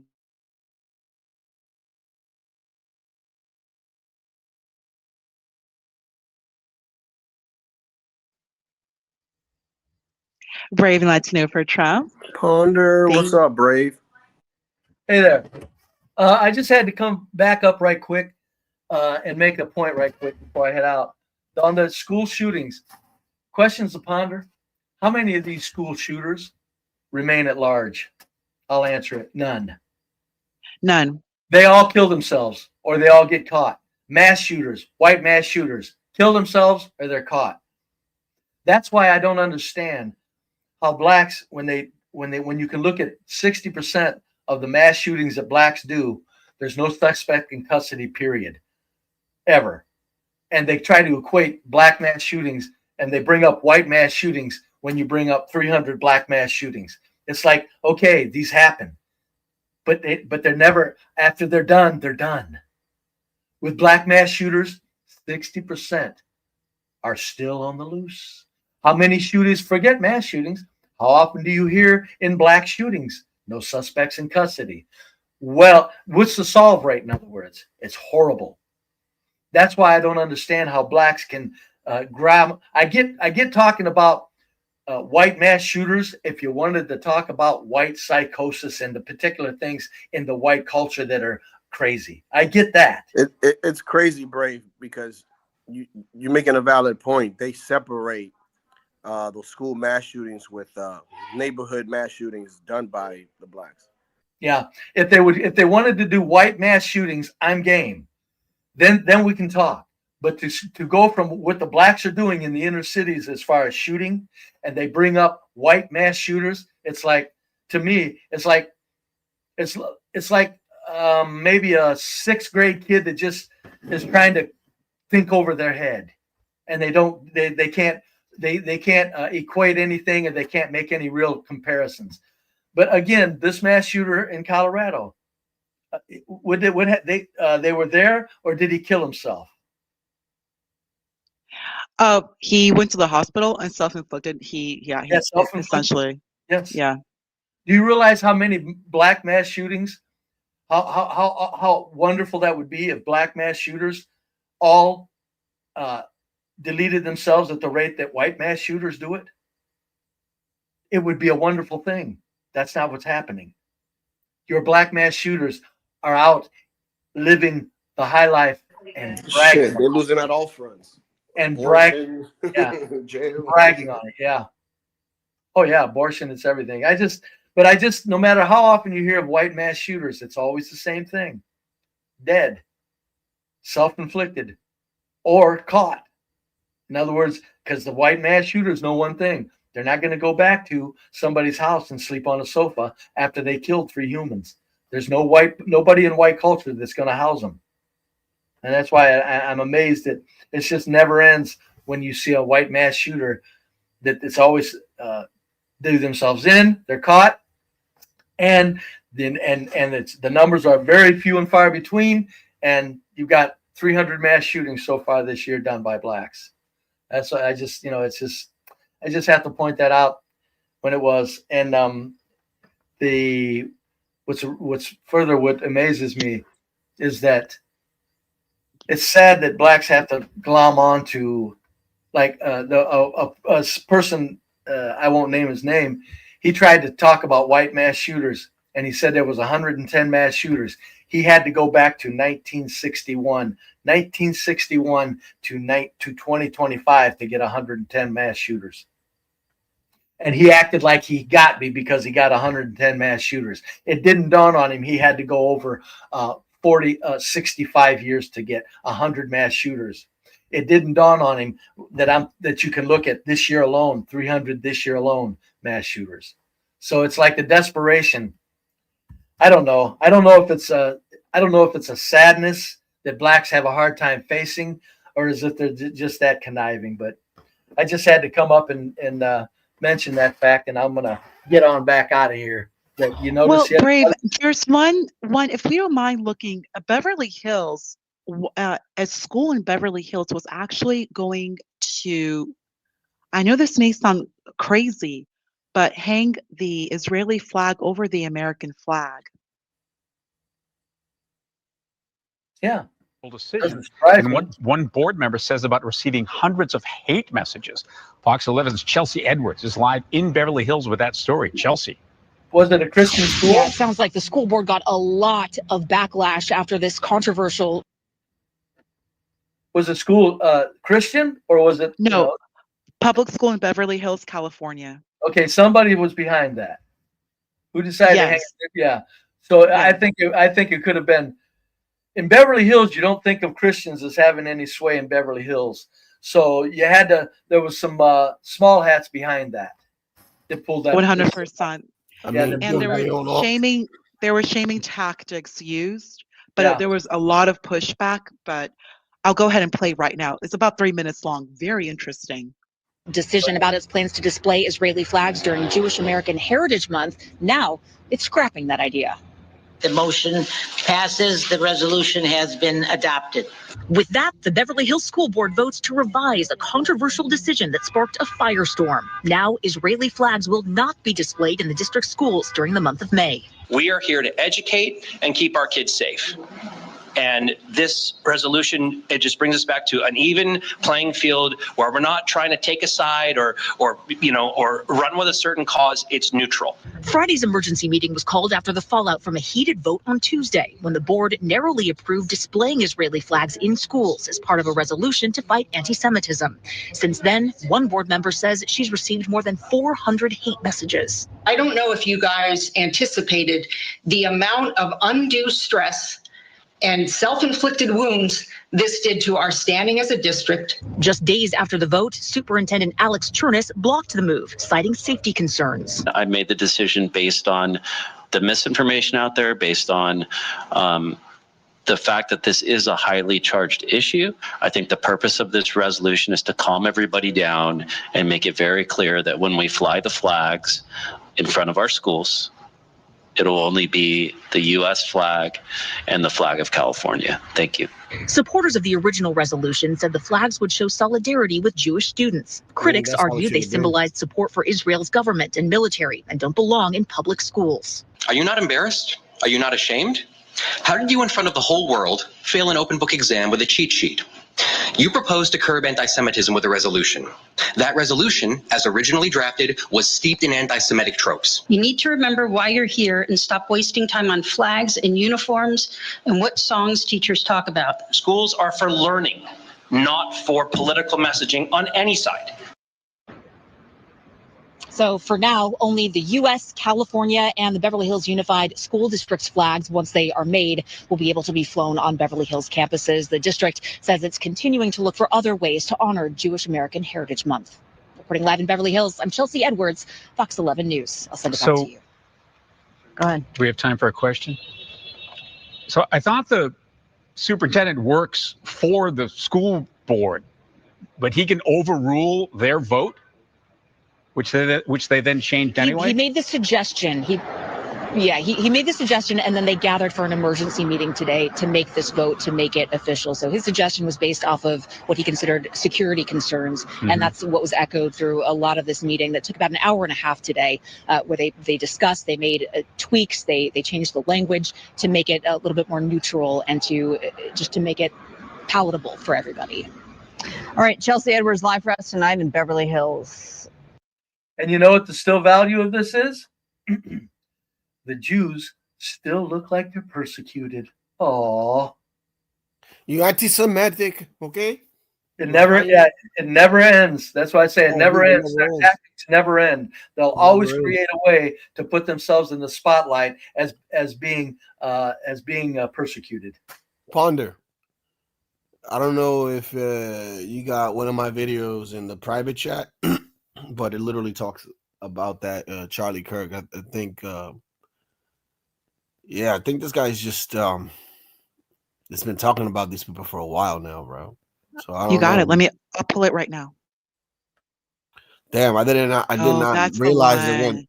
I didn't That's realize one we were looking for. Yeah, this was the I one. didn't realize how long this guy's been talking about this, because I remember a point where I did it. He was for them and a whole bunch of his supporters, and you they didn't like that. They didn't like that. Running into a 19-year-old with an AR-15 or an automatic. Dark. I put all those things out there. Yeah. How did these guys not know this was taking place? So I've been to Israel many times. The whole country's a fortress. When I first heard this story, I still had the same gut instinct that I did initially. I find this very hard to believe. I've been to that Gaza border. You cannot go 10 feet without running into a 19-year-old with an AR-15 or an automatic machine gun that is an IDF soldier, right? The whole country is surveilled. And so let me just kind of go through this. We don't talk about Israeli politics very often, and most Americans don't know this. The last 9 months, Israel was on the brink of civil war. It's not an exaggeration. This judicial stuff, there were hundreds of thousands of Israelis taking to the streets because Bibi Netanyahu was basically redefining the Israeli constitution. That's not an exaggeration, right? He said the judicial branch has too much power.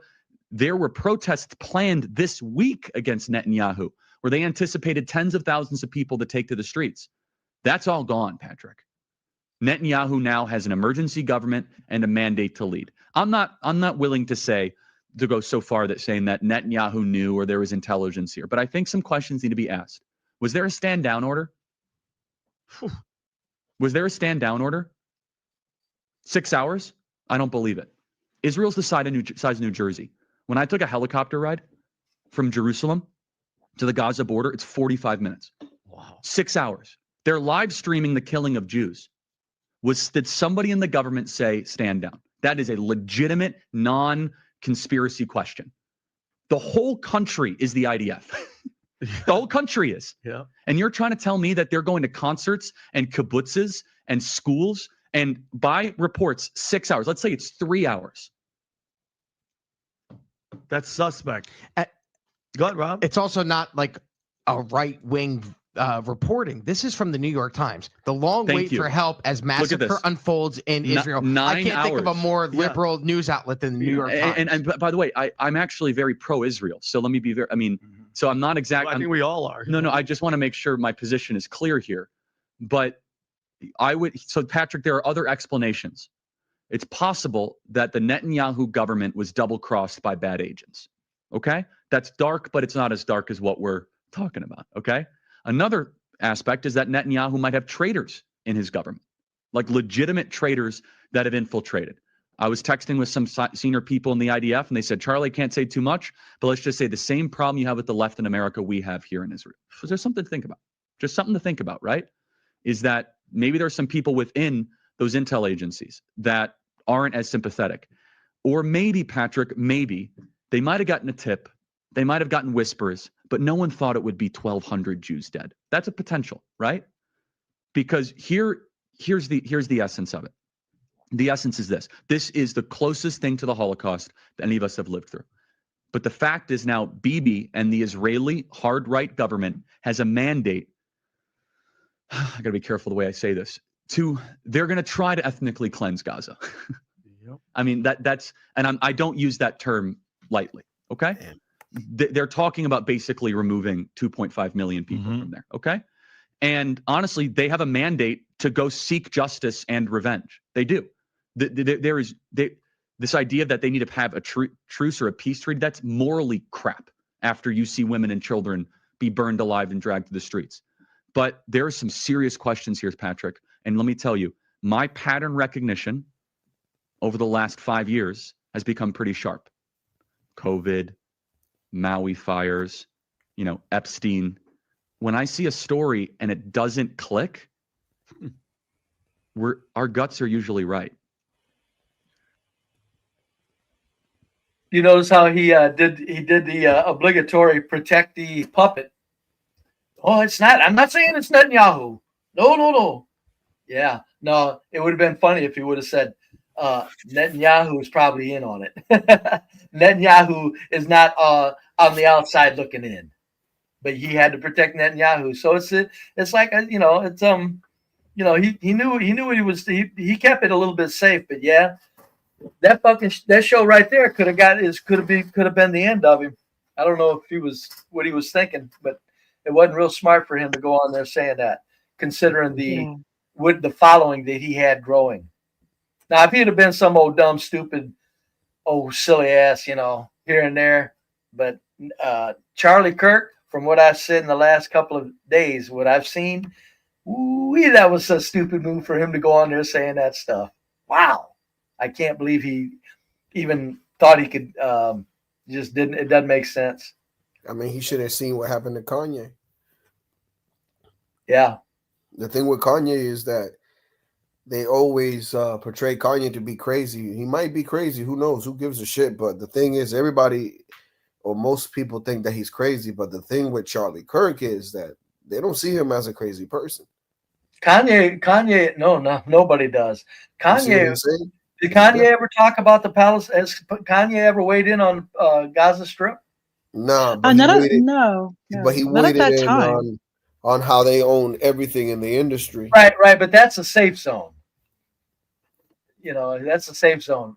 Kirk was weighing in on Gaza Strip. It's like, oh shit, man. Who in the hell was next to him that didn't tell him to shut up? You're too big. When you get as big as Charlie Kirk, you don't get this stuff you better not be saying. Just don't say it. It ain't worth it. BeBrave. Are you familiar with sniper signals? No. Okay. What are sniper signals? Like when they give you like a signal, hand signals and gestures to basically tell you when to shoot, who to shoot. Why? Why? What's that got to do with this? No, because there's a video of when the incident happened, and you can see two dudes in the back doing those type of gestures. Oh shit! Yeah, I'm trying to find it. Yeah. In a second. Yeah, like I said, the suspect. It's all the tail of the tape. How soon he gets caught, where he's at. If he gets caught, they come with some happy horse shit like we're looking. 2 months later, we just can't find him. It's like, all righty. But I am going to go away this time for real. Thank you so much, question, and talk to you later, Tina. Thank you, Brave. All righty. Peace. Yeah, look, I'm putting it right in the back chat right now. This shit. Oh man, this thing freaked me out because I'm thinking, and I want it to be, believe it or not, some crazy transgender, but to John's point, how he started the panel today, I mean, he might be onto something, dude. I'm just saying. Okay, great, Latino. Let me pull it up right now. I'm seeing it. Yeah, dude. Like this shit gave me goosebumps. I was like, no, dude, because I really don't want it to be that. I mean, I really don't want the guy to be dead, but I mean, it is what it is. Like, but it's just crazy. You see? Who served in the military are a little bit aware of hand signals being thrown up. And these two men need to really be looked into with some of the sniper looking signals, especially coming from the guy in the white and the guy in the black.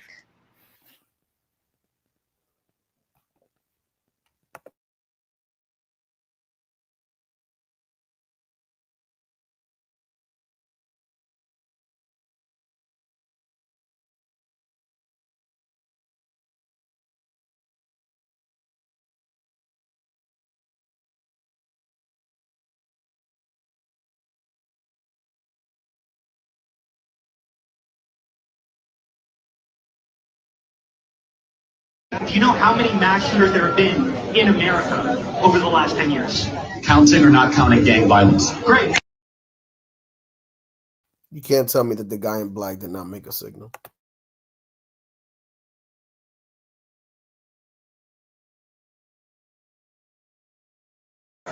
Over the last 10 years. Counting or not counting gang violence? Great. Wow. Unless he was private security, but then look what happened. Yeah, right at that moment. Right at that moment.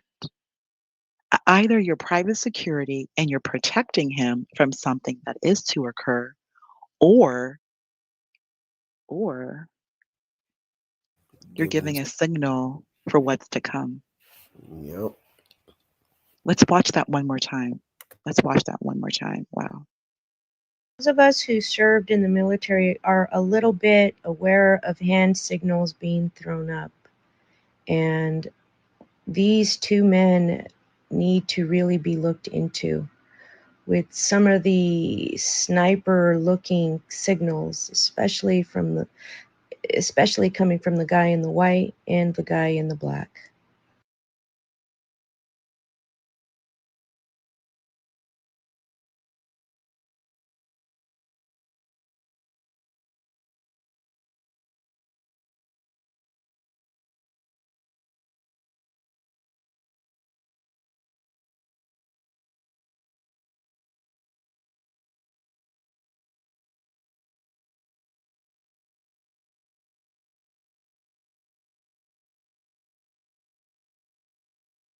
Do you know how many mass shooters there have been in America over the last 10 years? Counting or not counting gang violence? Great.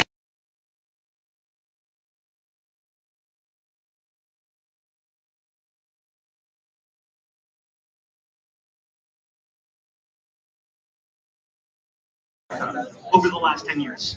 Counting or not counting gang violence? Great.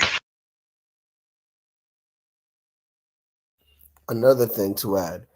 The first guy that they grabbed up, the blue shirt, bald dude, old dude, right? The internet did its job and they found out this guy's name. I can't remember his full name or anything like that, but his name is a Switchowitz type of name. You know what I mean? And when they caught this guy, what was he yelling? Kill me, kill me, kill me, kill me, kill me, right? Why would you be yelling something like that if you haven't done anything wrong? Right. It's to distract. So let's grab this guy. Let's focus on this guy while the guy gets away. Like a patsy, yeah. All right. Distraction. He was part of the whole, like as if he's part of the whole plan itself. Mm-hmm. So there was no mistake. Of course they let him go. Oh, wow, Latino for Trump. That makes sense. How do you just mistake the wrong person? Like Pander, if you're innocent and they say automatically that you shot somebody, why would you say kill me, kill me, kill me? Why? You shouldn't be afraid of anything. You know that you're innocent. Or you're You know that afraid, he's or you're afraid of everything. You're scared. You don't know but you don't just start yelling to unalive yourself. Nobody yells that, especially from someone that old wearing what that didn't make any sense. And then he threw himself on the ground to the point Immediately, where they had to pick him up twice, and then they just said, "Fuck it, we'll carry you." Just saying, it gives the guy enough time to get away. It's a distraction. That guy was a total distraction, and then they just released him within a matter of a few hours as planned. Doesn't that sound like It absolutely does. You know what happened on this day that we remember, where there was a couple of students or something like that to that effect that were celebrating, making a video of the Twin Towers falling behind them. Yes. Yeah, you remember that, right? All right. I heard about that. Correct. They released those people too. Well, you just happened to make a mistake. No, it was well planned. Part of the plan. The next step within the plan. That was so well coordinated. Yeah, man. And then furthermore, it appears that they are taking into account that everyone, it's not like JFK, where we only had the Zapruder film. Now everyone is Abraham Zapruder, and we have multiple angles. So they had to, questions to ponder. Questions to ponder, correct. It's nuts, man. Once I seen that, man, the guy with the signals, I was like, the first thing I thought about was that video of the guy getting caught and him yelling, "Kill me, kill him." Like, if it's not him, why would he be yelling that? I'm just like, and I put one again. I'm like, oh, he's a patsy. Here we go. Visual timeline of Charlie Kirk shooting and manhunt. He's still on the loose. He's still out there for the shooter. Because there was another. It's already been 24 hours. Yeah, usually you know what they say. In the first 48, if you don't catch him, it's gone. It's a wrap. It's a wrap. But there was a video, but I really don't believe half of these videos. But he was stating that there was a private plane that had left that area, and then it disappeared off the radar for 20 minutes. But I'm like, okay, what's the point of that? If you don't say where the plane was heading, what direction, then I really can't take that too much for you know what I mean? Yeah. It's like P. Diddy, you know, when he got raided, he had one of his planes fly out to an island somewhere. This is why I believe he was found not guilty. You know what I'm saying? He has a backup plan. He's like, okay, you're not going to Epstein me. Just in case. Yeah. Talk it out. Yeah. You know what I mean? You got to play your cards right. Okay, so they have an updated timeline. Let's read this. Visual timeline of Charlie Kirk shooting and manhunt for shooter. Police and FBI agents actively searching for Charlie Kirk's killer in Utah. They say they recovered a high-powered bolt-action rifle believed to have been used by the suspect. While the shooter's identity has not been announced, the FBI has released images of a person of interest. Can you pause for a second? So that thing about person of interest, right? When the incident happened, the FBI did not want to release the photo, and I don't know if you recall that they said that they caught the guy, right? Yes, they did. They were saying this, right? And they're saying that they didn't want to release. And then afterwards, they said, "Oh no, that it was a mistake," and they don't want to release the photo of the person because they believe that they could catch this guy, right? And then hours later, they released the photo because they're having a hard time catching this guy. So just put that in perspective. That they released the photo. This is the reason why they released it, because now they're having a hard time finding this guy. Okay.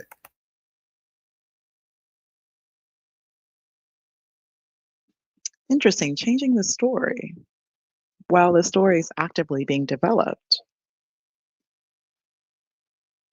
Law enforcement officials described the attack as targeted, not random. Officials say they found a rifle believed to have fired the single fatal shot from a nearby rooftop in a wooded area. Okay, and here's what we have so far about the shooting. So here's the canopy where Kirk was seated. I think everyone can see this. And here's the rooftop of Lucy Center where law enforcement is investigating. From here, that's 200 yards, so they say. What happened on the day of Charlie Kirk's shooting? 11:52 a.m. The shooting suspect arrived on campus, according to Bo Mason, Utah Public Safety Commissioner. At 12 noon, Kirk begins speaking. At 12:20 p.m., Charlie Kirk is answering questions from the audience when he is shot in the neck. He is rushed to Timpanogos Regional Hospital, a few miles away from UVU campus. 12:42, UVU issues alert on Kirk's shooting. It says a suspect is in custody. That first guy, Latino, 12:42. 12:53 p.m., FBI Director Kash Patel confirms the Kirk shooting and says the FBI is assisting. 1:10 p.m., UVU now says a suspect is not in custody. Okay, Latino, from 12:42 p.m. to 1:10 p.m., that's a half an hour, not even. Yeah, time that they could have. Just think about it. Put this in That perspective. is plenty of time, Latino. This is time that they could have actually been looking for somebody based off what? Evidence, a video, the shit that they did 12 hours later. Like, do you understand that? Like, this is what I'm trying to tell you. It's like, I think these people know, and they're not going to find that guy, bro.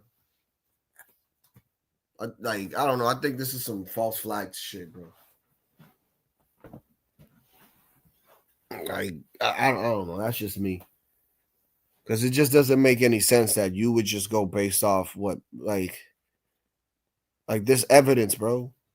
Like, all you had to do was follow the tapes from who led to that roof, and then you backtrace it, and you could have had done that in that instant, but no, you guys started locking up people just because.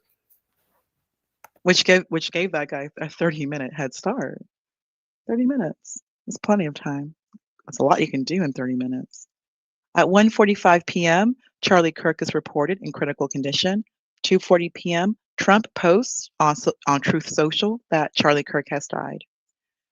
Where was the shooter? Law enforcement officials say an individual was seen on video jumping from a rooftop and running off campus. Here's drone imagery. Shows what appears to be evidence. It looks like shell casings. Evidence tagged on rooftop of Lucy Center.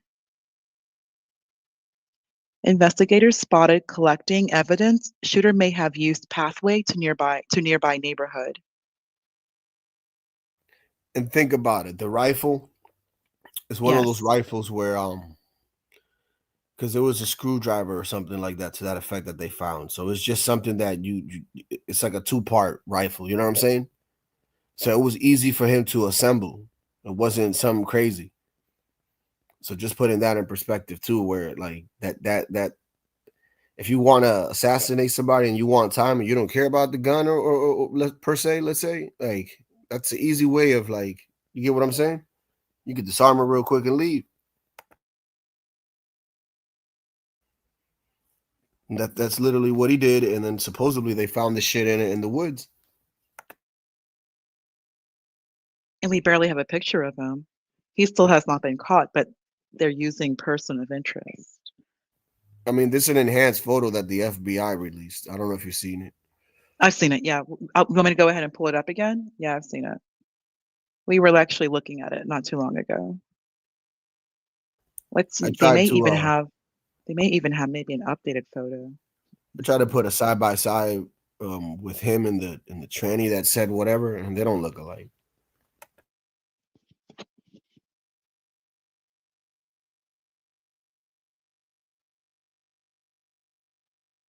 I'm saying this guy, when I first saw him, the picture that was enhanced, I was like, this guy looks Spanish, dude.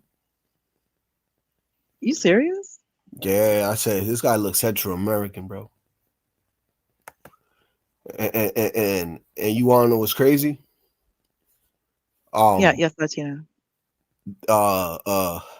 When 9/11 happened, they were saying that they were Hispanic people too, because they say that the Arabs look kind of Hispanic if they don't talk or whatever. You could some of them can pass by Spanish people. You know what I'm saying?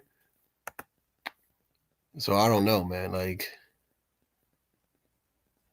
yeah, he if you find the enhanced photo, you get he looks like he's Central American, bro.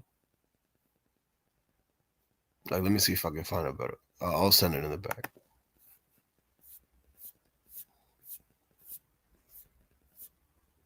Shit's crazy too, and this woman named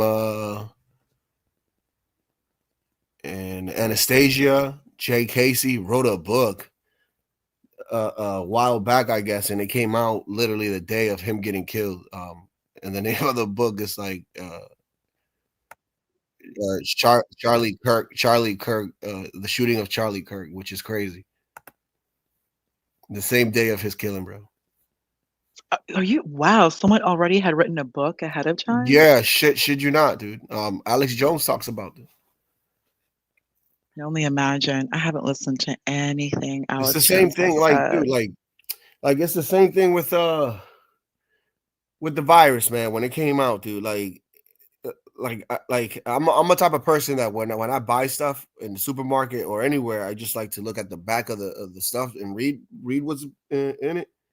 And when you looked at the wipes of Lysol before the virus came out, it said it said the virus, that it kills that virus on the package. And I'm just like, but how the hell if this thing has never came out supposedly? So it gets you thinking, you know what I mean? It's like these people knew that this thing, but of course they knew, because I mean they're the ones that have the shit patent. It said COVID? Yeah. Oh wow.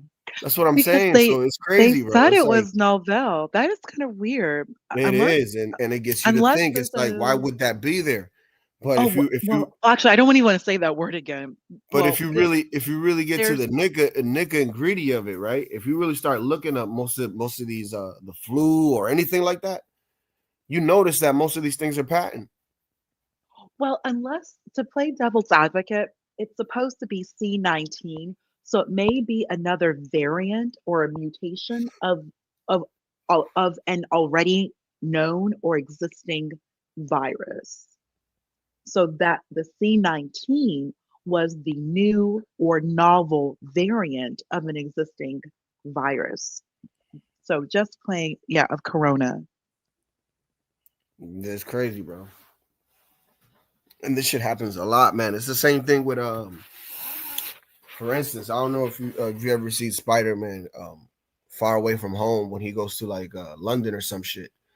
And there's Mysterio, and he's playing with all these drones that have guns and shit, and Spider-Man actually thinks that all this shit is real, but it's just holograms, right? And at the time, this movie came out 6-7 years ago, and at the time I'm looking at this, and that's the only part I've taken from the whole movie. Like, I ain't give a fuck about the storyline or anything. That's the one major part. And I told my wife, I'm just like, dude, don't be surprised if they start using this type of technology in the next 10 years. And then they start making things appear in the sky, making us think that shit is real or shit. You know what I mean? And look what they use in the Super not in the Super Bowl, in the opening day of the NFL. They use drones to make effects in the air. They use that shit in China. The drones that they use in what is it, in Ukraine, the Russians, them shits have guns. So they put these things in front of you, man, and then later on when they come out, you just dead to it or numb, because you're like, I've seen this before. It is what it is.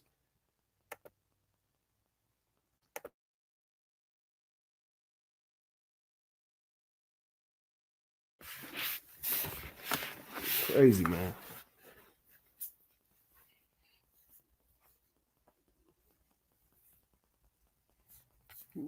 I was not sure. Have you seen there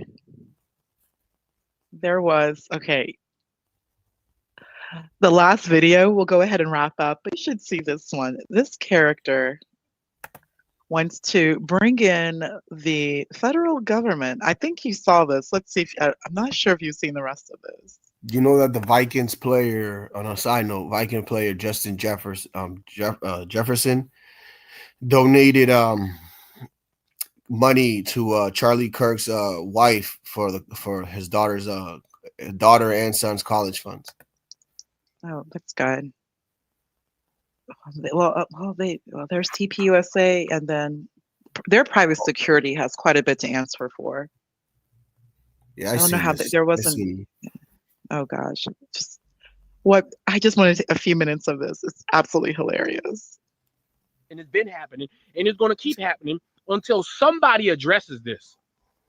Anyway, you guys tell me what you think in the comment section. It's Afro Think Tank. Learn something, teach something. I'm out. Well, there you have it. Charlie Kirk has passed away at the age of 32. I thought he was going to make it. I really did. But now that he is gone, the only people I feel bad about is his two little girls. Everybody else, I really don't have any empathy for. But his two baby girls are going to grow up without a father. And that is the only thing I care about. Now, Charlie Kirk is about to be a martyr. And if the person that did take his life is on the left side, all hell is about to break loose. So what I'm going to say, anybody that is an influencer on the left, if you got something, hold that bitch tight, okay? Watch your surroundings and keep your head on a swivel, because if you don't, we already know. That side is cuckoo for Cocoa Puffs, and they will not think twice. And Charlie Kirk was an influencer. He was a major influencer for the right. So all right. That's all I got. All right, you guys. So Trump has just taken to Truth Social to announce that Charlie Kirk has passed away. Charlie was at an event at Utah Valley University where he was shot. There is a video that is circulating, and I want to put out a trigger warning. The video is absolutely graphic. Now, what's kind of confusing to me about this situation is there was an older white gentleman that they did take into custody, and there's a picture circulating of him being taken down. Witnesses also told news stations that this man said, "I'd do it again." But since that man was taken into custody, they're saying that he's been released. So as of right now, I don't know if a suspect is still at large. Older articles say that he has been apprehended, but newer articles say that this is not the suspect. Now, Charlie Kirk is known for doing debates. He goes and holds different rallies. And one major thing that he will always talk about was GUN control. And he said that he thinks it's worth having a few GUN deaths a year so that they could protect the Second Amendment. Now, seeing as that he just lost his life to GUN violence, this is absolutely crazy. Now, I will keep you guys updated as more information comes out. Now, y'all, what are your honest opinions on this situation? Sorry to interrupt you. It is my great dishonor to be the person that says this and breaks this to you on television, but President Donald Trump is announcing on Truth Social, the great and even legendary Charlie Kirk is dead. No one understood or had the heart of the youth in the United States of America better than Charlie. He was loved and admired by all, especially me, and now he is no longer with us. Melania and my sympathies go out to his beautiful wife, Erica, and his family. Charlie, we love you. Charlie Kirk, according to the President of the United States, is dead. Well, it's official. Charlie Kirk is no longer with us. He has been sent downstairs. And wow, what a day. I mean, let's just go through his greatest hits. One being that he said that unalivings due to pew-pew violence was justified because, anything is worth keeping the Second Amendment. I don't feel like that aged really, really well. I think the last thing that I remember him doing, because I didn't talk about it, was him talking about how Taylor Swift should submit to Travis Kelce. Taylor Swift, a billionaire, should submit to Travis Kelce now that she's getting married and just be a wife, mother, and give up the singing career instead of putting her career first. What else? He got made fun of on South Park. I think that was the last thing in the media really about him, you know. And I feel like, you know, to be roasted on South Park, to be roasted up here, and then immediately get roasted down there. I mean, just bad week for people with no lips. Thoughts and prayers, though. Thoughts and prayers. So, breaking news: Charlie Kirk has been unalived and assassinated at a rally. Him talking. These people right have no wing, heart, conservative, no feelings, no emotion, Trump no boy. nothing. They took him out the game. Everything They is took always him out the race game, based. dog. I saw the video. Crazy work. Disgusting. He was sitting there. The sniper said, boop. It said, boop. And he was laid out like that right there. Now, I told y'all, shit's about to get crazy out here. And they got the person that did it. Guess what? It was an old white guy. Old white guy did that shit. Took him out the game, dog. Y'all better stop playing with people. Shit is getting real out here. Shit is getting real serious. People are not playing anymore. Too much stuff is going on in this country.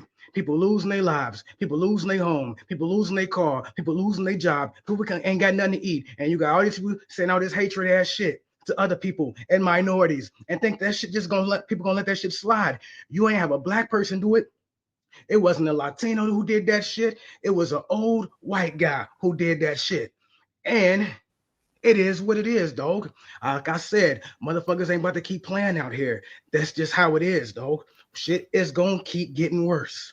While y'all over there in the National Guard in Chicago and DC and shit like that right there, look, an old white guy assassinated Charlie. Yeah, mental health is serious, bro. Yo, bro. Mental health is serious. What the fuck? And Genevieve, are people being incentivized to act like this? Bro, but remember, they are being incentivized. Bro, Jesus Christ. Like Roland Martin, I don't like the guy, bro, at all. Like anything this guy says is just retarded, right? But let's say something happened to him, God forbid. Like I would send sympathy and all that, bro, and push aside the disagreements. Like I wasn't raised to be like that, man. Like what the hell? Oh, these people are animals, bro. John, this is a very simple thing. Imperious, do what must be done. Wipe them out. All of them. Crazy, bro. Wipe them out. Like, yo, if I acted this way, dude, my parents would disown me, bro. They would be like, dude, you're not my son. No, Latino for Trump, you don't understand, dude. It's building, dude. These people don't understand, like all over the internet, all of these people that are posting videos are being hunted. They're being hunted, dude. All these videos are being saved. They're being spread everywhere. They're finding people, like they're finding all their TikToks. These people are going to be hunted. They're sick. Like they don't understand. Like this is what I'm saying. Like all leftists and women. I just had a huge argument with Moxie on this. Because in the end, she's still like, well, we shouldn't go all the way. We shouldn't do all that. This is the point. It's always the right that seems to hold on to morals against people that have none. Yep. Why? This is what I mean. Like, if you're fighting demons, okay, demons. Like the man who would, a troon who would, in front of his, a guy's 6-year-old and 4-year-old daughter, shoot him in the throat. Remember, his daughters and wife were there. Is a demon. Damn, man. Traumatized. Is a demon. Like, this is the thing. Liberals, for the last 100 years, have manipulated Christianity to be a pacifist religion. Yep. Sick and tired of seeing rainbow flags. Was the Crusades illegitimate? I asked Moxie, I said, Moxie, so you're saying that we shouldn't have done the Crusades. We should have let the Muslims just take over all of Europe and wipe everyone out, right? Because we don't want to be scary or mean. And what it is this. Women want to be able to go to Starbucks. And they know that when right-wing people go nuts, continents burn. But they're not afraid of purple-haired people that'll go shoot a couple conservatives because they know they'll keep women keeping them in Starbucks. And that's where we're at. Like Tim Pool talked about this yesterday on it. People won't even know what the Civil War is here because it'll be people fighting and killing each other in swing states. And all the liberal women will be sitting in New York and LA just, oh, my coffee went up a couple bucks this week. Yeah. This is what I'm trying to, like, it's the plague of, what it really is the plague of too many people. Okay? Rulers back in the day were very, when populations got too high, you had to kill lots of people in war to keep stupid people from being too many. We have too many people. We have too many people in the world. Okay? Imperious. Like, The actual I'm fine with opposite is discussed. You know that Elon said. No, it's not. It's not the opposite. He says because it's the opposite. Because that we're underpopulated. No, because if the entire end of civilization is not going to be because there's too little people. It's going to be because there's no intelligent people left to where the human race consumes itself. It eats itself. It's not going to be because there's not people to lift or dig your toilet. It's going to be because there's nobody but toilet diggers. This is what I'm saying. Ponder still, she's still, as a woman, sides with the pathological altruism. Do you hear her? It's not that true, though. We need people. All these What are you getting people mad gone. at me? Imperious. Because you're Elon Musk actually stated that. He directly stated that. Because what you just said. Is underpopulated. It is. It's overpopulated. It's overpopulated. And that's what, because what in your mind does it go through? Oh my God, the scariness that you're going to see 100 million people butchered. That's where your mind's at as a woman. Imperious. I'm going to be very honest with you. I'm very like, very laissez-faire about the situation. We can have the current number. We could have more people. We could have less people. I really, frankly, do not care. Okay, I'll give you a more direct question. I'm repeating to you. Would it upset you? Would it upset you to see a line of people crucified from Los Angeles to New York every 100 feet? Imperious. No, I don't want to see people being crucified. Would that upset you? Then you don't get a fucking voice to what needs to be done. Then get it done. I'm the first. That's where we're at. That's where we're at, ma'am. It's either you die or they die. Aren't you getting it yet? Imperious, I'm a female. I'm staying at home. Men go handle business. That's my point. And that's what you're noticing all over the place. What holds men in the West back are women. You know. It's all the women right now saying, "Don't react." Don't react. You want me to show? I'll post a picture or the video. You want me to post the video in the back right now of the guy at Iowa State?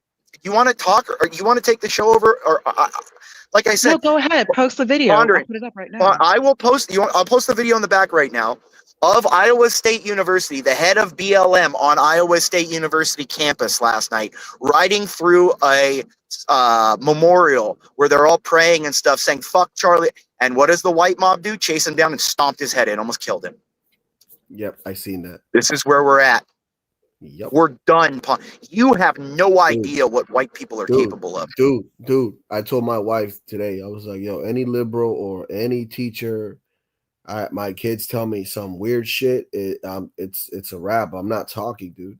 I'm going to go to that school and I'm going to smack the shit out of that teacher. Like, who the fuck? That's the whole thing. See, pondering if she. This is the world we live in. My kids any stupid shit about exactly. Why isn't it wrong? Why is it not wrong to just if a teacher's teaching your kid about trans and gay sex to go in and blow away? That's not what I sent my kid there for. Why is it not wrong? Why is it wrong, pondering, to not go in there and blow them away? I'm gonna smack the shit out of this person, bro. I'm done with this dumb shit, bro. That's what it's like, pondering. What? Tell me why. What is the moral wrong if you're pedophiling a child? If you are acting like a pedophile to a child, why can't we do what we need to do? Why is it worse to do what needs? Then go do it. Don't you get it? People are. That's what's happening today. Did you not see the shootings that are going on today? Did you not see the bombing outside of the DNC today? There was a bomb threat in front of the DNC. Oh, you don't get it. Imperius, why are you yelling? I 100% because it's time for Imperius. Then go, Imperius. You already stated no, that you wanted worse than authoritarian rule. No. So see, I'm restrained by Rome. There are people worse than me out there that are doing shit. Don't you get it? I can't do anything until Rome says it. There's people that don't submit to Rome that are walking around right now.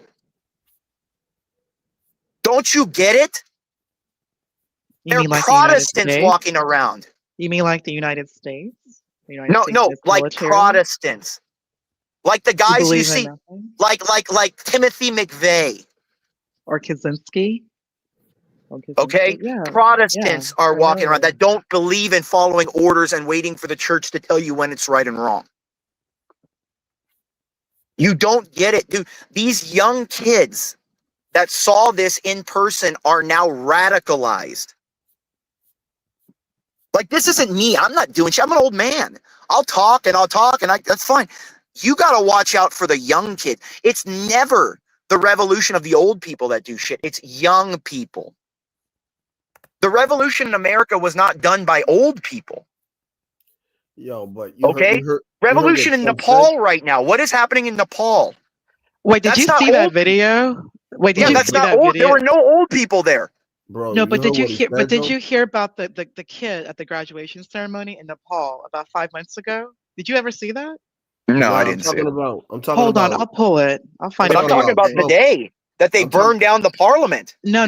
I know, but I'm telling you exactly what you just said, that it comes from the kids. Yes, it does. In Nepal, this started 5 months ago. Exactly. Well, what was the Red Guard? How did Mao implement it was the Red Guard, college students. They got college students to kill all the old people. The 5 olds. Like, this is what I said on CTs. The black people here that are going out here talking about white, they don't know what's coming. They don't know what real people have been whitewashed to think that slavery here was as bad as what you see in the movies. Stop coming in with a fire tent here. Yeah. Oh, that one. Yeah, I saw this one. Yeah, I saw this on your show earlier.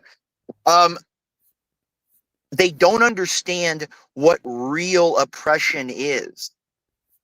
Like, there's no one alive that lived now through Stalin's purge or Mao's purge. There's no one that understands or that lived through the Reconquista that are around today. The closest person, if you think about it, Imperius, would be Brave's grandparents. Whatever stories, Brave. Yeah, like my dad tells me about how life was, that my grandparents told me or told him. Like, they don't realize, like, the stories my grandpa used to tell me about Midway and about World War II in the Pacific. We don't know what horror is in this modern age. Yo, but you heard the speech Trump did, dude, after Charlie Kirk? Bro, oh, yeah. He said, and that's the part that I took out of there. He said, we got to now meet fire with fire. Yeah. Every judge will be ignored. Every liberal judge will be ignored. Every single one. A military will be in every city. If that was him, curfew 7 a.m. or 7 p.m. every city. Death penalty for anybody who comes out of their house. I mean, all the gangsters in Chicago are hiding. Exactly. They're all pussies because they don't want to see 1,000 drones flying around in the street that'll just fly into their car and blow up. Imagine if you saw the city of Chicago with 100,000 drones flying around above you. Oh, it's racist. Imagine if you saw. Imagine how shit. How shit scared would people saw if there were more drones flying around than cars, and each one of those drones had an explosive pack that every person that was flying those could fly it into you and blow you up if you did anything at any second. And that shit is accurate. That shit got AI. Yeah, that's what I'm saying. The future to prevent what happened to Charlie is that drones are going to be flying around all these things now. Drones are going to be flying around. Automated AI drones are going to be flying a perimeter throughout all of these type of events now. And if they see anyone on the roof, they're just going to fly and blow them up. Yep. Empirical, if I may ask you, so given what has occurred now in Utah at a university, and we're seeing what's also occurring in DC, they also discussed federalizing Louisiana, which we spoke about earlier, and of course, what's happening right now in Chicago. New Orleans, Yeah. So how do you see what's moving forward? Because Brave made an interesting point that where he does, to an extent, that this type of violence is being engineered to allow a push. Yep. He's right. He's right. This violence is not natural. This violence is not natural. It ain't. Because you know, we haven't even discussed what happened in Colorado yesterday. And of course, the 2 kids got there. What, like I said, the DNC today. The DNC. Like this is what about we forget about the Democratic politicians last month that were blown away. Right. Yeah. The Minnesota. Yeah. We talked about it too. 4 people. This is not natural. This as you're starting to see with this shooter today is a segment of population that has been weaponized through radicalism, through liberalism, and through hormones. When you put on to mentally ill people that they are going to have their rights taken away, be thrown in prison, be assaulted, be murdered by the government, that Trump is Hitler, that every conservative person is a Nazi, any person that is in that frame of mind, okay, is going to kill a Nazi if they believe they can stop trans people or their people from being harmed. And then on top of that, throw on hormones. What do you think's happening? This isn't black people running around shooting people. This isn't black people running around shooting people or white people shooting around. These are the most sick people in society that have been weaponized to become. It's literally the movie Weapons. It's literally the movie Weapons. They've put witchcraft on these sick young people, and they've weaponized them. And you knew this would happen. The science already details that this would happen. You're basically putting someone through puberty again. You're blocking puberty. Puberty is what makes people cognizant. The pain of the brain evolving in puberty is what makes you cognizant in an adult brain afterwards. No, absolutely no. Yes. And Pierce, you're speaking about when they're stopping that from occurring. They're keeping these people at the mentality of a 5-year-old with mental illnesses. These people all have comorbidities. They're all autistic, schizophrenic, depressed, manic. These are the sickest. I have more sympathy for these people than anyone. Well, these are the sickest people in the world. My pinky has more better mental health than these people. Yeah, these are the sickest what happened people. in Minneapolis? If I may, a Latino, curious, what happened in Minneapolis at the Catholic school? That guy, they started, I believe, when he was 18. So he's still going through not puberty. Just that, but did you guys realize that today they're finding out that all the pro-trans Discord groups and all these groups knew about this shooting that was going to happen today? Damn. No, this is a bigger thing. They're finding out that like there's this TikToker or something named or Twitter person named Omar, and it's a trans, and it put up on its thing that something big is going to be happening tomorrow at my university, I saw that. A Utah State University, and then he was bang, something's big is going to happen. Yeah, the real leftist the real leftist radical trans have groups like this. That they're planning all this shit. They've been talking to each other. They're all like they even have militias. Yep. That's what I'm saying. They're training. So what it really is, and all the media is doing, is saying it's really you white people. Remember, the only thing the media does is this: questions to ponder. What is the first rule in Rules for Radicals? Deny. The first rule in Rules for Radicals is accuse your enemy of what you yourself are doing. Yeah. The mirror game. And that is the only thing, that is the singular thing that all leftists do. Yeah. They will And that's- blame that is you their for number what one- they yeah. themselves are doing. That is their tactic. Ponder, Yes. just like the video of the black chick that was there. She the same thing with her. That's literally what she did. She did the It same will be exact you're the shit. racist. You white people are racist when it's really the blacks that are being the racist. It's white people are the most violent when we see that it's really 593,000 cases of black on white violence and only 93,000 cases of white on black violence. But it's white people. It's literally accuse your opponent of what you yourself are doing. Yeah. That's all it is. That's their only tactic. That is the only tactic they've ever had. It's nothing more than that. Look on every clip, every show, every discussion. Bring a liberal up here. It will be accuse you of what they themselves are doing. Yeah, that's true. That's all they do. It's true. And Pierce, when did we last see this in history? Because we all know this is clear Marxism. And this was a tactic that was used to Marxism is nothing more than the expansion of the French Revolution and the idea that people should be able to think freely. You can't allow people that are too stupid to think. Yeah. Knowledge to the ill-equipped is more dangerous than a gun. A person's brain is not really fully developed after like what 28. It's not even if they're fully developed. Most people are not given the God-given gift of the amount of gray matter to be able to understand the world around them. They need to be told what is right and wrong. They need to be governed like animals. It's just the way human beings are. In Paris, Marx was attempting to empower and rally the worker. He wanted to empower the stupid so that he could slither his way into the top of the stupid. That's all communism is let everyone be stupid and I'll be a little bit smarter so I can get on the top of the pile of the stupid. That's all communism is. It's literally the first rule for radicals. Let the stupid get in power so that I'm the little one that's smart on the side of stupid and I can manipulate them to get on top. That's all communism is. Imperius, if you really think about it, that's literally every liberal stronghold. They got the strong I'm gonna be the one. I'm gonna be the one smart person in all the stupid people, and I'm gonna rule the stupid people. That's all they do.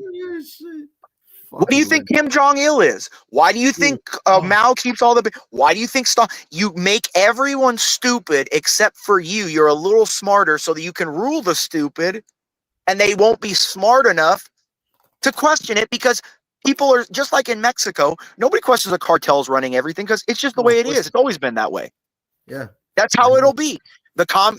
Everyone's been stupid. Everyone's always been stupid. What did they say in 1984?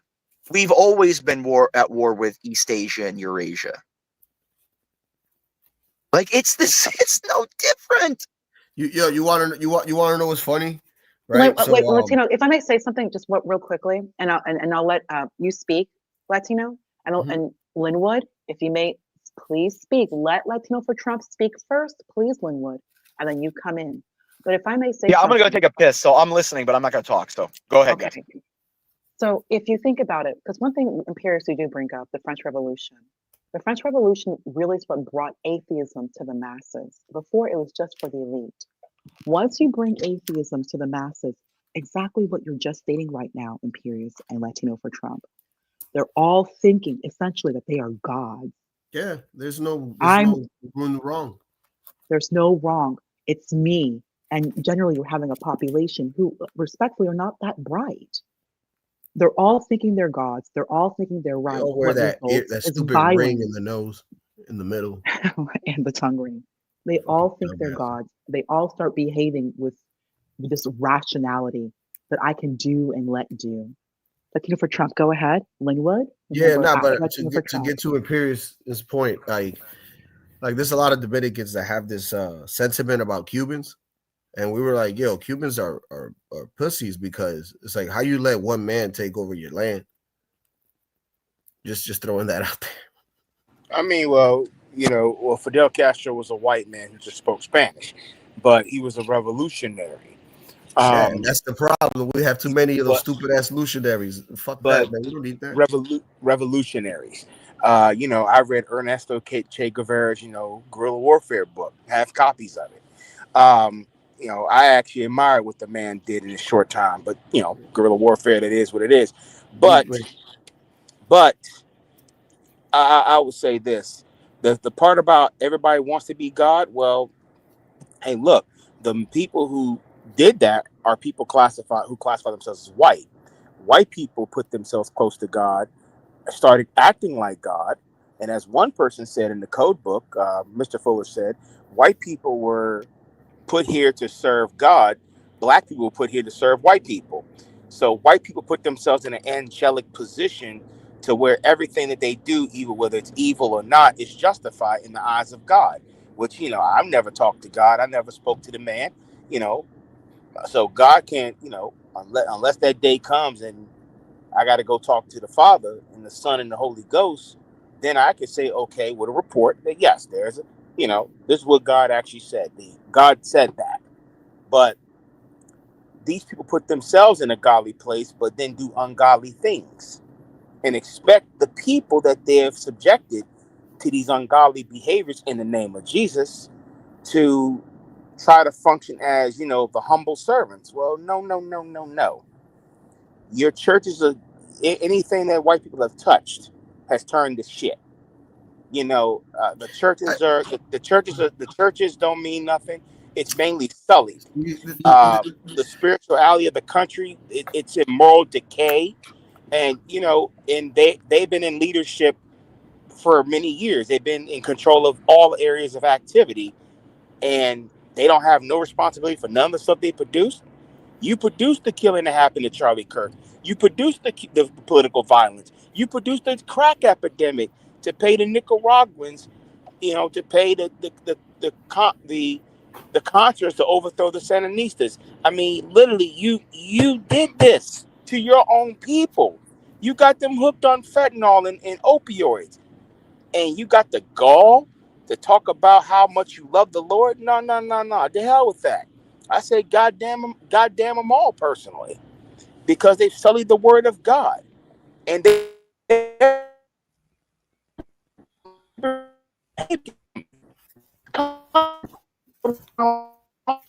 Is that me? No, that was Linwood. See, the internet knows That she's was talking Linwood. a whole bunch of shit. That's Linwood. But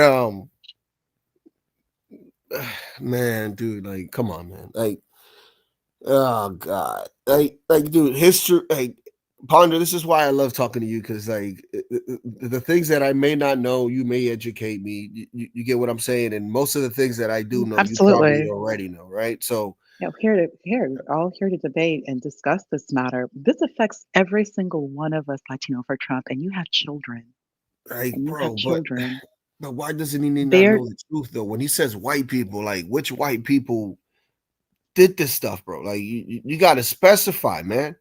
Let's be honest here. When he starts like, on the race, the Italians hated the fucking Irish here, bro. Like you know that Marxism, these people. It's Marxism. Truly, like, yo, it's here to divide. Oh, When they start, you take away. This kind of goes back to what some of the things that Imperius says. When you're having people all wanting to break apart, you have I know it's strong words, but dumb people who want to move around without any authority. And the ultimate authority was the church. Latino for Trump. Yeah. You come from a Catholic background. You come from a Catholic country. Yeah. You come from a Catholic country. When you have the church being the authority to ensure that we have direction and clear morality.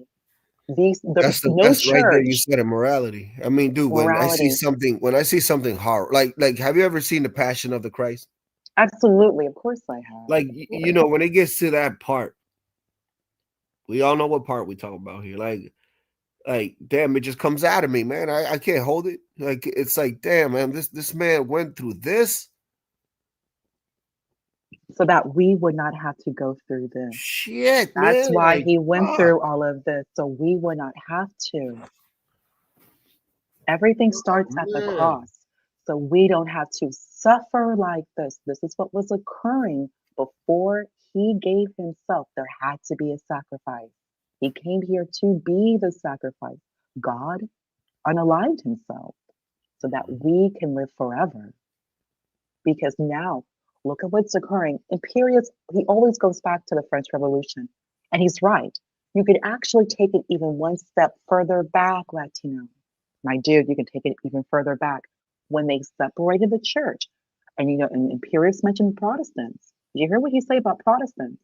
So when the Protestants started, Luther, I see his point, but once you leave the church and you start to decide on your own, they went to read the Bible on their own. You can create quite a bit. You can create a narrative, a story on your own. And that's where we are right now. It's when everything started leaving the church. And and there was a group. Sorry about that. Did Linwood run away or what? That the microphone started. He went again, Linwood, on white people and all of that again. Like my grandfather. I mean, it's fine. My grandfather was a deep Catholic, dude. This guy walked in his old age, even with prostate, still walking his ass a mile and some change to church in the Dominican hot sun. And this guy, man, once said to me, he said, the day that he's like, at least if you don't read the Bible, but if you believe in God, the day that people stop believing, it's the day that you start seeing nations fall apart. The only thing, like that's the point. Like Latino for Trump, it's happening right now. Yeah, you're Trump. seeing It is yeah, happening right now as you're seeing it. You're living it. Yeah, you're living it, because the only thing that united people in as a common thing is something beyond secularism. It can't be something in the ground or of the earth that unites people, because people are always going to want to take that from somebody else. Then it has to be greater. It, like, as a Catholic, you don't have to sit and read your Bible and do all that. What it is true faith. Living how he lived. Yeah. Living how emulation. Okay, that is what the goal is. Emulation. Now, we're all weak and faulty. Trust me. I jerk off. I get angry. I get pissed. I do things. I say things. But it's your remorse and your true inherent desire to want to emulate him. Are you always going to do it? No. We're biological creatures. We're going to fall to sin. We have biological issues, like the fact it's like we were born to fail. That's the that's the reason why he came. We were going to fail no matter what, because of what we are. We're innately a savage, childlike race. That's what humans are. We're a savage, childlike race. Okay, but like Toole said, monkeys killing monkeys over pieces of the ground. Okay, and only through the grace of a higher intellect that he gave us the inspiration to aim for something higher. And without human beings looking to aim for something greater than themselves to strive for, we are sedentary, weak, gluttonous creatures, and we'll sit there on our own laurels and our own hedonistic desires. And you're seeing the world become a Brazil. Because of that, you're seeing the world become Haiti because of it. Because those places are about immediate, hedonistic, impulsive, biological desires and impulses. And Imperius, both countries, Haiti and Brazil, are both under superstition. These are supposed to be Catholic countries, both of them. Well, a lot. But that's the thing. Yeah, that's why these countries are so problematic. Because they're under. Well, they are. No, they are. That's the point. No, just like this country's Christian.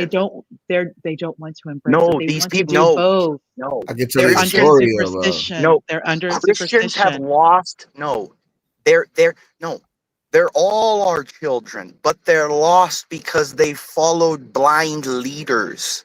Yes, and I'm gonna tell you something about Haiti. The whole reason that Haiti's like nothing grows or anything there. The whole thing is that they supposedly made a deal with the devil. Yes, they did. Yes, that's how they won their independence. That's exactly what they did. And that's why it's always been like that. Yes, it is, and everyone there knows it. I know. They all say it. Latino I don't say it. I say it because of the Haitians. Tariq Nasheed once said, the spirit of Ogun is crashing down on the white establishment, and all those what he would call tethers and sellouts like so-called Latinos for Trump, they all gonna get their payback day. It's funny how I'm a sellout, but all these people like Tariq, right? They all buy white products and put white people's names on their. And he drives a Rolls Royce. Like, yeah, you guys are deeper than that. Hold on. I mean, so bottom line is, I'm gonna be honest with you. You guys get like I'm gonna be honest with you. I don't have no sympathy for y'all, man. You know what I'm saying? Y'all, you guys have been perpetuating. Y'all been perpetuating anti-black rhetoric, and you're getting your payback. Your boy sat there and pushed anti-black propaganda and got a bullet in the neck for it. So watch what you say about black people. Okay, watch what you say about black people. One moment. I wish you would come over here. My shit leaves a small like I said, vengeance is mine. That's what God said. Vengeance is mine. You do what you Linwood, will. I'm never Linwood, afraid. you're once again making these peace with comments. God. Linwood, you're making these comments again. He's not doing anything wrong. Hold on. No, but hold on. He's not doing anything wrong. Hold on, guys. He's not doing anything wrong. No, he's not, dude. Like, he's saying his point. Fine. He's angry too. I'm not angry. I'm just saying, watch what you say about black people because it's coming to you. It's coming back to you. Okay, Linwood, I have no problem with you saying that. You have the audacity to insult. Because, like I'm saying, though, anybody that talks shit, keep talking shit about black people. This is the problem right Keep here. talking shit about black people and watch what happens to your punk asses now. Your boy got a warning. Now keep black people's as Dwayne Martin said. As Dwayne Martin said to Brother Bilal, Will had his Tupac moment. Will had his Tupac moment. Now, let these conservatives and these coons and these sellout Latinos keep talking shit about black people. See what happens. Dude, you understand? Latinos are more than half white. Biologically. I don't give a fuck if they are. I mean, they can be over there. Every single Latino. Let me ask Linwood. Every single Latino is predominantly white in their genetics. So they're not sellouts, Linwood. Latinos are let white him hear you people. speak, and then you can respond. Okay, Linwood. Latinos are white people. If you look at their genetics, I probably have as much Latino, what you would consider native South American, and black in my DNA than you have white, Linwood. Linwood, you don't Latinos is a created race of integration between white people and native South Americans who were of Asian descent, correct? They were raped. So they were miscegenated. No, they weren't raped, Linwood. Latinos for Trump, they got miscegenated. Linwood, let me ask you a question. Hold on, mute him real quick so I can ask the question. Let me ask the question, Linwood. Do you think... I muted myself, bruh. Okay, I'm sorry, Linwood. I'm not trying to insult you. I'm trying to ask you I'm trying to have a genuine discussion with you here. Do you think, Linwood, that if you were someone today and you saw a Star Destroyer come out of the sky with a beautiful black woman or white woman, because you like white girls, as the captain? I like chocolate, vanilla, caramel, okay, I'm saying whoever you're thinking of in your head. Would you not want to fuck her? As Umar Johnson would say, take care of the business before we take care of the coochie. Take care of the business before we take care of the coochie. It's about thinking that these are superior creatures. Pardon me? When the natives saw them come in ships, they thought they were their gods floating across the water, Linwood. They may have think that, but I don't think that. Hold on, Linwood. When white people emerged and came into contact with Aboriginal Australians, with Indians, when Alexander went there, with black people, sub-Saharan black, every single place that white people have gone, the natives have welcomed them as gods. You need to read the natural works of the people who you say were enslaved, Linwood. Because all the black people that were in sub-Saharan Africa, when the white people sailed there and they saw their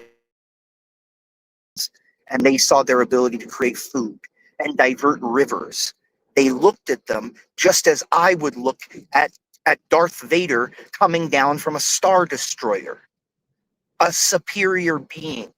Crossing the ocean was equivalent to crossing the stars. It ain't no superiority now, buddy.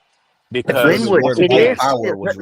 Linwood, if it wasn't, you yourself deep down where you're at, Linwood, you're describing, Linwood, the very things that you describe as the things that comfort you, security, safety, are the very things you're describing as white. Give me justice and correctness. Hold on, Linwood.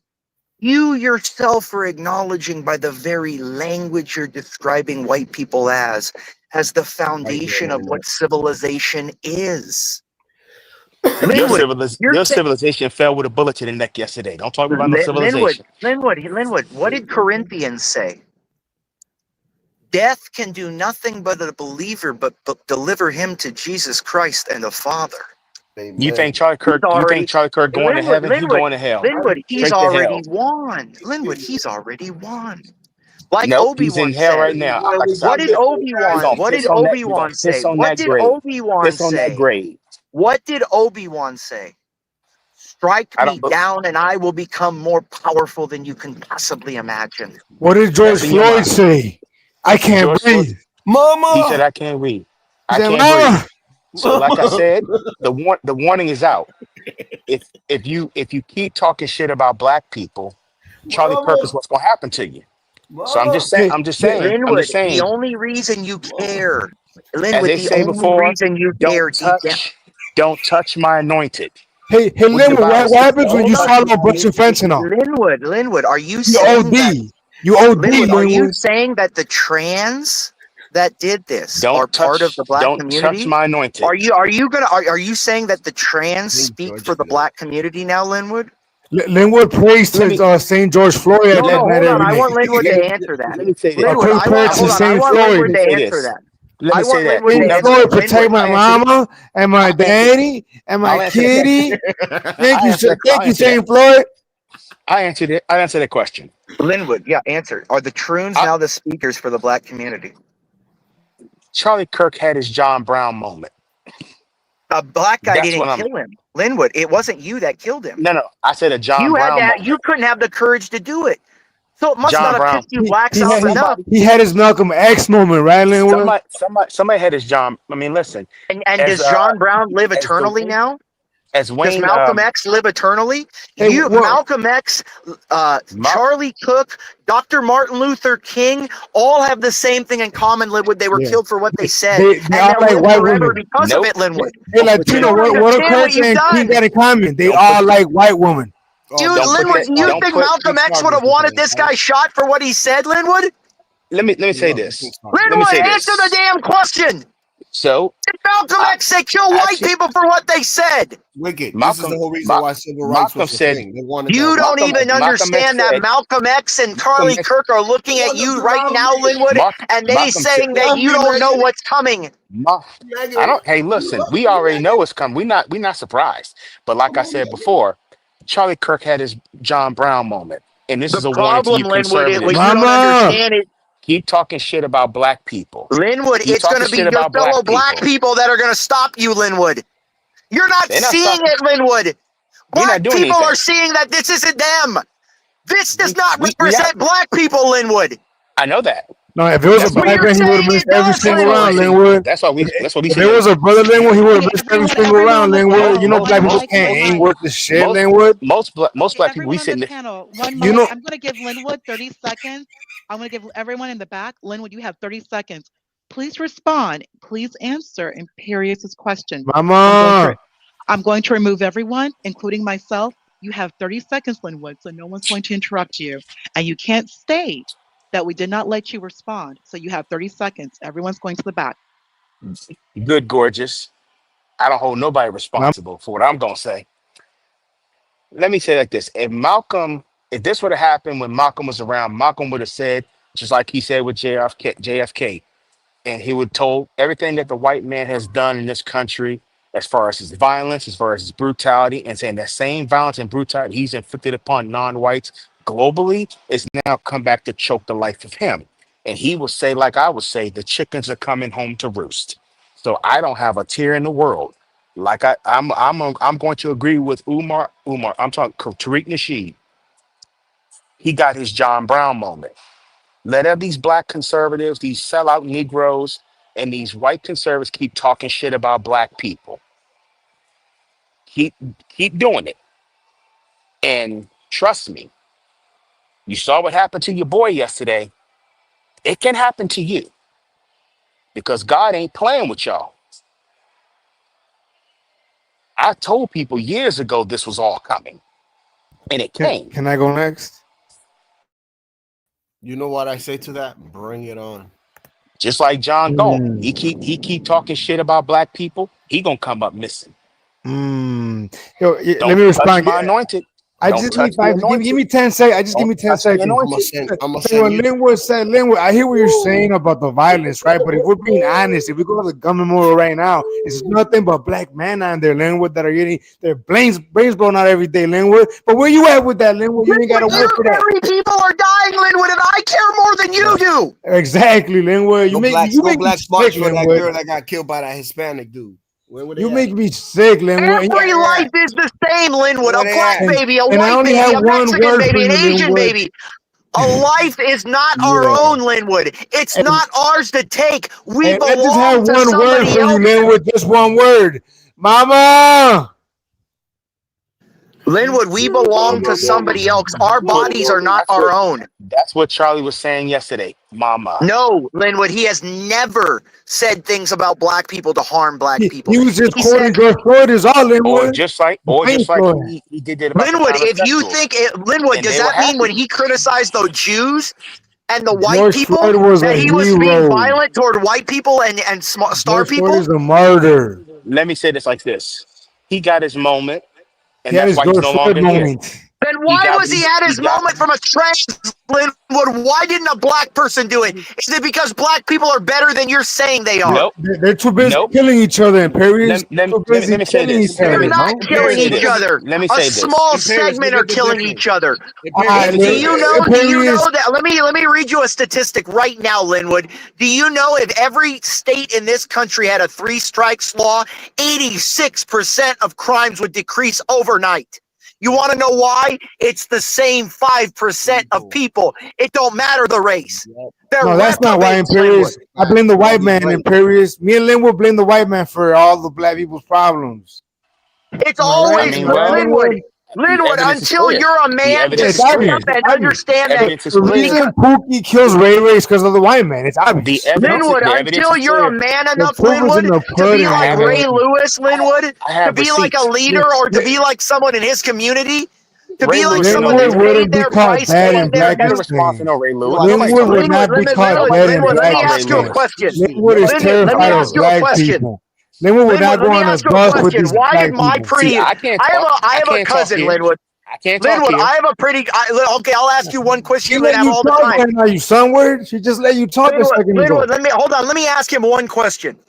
Linwood, why does my cousin, okay, my black cousin, all right, who lives up in Folsom, all right, why did he say that shit was fucked up? I've heard worse from white boys on the court, and I wouldn't do anything to him. So you're telling me that every black person and white guys that are playing ball on the court, Linwood, should pull out a gun and shoot each other? Every football player that plays on the same team, that when a white guy tackles a black guy and goes, "Fuck you, bitch, I just laid you out," and the black guy lays the white guy out and goes, "Listen, nigga, I just laid you out too." Should they be killing each other? You, Linwood, are the weakest man alive because you've never had power. You don't know what it is to take a life, Linwood. Let me respond, please, if I can. First of all, black people ain't got to go out there and shoot up the power structure. They'll just kill themselves because they're egotistical. We don't have to do nothing. So you think black people are so bad that they're a suicidal race, Linwood? Are they that dumb, Linwood? I may say horrible things about black people, but for fuck's sake, Linwood, I'm always going to uplift them. You fucked Linwood. You fucked Linwood. You are a complete fuck, Linwood. Can I ask you a question, Linwood? Can I ask you one question, bro? Please. You can call me names. It's all good. No. I'll be respectful. All right. Linwood, what is the definition of a person who annoyingly complains? What's the word for someone that annoyingly complains? A person just complains. That's it. A person who annoyingly complains. Linwood. Nagger. You just complain. Good job, Linwood. Was that you that said nagger, Linwood? I didn't think you were gonna get that. I didn't think you were gonna get that, Linwood. I wouldn't say the word nigger because I said nagger. You just did, Linwood. You just did. You just did, you nagger. So now, Linwood, let me tell you something. The reason why that you are the only, this is the problem, Linwood. Hey, black woman, get under control with these animals. Linwood, you right now have shown that you cannot differentiate black people from N-words, just like you're saying white people can't differentiate themselves between cracker rednecks and smart white people. No, Linwood, you just said black people would go all and kill themselves. Like the entire race is the same, Linwood. Well, kill each other. You know, let me hold on. Let me explain this, please, because he's making statements. So I want to correct the statements. First of all, black folks we sitting this one out. We know what's coming. We're just sitting this one out. We're just waiting for the shoe to drop.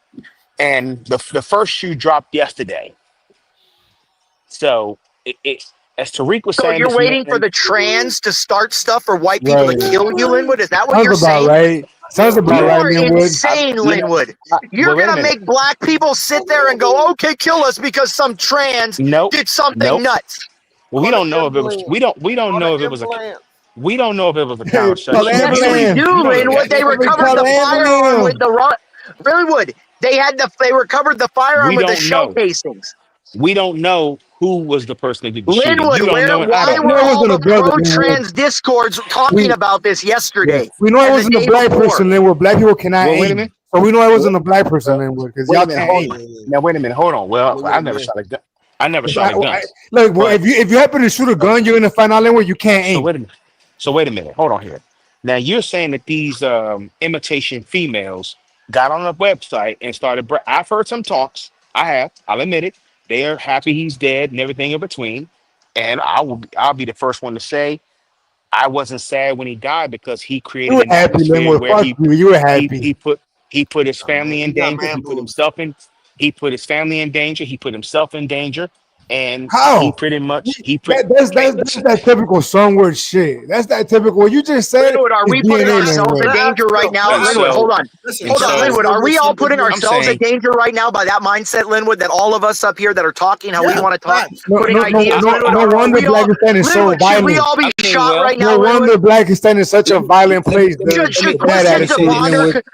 Linwood, should questions hold on, Linwood. No wonder you steer clear of Blackistan, Linwood. No wonder Linwood, should questions to ponder get a bullet through her throat because she's talking about things that you don't like?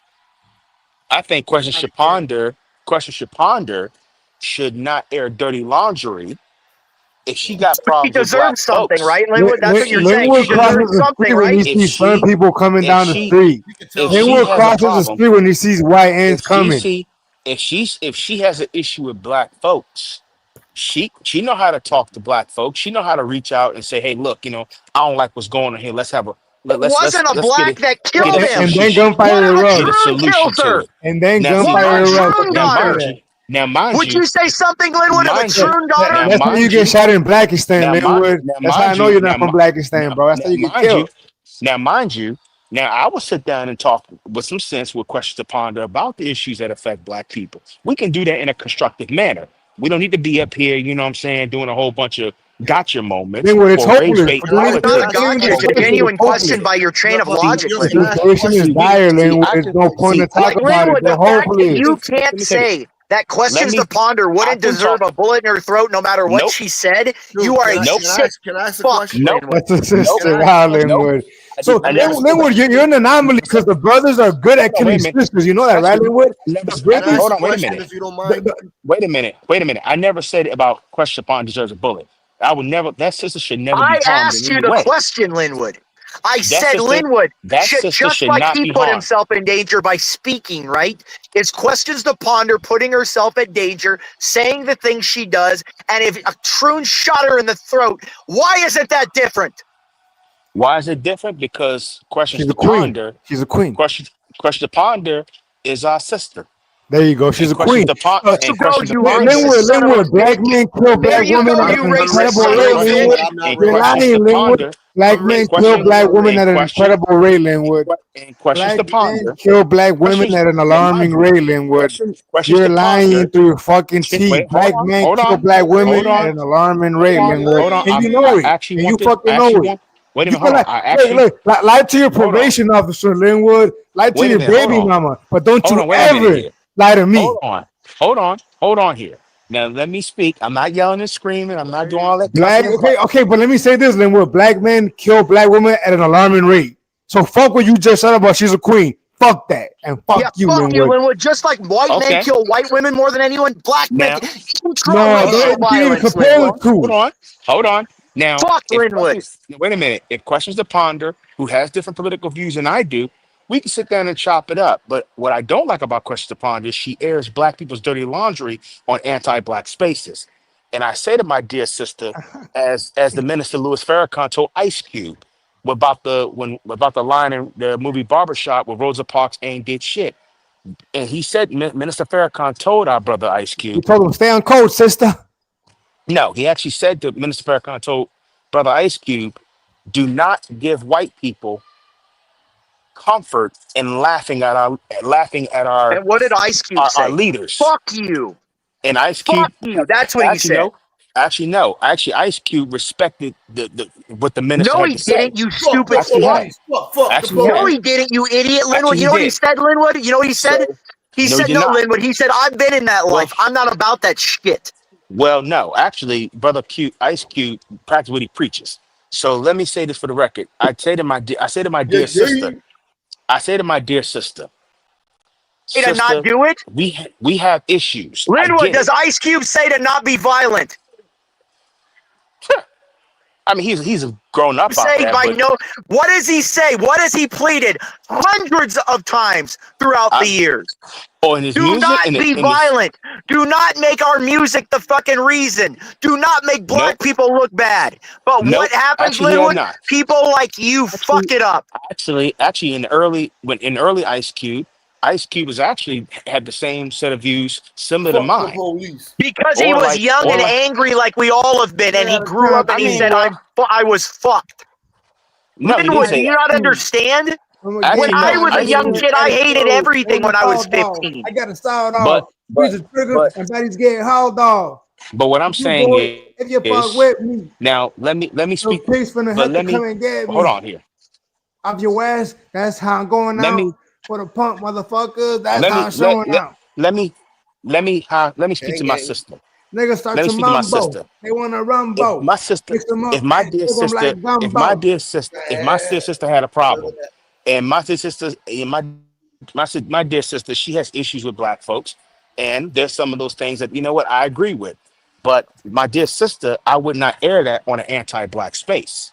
I would take that more to a space where, as black people, black men and black males and black females can have constructive conversations. Now I've said some things to question to ponder because I don't like her anti-black views. But I'm saying, sister, you out of pocket. You just sit out and don't get on these platforms and talk that nonsense. I would not say anything anti-black about black people. I have my issues, but I would never get on platforms like this and say that. I would go to Q-Butter. I'll go to Dr. Umar and say, yo, Dr. Umar, Dr. Umar, the bona fide hustler. I'm a bona fide hustler. Linwood. Or nigga get out of line. Have those discussions. And we can chop it up. We can have disagreements. I'm about my paper is fuck. Yeah. But the space itself is not anti-black. Linwood, what exactly did she say that really triggered you? Exactly. Like some of the things you say about what black people, you kind of uplift white people over black people, and I'm like, sister, don't do that. This is Mopsy, Linwood. I'm asking, what did she say that triggered you? That's what she said specifically. My thing with trigger with Moxie was when she said something about Jerry Jones, and that he did a move wave because of black people. Like Jerry Jones never been around black Mama. people. So I mean, like, That's all it took, Moxie. That's all it took. if you had an issue with black males, you're in the community. You from the dirt. It's Yeah, singular. you run the dirt. You in the gutter. You're in the black community. You in Blackistan. You in the dirt. I mean, like I said, if you want to survive, bro, sister. Nah, Like, Linwood will get cooked. sister, you Day coulda one, hollered- day one, Linwood will get cooked. Could I holler at the? Excuse me for a moment. I'm not talking over you guys. I'm just give me some lane here. Sit down and talk to the OGs. All right, go ahead, King. Sit down. Sit down and talk to the OGs. Express what you feel, but Go ahead, don't do descendant of those that built this country. Don't do it, but don't do it in a space where there's anti-black resentment. Do it in a space where black people have a space to actually say what they feel, and it ain't on no anti-black stuff. We actually can say, you know what, sis, I'm wrong about that. Okay, brother, I'm wrong about that, and we can bring something of constructive value to ourselves. Like I said, I would never get on a platform, even though What's anti-black about saying the truth, Linwood? Excuse me. What's anti-black about saying the truth, Linwood? Excuse me, please. Your excuse, shorty. I'll answer that question. I'll answer it in a little bit. I was on the road. Yeah, right. Yeah, my ass you are. I would not get on a platform. Now I don't like the way some black folks do. I don't like the way I don't like the way we got our kids running around here disrespecting the elders. I don't like the way they're out here robbing everybody. Carjacking everybody. I don't agree with all that. I think our kids need to be much more constructive. But yeah, I would never come on. But I would never come on this platform or Kunadic Truth's platform and express that. I know that's right. I will go to Q Butter's channel and talk that with them, or I will go to some other black channel or Afro Elite and have those conversations.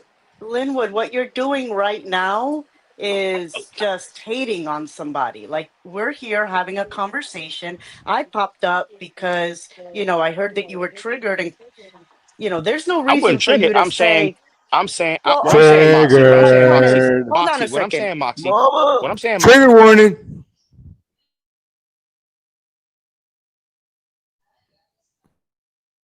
Linwood? This is with black folks. I'm saying I would not give a platform to anti-black platforms. You too, yes, sir, brother.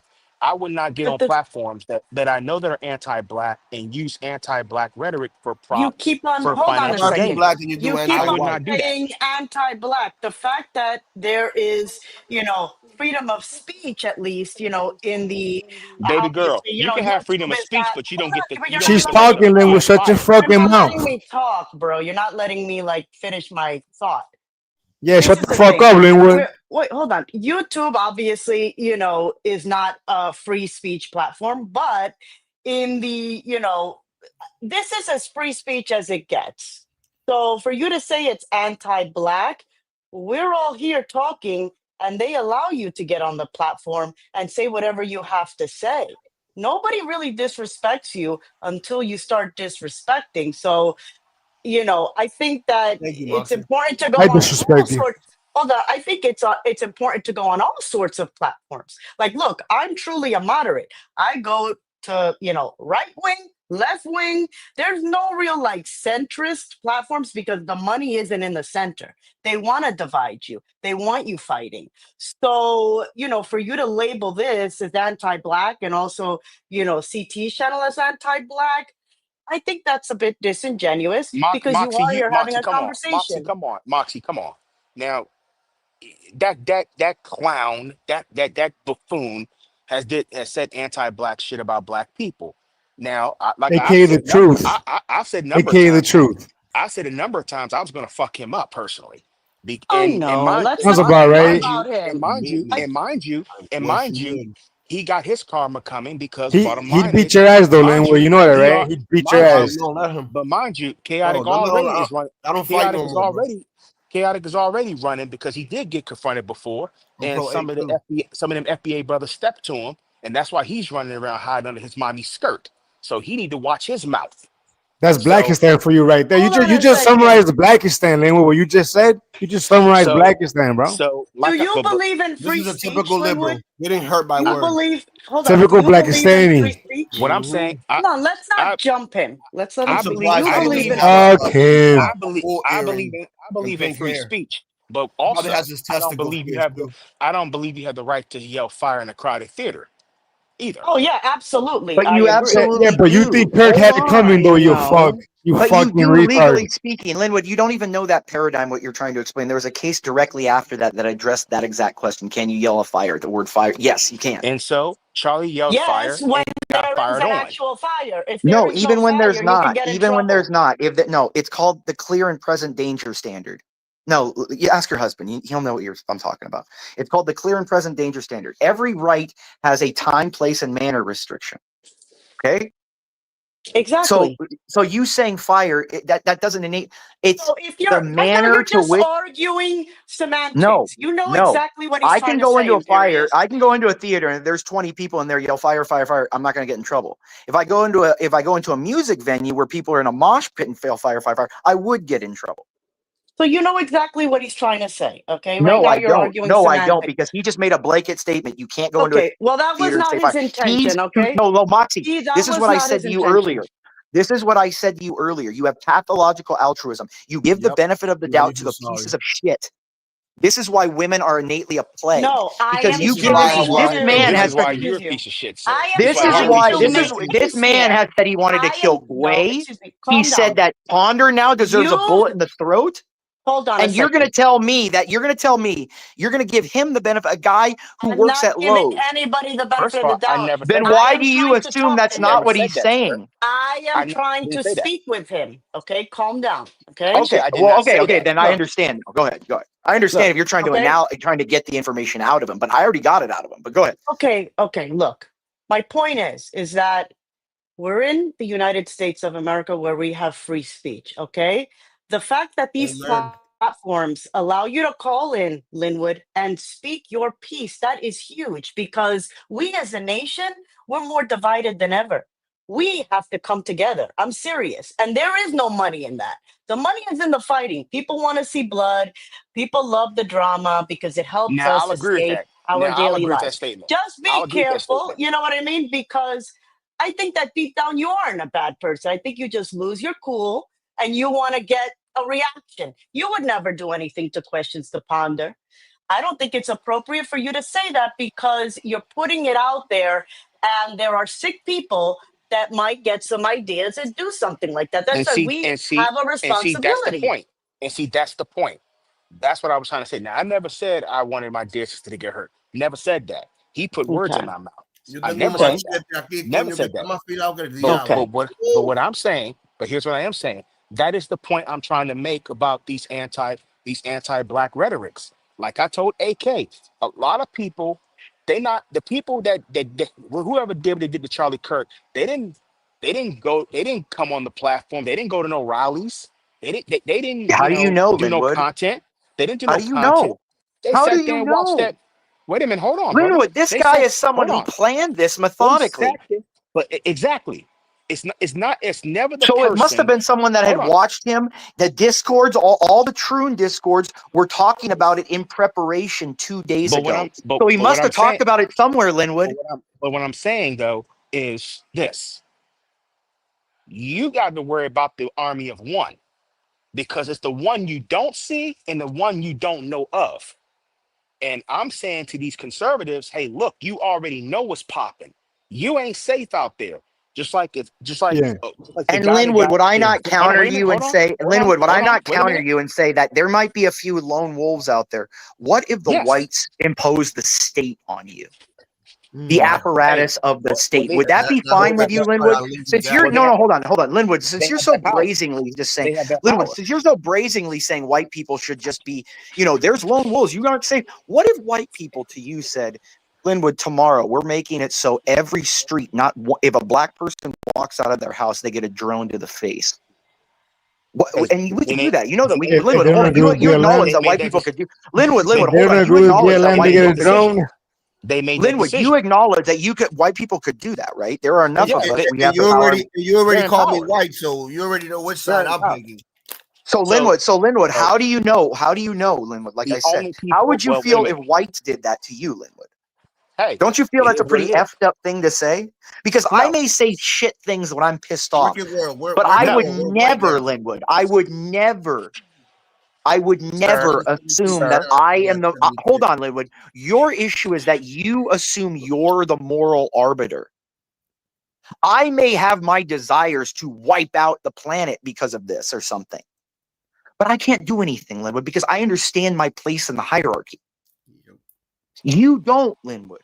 Actually, You're the one who thinks their ego is so big that thinks that you can go out there and tell other people, be afraid because you people shouldn't be talking because, oh, look, something might just happen to you. But don't listen. I've seen this too many times. I've seen this play too many times where you can say all when your something stupid happens, shit. boom. So what I'm saying It's a low bar for the black man, man. It's a low bar. The brothers can say whatever they want. So I'm saying, like I said, I didn't bust a cap in Charlie Kirk. A supposed white person did that. So We know white guy didn't do it. Y'all can't aim, Linwood. So once again, yeah, but Linwood, you said that he did it for the black community. I didn't say that. Yeah, you did. You said he said all these bad things about white people or black people. That's what he gets. No. That's what you said, Linwood. So it must have been because he said something about black people. So the person was doing it for black people, right? He was doing it because he said something about black people. Wait a minute. Hold on. You said though, sir. You did though. You said about this whole demo. I don't call them transsexuals because you can't transition out of your body. You can get cut up all day long, but you're still a man or you're still a woman. Now, look, I'm gonna get going, but let me say this real quick, guys. I'm gonna roll out. I think we can all agree that maybe it's a bad idea to swallow a bunch of fentanyl. You might OD. Mama! It's probably a bad idea to cut your dick off and take a bunch of hormones. Yeah, so definitely. But what I'm saying though, what I'm saying, you said that these countersexuals, these female imitators, was on threads, clapping and celebrating and saying, they had something to do with it. Maybe they did, but once again, if those people feel like what Charlie Kirk was saying had put their lives in danger, mind you, Charlie Kirk was in a place of privilege. He was in a position of power. Linwood, we're in a place of privilege. We're in the United States of America. Do we all die? No. That's not what I mean. He wants to silence us while he gets to talk and say whatever he wants. That's not what I said, sir. That's not what I said. But Linwood, why do you get to determine what privilege crazy, is? Because to everybody else in the world, to 99% of the rest of the world, Linwood, you're privileged. Nuts. Nope. And actually, he was in what I'm saying though. What I'm saying is Charlie Kirk was a white person that was in a powerful position, socially speaking. So if those people that are countersexuals, female imitators or whatnot, if they felt threatened by his words and things he said about them, or like when he last said prior to getting one to the neck, about these female imitators being the cause of mass they're the ones doing all these mass shootings. That was the last thing he said of his mouth before he got himself exactly, and it shows irony that he was right. It shows irony that he was right. It was like almost God was speaking out of his mouth and making an example out of him. But what I'm saying, he was right about what? What I'm saying is this: if those communities that are already marginalized, if those groups of people are already marginalized in society, politically, economically, socially, etc., if they feel threatened by the powerful class people who are not marginalized in society, it's only so far you're gonna push that line. Yeah, and what happens when when the powerful say we're threatened by these lower? It becomes a whole eye for an eye till the whole world goes blind, Linwood. You understand that this all goes, right, Linwood? You understand where this ends, right, Linwood? I mean, well, listen. Hold on, Linwood. Why would peace to the panel? Why would the people at the top be threatened by the people at the bottom? Out of curiosity. Well, they have been forever. Why do you think they keep you guys stupid? Actually, Will, that's a good. Why do they want everyone disarmed? And that's a great question. I can build on it. What I'm saying is, Charlie Kirk was a part of that system culture of white power that was punching down upon powerless people, and those powerless people, one within a minute of a million, decided we had enough. We're gonna take matters in our own hands. I got military training. I know how to shoot a 38 scope. It's time this pig. It's time we smoke this pig. Linwood, I don't mean to interrupt. This pig fries. I just want you to catch me up. So what do we know about that guy in the black hoodie? We have a name. We know who he's We don't know nothing. affiliated. Right now, we don't know nothing. But We don't know. so We far, just Brother know it's Willie, a white man.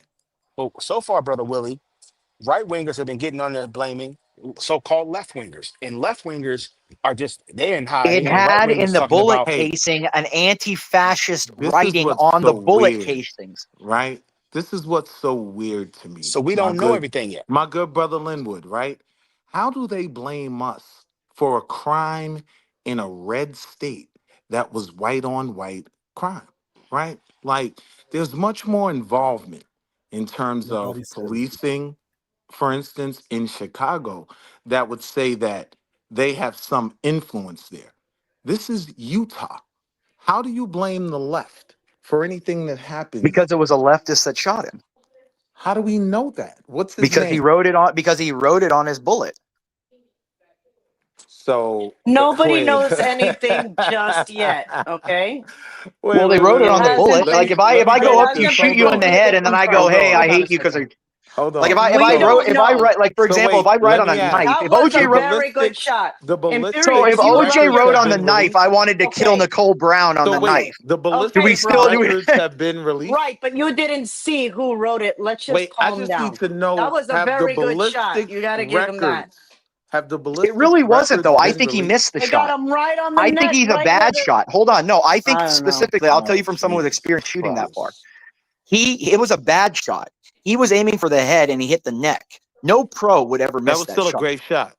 It was a horrible he shot. got him right That was in still a that great artery. shot. That was a No, deadly artery. nobody aims What for I'm the saying throat. is, even if You he hit the never head, aim for the.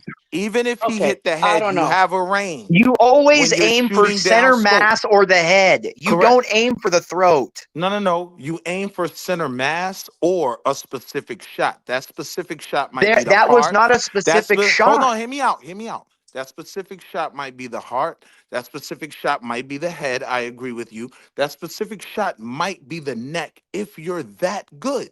I would agree. It would be a If very he was difficult. that good, he would not have used a Mauser. All right, well, let's just deal with this, though. He's dead. A Mauser is Hear a me out, though. 5-round He's shot dead. bolt action. He's dead. You can tell So by wait, the wait, shot. wait. He needed Hold on. as much I assistance hear with what you're that saying. rifle with a. He should Listen, no. Hold on. He settle wouldn't have down. used a Let's take it 30-odd slow. 6. All of that He means wouldn't have nothing. used a 30-odd 6 if All he of was a that good means shot. nothing. Charlie Kirk It absolutely is dead. does. A pro picks their weapon Charlie specifically. Kirk is dead. Mission accomplished. You're insinuating it was a pro. It's not. Hold on. All of that. I'm not claiming he's a pro. What I'm saying is whoever that was accomplished their goal, right? So all of that 30-odd 6, and we can change 50 different guns. All of that is irrelevant, right? He hit his topic. He hit his target. 1 shot, 1 kill, right? Done deal. What is that? That has nothing, dude. You're so mindless. The weapon they use, how you kill someone, tells you about the killer. Oh, Jesus Christ. You are dumb as fuck. Or maybe that's how you throw someone off who thinks they're a smarty-arty like you. Maybe that's how you throw them off. Making it Would a look. smarty-arty like that person dressed in all black on the top of a building make it really easy to find, or would they have hold on? Would they not have worn FDEs? All right, cool, but I'm saying would they not hold on? If someone was a pro, would they have not worn FDEs up there? Slow down. All of that is irrelevant. I'm asking you a question. Can you answer that at least? I don't know. I don't know how they wanted it to be portrayed. I don't know. But you wouldn't have been seen if you're a pro. An FDE would not have been seen. Man. But they didn't even touch him yet. Maybe the goal was to be seen. You ever thought about that? If we're gonna, they didn't catch him. If the goal was to get caught. Hear what I'm saying. Okay, hear what I'm saying. Hear what I'm saying. If we're gonna spook it out, right?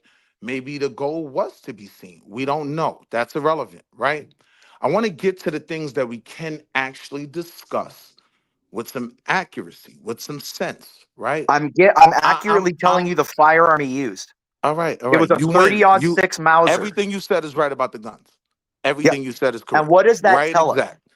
Why would the shooter? It tells us whatever you wanted to, but I want to just ask you some questions. Is that all right? I just want to have a conversation. Go ahead. I asked a bunch you didn't answer, but go ahead, answer me away. So now I did answer. I said you're right on all of them, right? Like you seem to have an expert opinion. You're right. I want to understand though, how do you in any way, this blows my mind, connect this to the left when number one, right? We don't know who the killer is. We don't know who he's affiliated with, right? This is Utah, one of the reddest of red states, right? I want to understand how, if nothing in Democratic communities where we know there is Republican influence, right? A city like Chicago, for instance, right? This is simply labeled a Democratic city. Everything that happens wrong in that city is the Democrats' fault. How in God's green earth do you attach this to the left at all at this point? Did right wingers create troons? But I didn't ask about the right wing. Well, you just asked how you're. I'm blaming it on the left because left wingers created troons. Okay, that doesn't really tell me That much. answers exactly what you said. How do I blame it on the left? Because you fuckers made people, you cut kids' dicks and tits off. You gave them hormones, and now they're these fucked adults that don't know what the fuck up and down is. Whoa. And this is what got Charlie Kirk killed last night. This type of shit right here. Yeah, it's crazy rhetoric. So you don't cut kids' dicks and tits off? Hold on. You don't cut their dicks and tits Let me off? double it down, right? So is that possible that that was the case with that young black man that stabbed that woman? Because he's already said the government did something to him. I'm not saying And why did he not claim that for all the 14 other crimes he did? Why did he come up with this for that? Because the government didn't make him do that. Oh, so just for this crime, the government put something in his head. That's what he's saying. Okay. So do we just believe criminals when they say, so if I killed your mom tomorrow and I just said, okay, well, I did it because, I saw an alien. You gonna believe I saw an alien? I'm saying I don't believe it on. Stupid. You are fucking retarded. This is why I'm saying people want to be ruled. You want to be ruled by me. You might be surprised by my question. You want to be ruled by me. You want me to make all the decisions, and you just mindlessly go about your day drunk. You know how I just know let me you're rule not the world. even a valuable white man because you over here with us, right? Oh, I'm incredibly valuable. I'm giving you guys valuable information. White men who you claim to be, they don't come in these spaces. What are you talking about? Of course they do. And being what are you talking about? Why would I not want, as the king dressed as the peasant, to see how my peasants live?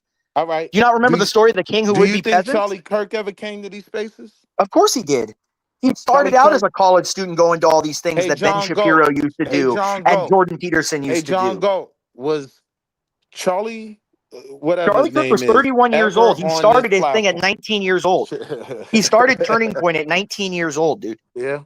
He was never 19. Here. He was never here, though. Yeah, what do you think he did? He was all over Discord and X and all that. Willie, we're all here right now. Let's just have a genuine conversation, at least in good faith. We are all here, okay? Let's just keep it sexy, okay? I'm trying my best. I agree. I mean, well, wait a minute, Gorgeous. You talking all this sexy shit here. What's up, Moxie? Linwood. Come on, He's Gorgeous. married, dude. Come on, Gorgeous. Married. He's married.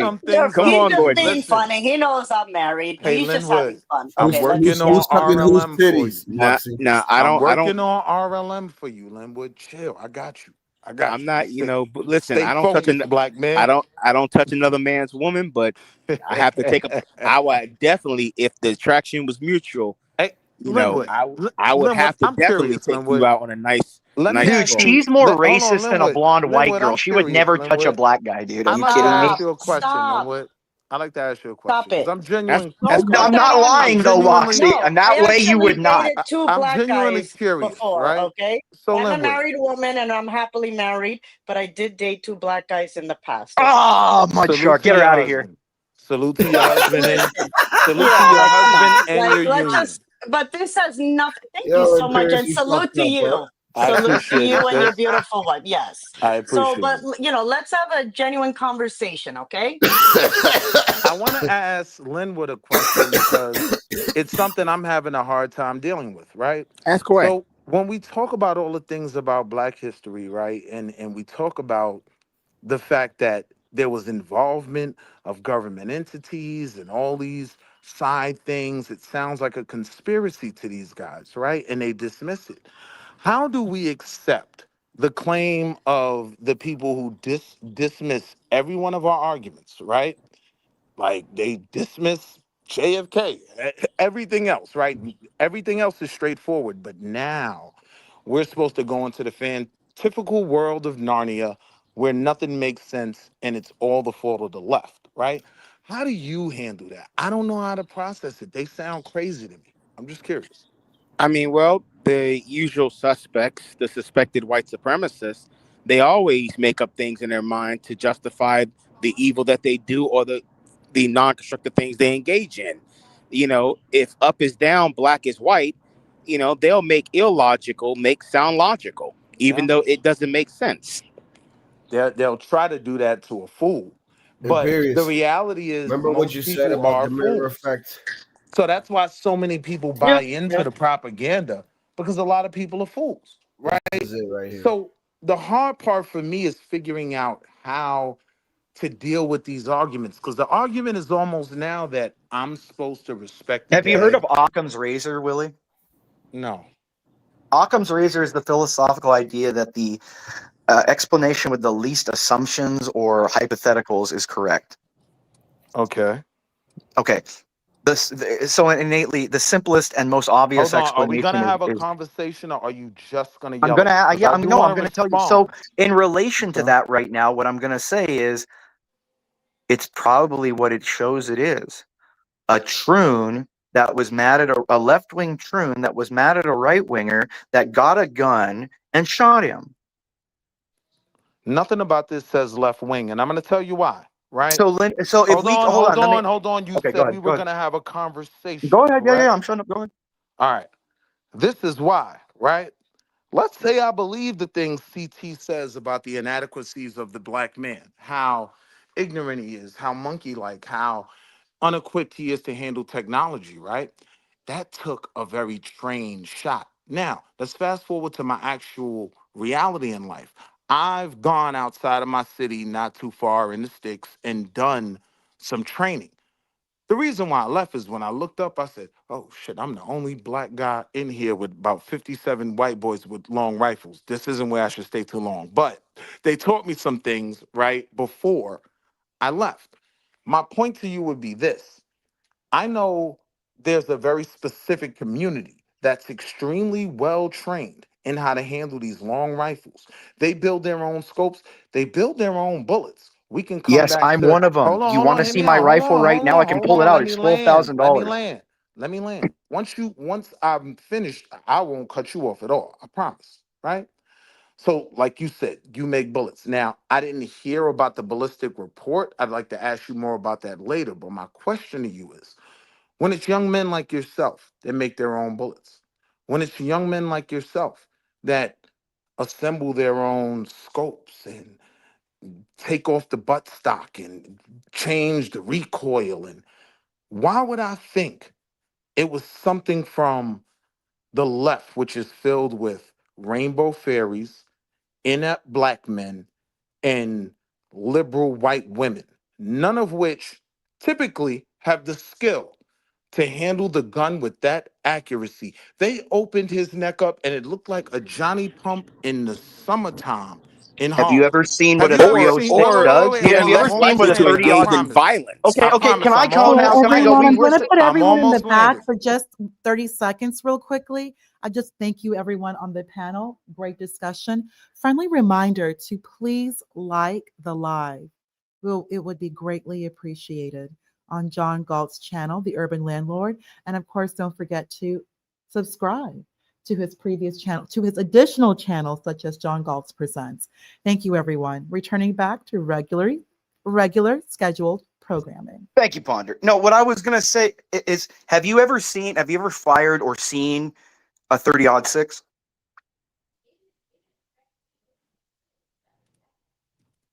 As anyone, I mean, can I, Willie or I'm back. Linwood? I got dropped. I didn't know I was back, but I'd like to finish my question. I just want to know, but you said about the neck and about the... into all the specifics. Okay, go ahead. I'm going to shut up. Go ahead. Trained in, right? I have a pen and a pad next to me. I'm going to be taking some notes as you speak, right? But I wanted to finish that thought. So this left alliance is probably the least trained in guns on the planet. How do we attach that to them, right, in a red city, but have zero compassion for blue cities? Everything is their fault. Why? Because it happened in Chicago, right? That's my question. Now you can go into the 30-06 and everything else, but I'm listening. Am I allowed to go really quick, or because I'm just going to show you on cam really quick what a bullet of a 30-06 looks like. I'm gonna pull one out real quick. Okay, 30-06 looks. 30-06 is this big. Shit will leave a hole in you, bro. That is how big a 30-06 is. Okay. You see how big that bullet is? Huge. And from 200 very, very yards, large. and from 200 yards. So if you're saying, you're telling me that you know anything about what you're talking, this is what I'm saying. I do free gun comp. I do long range shooting. I could pull my $12,000 rifle out if you want. Okay. You don't know, that was not an expert shot. Anyone that is a pro like that does not aim would for have the blown throat. his head back like Kennedy. It does do you know the velocity that that projectile is going? It is used for large game, elk, rhino, deer, like massive 5, 6, 7, 8, 900-pound animals. You know how fast? Okay, it was 200 yards, right? You know what? You want to know the velocity that it was going? You're And the asking me energy of feet per. It was going 2,580 feet per second in pounds. And that's why. So when that hit it, do you think that would knock your head back if that hit you in the chest too or Let him anywhere? finish. Do you think that would hit? Well, here's the thing. I don't think you understood my question at all. I think you kind of just proved my point, right? You're not a leftist, correct? The biggest bullet I can show you in my house, 5.56 223, right? It's you guys that have this training. It's you guys that have this ammunition readily available to the point where you could turn on your camera right now. Now, here's what I do know as well. I know there's a lot of unrest, right, in the Republican Party. I know once Donald Trump, in 3 years, when this nightmare is over, right, he can't come back. So people are Yeah, he can. jockeying. Hold He on. can come back. People are jockeying for power. No, I know you guys are gonna try that, right? But No, he can legally come back. He can legally come back. I don't think the U.S. Constitution Yes, is it does. ready to be completely violated just yet. But I'm It's not sure you guys. violated. No. Hear what I'm saying. I know What you does the guys are gonna Constitution try say it. about the maximum amount of years that someone can be I president? know you guys are gonna try it. I don't doubt that. Can I get an answer to the we'll question see. if you're going to assert that? 2 terms. It's 2 Okay. terms. That's it. No. You can be elected 2 times. Are you fucking stupid? What are you Do you not think talking he could about? come back as vice president? Vance resigns, and then he takes the first 2 years of Vance's term too, and then Vance runs again and wins? You're fucking stupid, dude. Jesus. This is what I'm saying. Why am is I no one being as smart dropped? as I'm I trying am, to Ponder? have a decent Ponder, why isn't conversation with anyone as him. intelligent? Hold on, let's slow down. Why aren't people as down. intelligent as I am? I feel like I'm in fucking Team America with I'm Kim Jong-un. Dude, Why aren't people stop. more intelligent like me? Like I Okay. I don't understand this. So you want to argue about what, guns? Because I'm not a gun expert, and that's No, not what why I I was called saying, in. he was asserting that that person was a good shot. No, they weren't. No, and I hear you. But And once you and you know what? I'm the one that brought it up, and then you explained it, and I didn't argue because no, I'm I like, know you. I'm not okay, talking to You you. I was know talking what to I him. hate? I was talking to him because he When I keeps saying get it was a dropped good and shot. It was a someone good shot. lies on me. I never Okay, well, asserted that he was a good shot. No, you said that was a good shot. I literally said to you, right? Whatever you say, you seem to be the subject matter expert. But you said it right? knocked him yes, he back. definitely is. He definitely knows his shit when it comes to guns. Yeah. So again, and before I get dropped again, I don't know why I'm getting dropped because Dude, I've I been get dropped all the extremely time. Don't cry respectful. about it. I get dropped all the But time. unlike you, I'm being respectful. Dude, I'm I'm gonna get to respectful all the violating time. you later. I'm gonna get to violating you later, right? But I wanted to have a decent Look, I'm not the conversation vindicator first. or the vicillator Hold on, or the let's just talk. validator.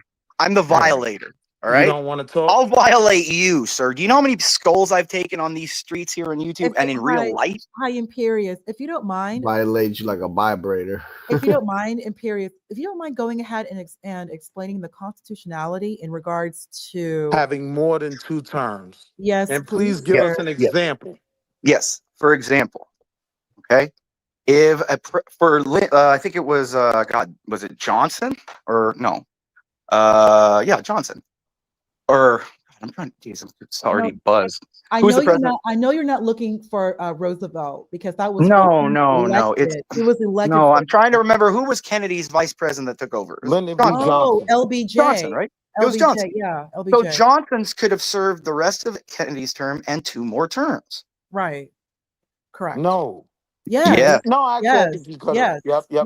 Yes. All Willie, right. he's 100% All right. correct. Okay. All right. So now, Well, right? do you understand Understanding. how Imperius is correct, right? No. I completely understand that premise, but here's what I No, don't it's not a understand. premise. There's no premise. It's Here's not a what I premise. don't He's understand, right? simply I just want to be stating a clear. fact. It's I got true you. and it's And I fact. agree. I Okay, agree. good. Right? My question is, how does that apply to Trump? And how would that give him more time in office? Gotcha. Huh? He would get 2 more years. If he got assassinated, because again, Oh, let's he got take it slow. assassinated. I didn't hear you say. Let's take it slow. Let's say, anything. wait. Would he get? I listened to everything you said. Okay, Please don't my fear question me. would be then: does he get 2 more Please years don't if a fear me. comet hits the Earth? Please don't No, fear it's a me. stupid question. Please It's a don't fear me. redundant question. Okay. It's it's a reductive question. You use Like Lyndon B. Johnson. that's an argumentative You use reductive Lyndon question. B. You're just saying Johnson that's like me under the saying, "What happens premise tomorrow if I that I die?" Well, I'm not actually obviously not going to agreed do with. anything after that. The premise that you used was because Kennedy was killed and he was vice president and took over, he could have Yes. still run and And can been a president president resign? for 2 more Can terms. Vance That I resign agree like with. Nixon did? Jesus Christ, sir. Can Vance resign Can we like have, Nixon did? sir, please don't fear me. I'm You are not fear. not, I don't you have are to fear a not making cockroach. Charlie Kirk You're proud. in fear, dude. You have no I brain. would much rather have this Willie. conversation Hold with on. Charlie Kirk. Good time, guys. Hello, John Gold. I would Hello, have John much Gold. rather have this Willie, can we do a conversation quick with history Charlie Kirk. lesson? Willie, just 1 second. Quick history lesson. The first vice president to Nixon was not Ford. It was a man by the name of Spiro T. Agnew. So Gerald That's right, Ford, Agnew. I forgot about Agnew. Yes, I know. It's been a long time in period. God, that name. You remember it when you hear it because it's so odd. But yeah. Spiro T. Agnew. Willie, I mentioned that because Agnew actually stepped down. So he never campaigned with Nixon. We now have Gerald Ford comes in. Nixon resigns. Gerald Ford becomes president. So Gerald Ford actually never campaigned and he was never even elected on a ticket. Exactly. Yep. So there's what Imperius is getting at is that there's ways to legally maneuver for Trump to extend his time in office. Because as Imperius stated, you can only be elected twice. And that is what I wanted to discuss, right? Okay, go ahead. So like he can be, let me say, he can be so open. You see the they fear? can be so open. Let me say this. I'll answer your question before it. They can be so open about I'd it. like to speak to the woman before I go back Of course, you simp. No, let him speak, Imperius. Hold on, John, go. Can I Yeah, go ahead. That's what I'm saying. Yeah, go ahead. I'm saying I'm going on, like I am yielding to the fact that everything you're saying is right? Everyone. So I'm simply holding you to that. Now, what do we know, right? Trump was elected twice. So under your premise, wouldn't that now disqualify him for an additional term? No. I think that's what she just explained. He can't be elected again. Right? Is that what you're saying? Yes, but there's ways around it. He can also run as someone's VP or and then they could get Kirk. No, you're right about that. You can bring up the 22nd Amendment if you want. It's the 22nd Amendment. And it states that you can only have a maximum of someone's VP, and then they could get John Kirk. And Can I answer since I went to school for this or no? I mean, this is where I get like laughing. Also, listen to what Imperius has stated. This is where I just laugh at John that he don't really want an answer. He just wants to hear niggas. Really, also, there's the 22nd Amendment that Imperius just talk to me like a gentleman. Let's let Imperius finish his thought, which was he was starting with the 22nd Amendment. Please, Imperius, if you may. I wasn't done, but okay. Second Amendment states that you cannot be elected president more than 2 times, nor serve more than 2 years into a non-elected term, an unexpired presidential term. So Trump you can have a maximum through the 22nd Amendment of 10 years. as a president? No, actually, it says 2 terms. He only can have no more than 2 terms. This is his second and final. You want term. to read the text? And he's been elected for 2 terms. He's been elected the first time. Which was He got Do you want elected to read the text or no? Right. We can just read the text. This is what I mean, John. This is why I don't take clients. Why I work for a corporation. Now, I don't want to be. He wanted to be vice president. He can't serve in that capacity because he's already been the president. Like, it'd be ridiculous to go a step down. Sweet. No, he would run as the vice president. Vance would step down. He would assume presidency after for 2 years. Vance would then run again after 2 years. He would then be elected, and you would have a. That'll be silly. Why? Why would that be silly? They can be Because so once open again, about it. They can go out there and say they're going to do that. So why would why? How would No, I be? no, why no. would I be the president for 2 non-consecutive terms, then turn around and get picked for vice president? Then the president who got Because he's elected going to go out there and just say, spend all elect this us because money, I'm going to be the all this president. advertising to get elected as president or not to get elected as president. Then say, okay, folks, I'm sorry you voted for me. I'm stepping down now. Donald Trump is your next. Now you're president. Like, I understand now, John, why you hate them all. That wouldn't be logical. I understand, John. And we're able to do this being held in a box, Linwood. I understand now, John. I really do. Hey, Pierce, let me ask you this question. What about, Charlie Kirk mentioned something about Netanyahu having extended powers or something due to October 7th. We were a little bit. He said it wasn't just he should stop the war and that Netanyahu was assuming too long. It was just like assuming wartime power. It's like the president assuming wartime act too far. And he also mentioned Zelensky about saying that Zelensky is a dictator because he dissolved their parliament. He didn't allow elections. This is all normal stuff that's out there. It's not like he was saying anything that everybody doesn't know. This wasn't some outside. Everyone looks for a conspiracy. Occam's razor is right. There's a reason why it's a law. Because the explanation with the least assumptions is going to be correct. Because an assumption is a fucking thing that makes an ass out of you and me. You're making trillions of assumptions. I'm making less. Who's probably right? John, you're a computer scientist. The things with less variables, right? Yeah, sir. No one's assuming anything, sir. You've assumed everything that you've said. You assume that you knew what the 22nd Amendment stated. It's on the screen right now. Linwood, Willie, what Imperius just stated, it's right there on the screen if you want to go ahead and read it, since we were just discussing it. It's right there. However, it is possible for an individual to serve up to 10 years as president. Like, John, I get paid. Like, I went to $125,000 school for this shit. So no one respects it. Do you see why I hate the internet, John? Well, let me ask this, right? Under any circumstances would someone be disqualified from being able You to can serve only the be 10 disqualified years? by being Because my argument would be that because he's been elected for 2 terms, outside of serving as the vice president, right? And you guys, John Kirking someone else, outside of that, or Charlie Kirk, whatever. That has no argument. It doesn't say anything about when it could be, where it could. Why would that be any different than if somebody takes over the let's say the president dies in the last don't pretend 2 years. To ask me a okay, forget it, John. I can't, John. One at a time. Just talk. Willie, honestly, I think, I know Imperius can be, a little rough, but, he does have legal background. He's a girl. Y'all believe that from these internet goofies. What I'm saying is that if you don't agree with it, I'm not a lawyer, right? And so, you believe that. Well, I'm gonna take his word that he's a lawyer, and some of the things he's speaking, I have to take my word too. He don't know what he's talking about at all.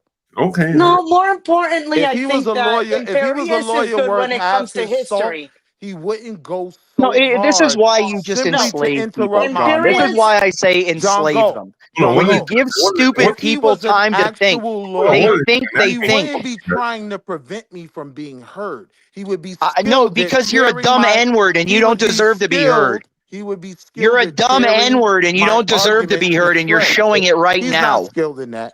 Well, you're a dumb N-word, and you don't deserve to be heard. You're showing it right now. Again, okay, that's very rude. And you a See, lying oh my whore. God, there's the woman. Instead And of you're a letting a guy lying like this whore. think and probably commit crimes, So, it's so much Imperious. worse to say You're the a mean lying little shit. girl. No, hold on a Imperious. second. What is a nigger? Imperious does know what about his history and his theology. Okay, No, he doesn't, he knows sweetie. his guns too. He does. I'm I telling you, respect he you for does. No, supporting I don't him. know He anything because doesn't. only a black can I'm tell just you keeping what it you real. know. I Only a don't black support. can tell you what you know. This is what I'm talking about when it's the goddamn little midget black comedian and fucking 40-year-old virgin. I'm too dumb to know what the big word is, so I'm gonna take it as an insult. No, you're taking That's it all somewhere this else is. that it I'm doesn't saying I need to hire be. lawyers, right? Now Imperious. you're And What if is playing a you nigger? really yourself. Okay. believed in your intellect, if you really believed in your skill, you wouldn't be I acting like don't the have to girl be you're acting intellectual like. with someone who doesn't have You're the acting like brain a matter to girl. even think.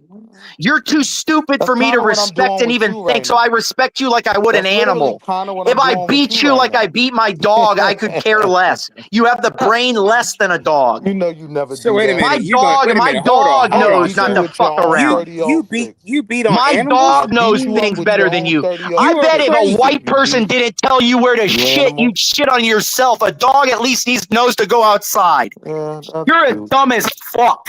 That's true. Sir. Hey, hold on, Imperious. Let me ask some questions. I cooked him, John Goat.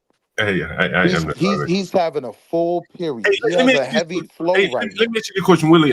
He needs wings. He's having a heavy flow, John Gold. He's in full period mode. You believe hold on, this Willie. Let's gentleman get to something more represents productive. clients in Hey, court? Willie, can we get to something more productive? I didn't say he My represent. bad. He can Let's represent. chop it up. He Yeah, can because represent. I'm on your ass too. I got some issues with you too, but let's chop it up. Well, we chop it up. Yeah. Someone said I ain't gonna say you're a flunky, but you over on Cuba. I mean, I talk a little bit about. I've been up on Cuba's panel. Yeah, that's family. You may have seen me up there. I was in Brooklyn last week. Yeah, you act different when you go over there. That's why you shot me on CT's panel. What do you mean? But yeah, that's family. What do you mean? Oh, you mean when I go up on Cuba? Then? Yeah, you heard what I said. Yes. You act different when you go over there. It's a little bit different vibe over there. I respected you over there. Right. Yeah, That's why my heart was so broken and I was so shocked Whoa. when I saw you on CT's platform. But I'm Heart listening. was broken, bro. Stop. But you be up on CT, man. They act worse than me. And it's really curious, and I'm really curious to know. Yes, sir. Like CT goes harder than black people on me, and he's been doing it for years. And you up there every day, but your heart's not broken by CT. And I'm not saying it should be. I like CT. Well, John, everybody knows CT's a fraud.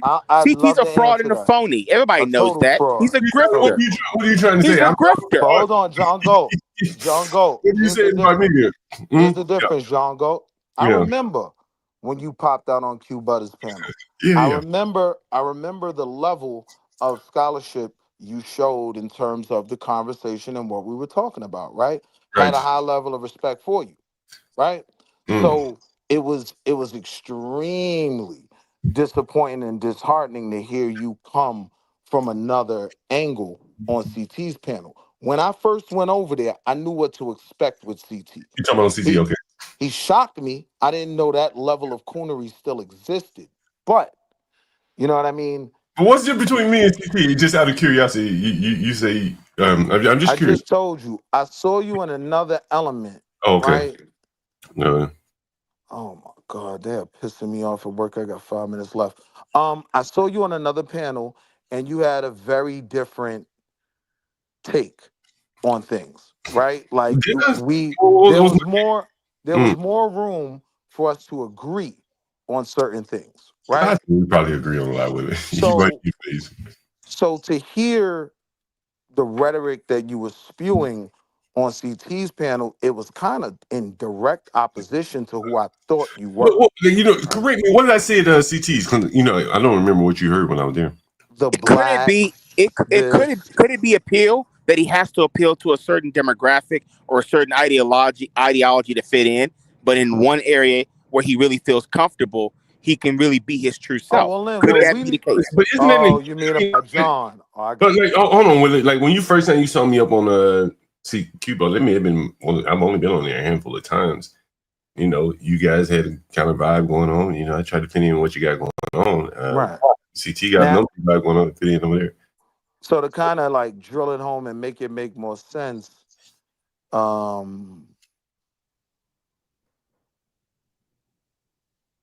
screenshots. Sounds like you don't like the way he says things, right? Like for It's a instance, I'm woman not he shit. even says It's doing this bitch with them shit. right now. blacks, quote unquote. It sounds offensive and harsh, right? It's Is that bitch what you're shit. trying It's to the say? same thing why they're all mad at me. The truth is real. They just don't like how you say it. Yeah, yeah. I am really curious, Willie, because a lot of times, I'll see, other panels like Ock Nation, man, like shit, he give it to him rougher than I do.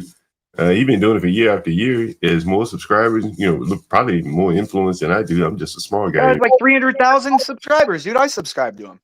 I think Ock is about 50,000, but that's still a lot. He's a really Wait, who's the bigger guy then? Like the heavier dark guy? He has like 300,000. Is that what's his name? God, the guy with the beard. black compatible. No, Ock only has 50. It's another guy. I don't know his name. Black something. Isn't it? Black. Yeah, maybe I'm mixing them up. My bad. Yeah, so I think he has a lot.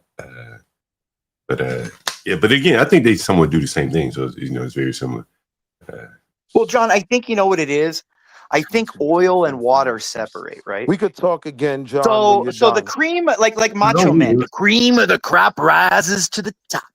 So, like what you're saying, John, is that the blacks that actually have the ability to want to elevate themselves, not to a white people, but to their own people, to their expectation of themselves. Well, I'm Are past now you, separating so themselves we can from the pass that niggas, level. John.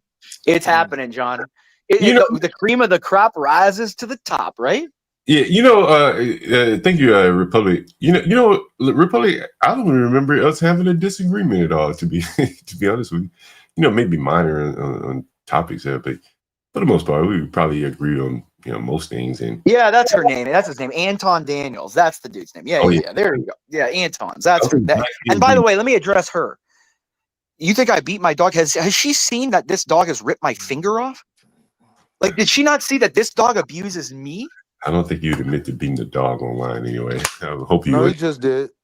I didn't know, but dude, my beating of my dog results in me getting hurt. Have you ever tried to spank a 105-pound dog full of muscle? I don't do anything you do, sir. I think you're a sick individual. Like my hand hurts after I smack his ass, dude. Like I try to be a sick individual, by the way. You are right about that. Yeah, I am sick, but I'm not gonna. I mean, I don't know if I could even hurt my dog. Like literally. Don't do that. Don't do that. No, dude. Like every time I try to walk, dude, that dog hurts me more than I hurt. Dude, every time I walk in the house, it knocks me over. What kind of dog do you have, by the way? What kind of dog? He's an XL bully. Oh, okay. Yeah, it's a big dog. Yeah. Like that dog's made for bear and bullfighting. You think I can hurt that dog? Man, like, has anyone even seen, like, that's what I'm saying, like, has anyone seen like bear fighting or bullfight, or actually where like you've had a pack of pits and you take them to take a bear out or something? Like, I don't think anyone's even seen like how monsters these dogs fucking are. Like, dude, these dogs are unrelenting. They're bred to never stop no matter what. That's what it's not, and it is the breed. People don't know, it is the breed. The breed was bred to never give up. Even if they're missing half their body, they'll go dragging after the thing.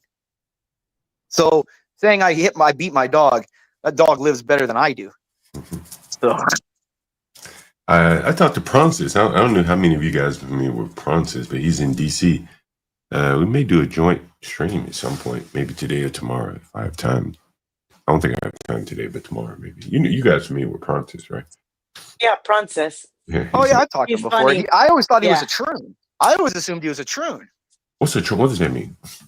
He's not trans. I think he's gay. Right? Trans means a troon. Troon's the new name for trans. Because you ever seen that? Remember we talked? Did we talk about this? That whole the meme of that, like, you know, that cartoon meme where they has like the sketch meme where the purple hair over it goes like, try to find the trans, and it's that really weird looking sketch. That's what it's referring to. The trans are like cartoons. They're troons. They're not real people. I think They're he's like homosexual. Either way, he's left wing, but he's a sharp kid. He's a smart guy. Yeah, he's a very smart guy. Nice guy too. He doesn't, but he doesn't wear his politics on his sleeve there. No, he's pretty open to listen and talking to whoever. He'll talk to anyone. He's pretty cool. Like I said, you know what's sad, John? You want to know what's really sad? I have more Teresa, we may respect just for the. one quick second just to go ahead and recognize Republic Room for the $10 super chat. Thank you so much. Channel support. I disagree with you a great deal, but the discourse is needed. Great conversation. Proud to be an American. Yes, you are, Republic Room. Thank you for the support. One thing you can't say, Republic Room, whenever you come up here, at least, if I'm up here, try to, make sure no one disrespects He's me. a girl. No, she's usually pretty good. She has some good input. Like Well, earlier you today. I disrespect him if y'all would allow good me man or to, not, man. but I usually get dropped. He's a girl. Who drops you? I've never dropped you. Nah, I don't think you are. Dude, I've been dropped a million times, Willie. Stop crying, dude. Yeah, that's because you act like a woman. No, Willie, you're acting like a woman. You're not an arguing as intelligent emotional, one. not mine. And not one that I would respect. You act like the women You're that arguing you like the got, that woman, men not like me. you You're talk about. you're arguing through feelings. That's what women do. You act like a And B Moxie's word. telling me That's that. what you act like. You act like a No, B but word. Moxie's telling you Not a you're woman. arguing I through. take that back. Like even Ponder will come up here and be like, "Why are you talking like a girl?" Like, dude, like you're sitting around trying. Like when I hear you, I think of like a bunch of girls sitting around going, "We can't agree on anything because my feelings might be like this, but your feelings are different than this because my personal experience are different. We got to all agree and hold hands." Wall Street Willie, we were Urson- just talking about John. Remember, you wanted to speak about what exactly it was that offended you, but it was Well, no, more John about, wanted to I speak to guess. me about it. Yeah. But So what is we it? were interrupted. Oh yeah. Yeah. So what was it? Get back go to ahead, it. man. I'm curious if it's If you're in cool. all this, man, you can hit the link.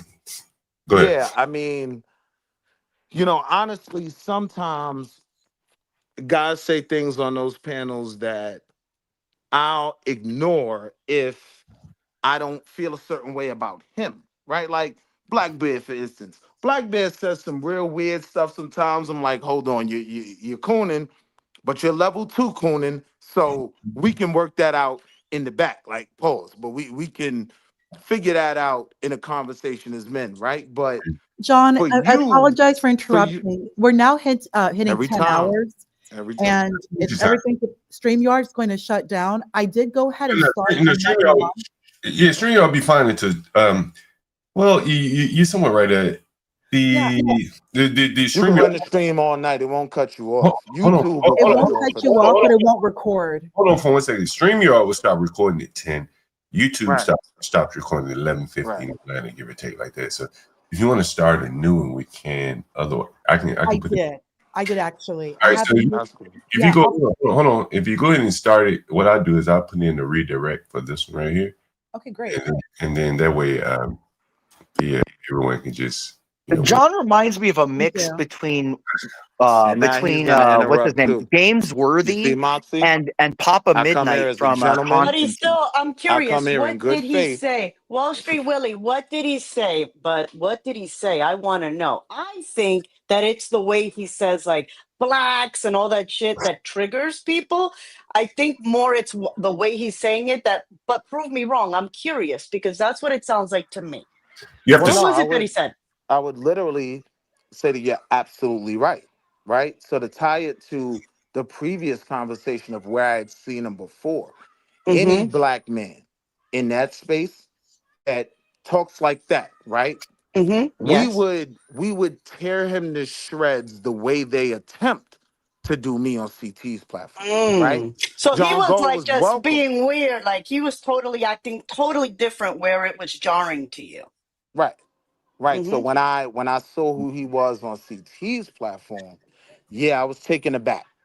That wasn't what I had known him for. If I remember, and shout out to Deacon Dave, man, $2 super chat. Really appreciate that, man. You've been around for a long time, Deacon Dave. But if I remember, and I don't remember exactly what I said, but I don't know. I think I mentioned something about Cuba to school. Matter of fact, I remember coming up on Cuba and I said, man, you had 50. I think he had maybe 50 something people in all this. And I said this. I said, man, y'all here every night talking shit, arguing with each other. And I said, I got $100. See how many of you niggas will match. Maybe I said 1,000. I can't remember. I may have been in a real good mood. I may have said $1,000 and something. And then I said, well, let's, instead of all this talking, put your money where your mouth is. And here I am, putting up the first whatever dollar amount. And so, okay, let me. I'll put it in perspective like this, John. Right.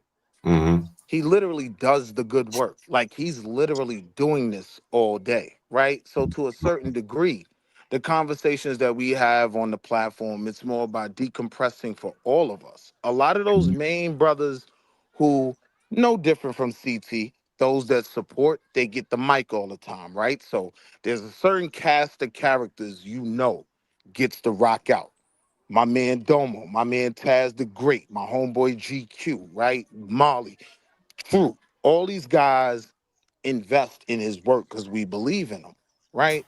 So those challenges at those times, everybody might not be able to meet it at the moment, but in the background, the work's still being done. So that doesn't need to be a concern. We bring people like you around because you are intelligent in a field of STEM. That is our goal in pushing to our community, right? When we talk about what needs to be addressed in the community and things like that, like the main focus is having Black kids involved in STEM, right? It's gonna. Well, hold on. Let me stop because you talk. And see, that's why I tend to disagree. You know what I'm saying? I live not far from Cuba, this area. You know what I mean? And I think, and I was a software developer, so I know a little bit about that too. And I think you can't start at STEM. That's just my opinion, because STEM is one of those areas where you have to constantly keep up. And if you get in there, it's just not for you. You're not going to keep up anyway. So the reality is, though, if you have to constantly keep up, if you don't start, you're always behind. You agree? Well, I think honestly, hold on. You agree you're falling further and further behind the longer it takes you just to get started. Well, I think what I do, but I think it's one of those self-starter type things, where either you want it or you don't. I don't think you can coax people into being into tech because. Well, hold on, let me finish. The reason why I say that is because, and I've told the story before, and I'm not going to tell it again, but like you constantly are learning. Man, I probably spent on my own dime thousands of dollars on books, and this is back when books were, the primary source that you learn from.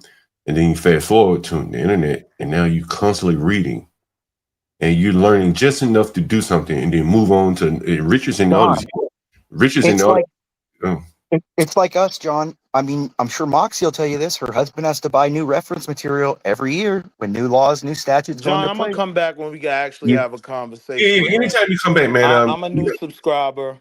Yeah, I appreciate that. Subscribe to the Urban Clips channel too, man. We got some things to hash out though. I definitely gotta, come at you about some conversations I saw you in the midst of that I think you could have handled better as a Black man that has some intelligence that I do respect. You get what I'm saying? So we'll go at it later. We're not gonna do it in front of Mr. Charlie over here.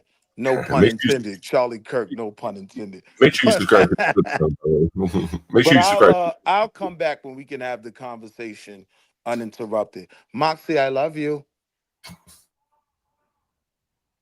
Oh, now she don't hear that.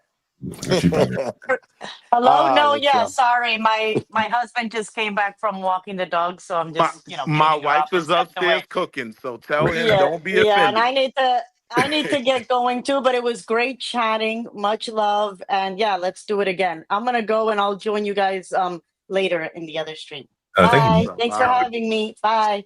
Yeah.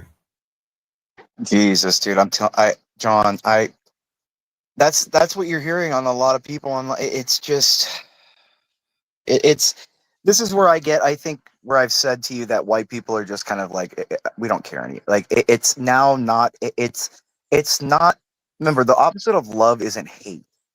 It's complete indifference. Yeah, indifference, yeah. Mm-hmm. And I think white people are just like, we just don't want to see this shit or hear any of this shit anymore about how everything has gone bad. Like, a white person, you could have the worst thing happen to a white person in front of a Black person, and the Black person will still say, but my ancestors or somebody that had my skin color had it worse somewhere in a book somewhere or in my mind, and that's just makes me give me that's all it is, John. And we're just like, we've now realized that, like infant, this is what parents realize too, John. You're a parent. When parents realize after a while, no matter how much you give your kid, they're still going to keep going. Give me. You just go, okay, I'm done with that. Now I'm disciplined. Yeah. You're enabling bad behavior at that point. And that's all white people. The only I don't even blame these guys for being the way they are, John. I blame white people and white liberals from creating it because they enabled all this. If 65, 70 years ago, no black people were given any welfare whatsoever, the word racism was never created by white people. Remember, all those isms were created by Yale scholars. They weren't created by like black social movement people or Muhammad Ali or Malcolm X. These were white liberals that created these words. So and I mean, I heard some on CTs or people earlier talking about Martin Luther King and how he was a socialist and the art. Was that here or was that here, John? About some Brave was arguing about socialism and this and that. John, like, are you that mad? He's just as bad as any extreme black person, John. He's so. Let me in this stream go over to the other stream, guys. Make sure you join us. There's going to be a redirect anyway, so make sure you join. Oh, do I just stay on here, or what do I do, John? Push the button in the back, or what do I do? No, just stay on. Just stay on stream here. You probably have to hit we'll provide another link.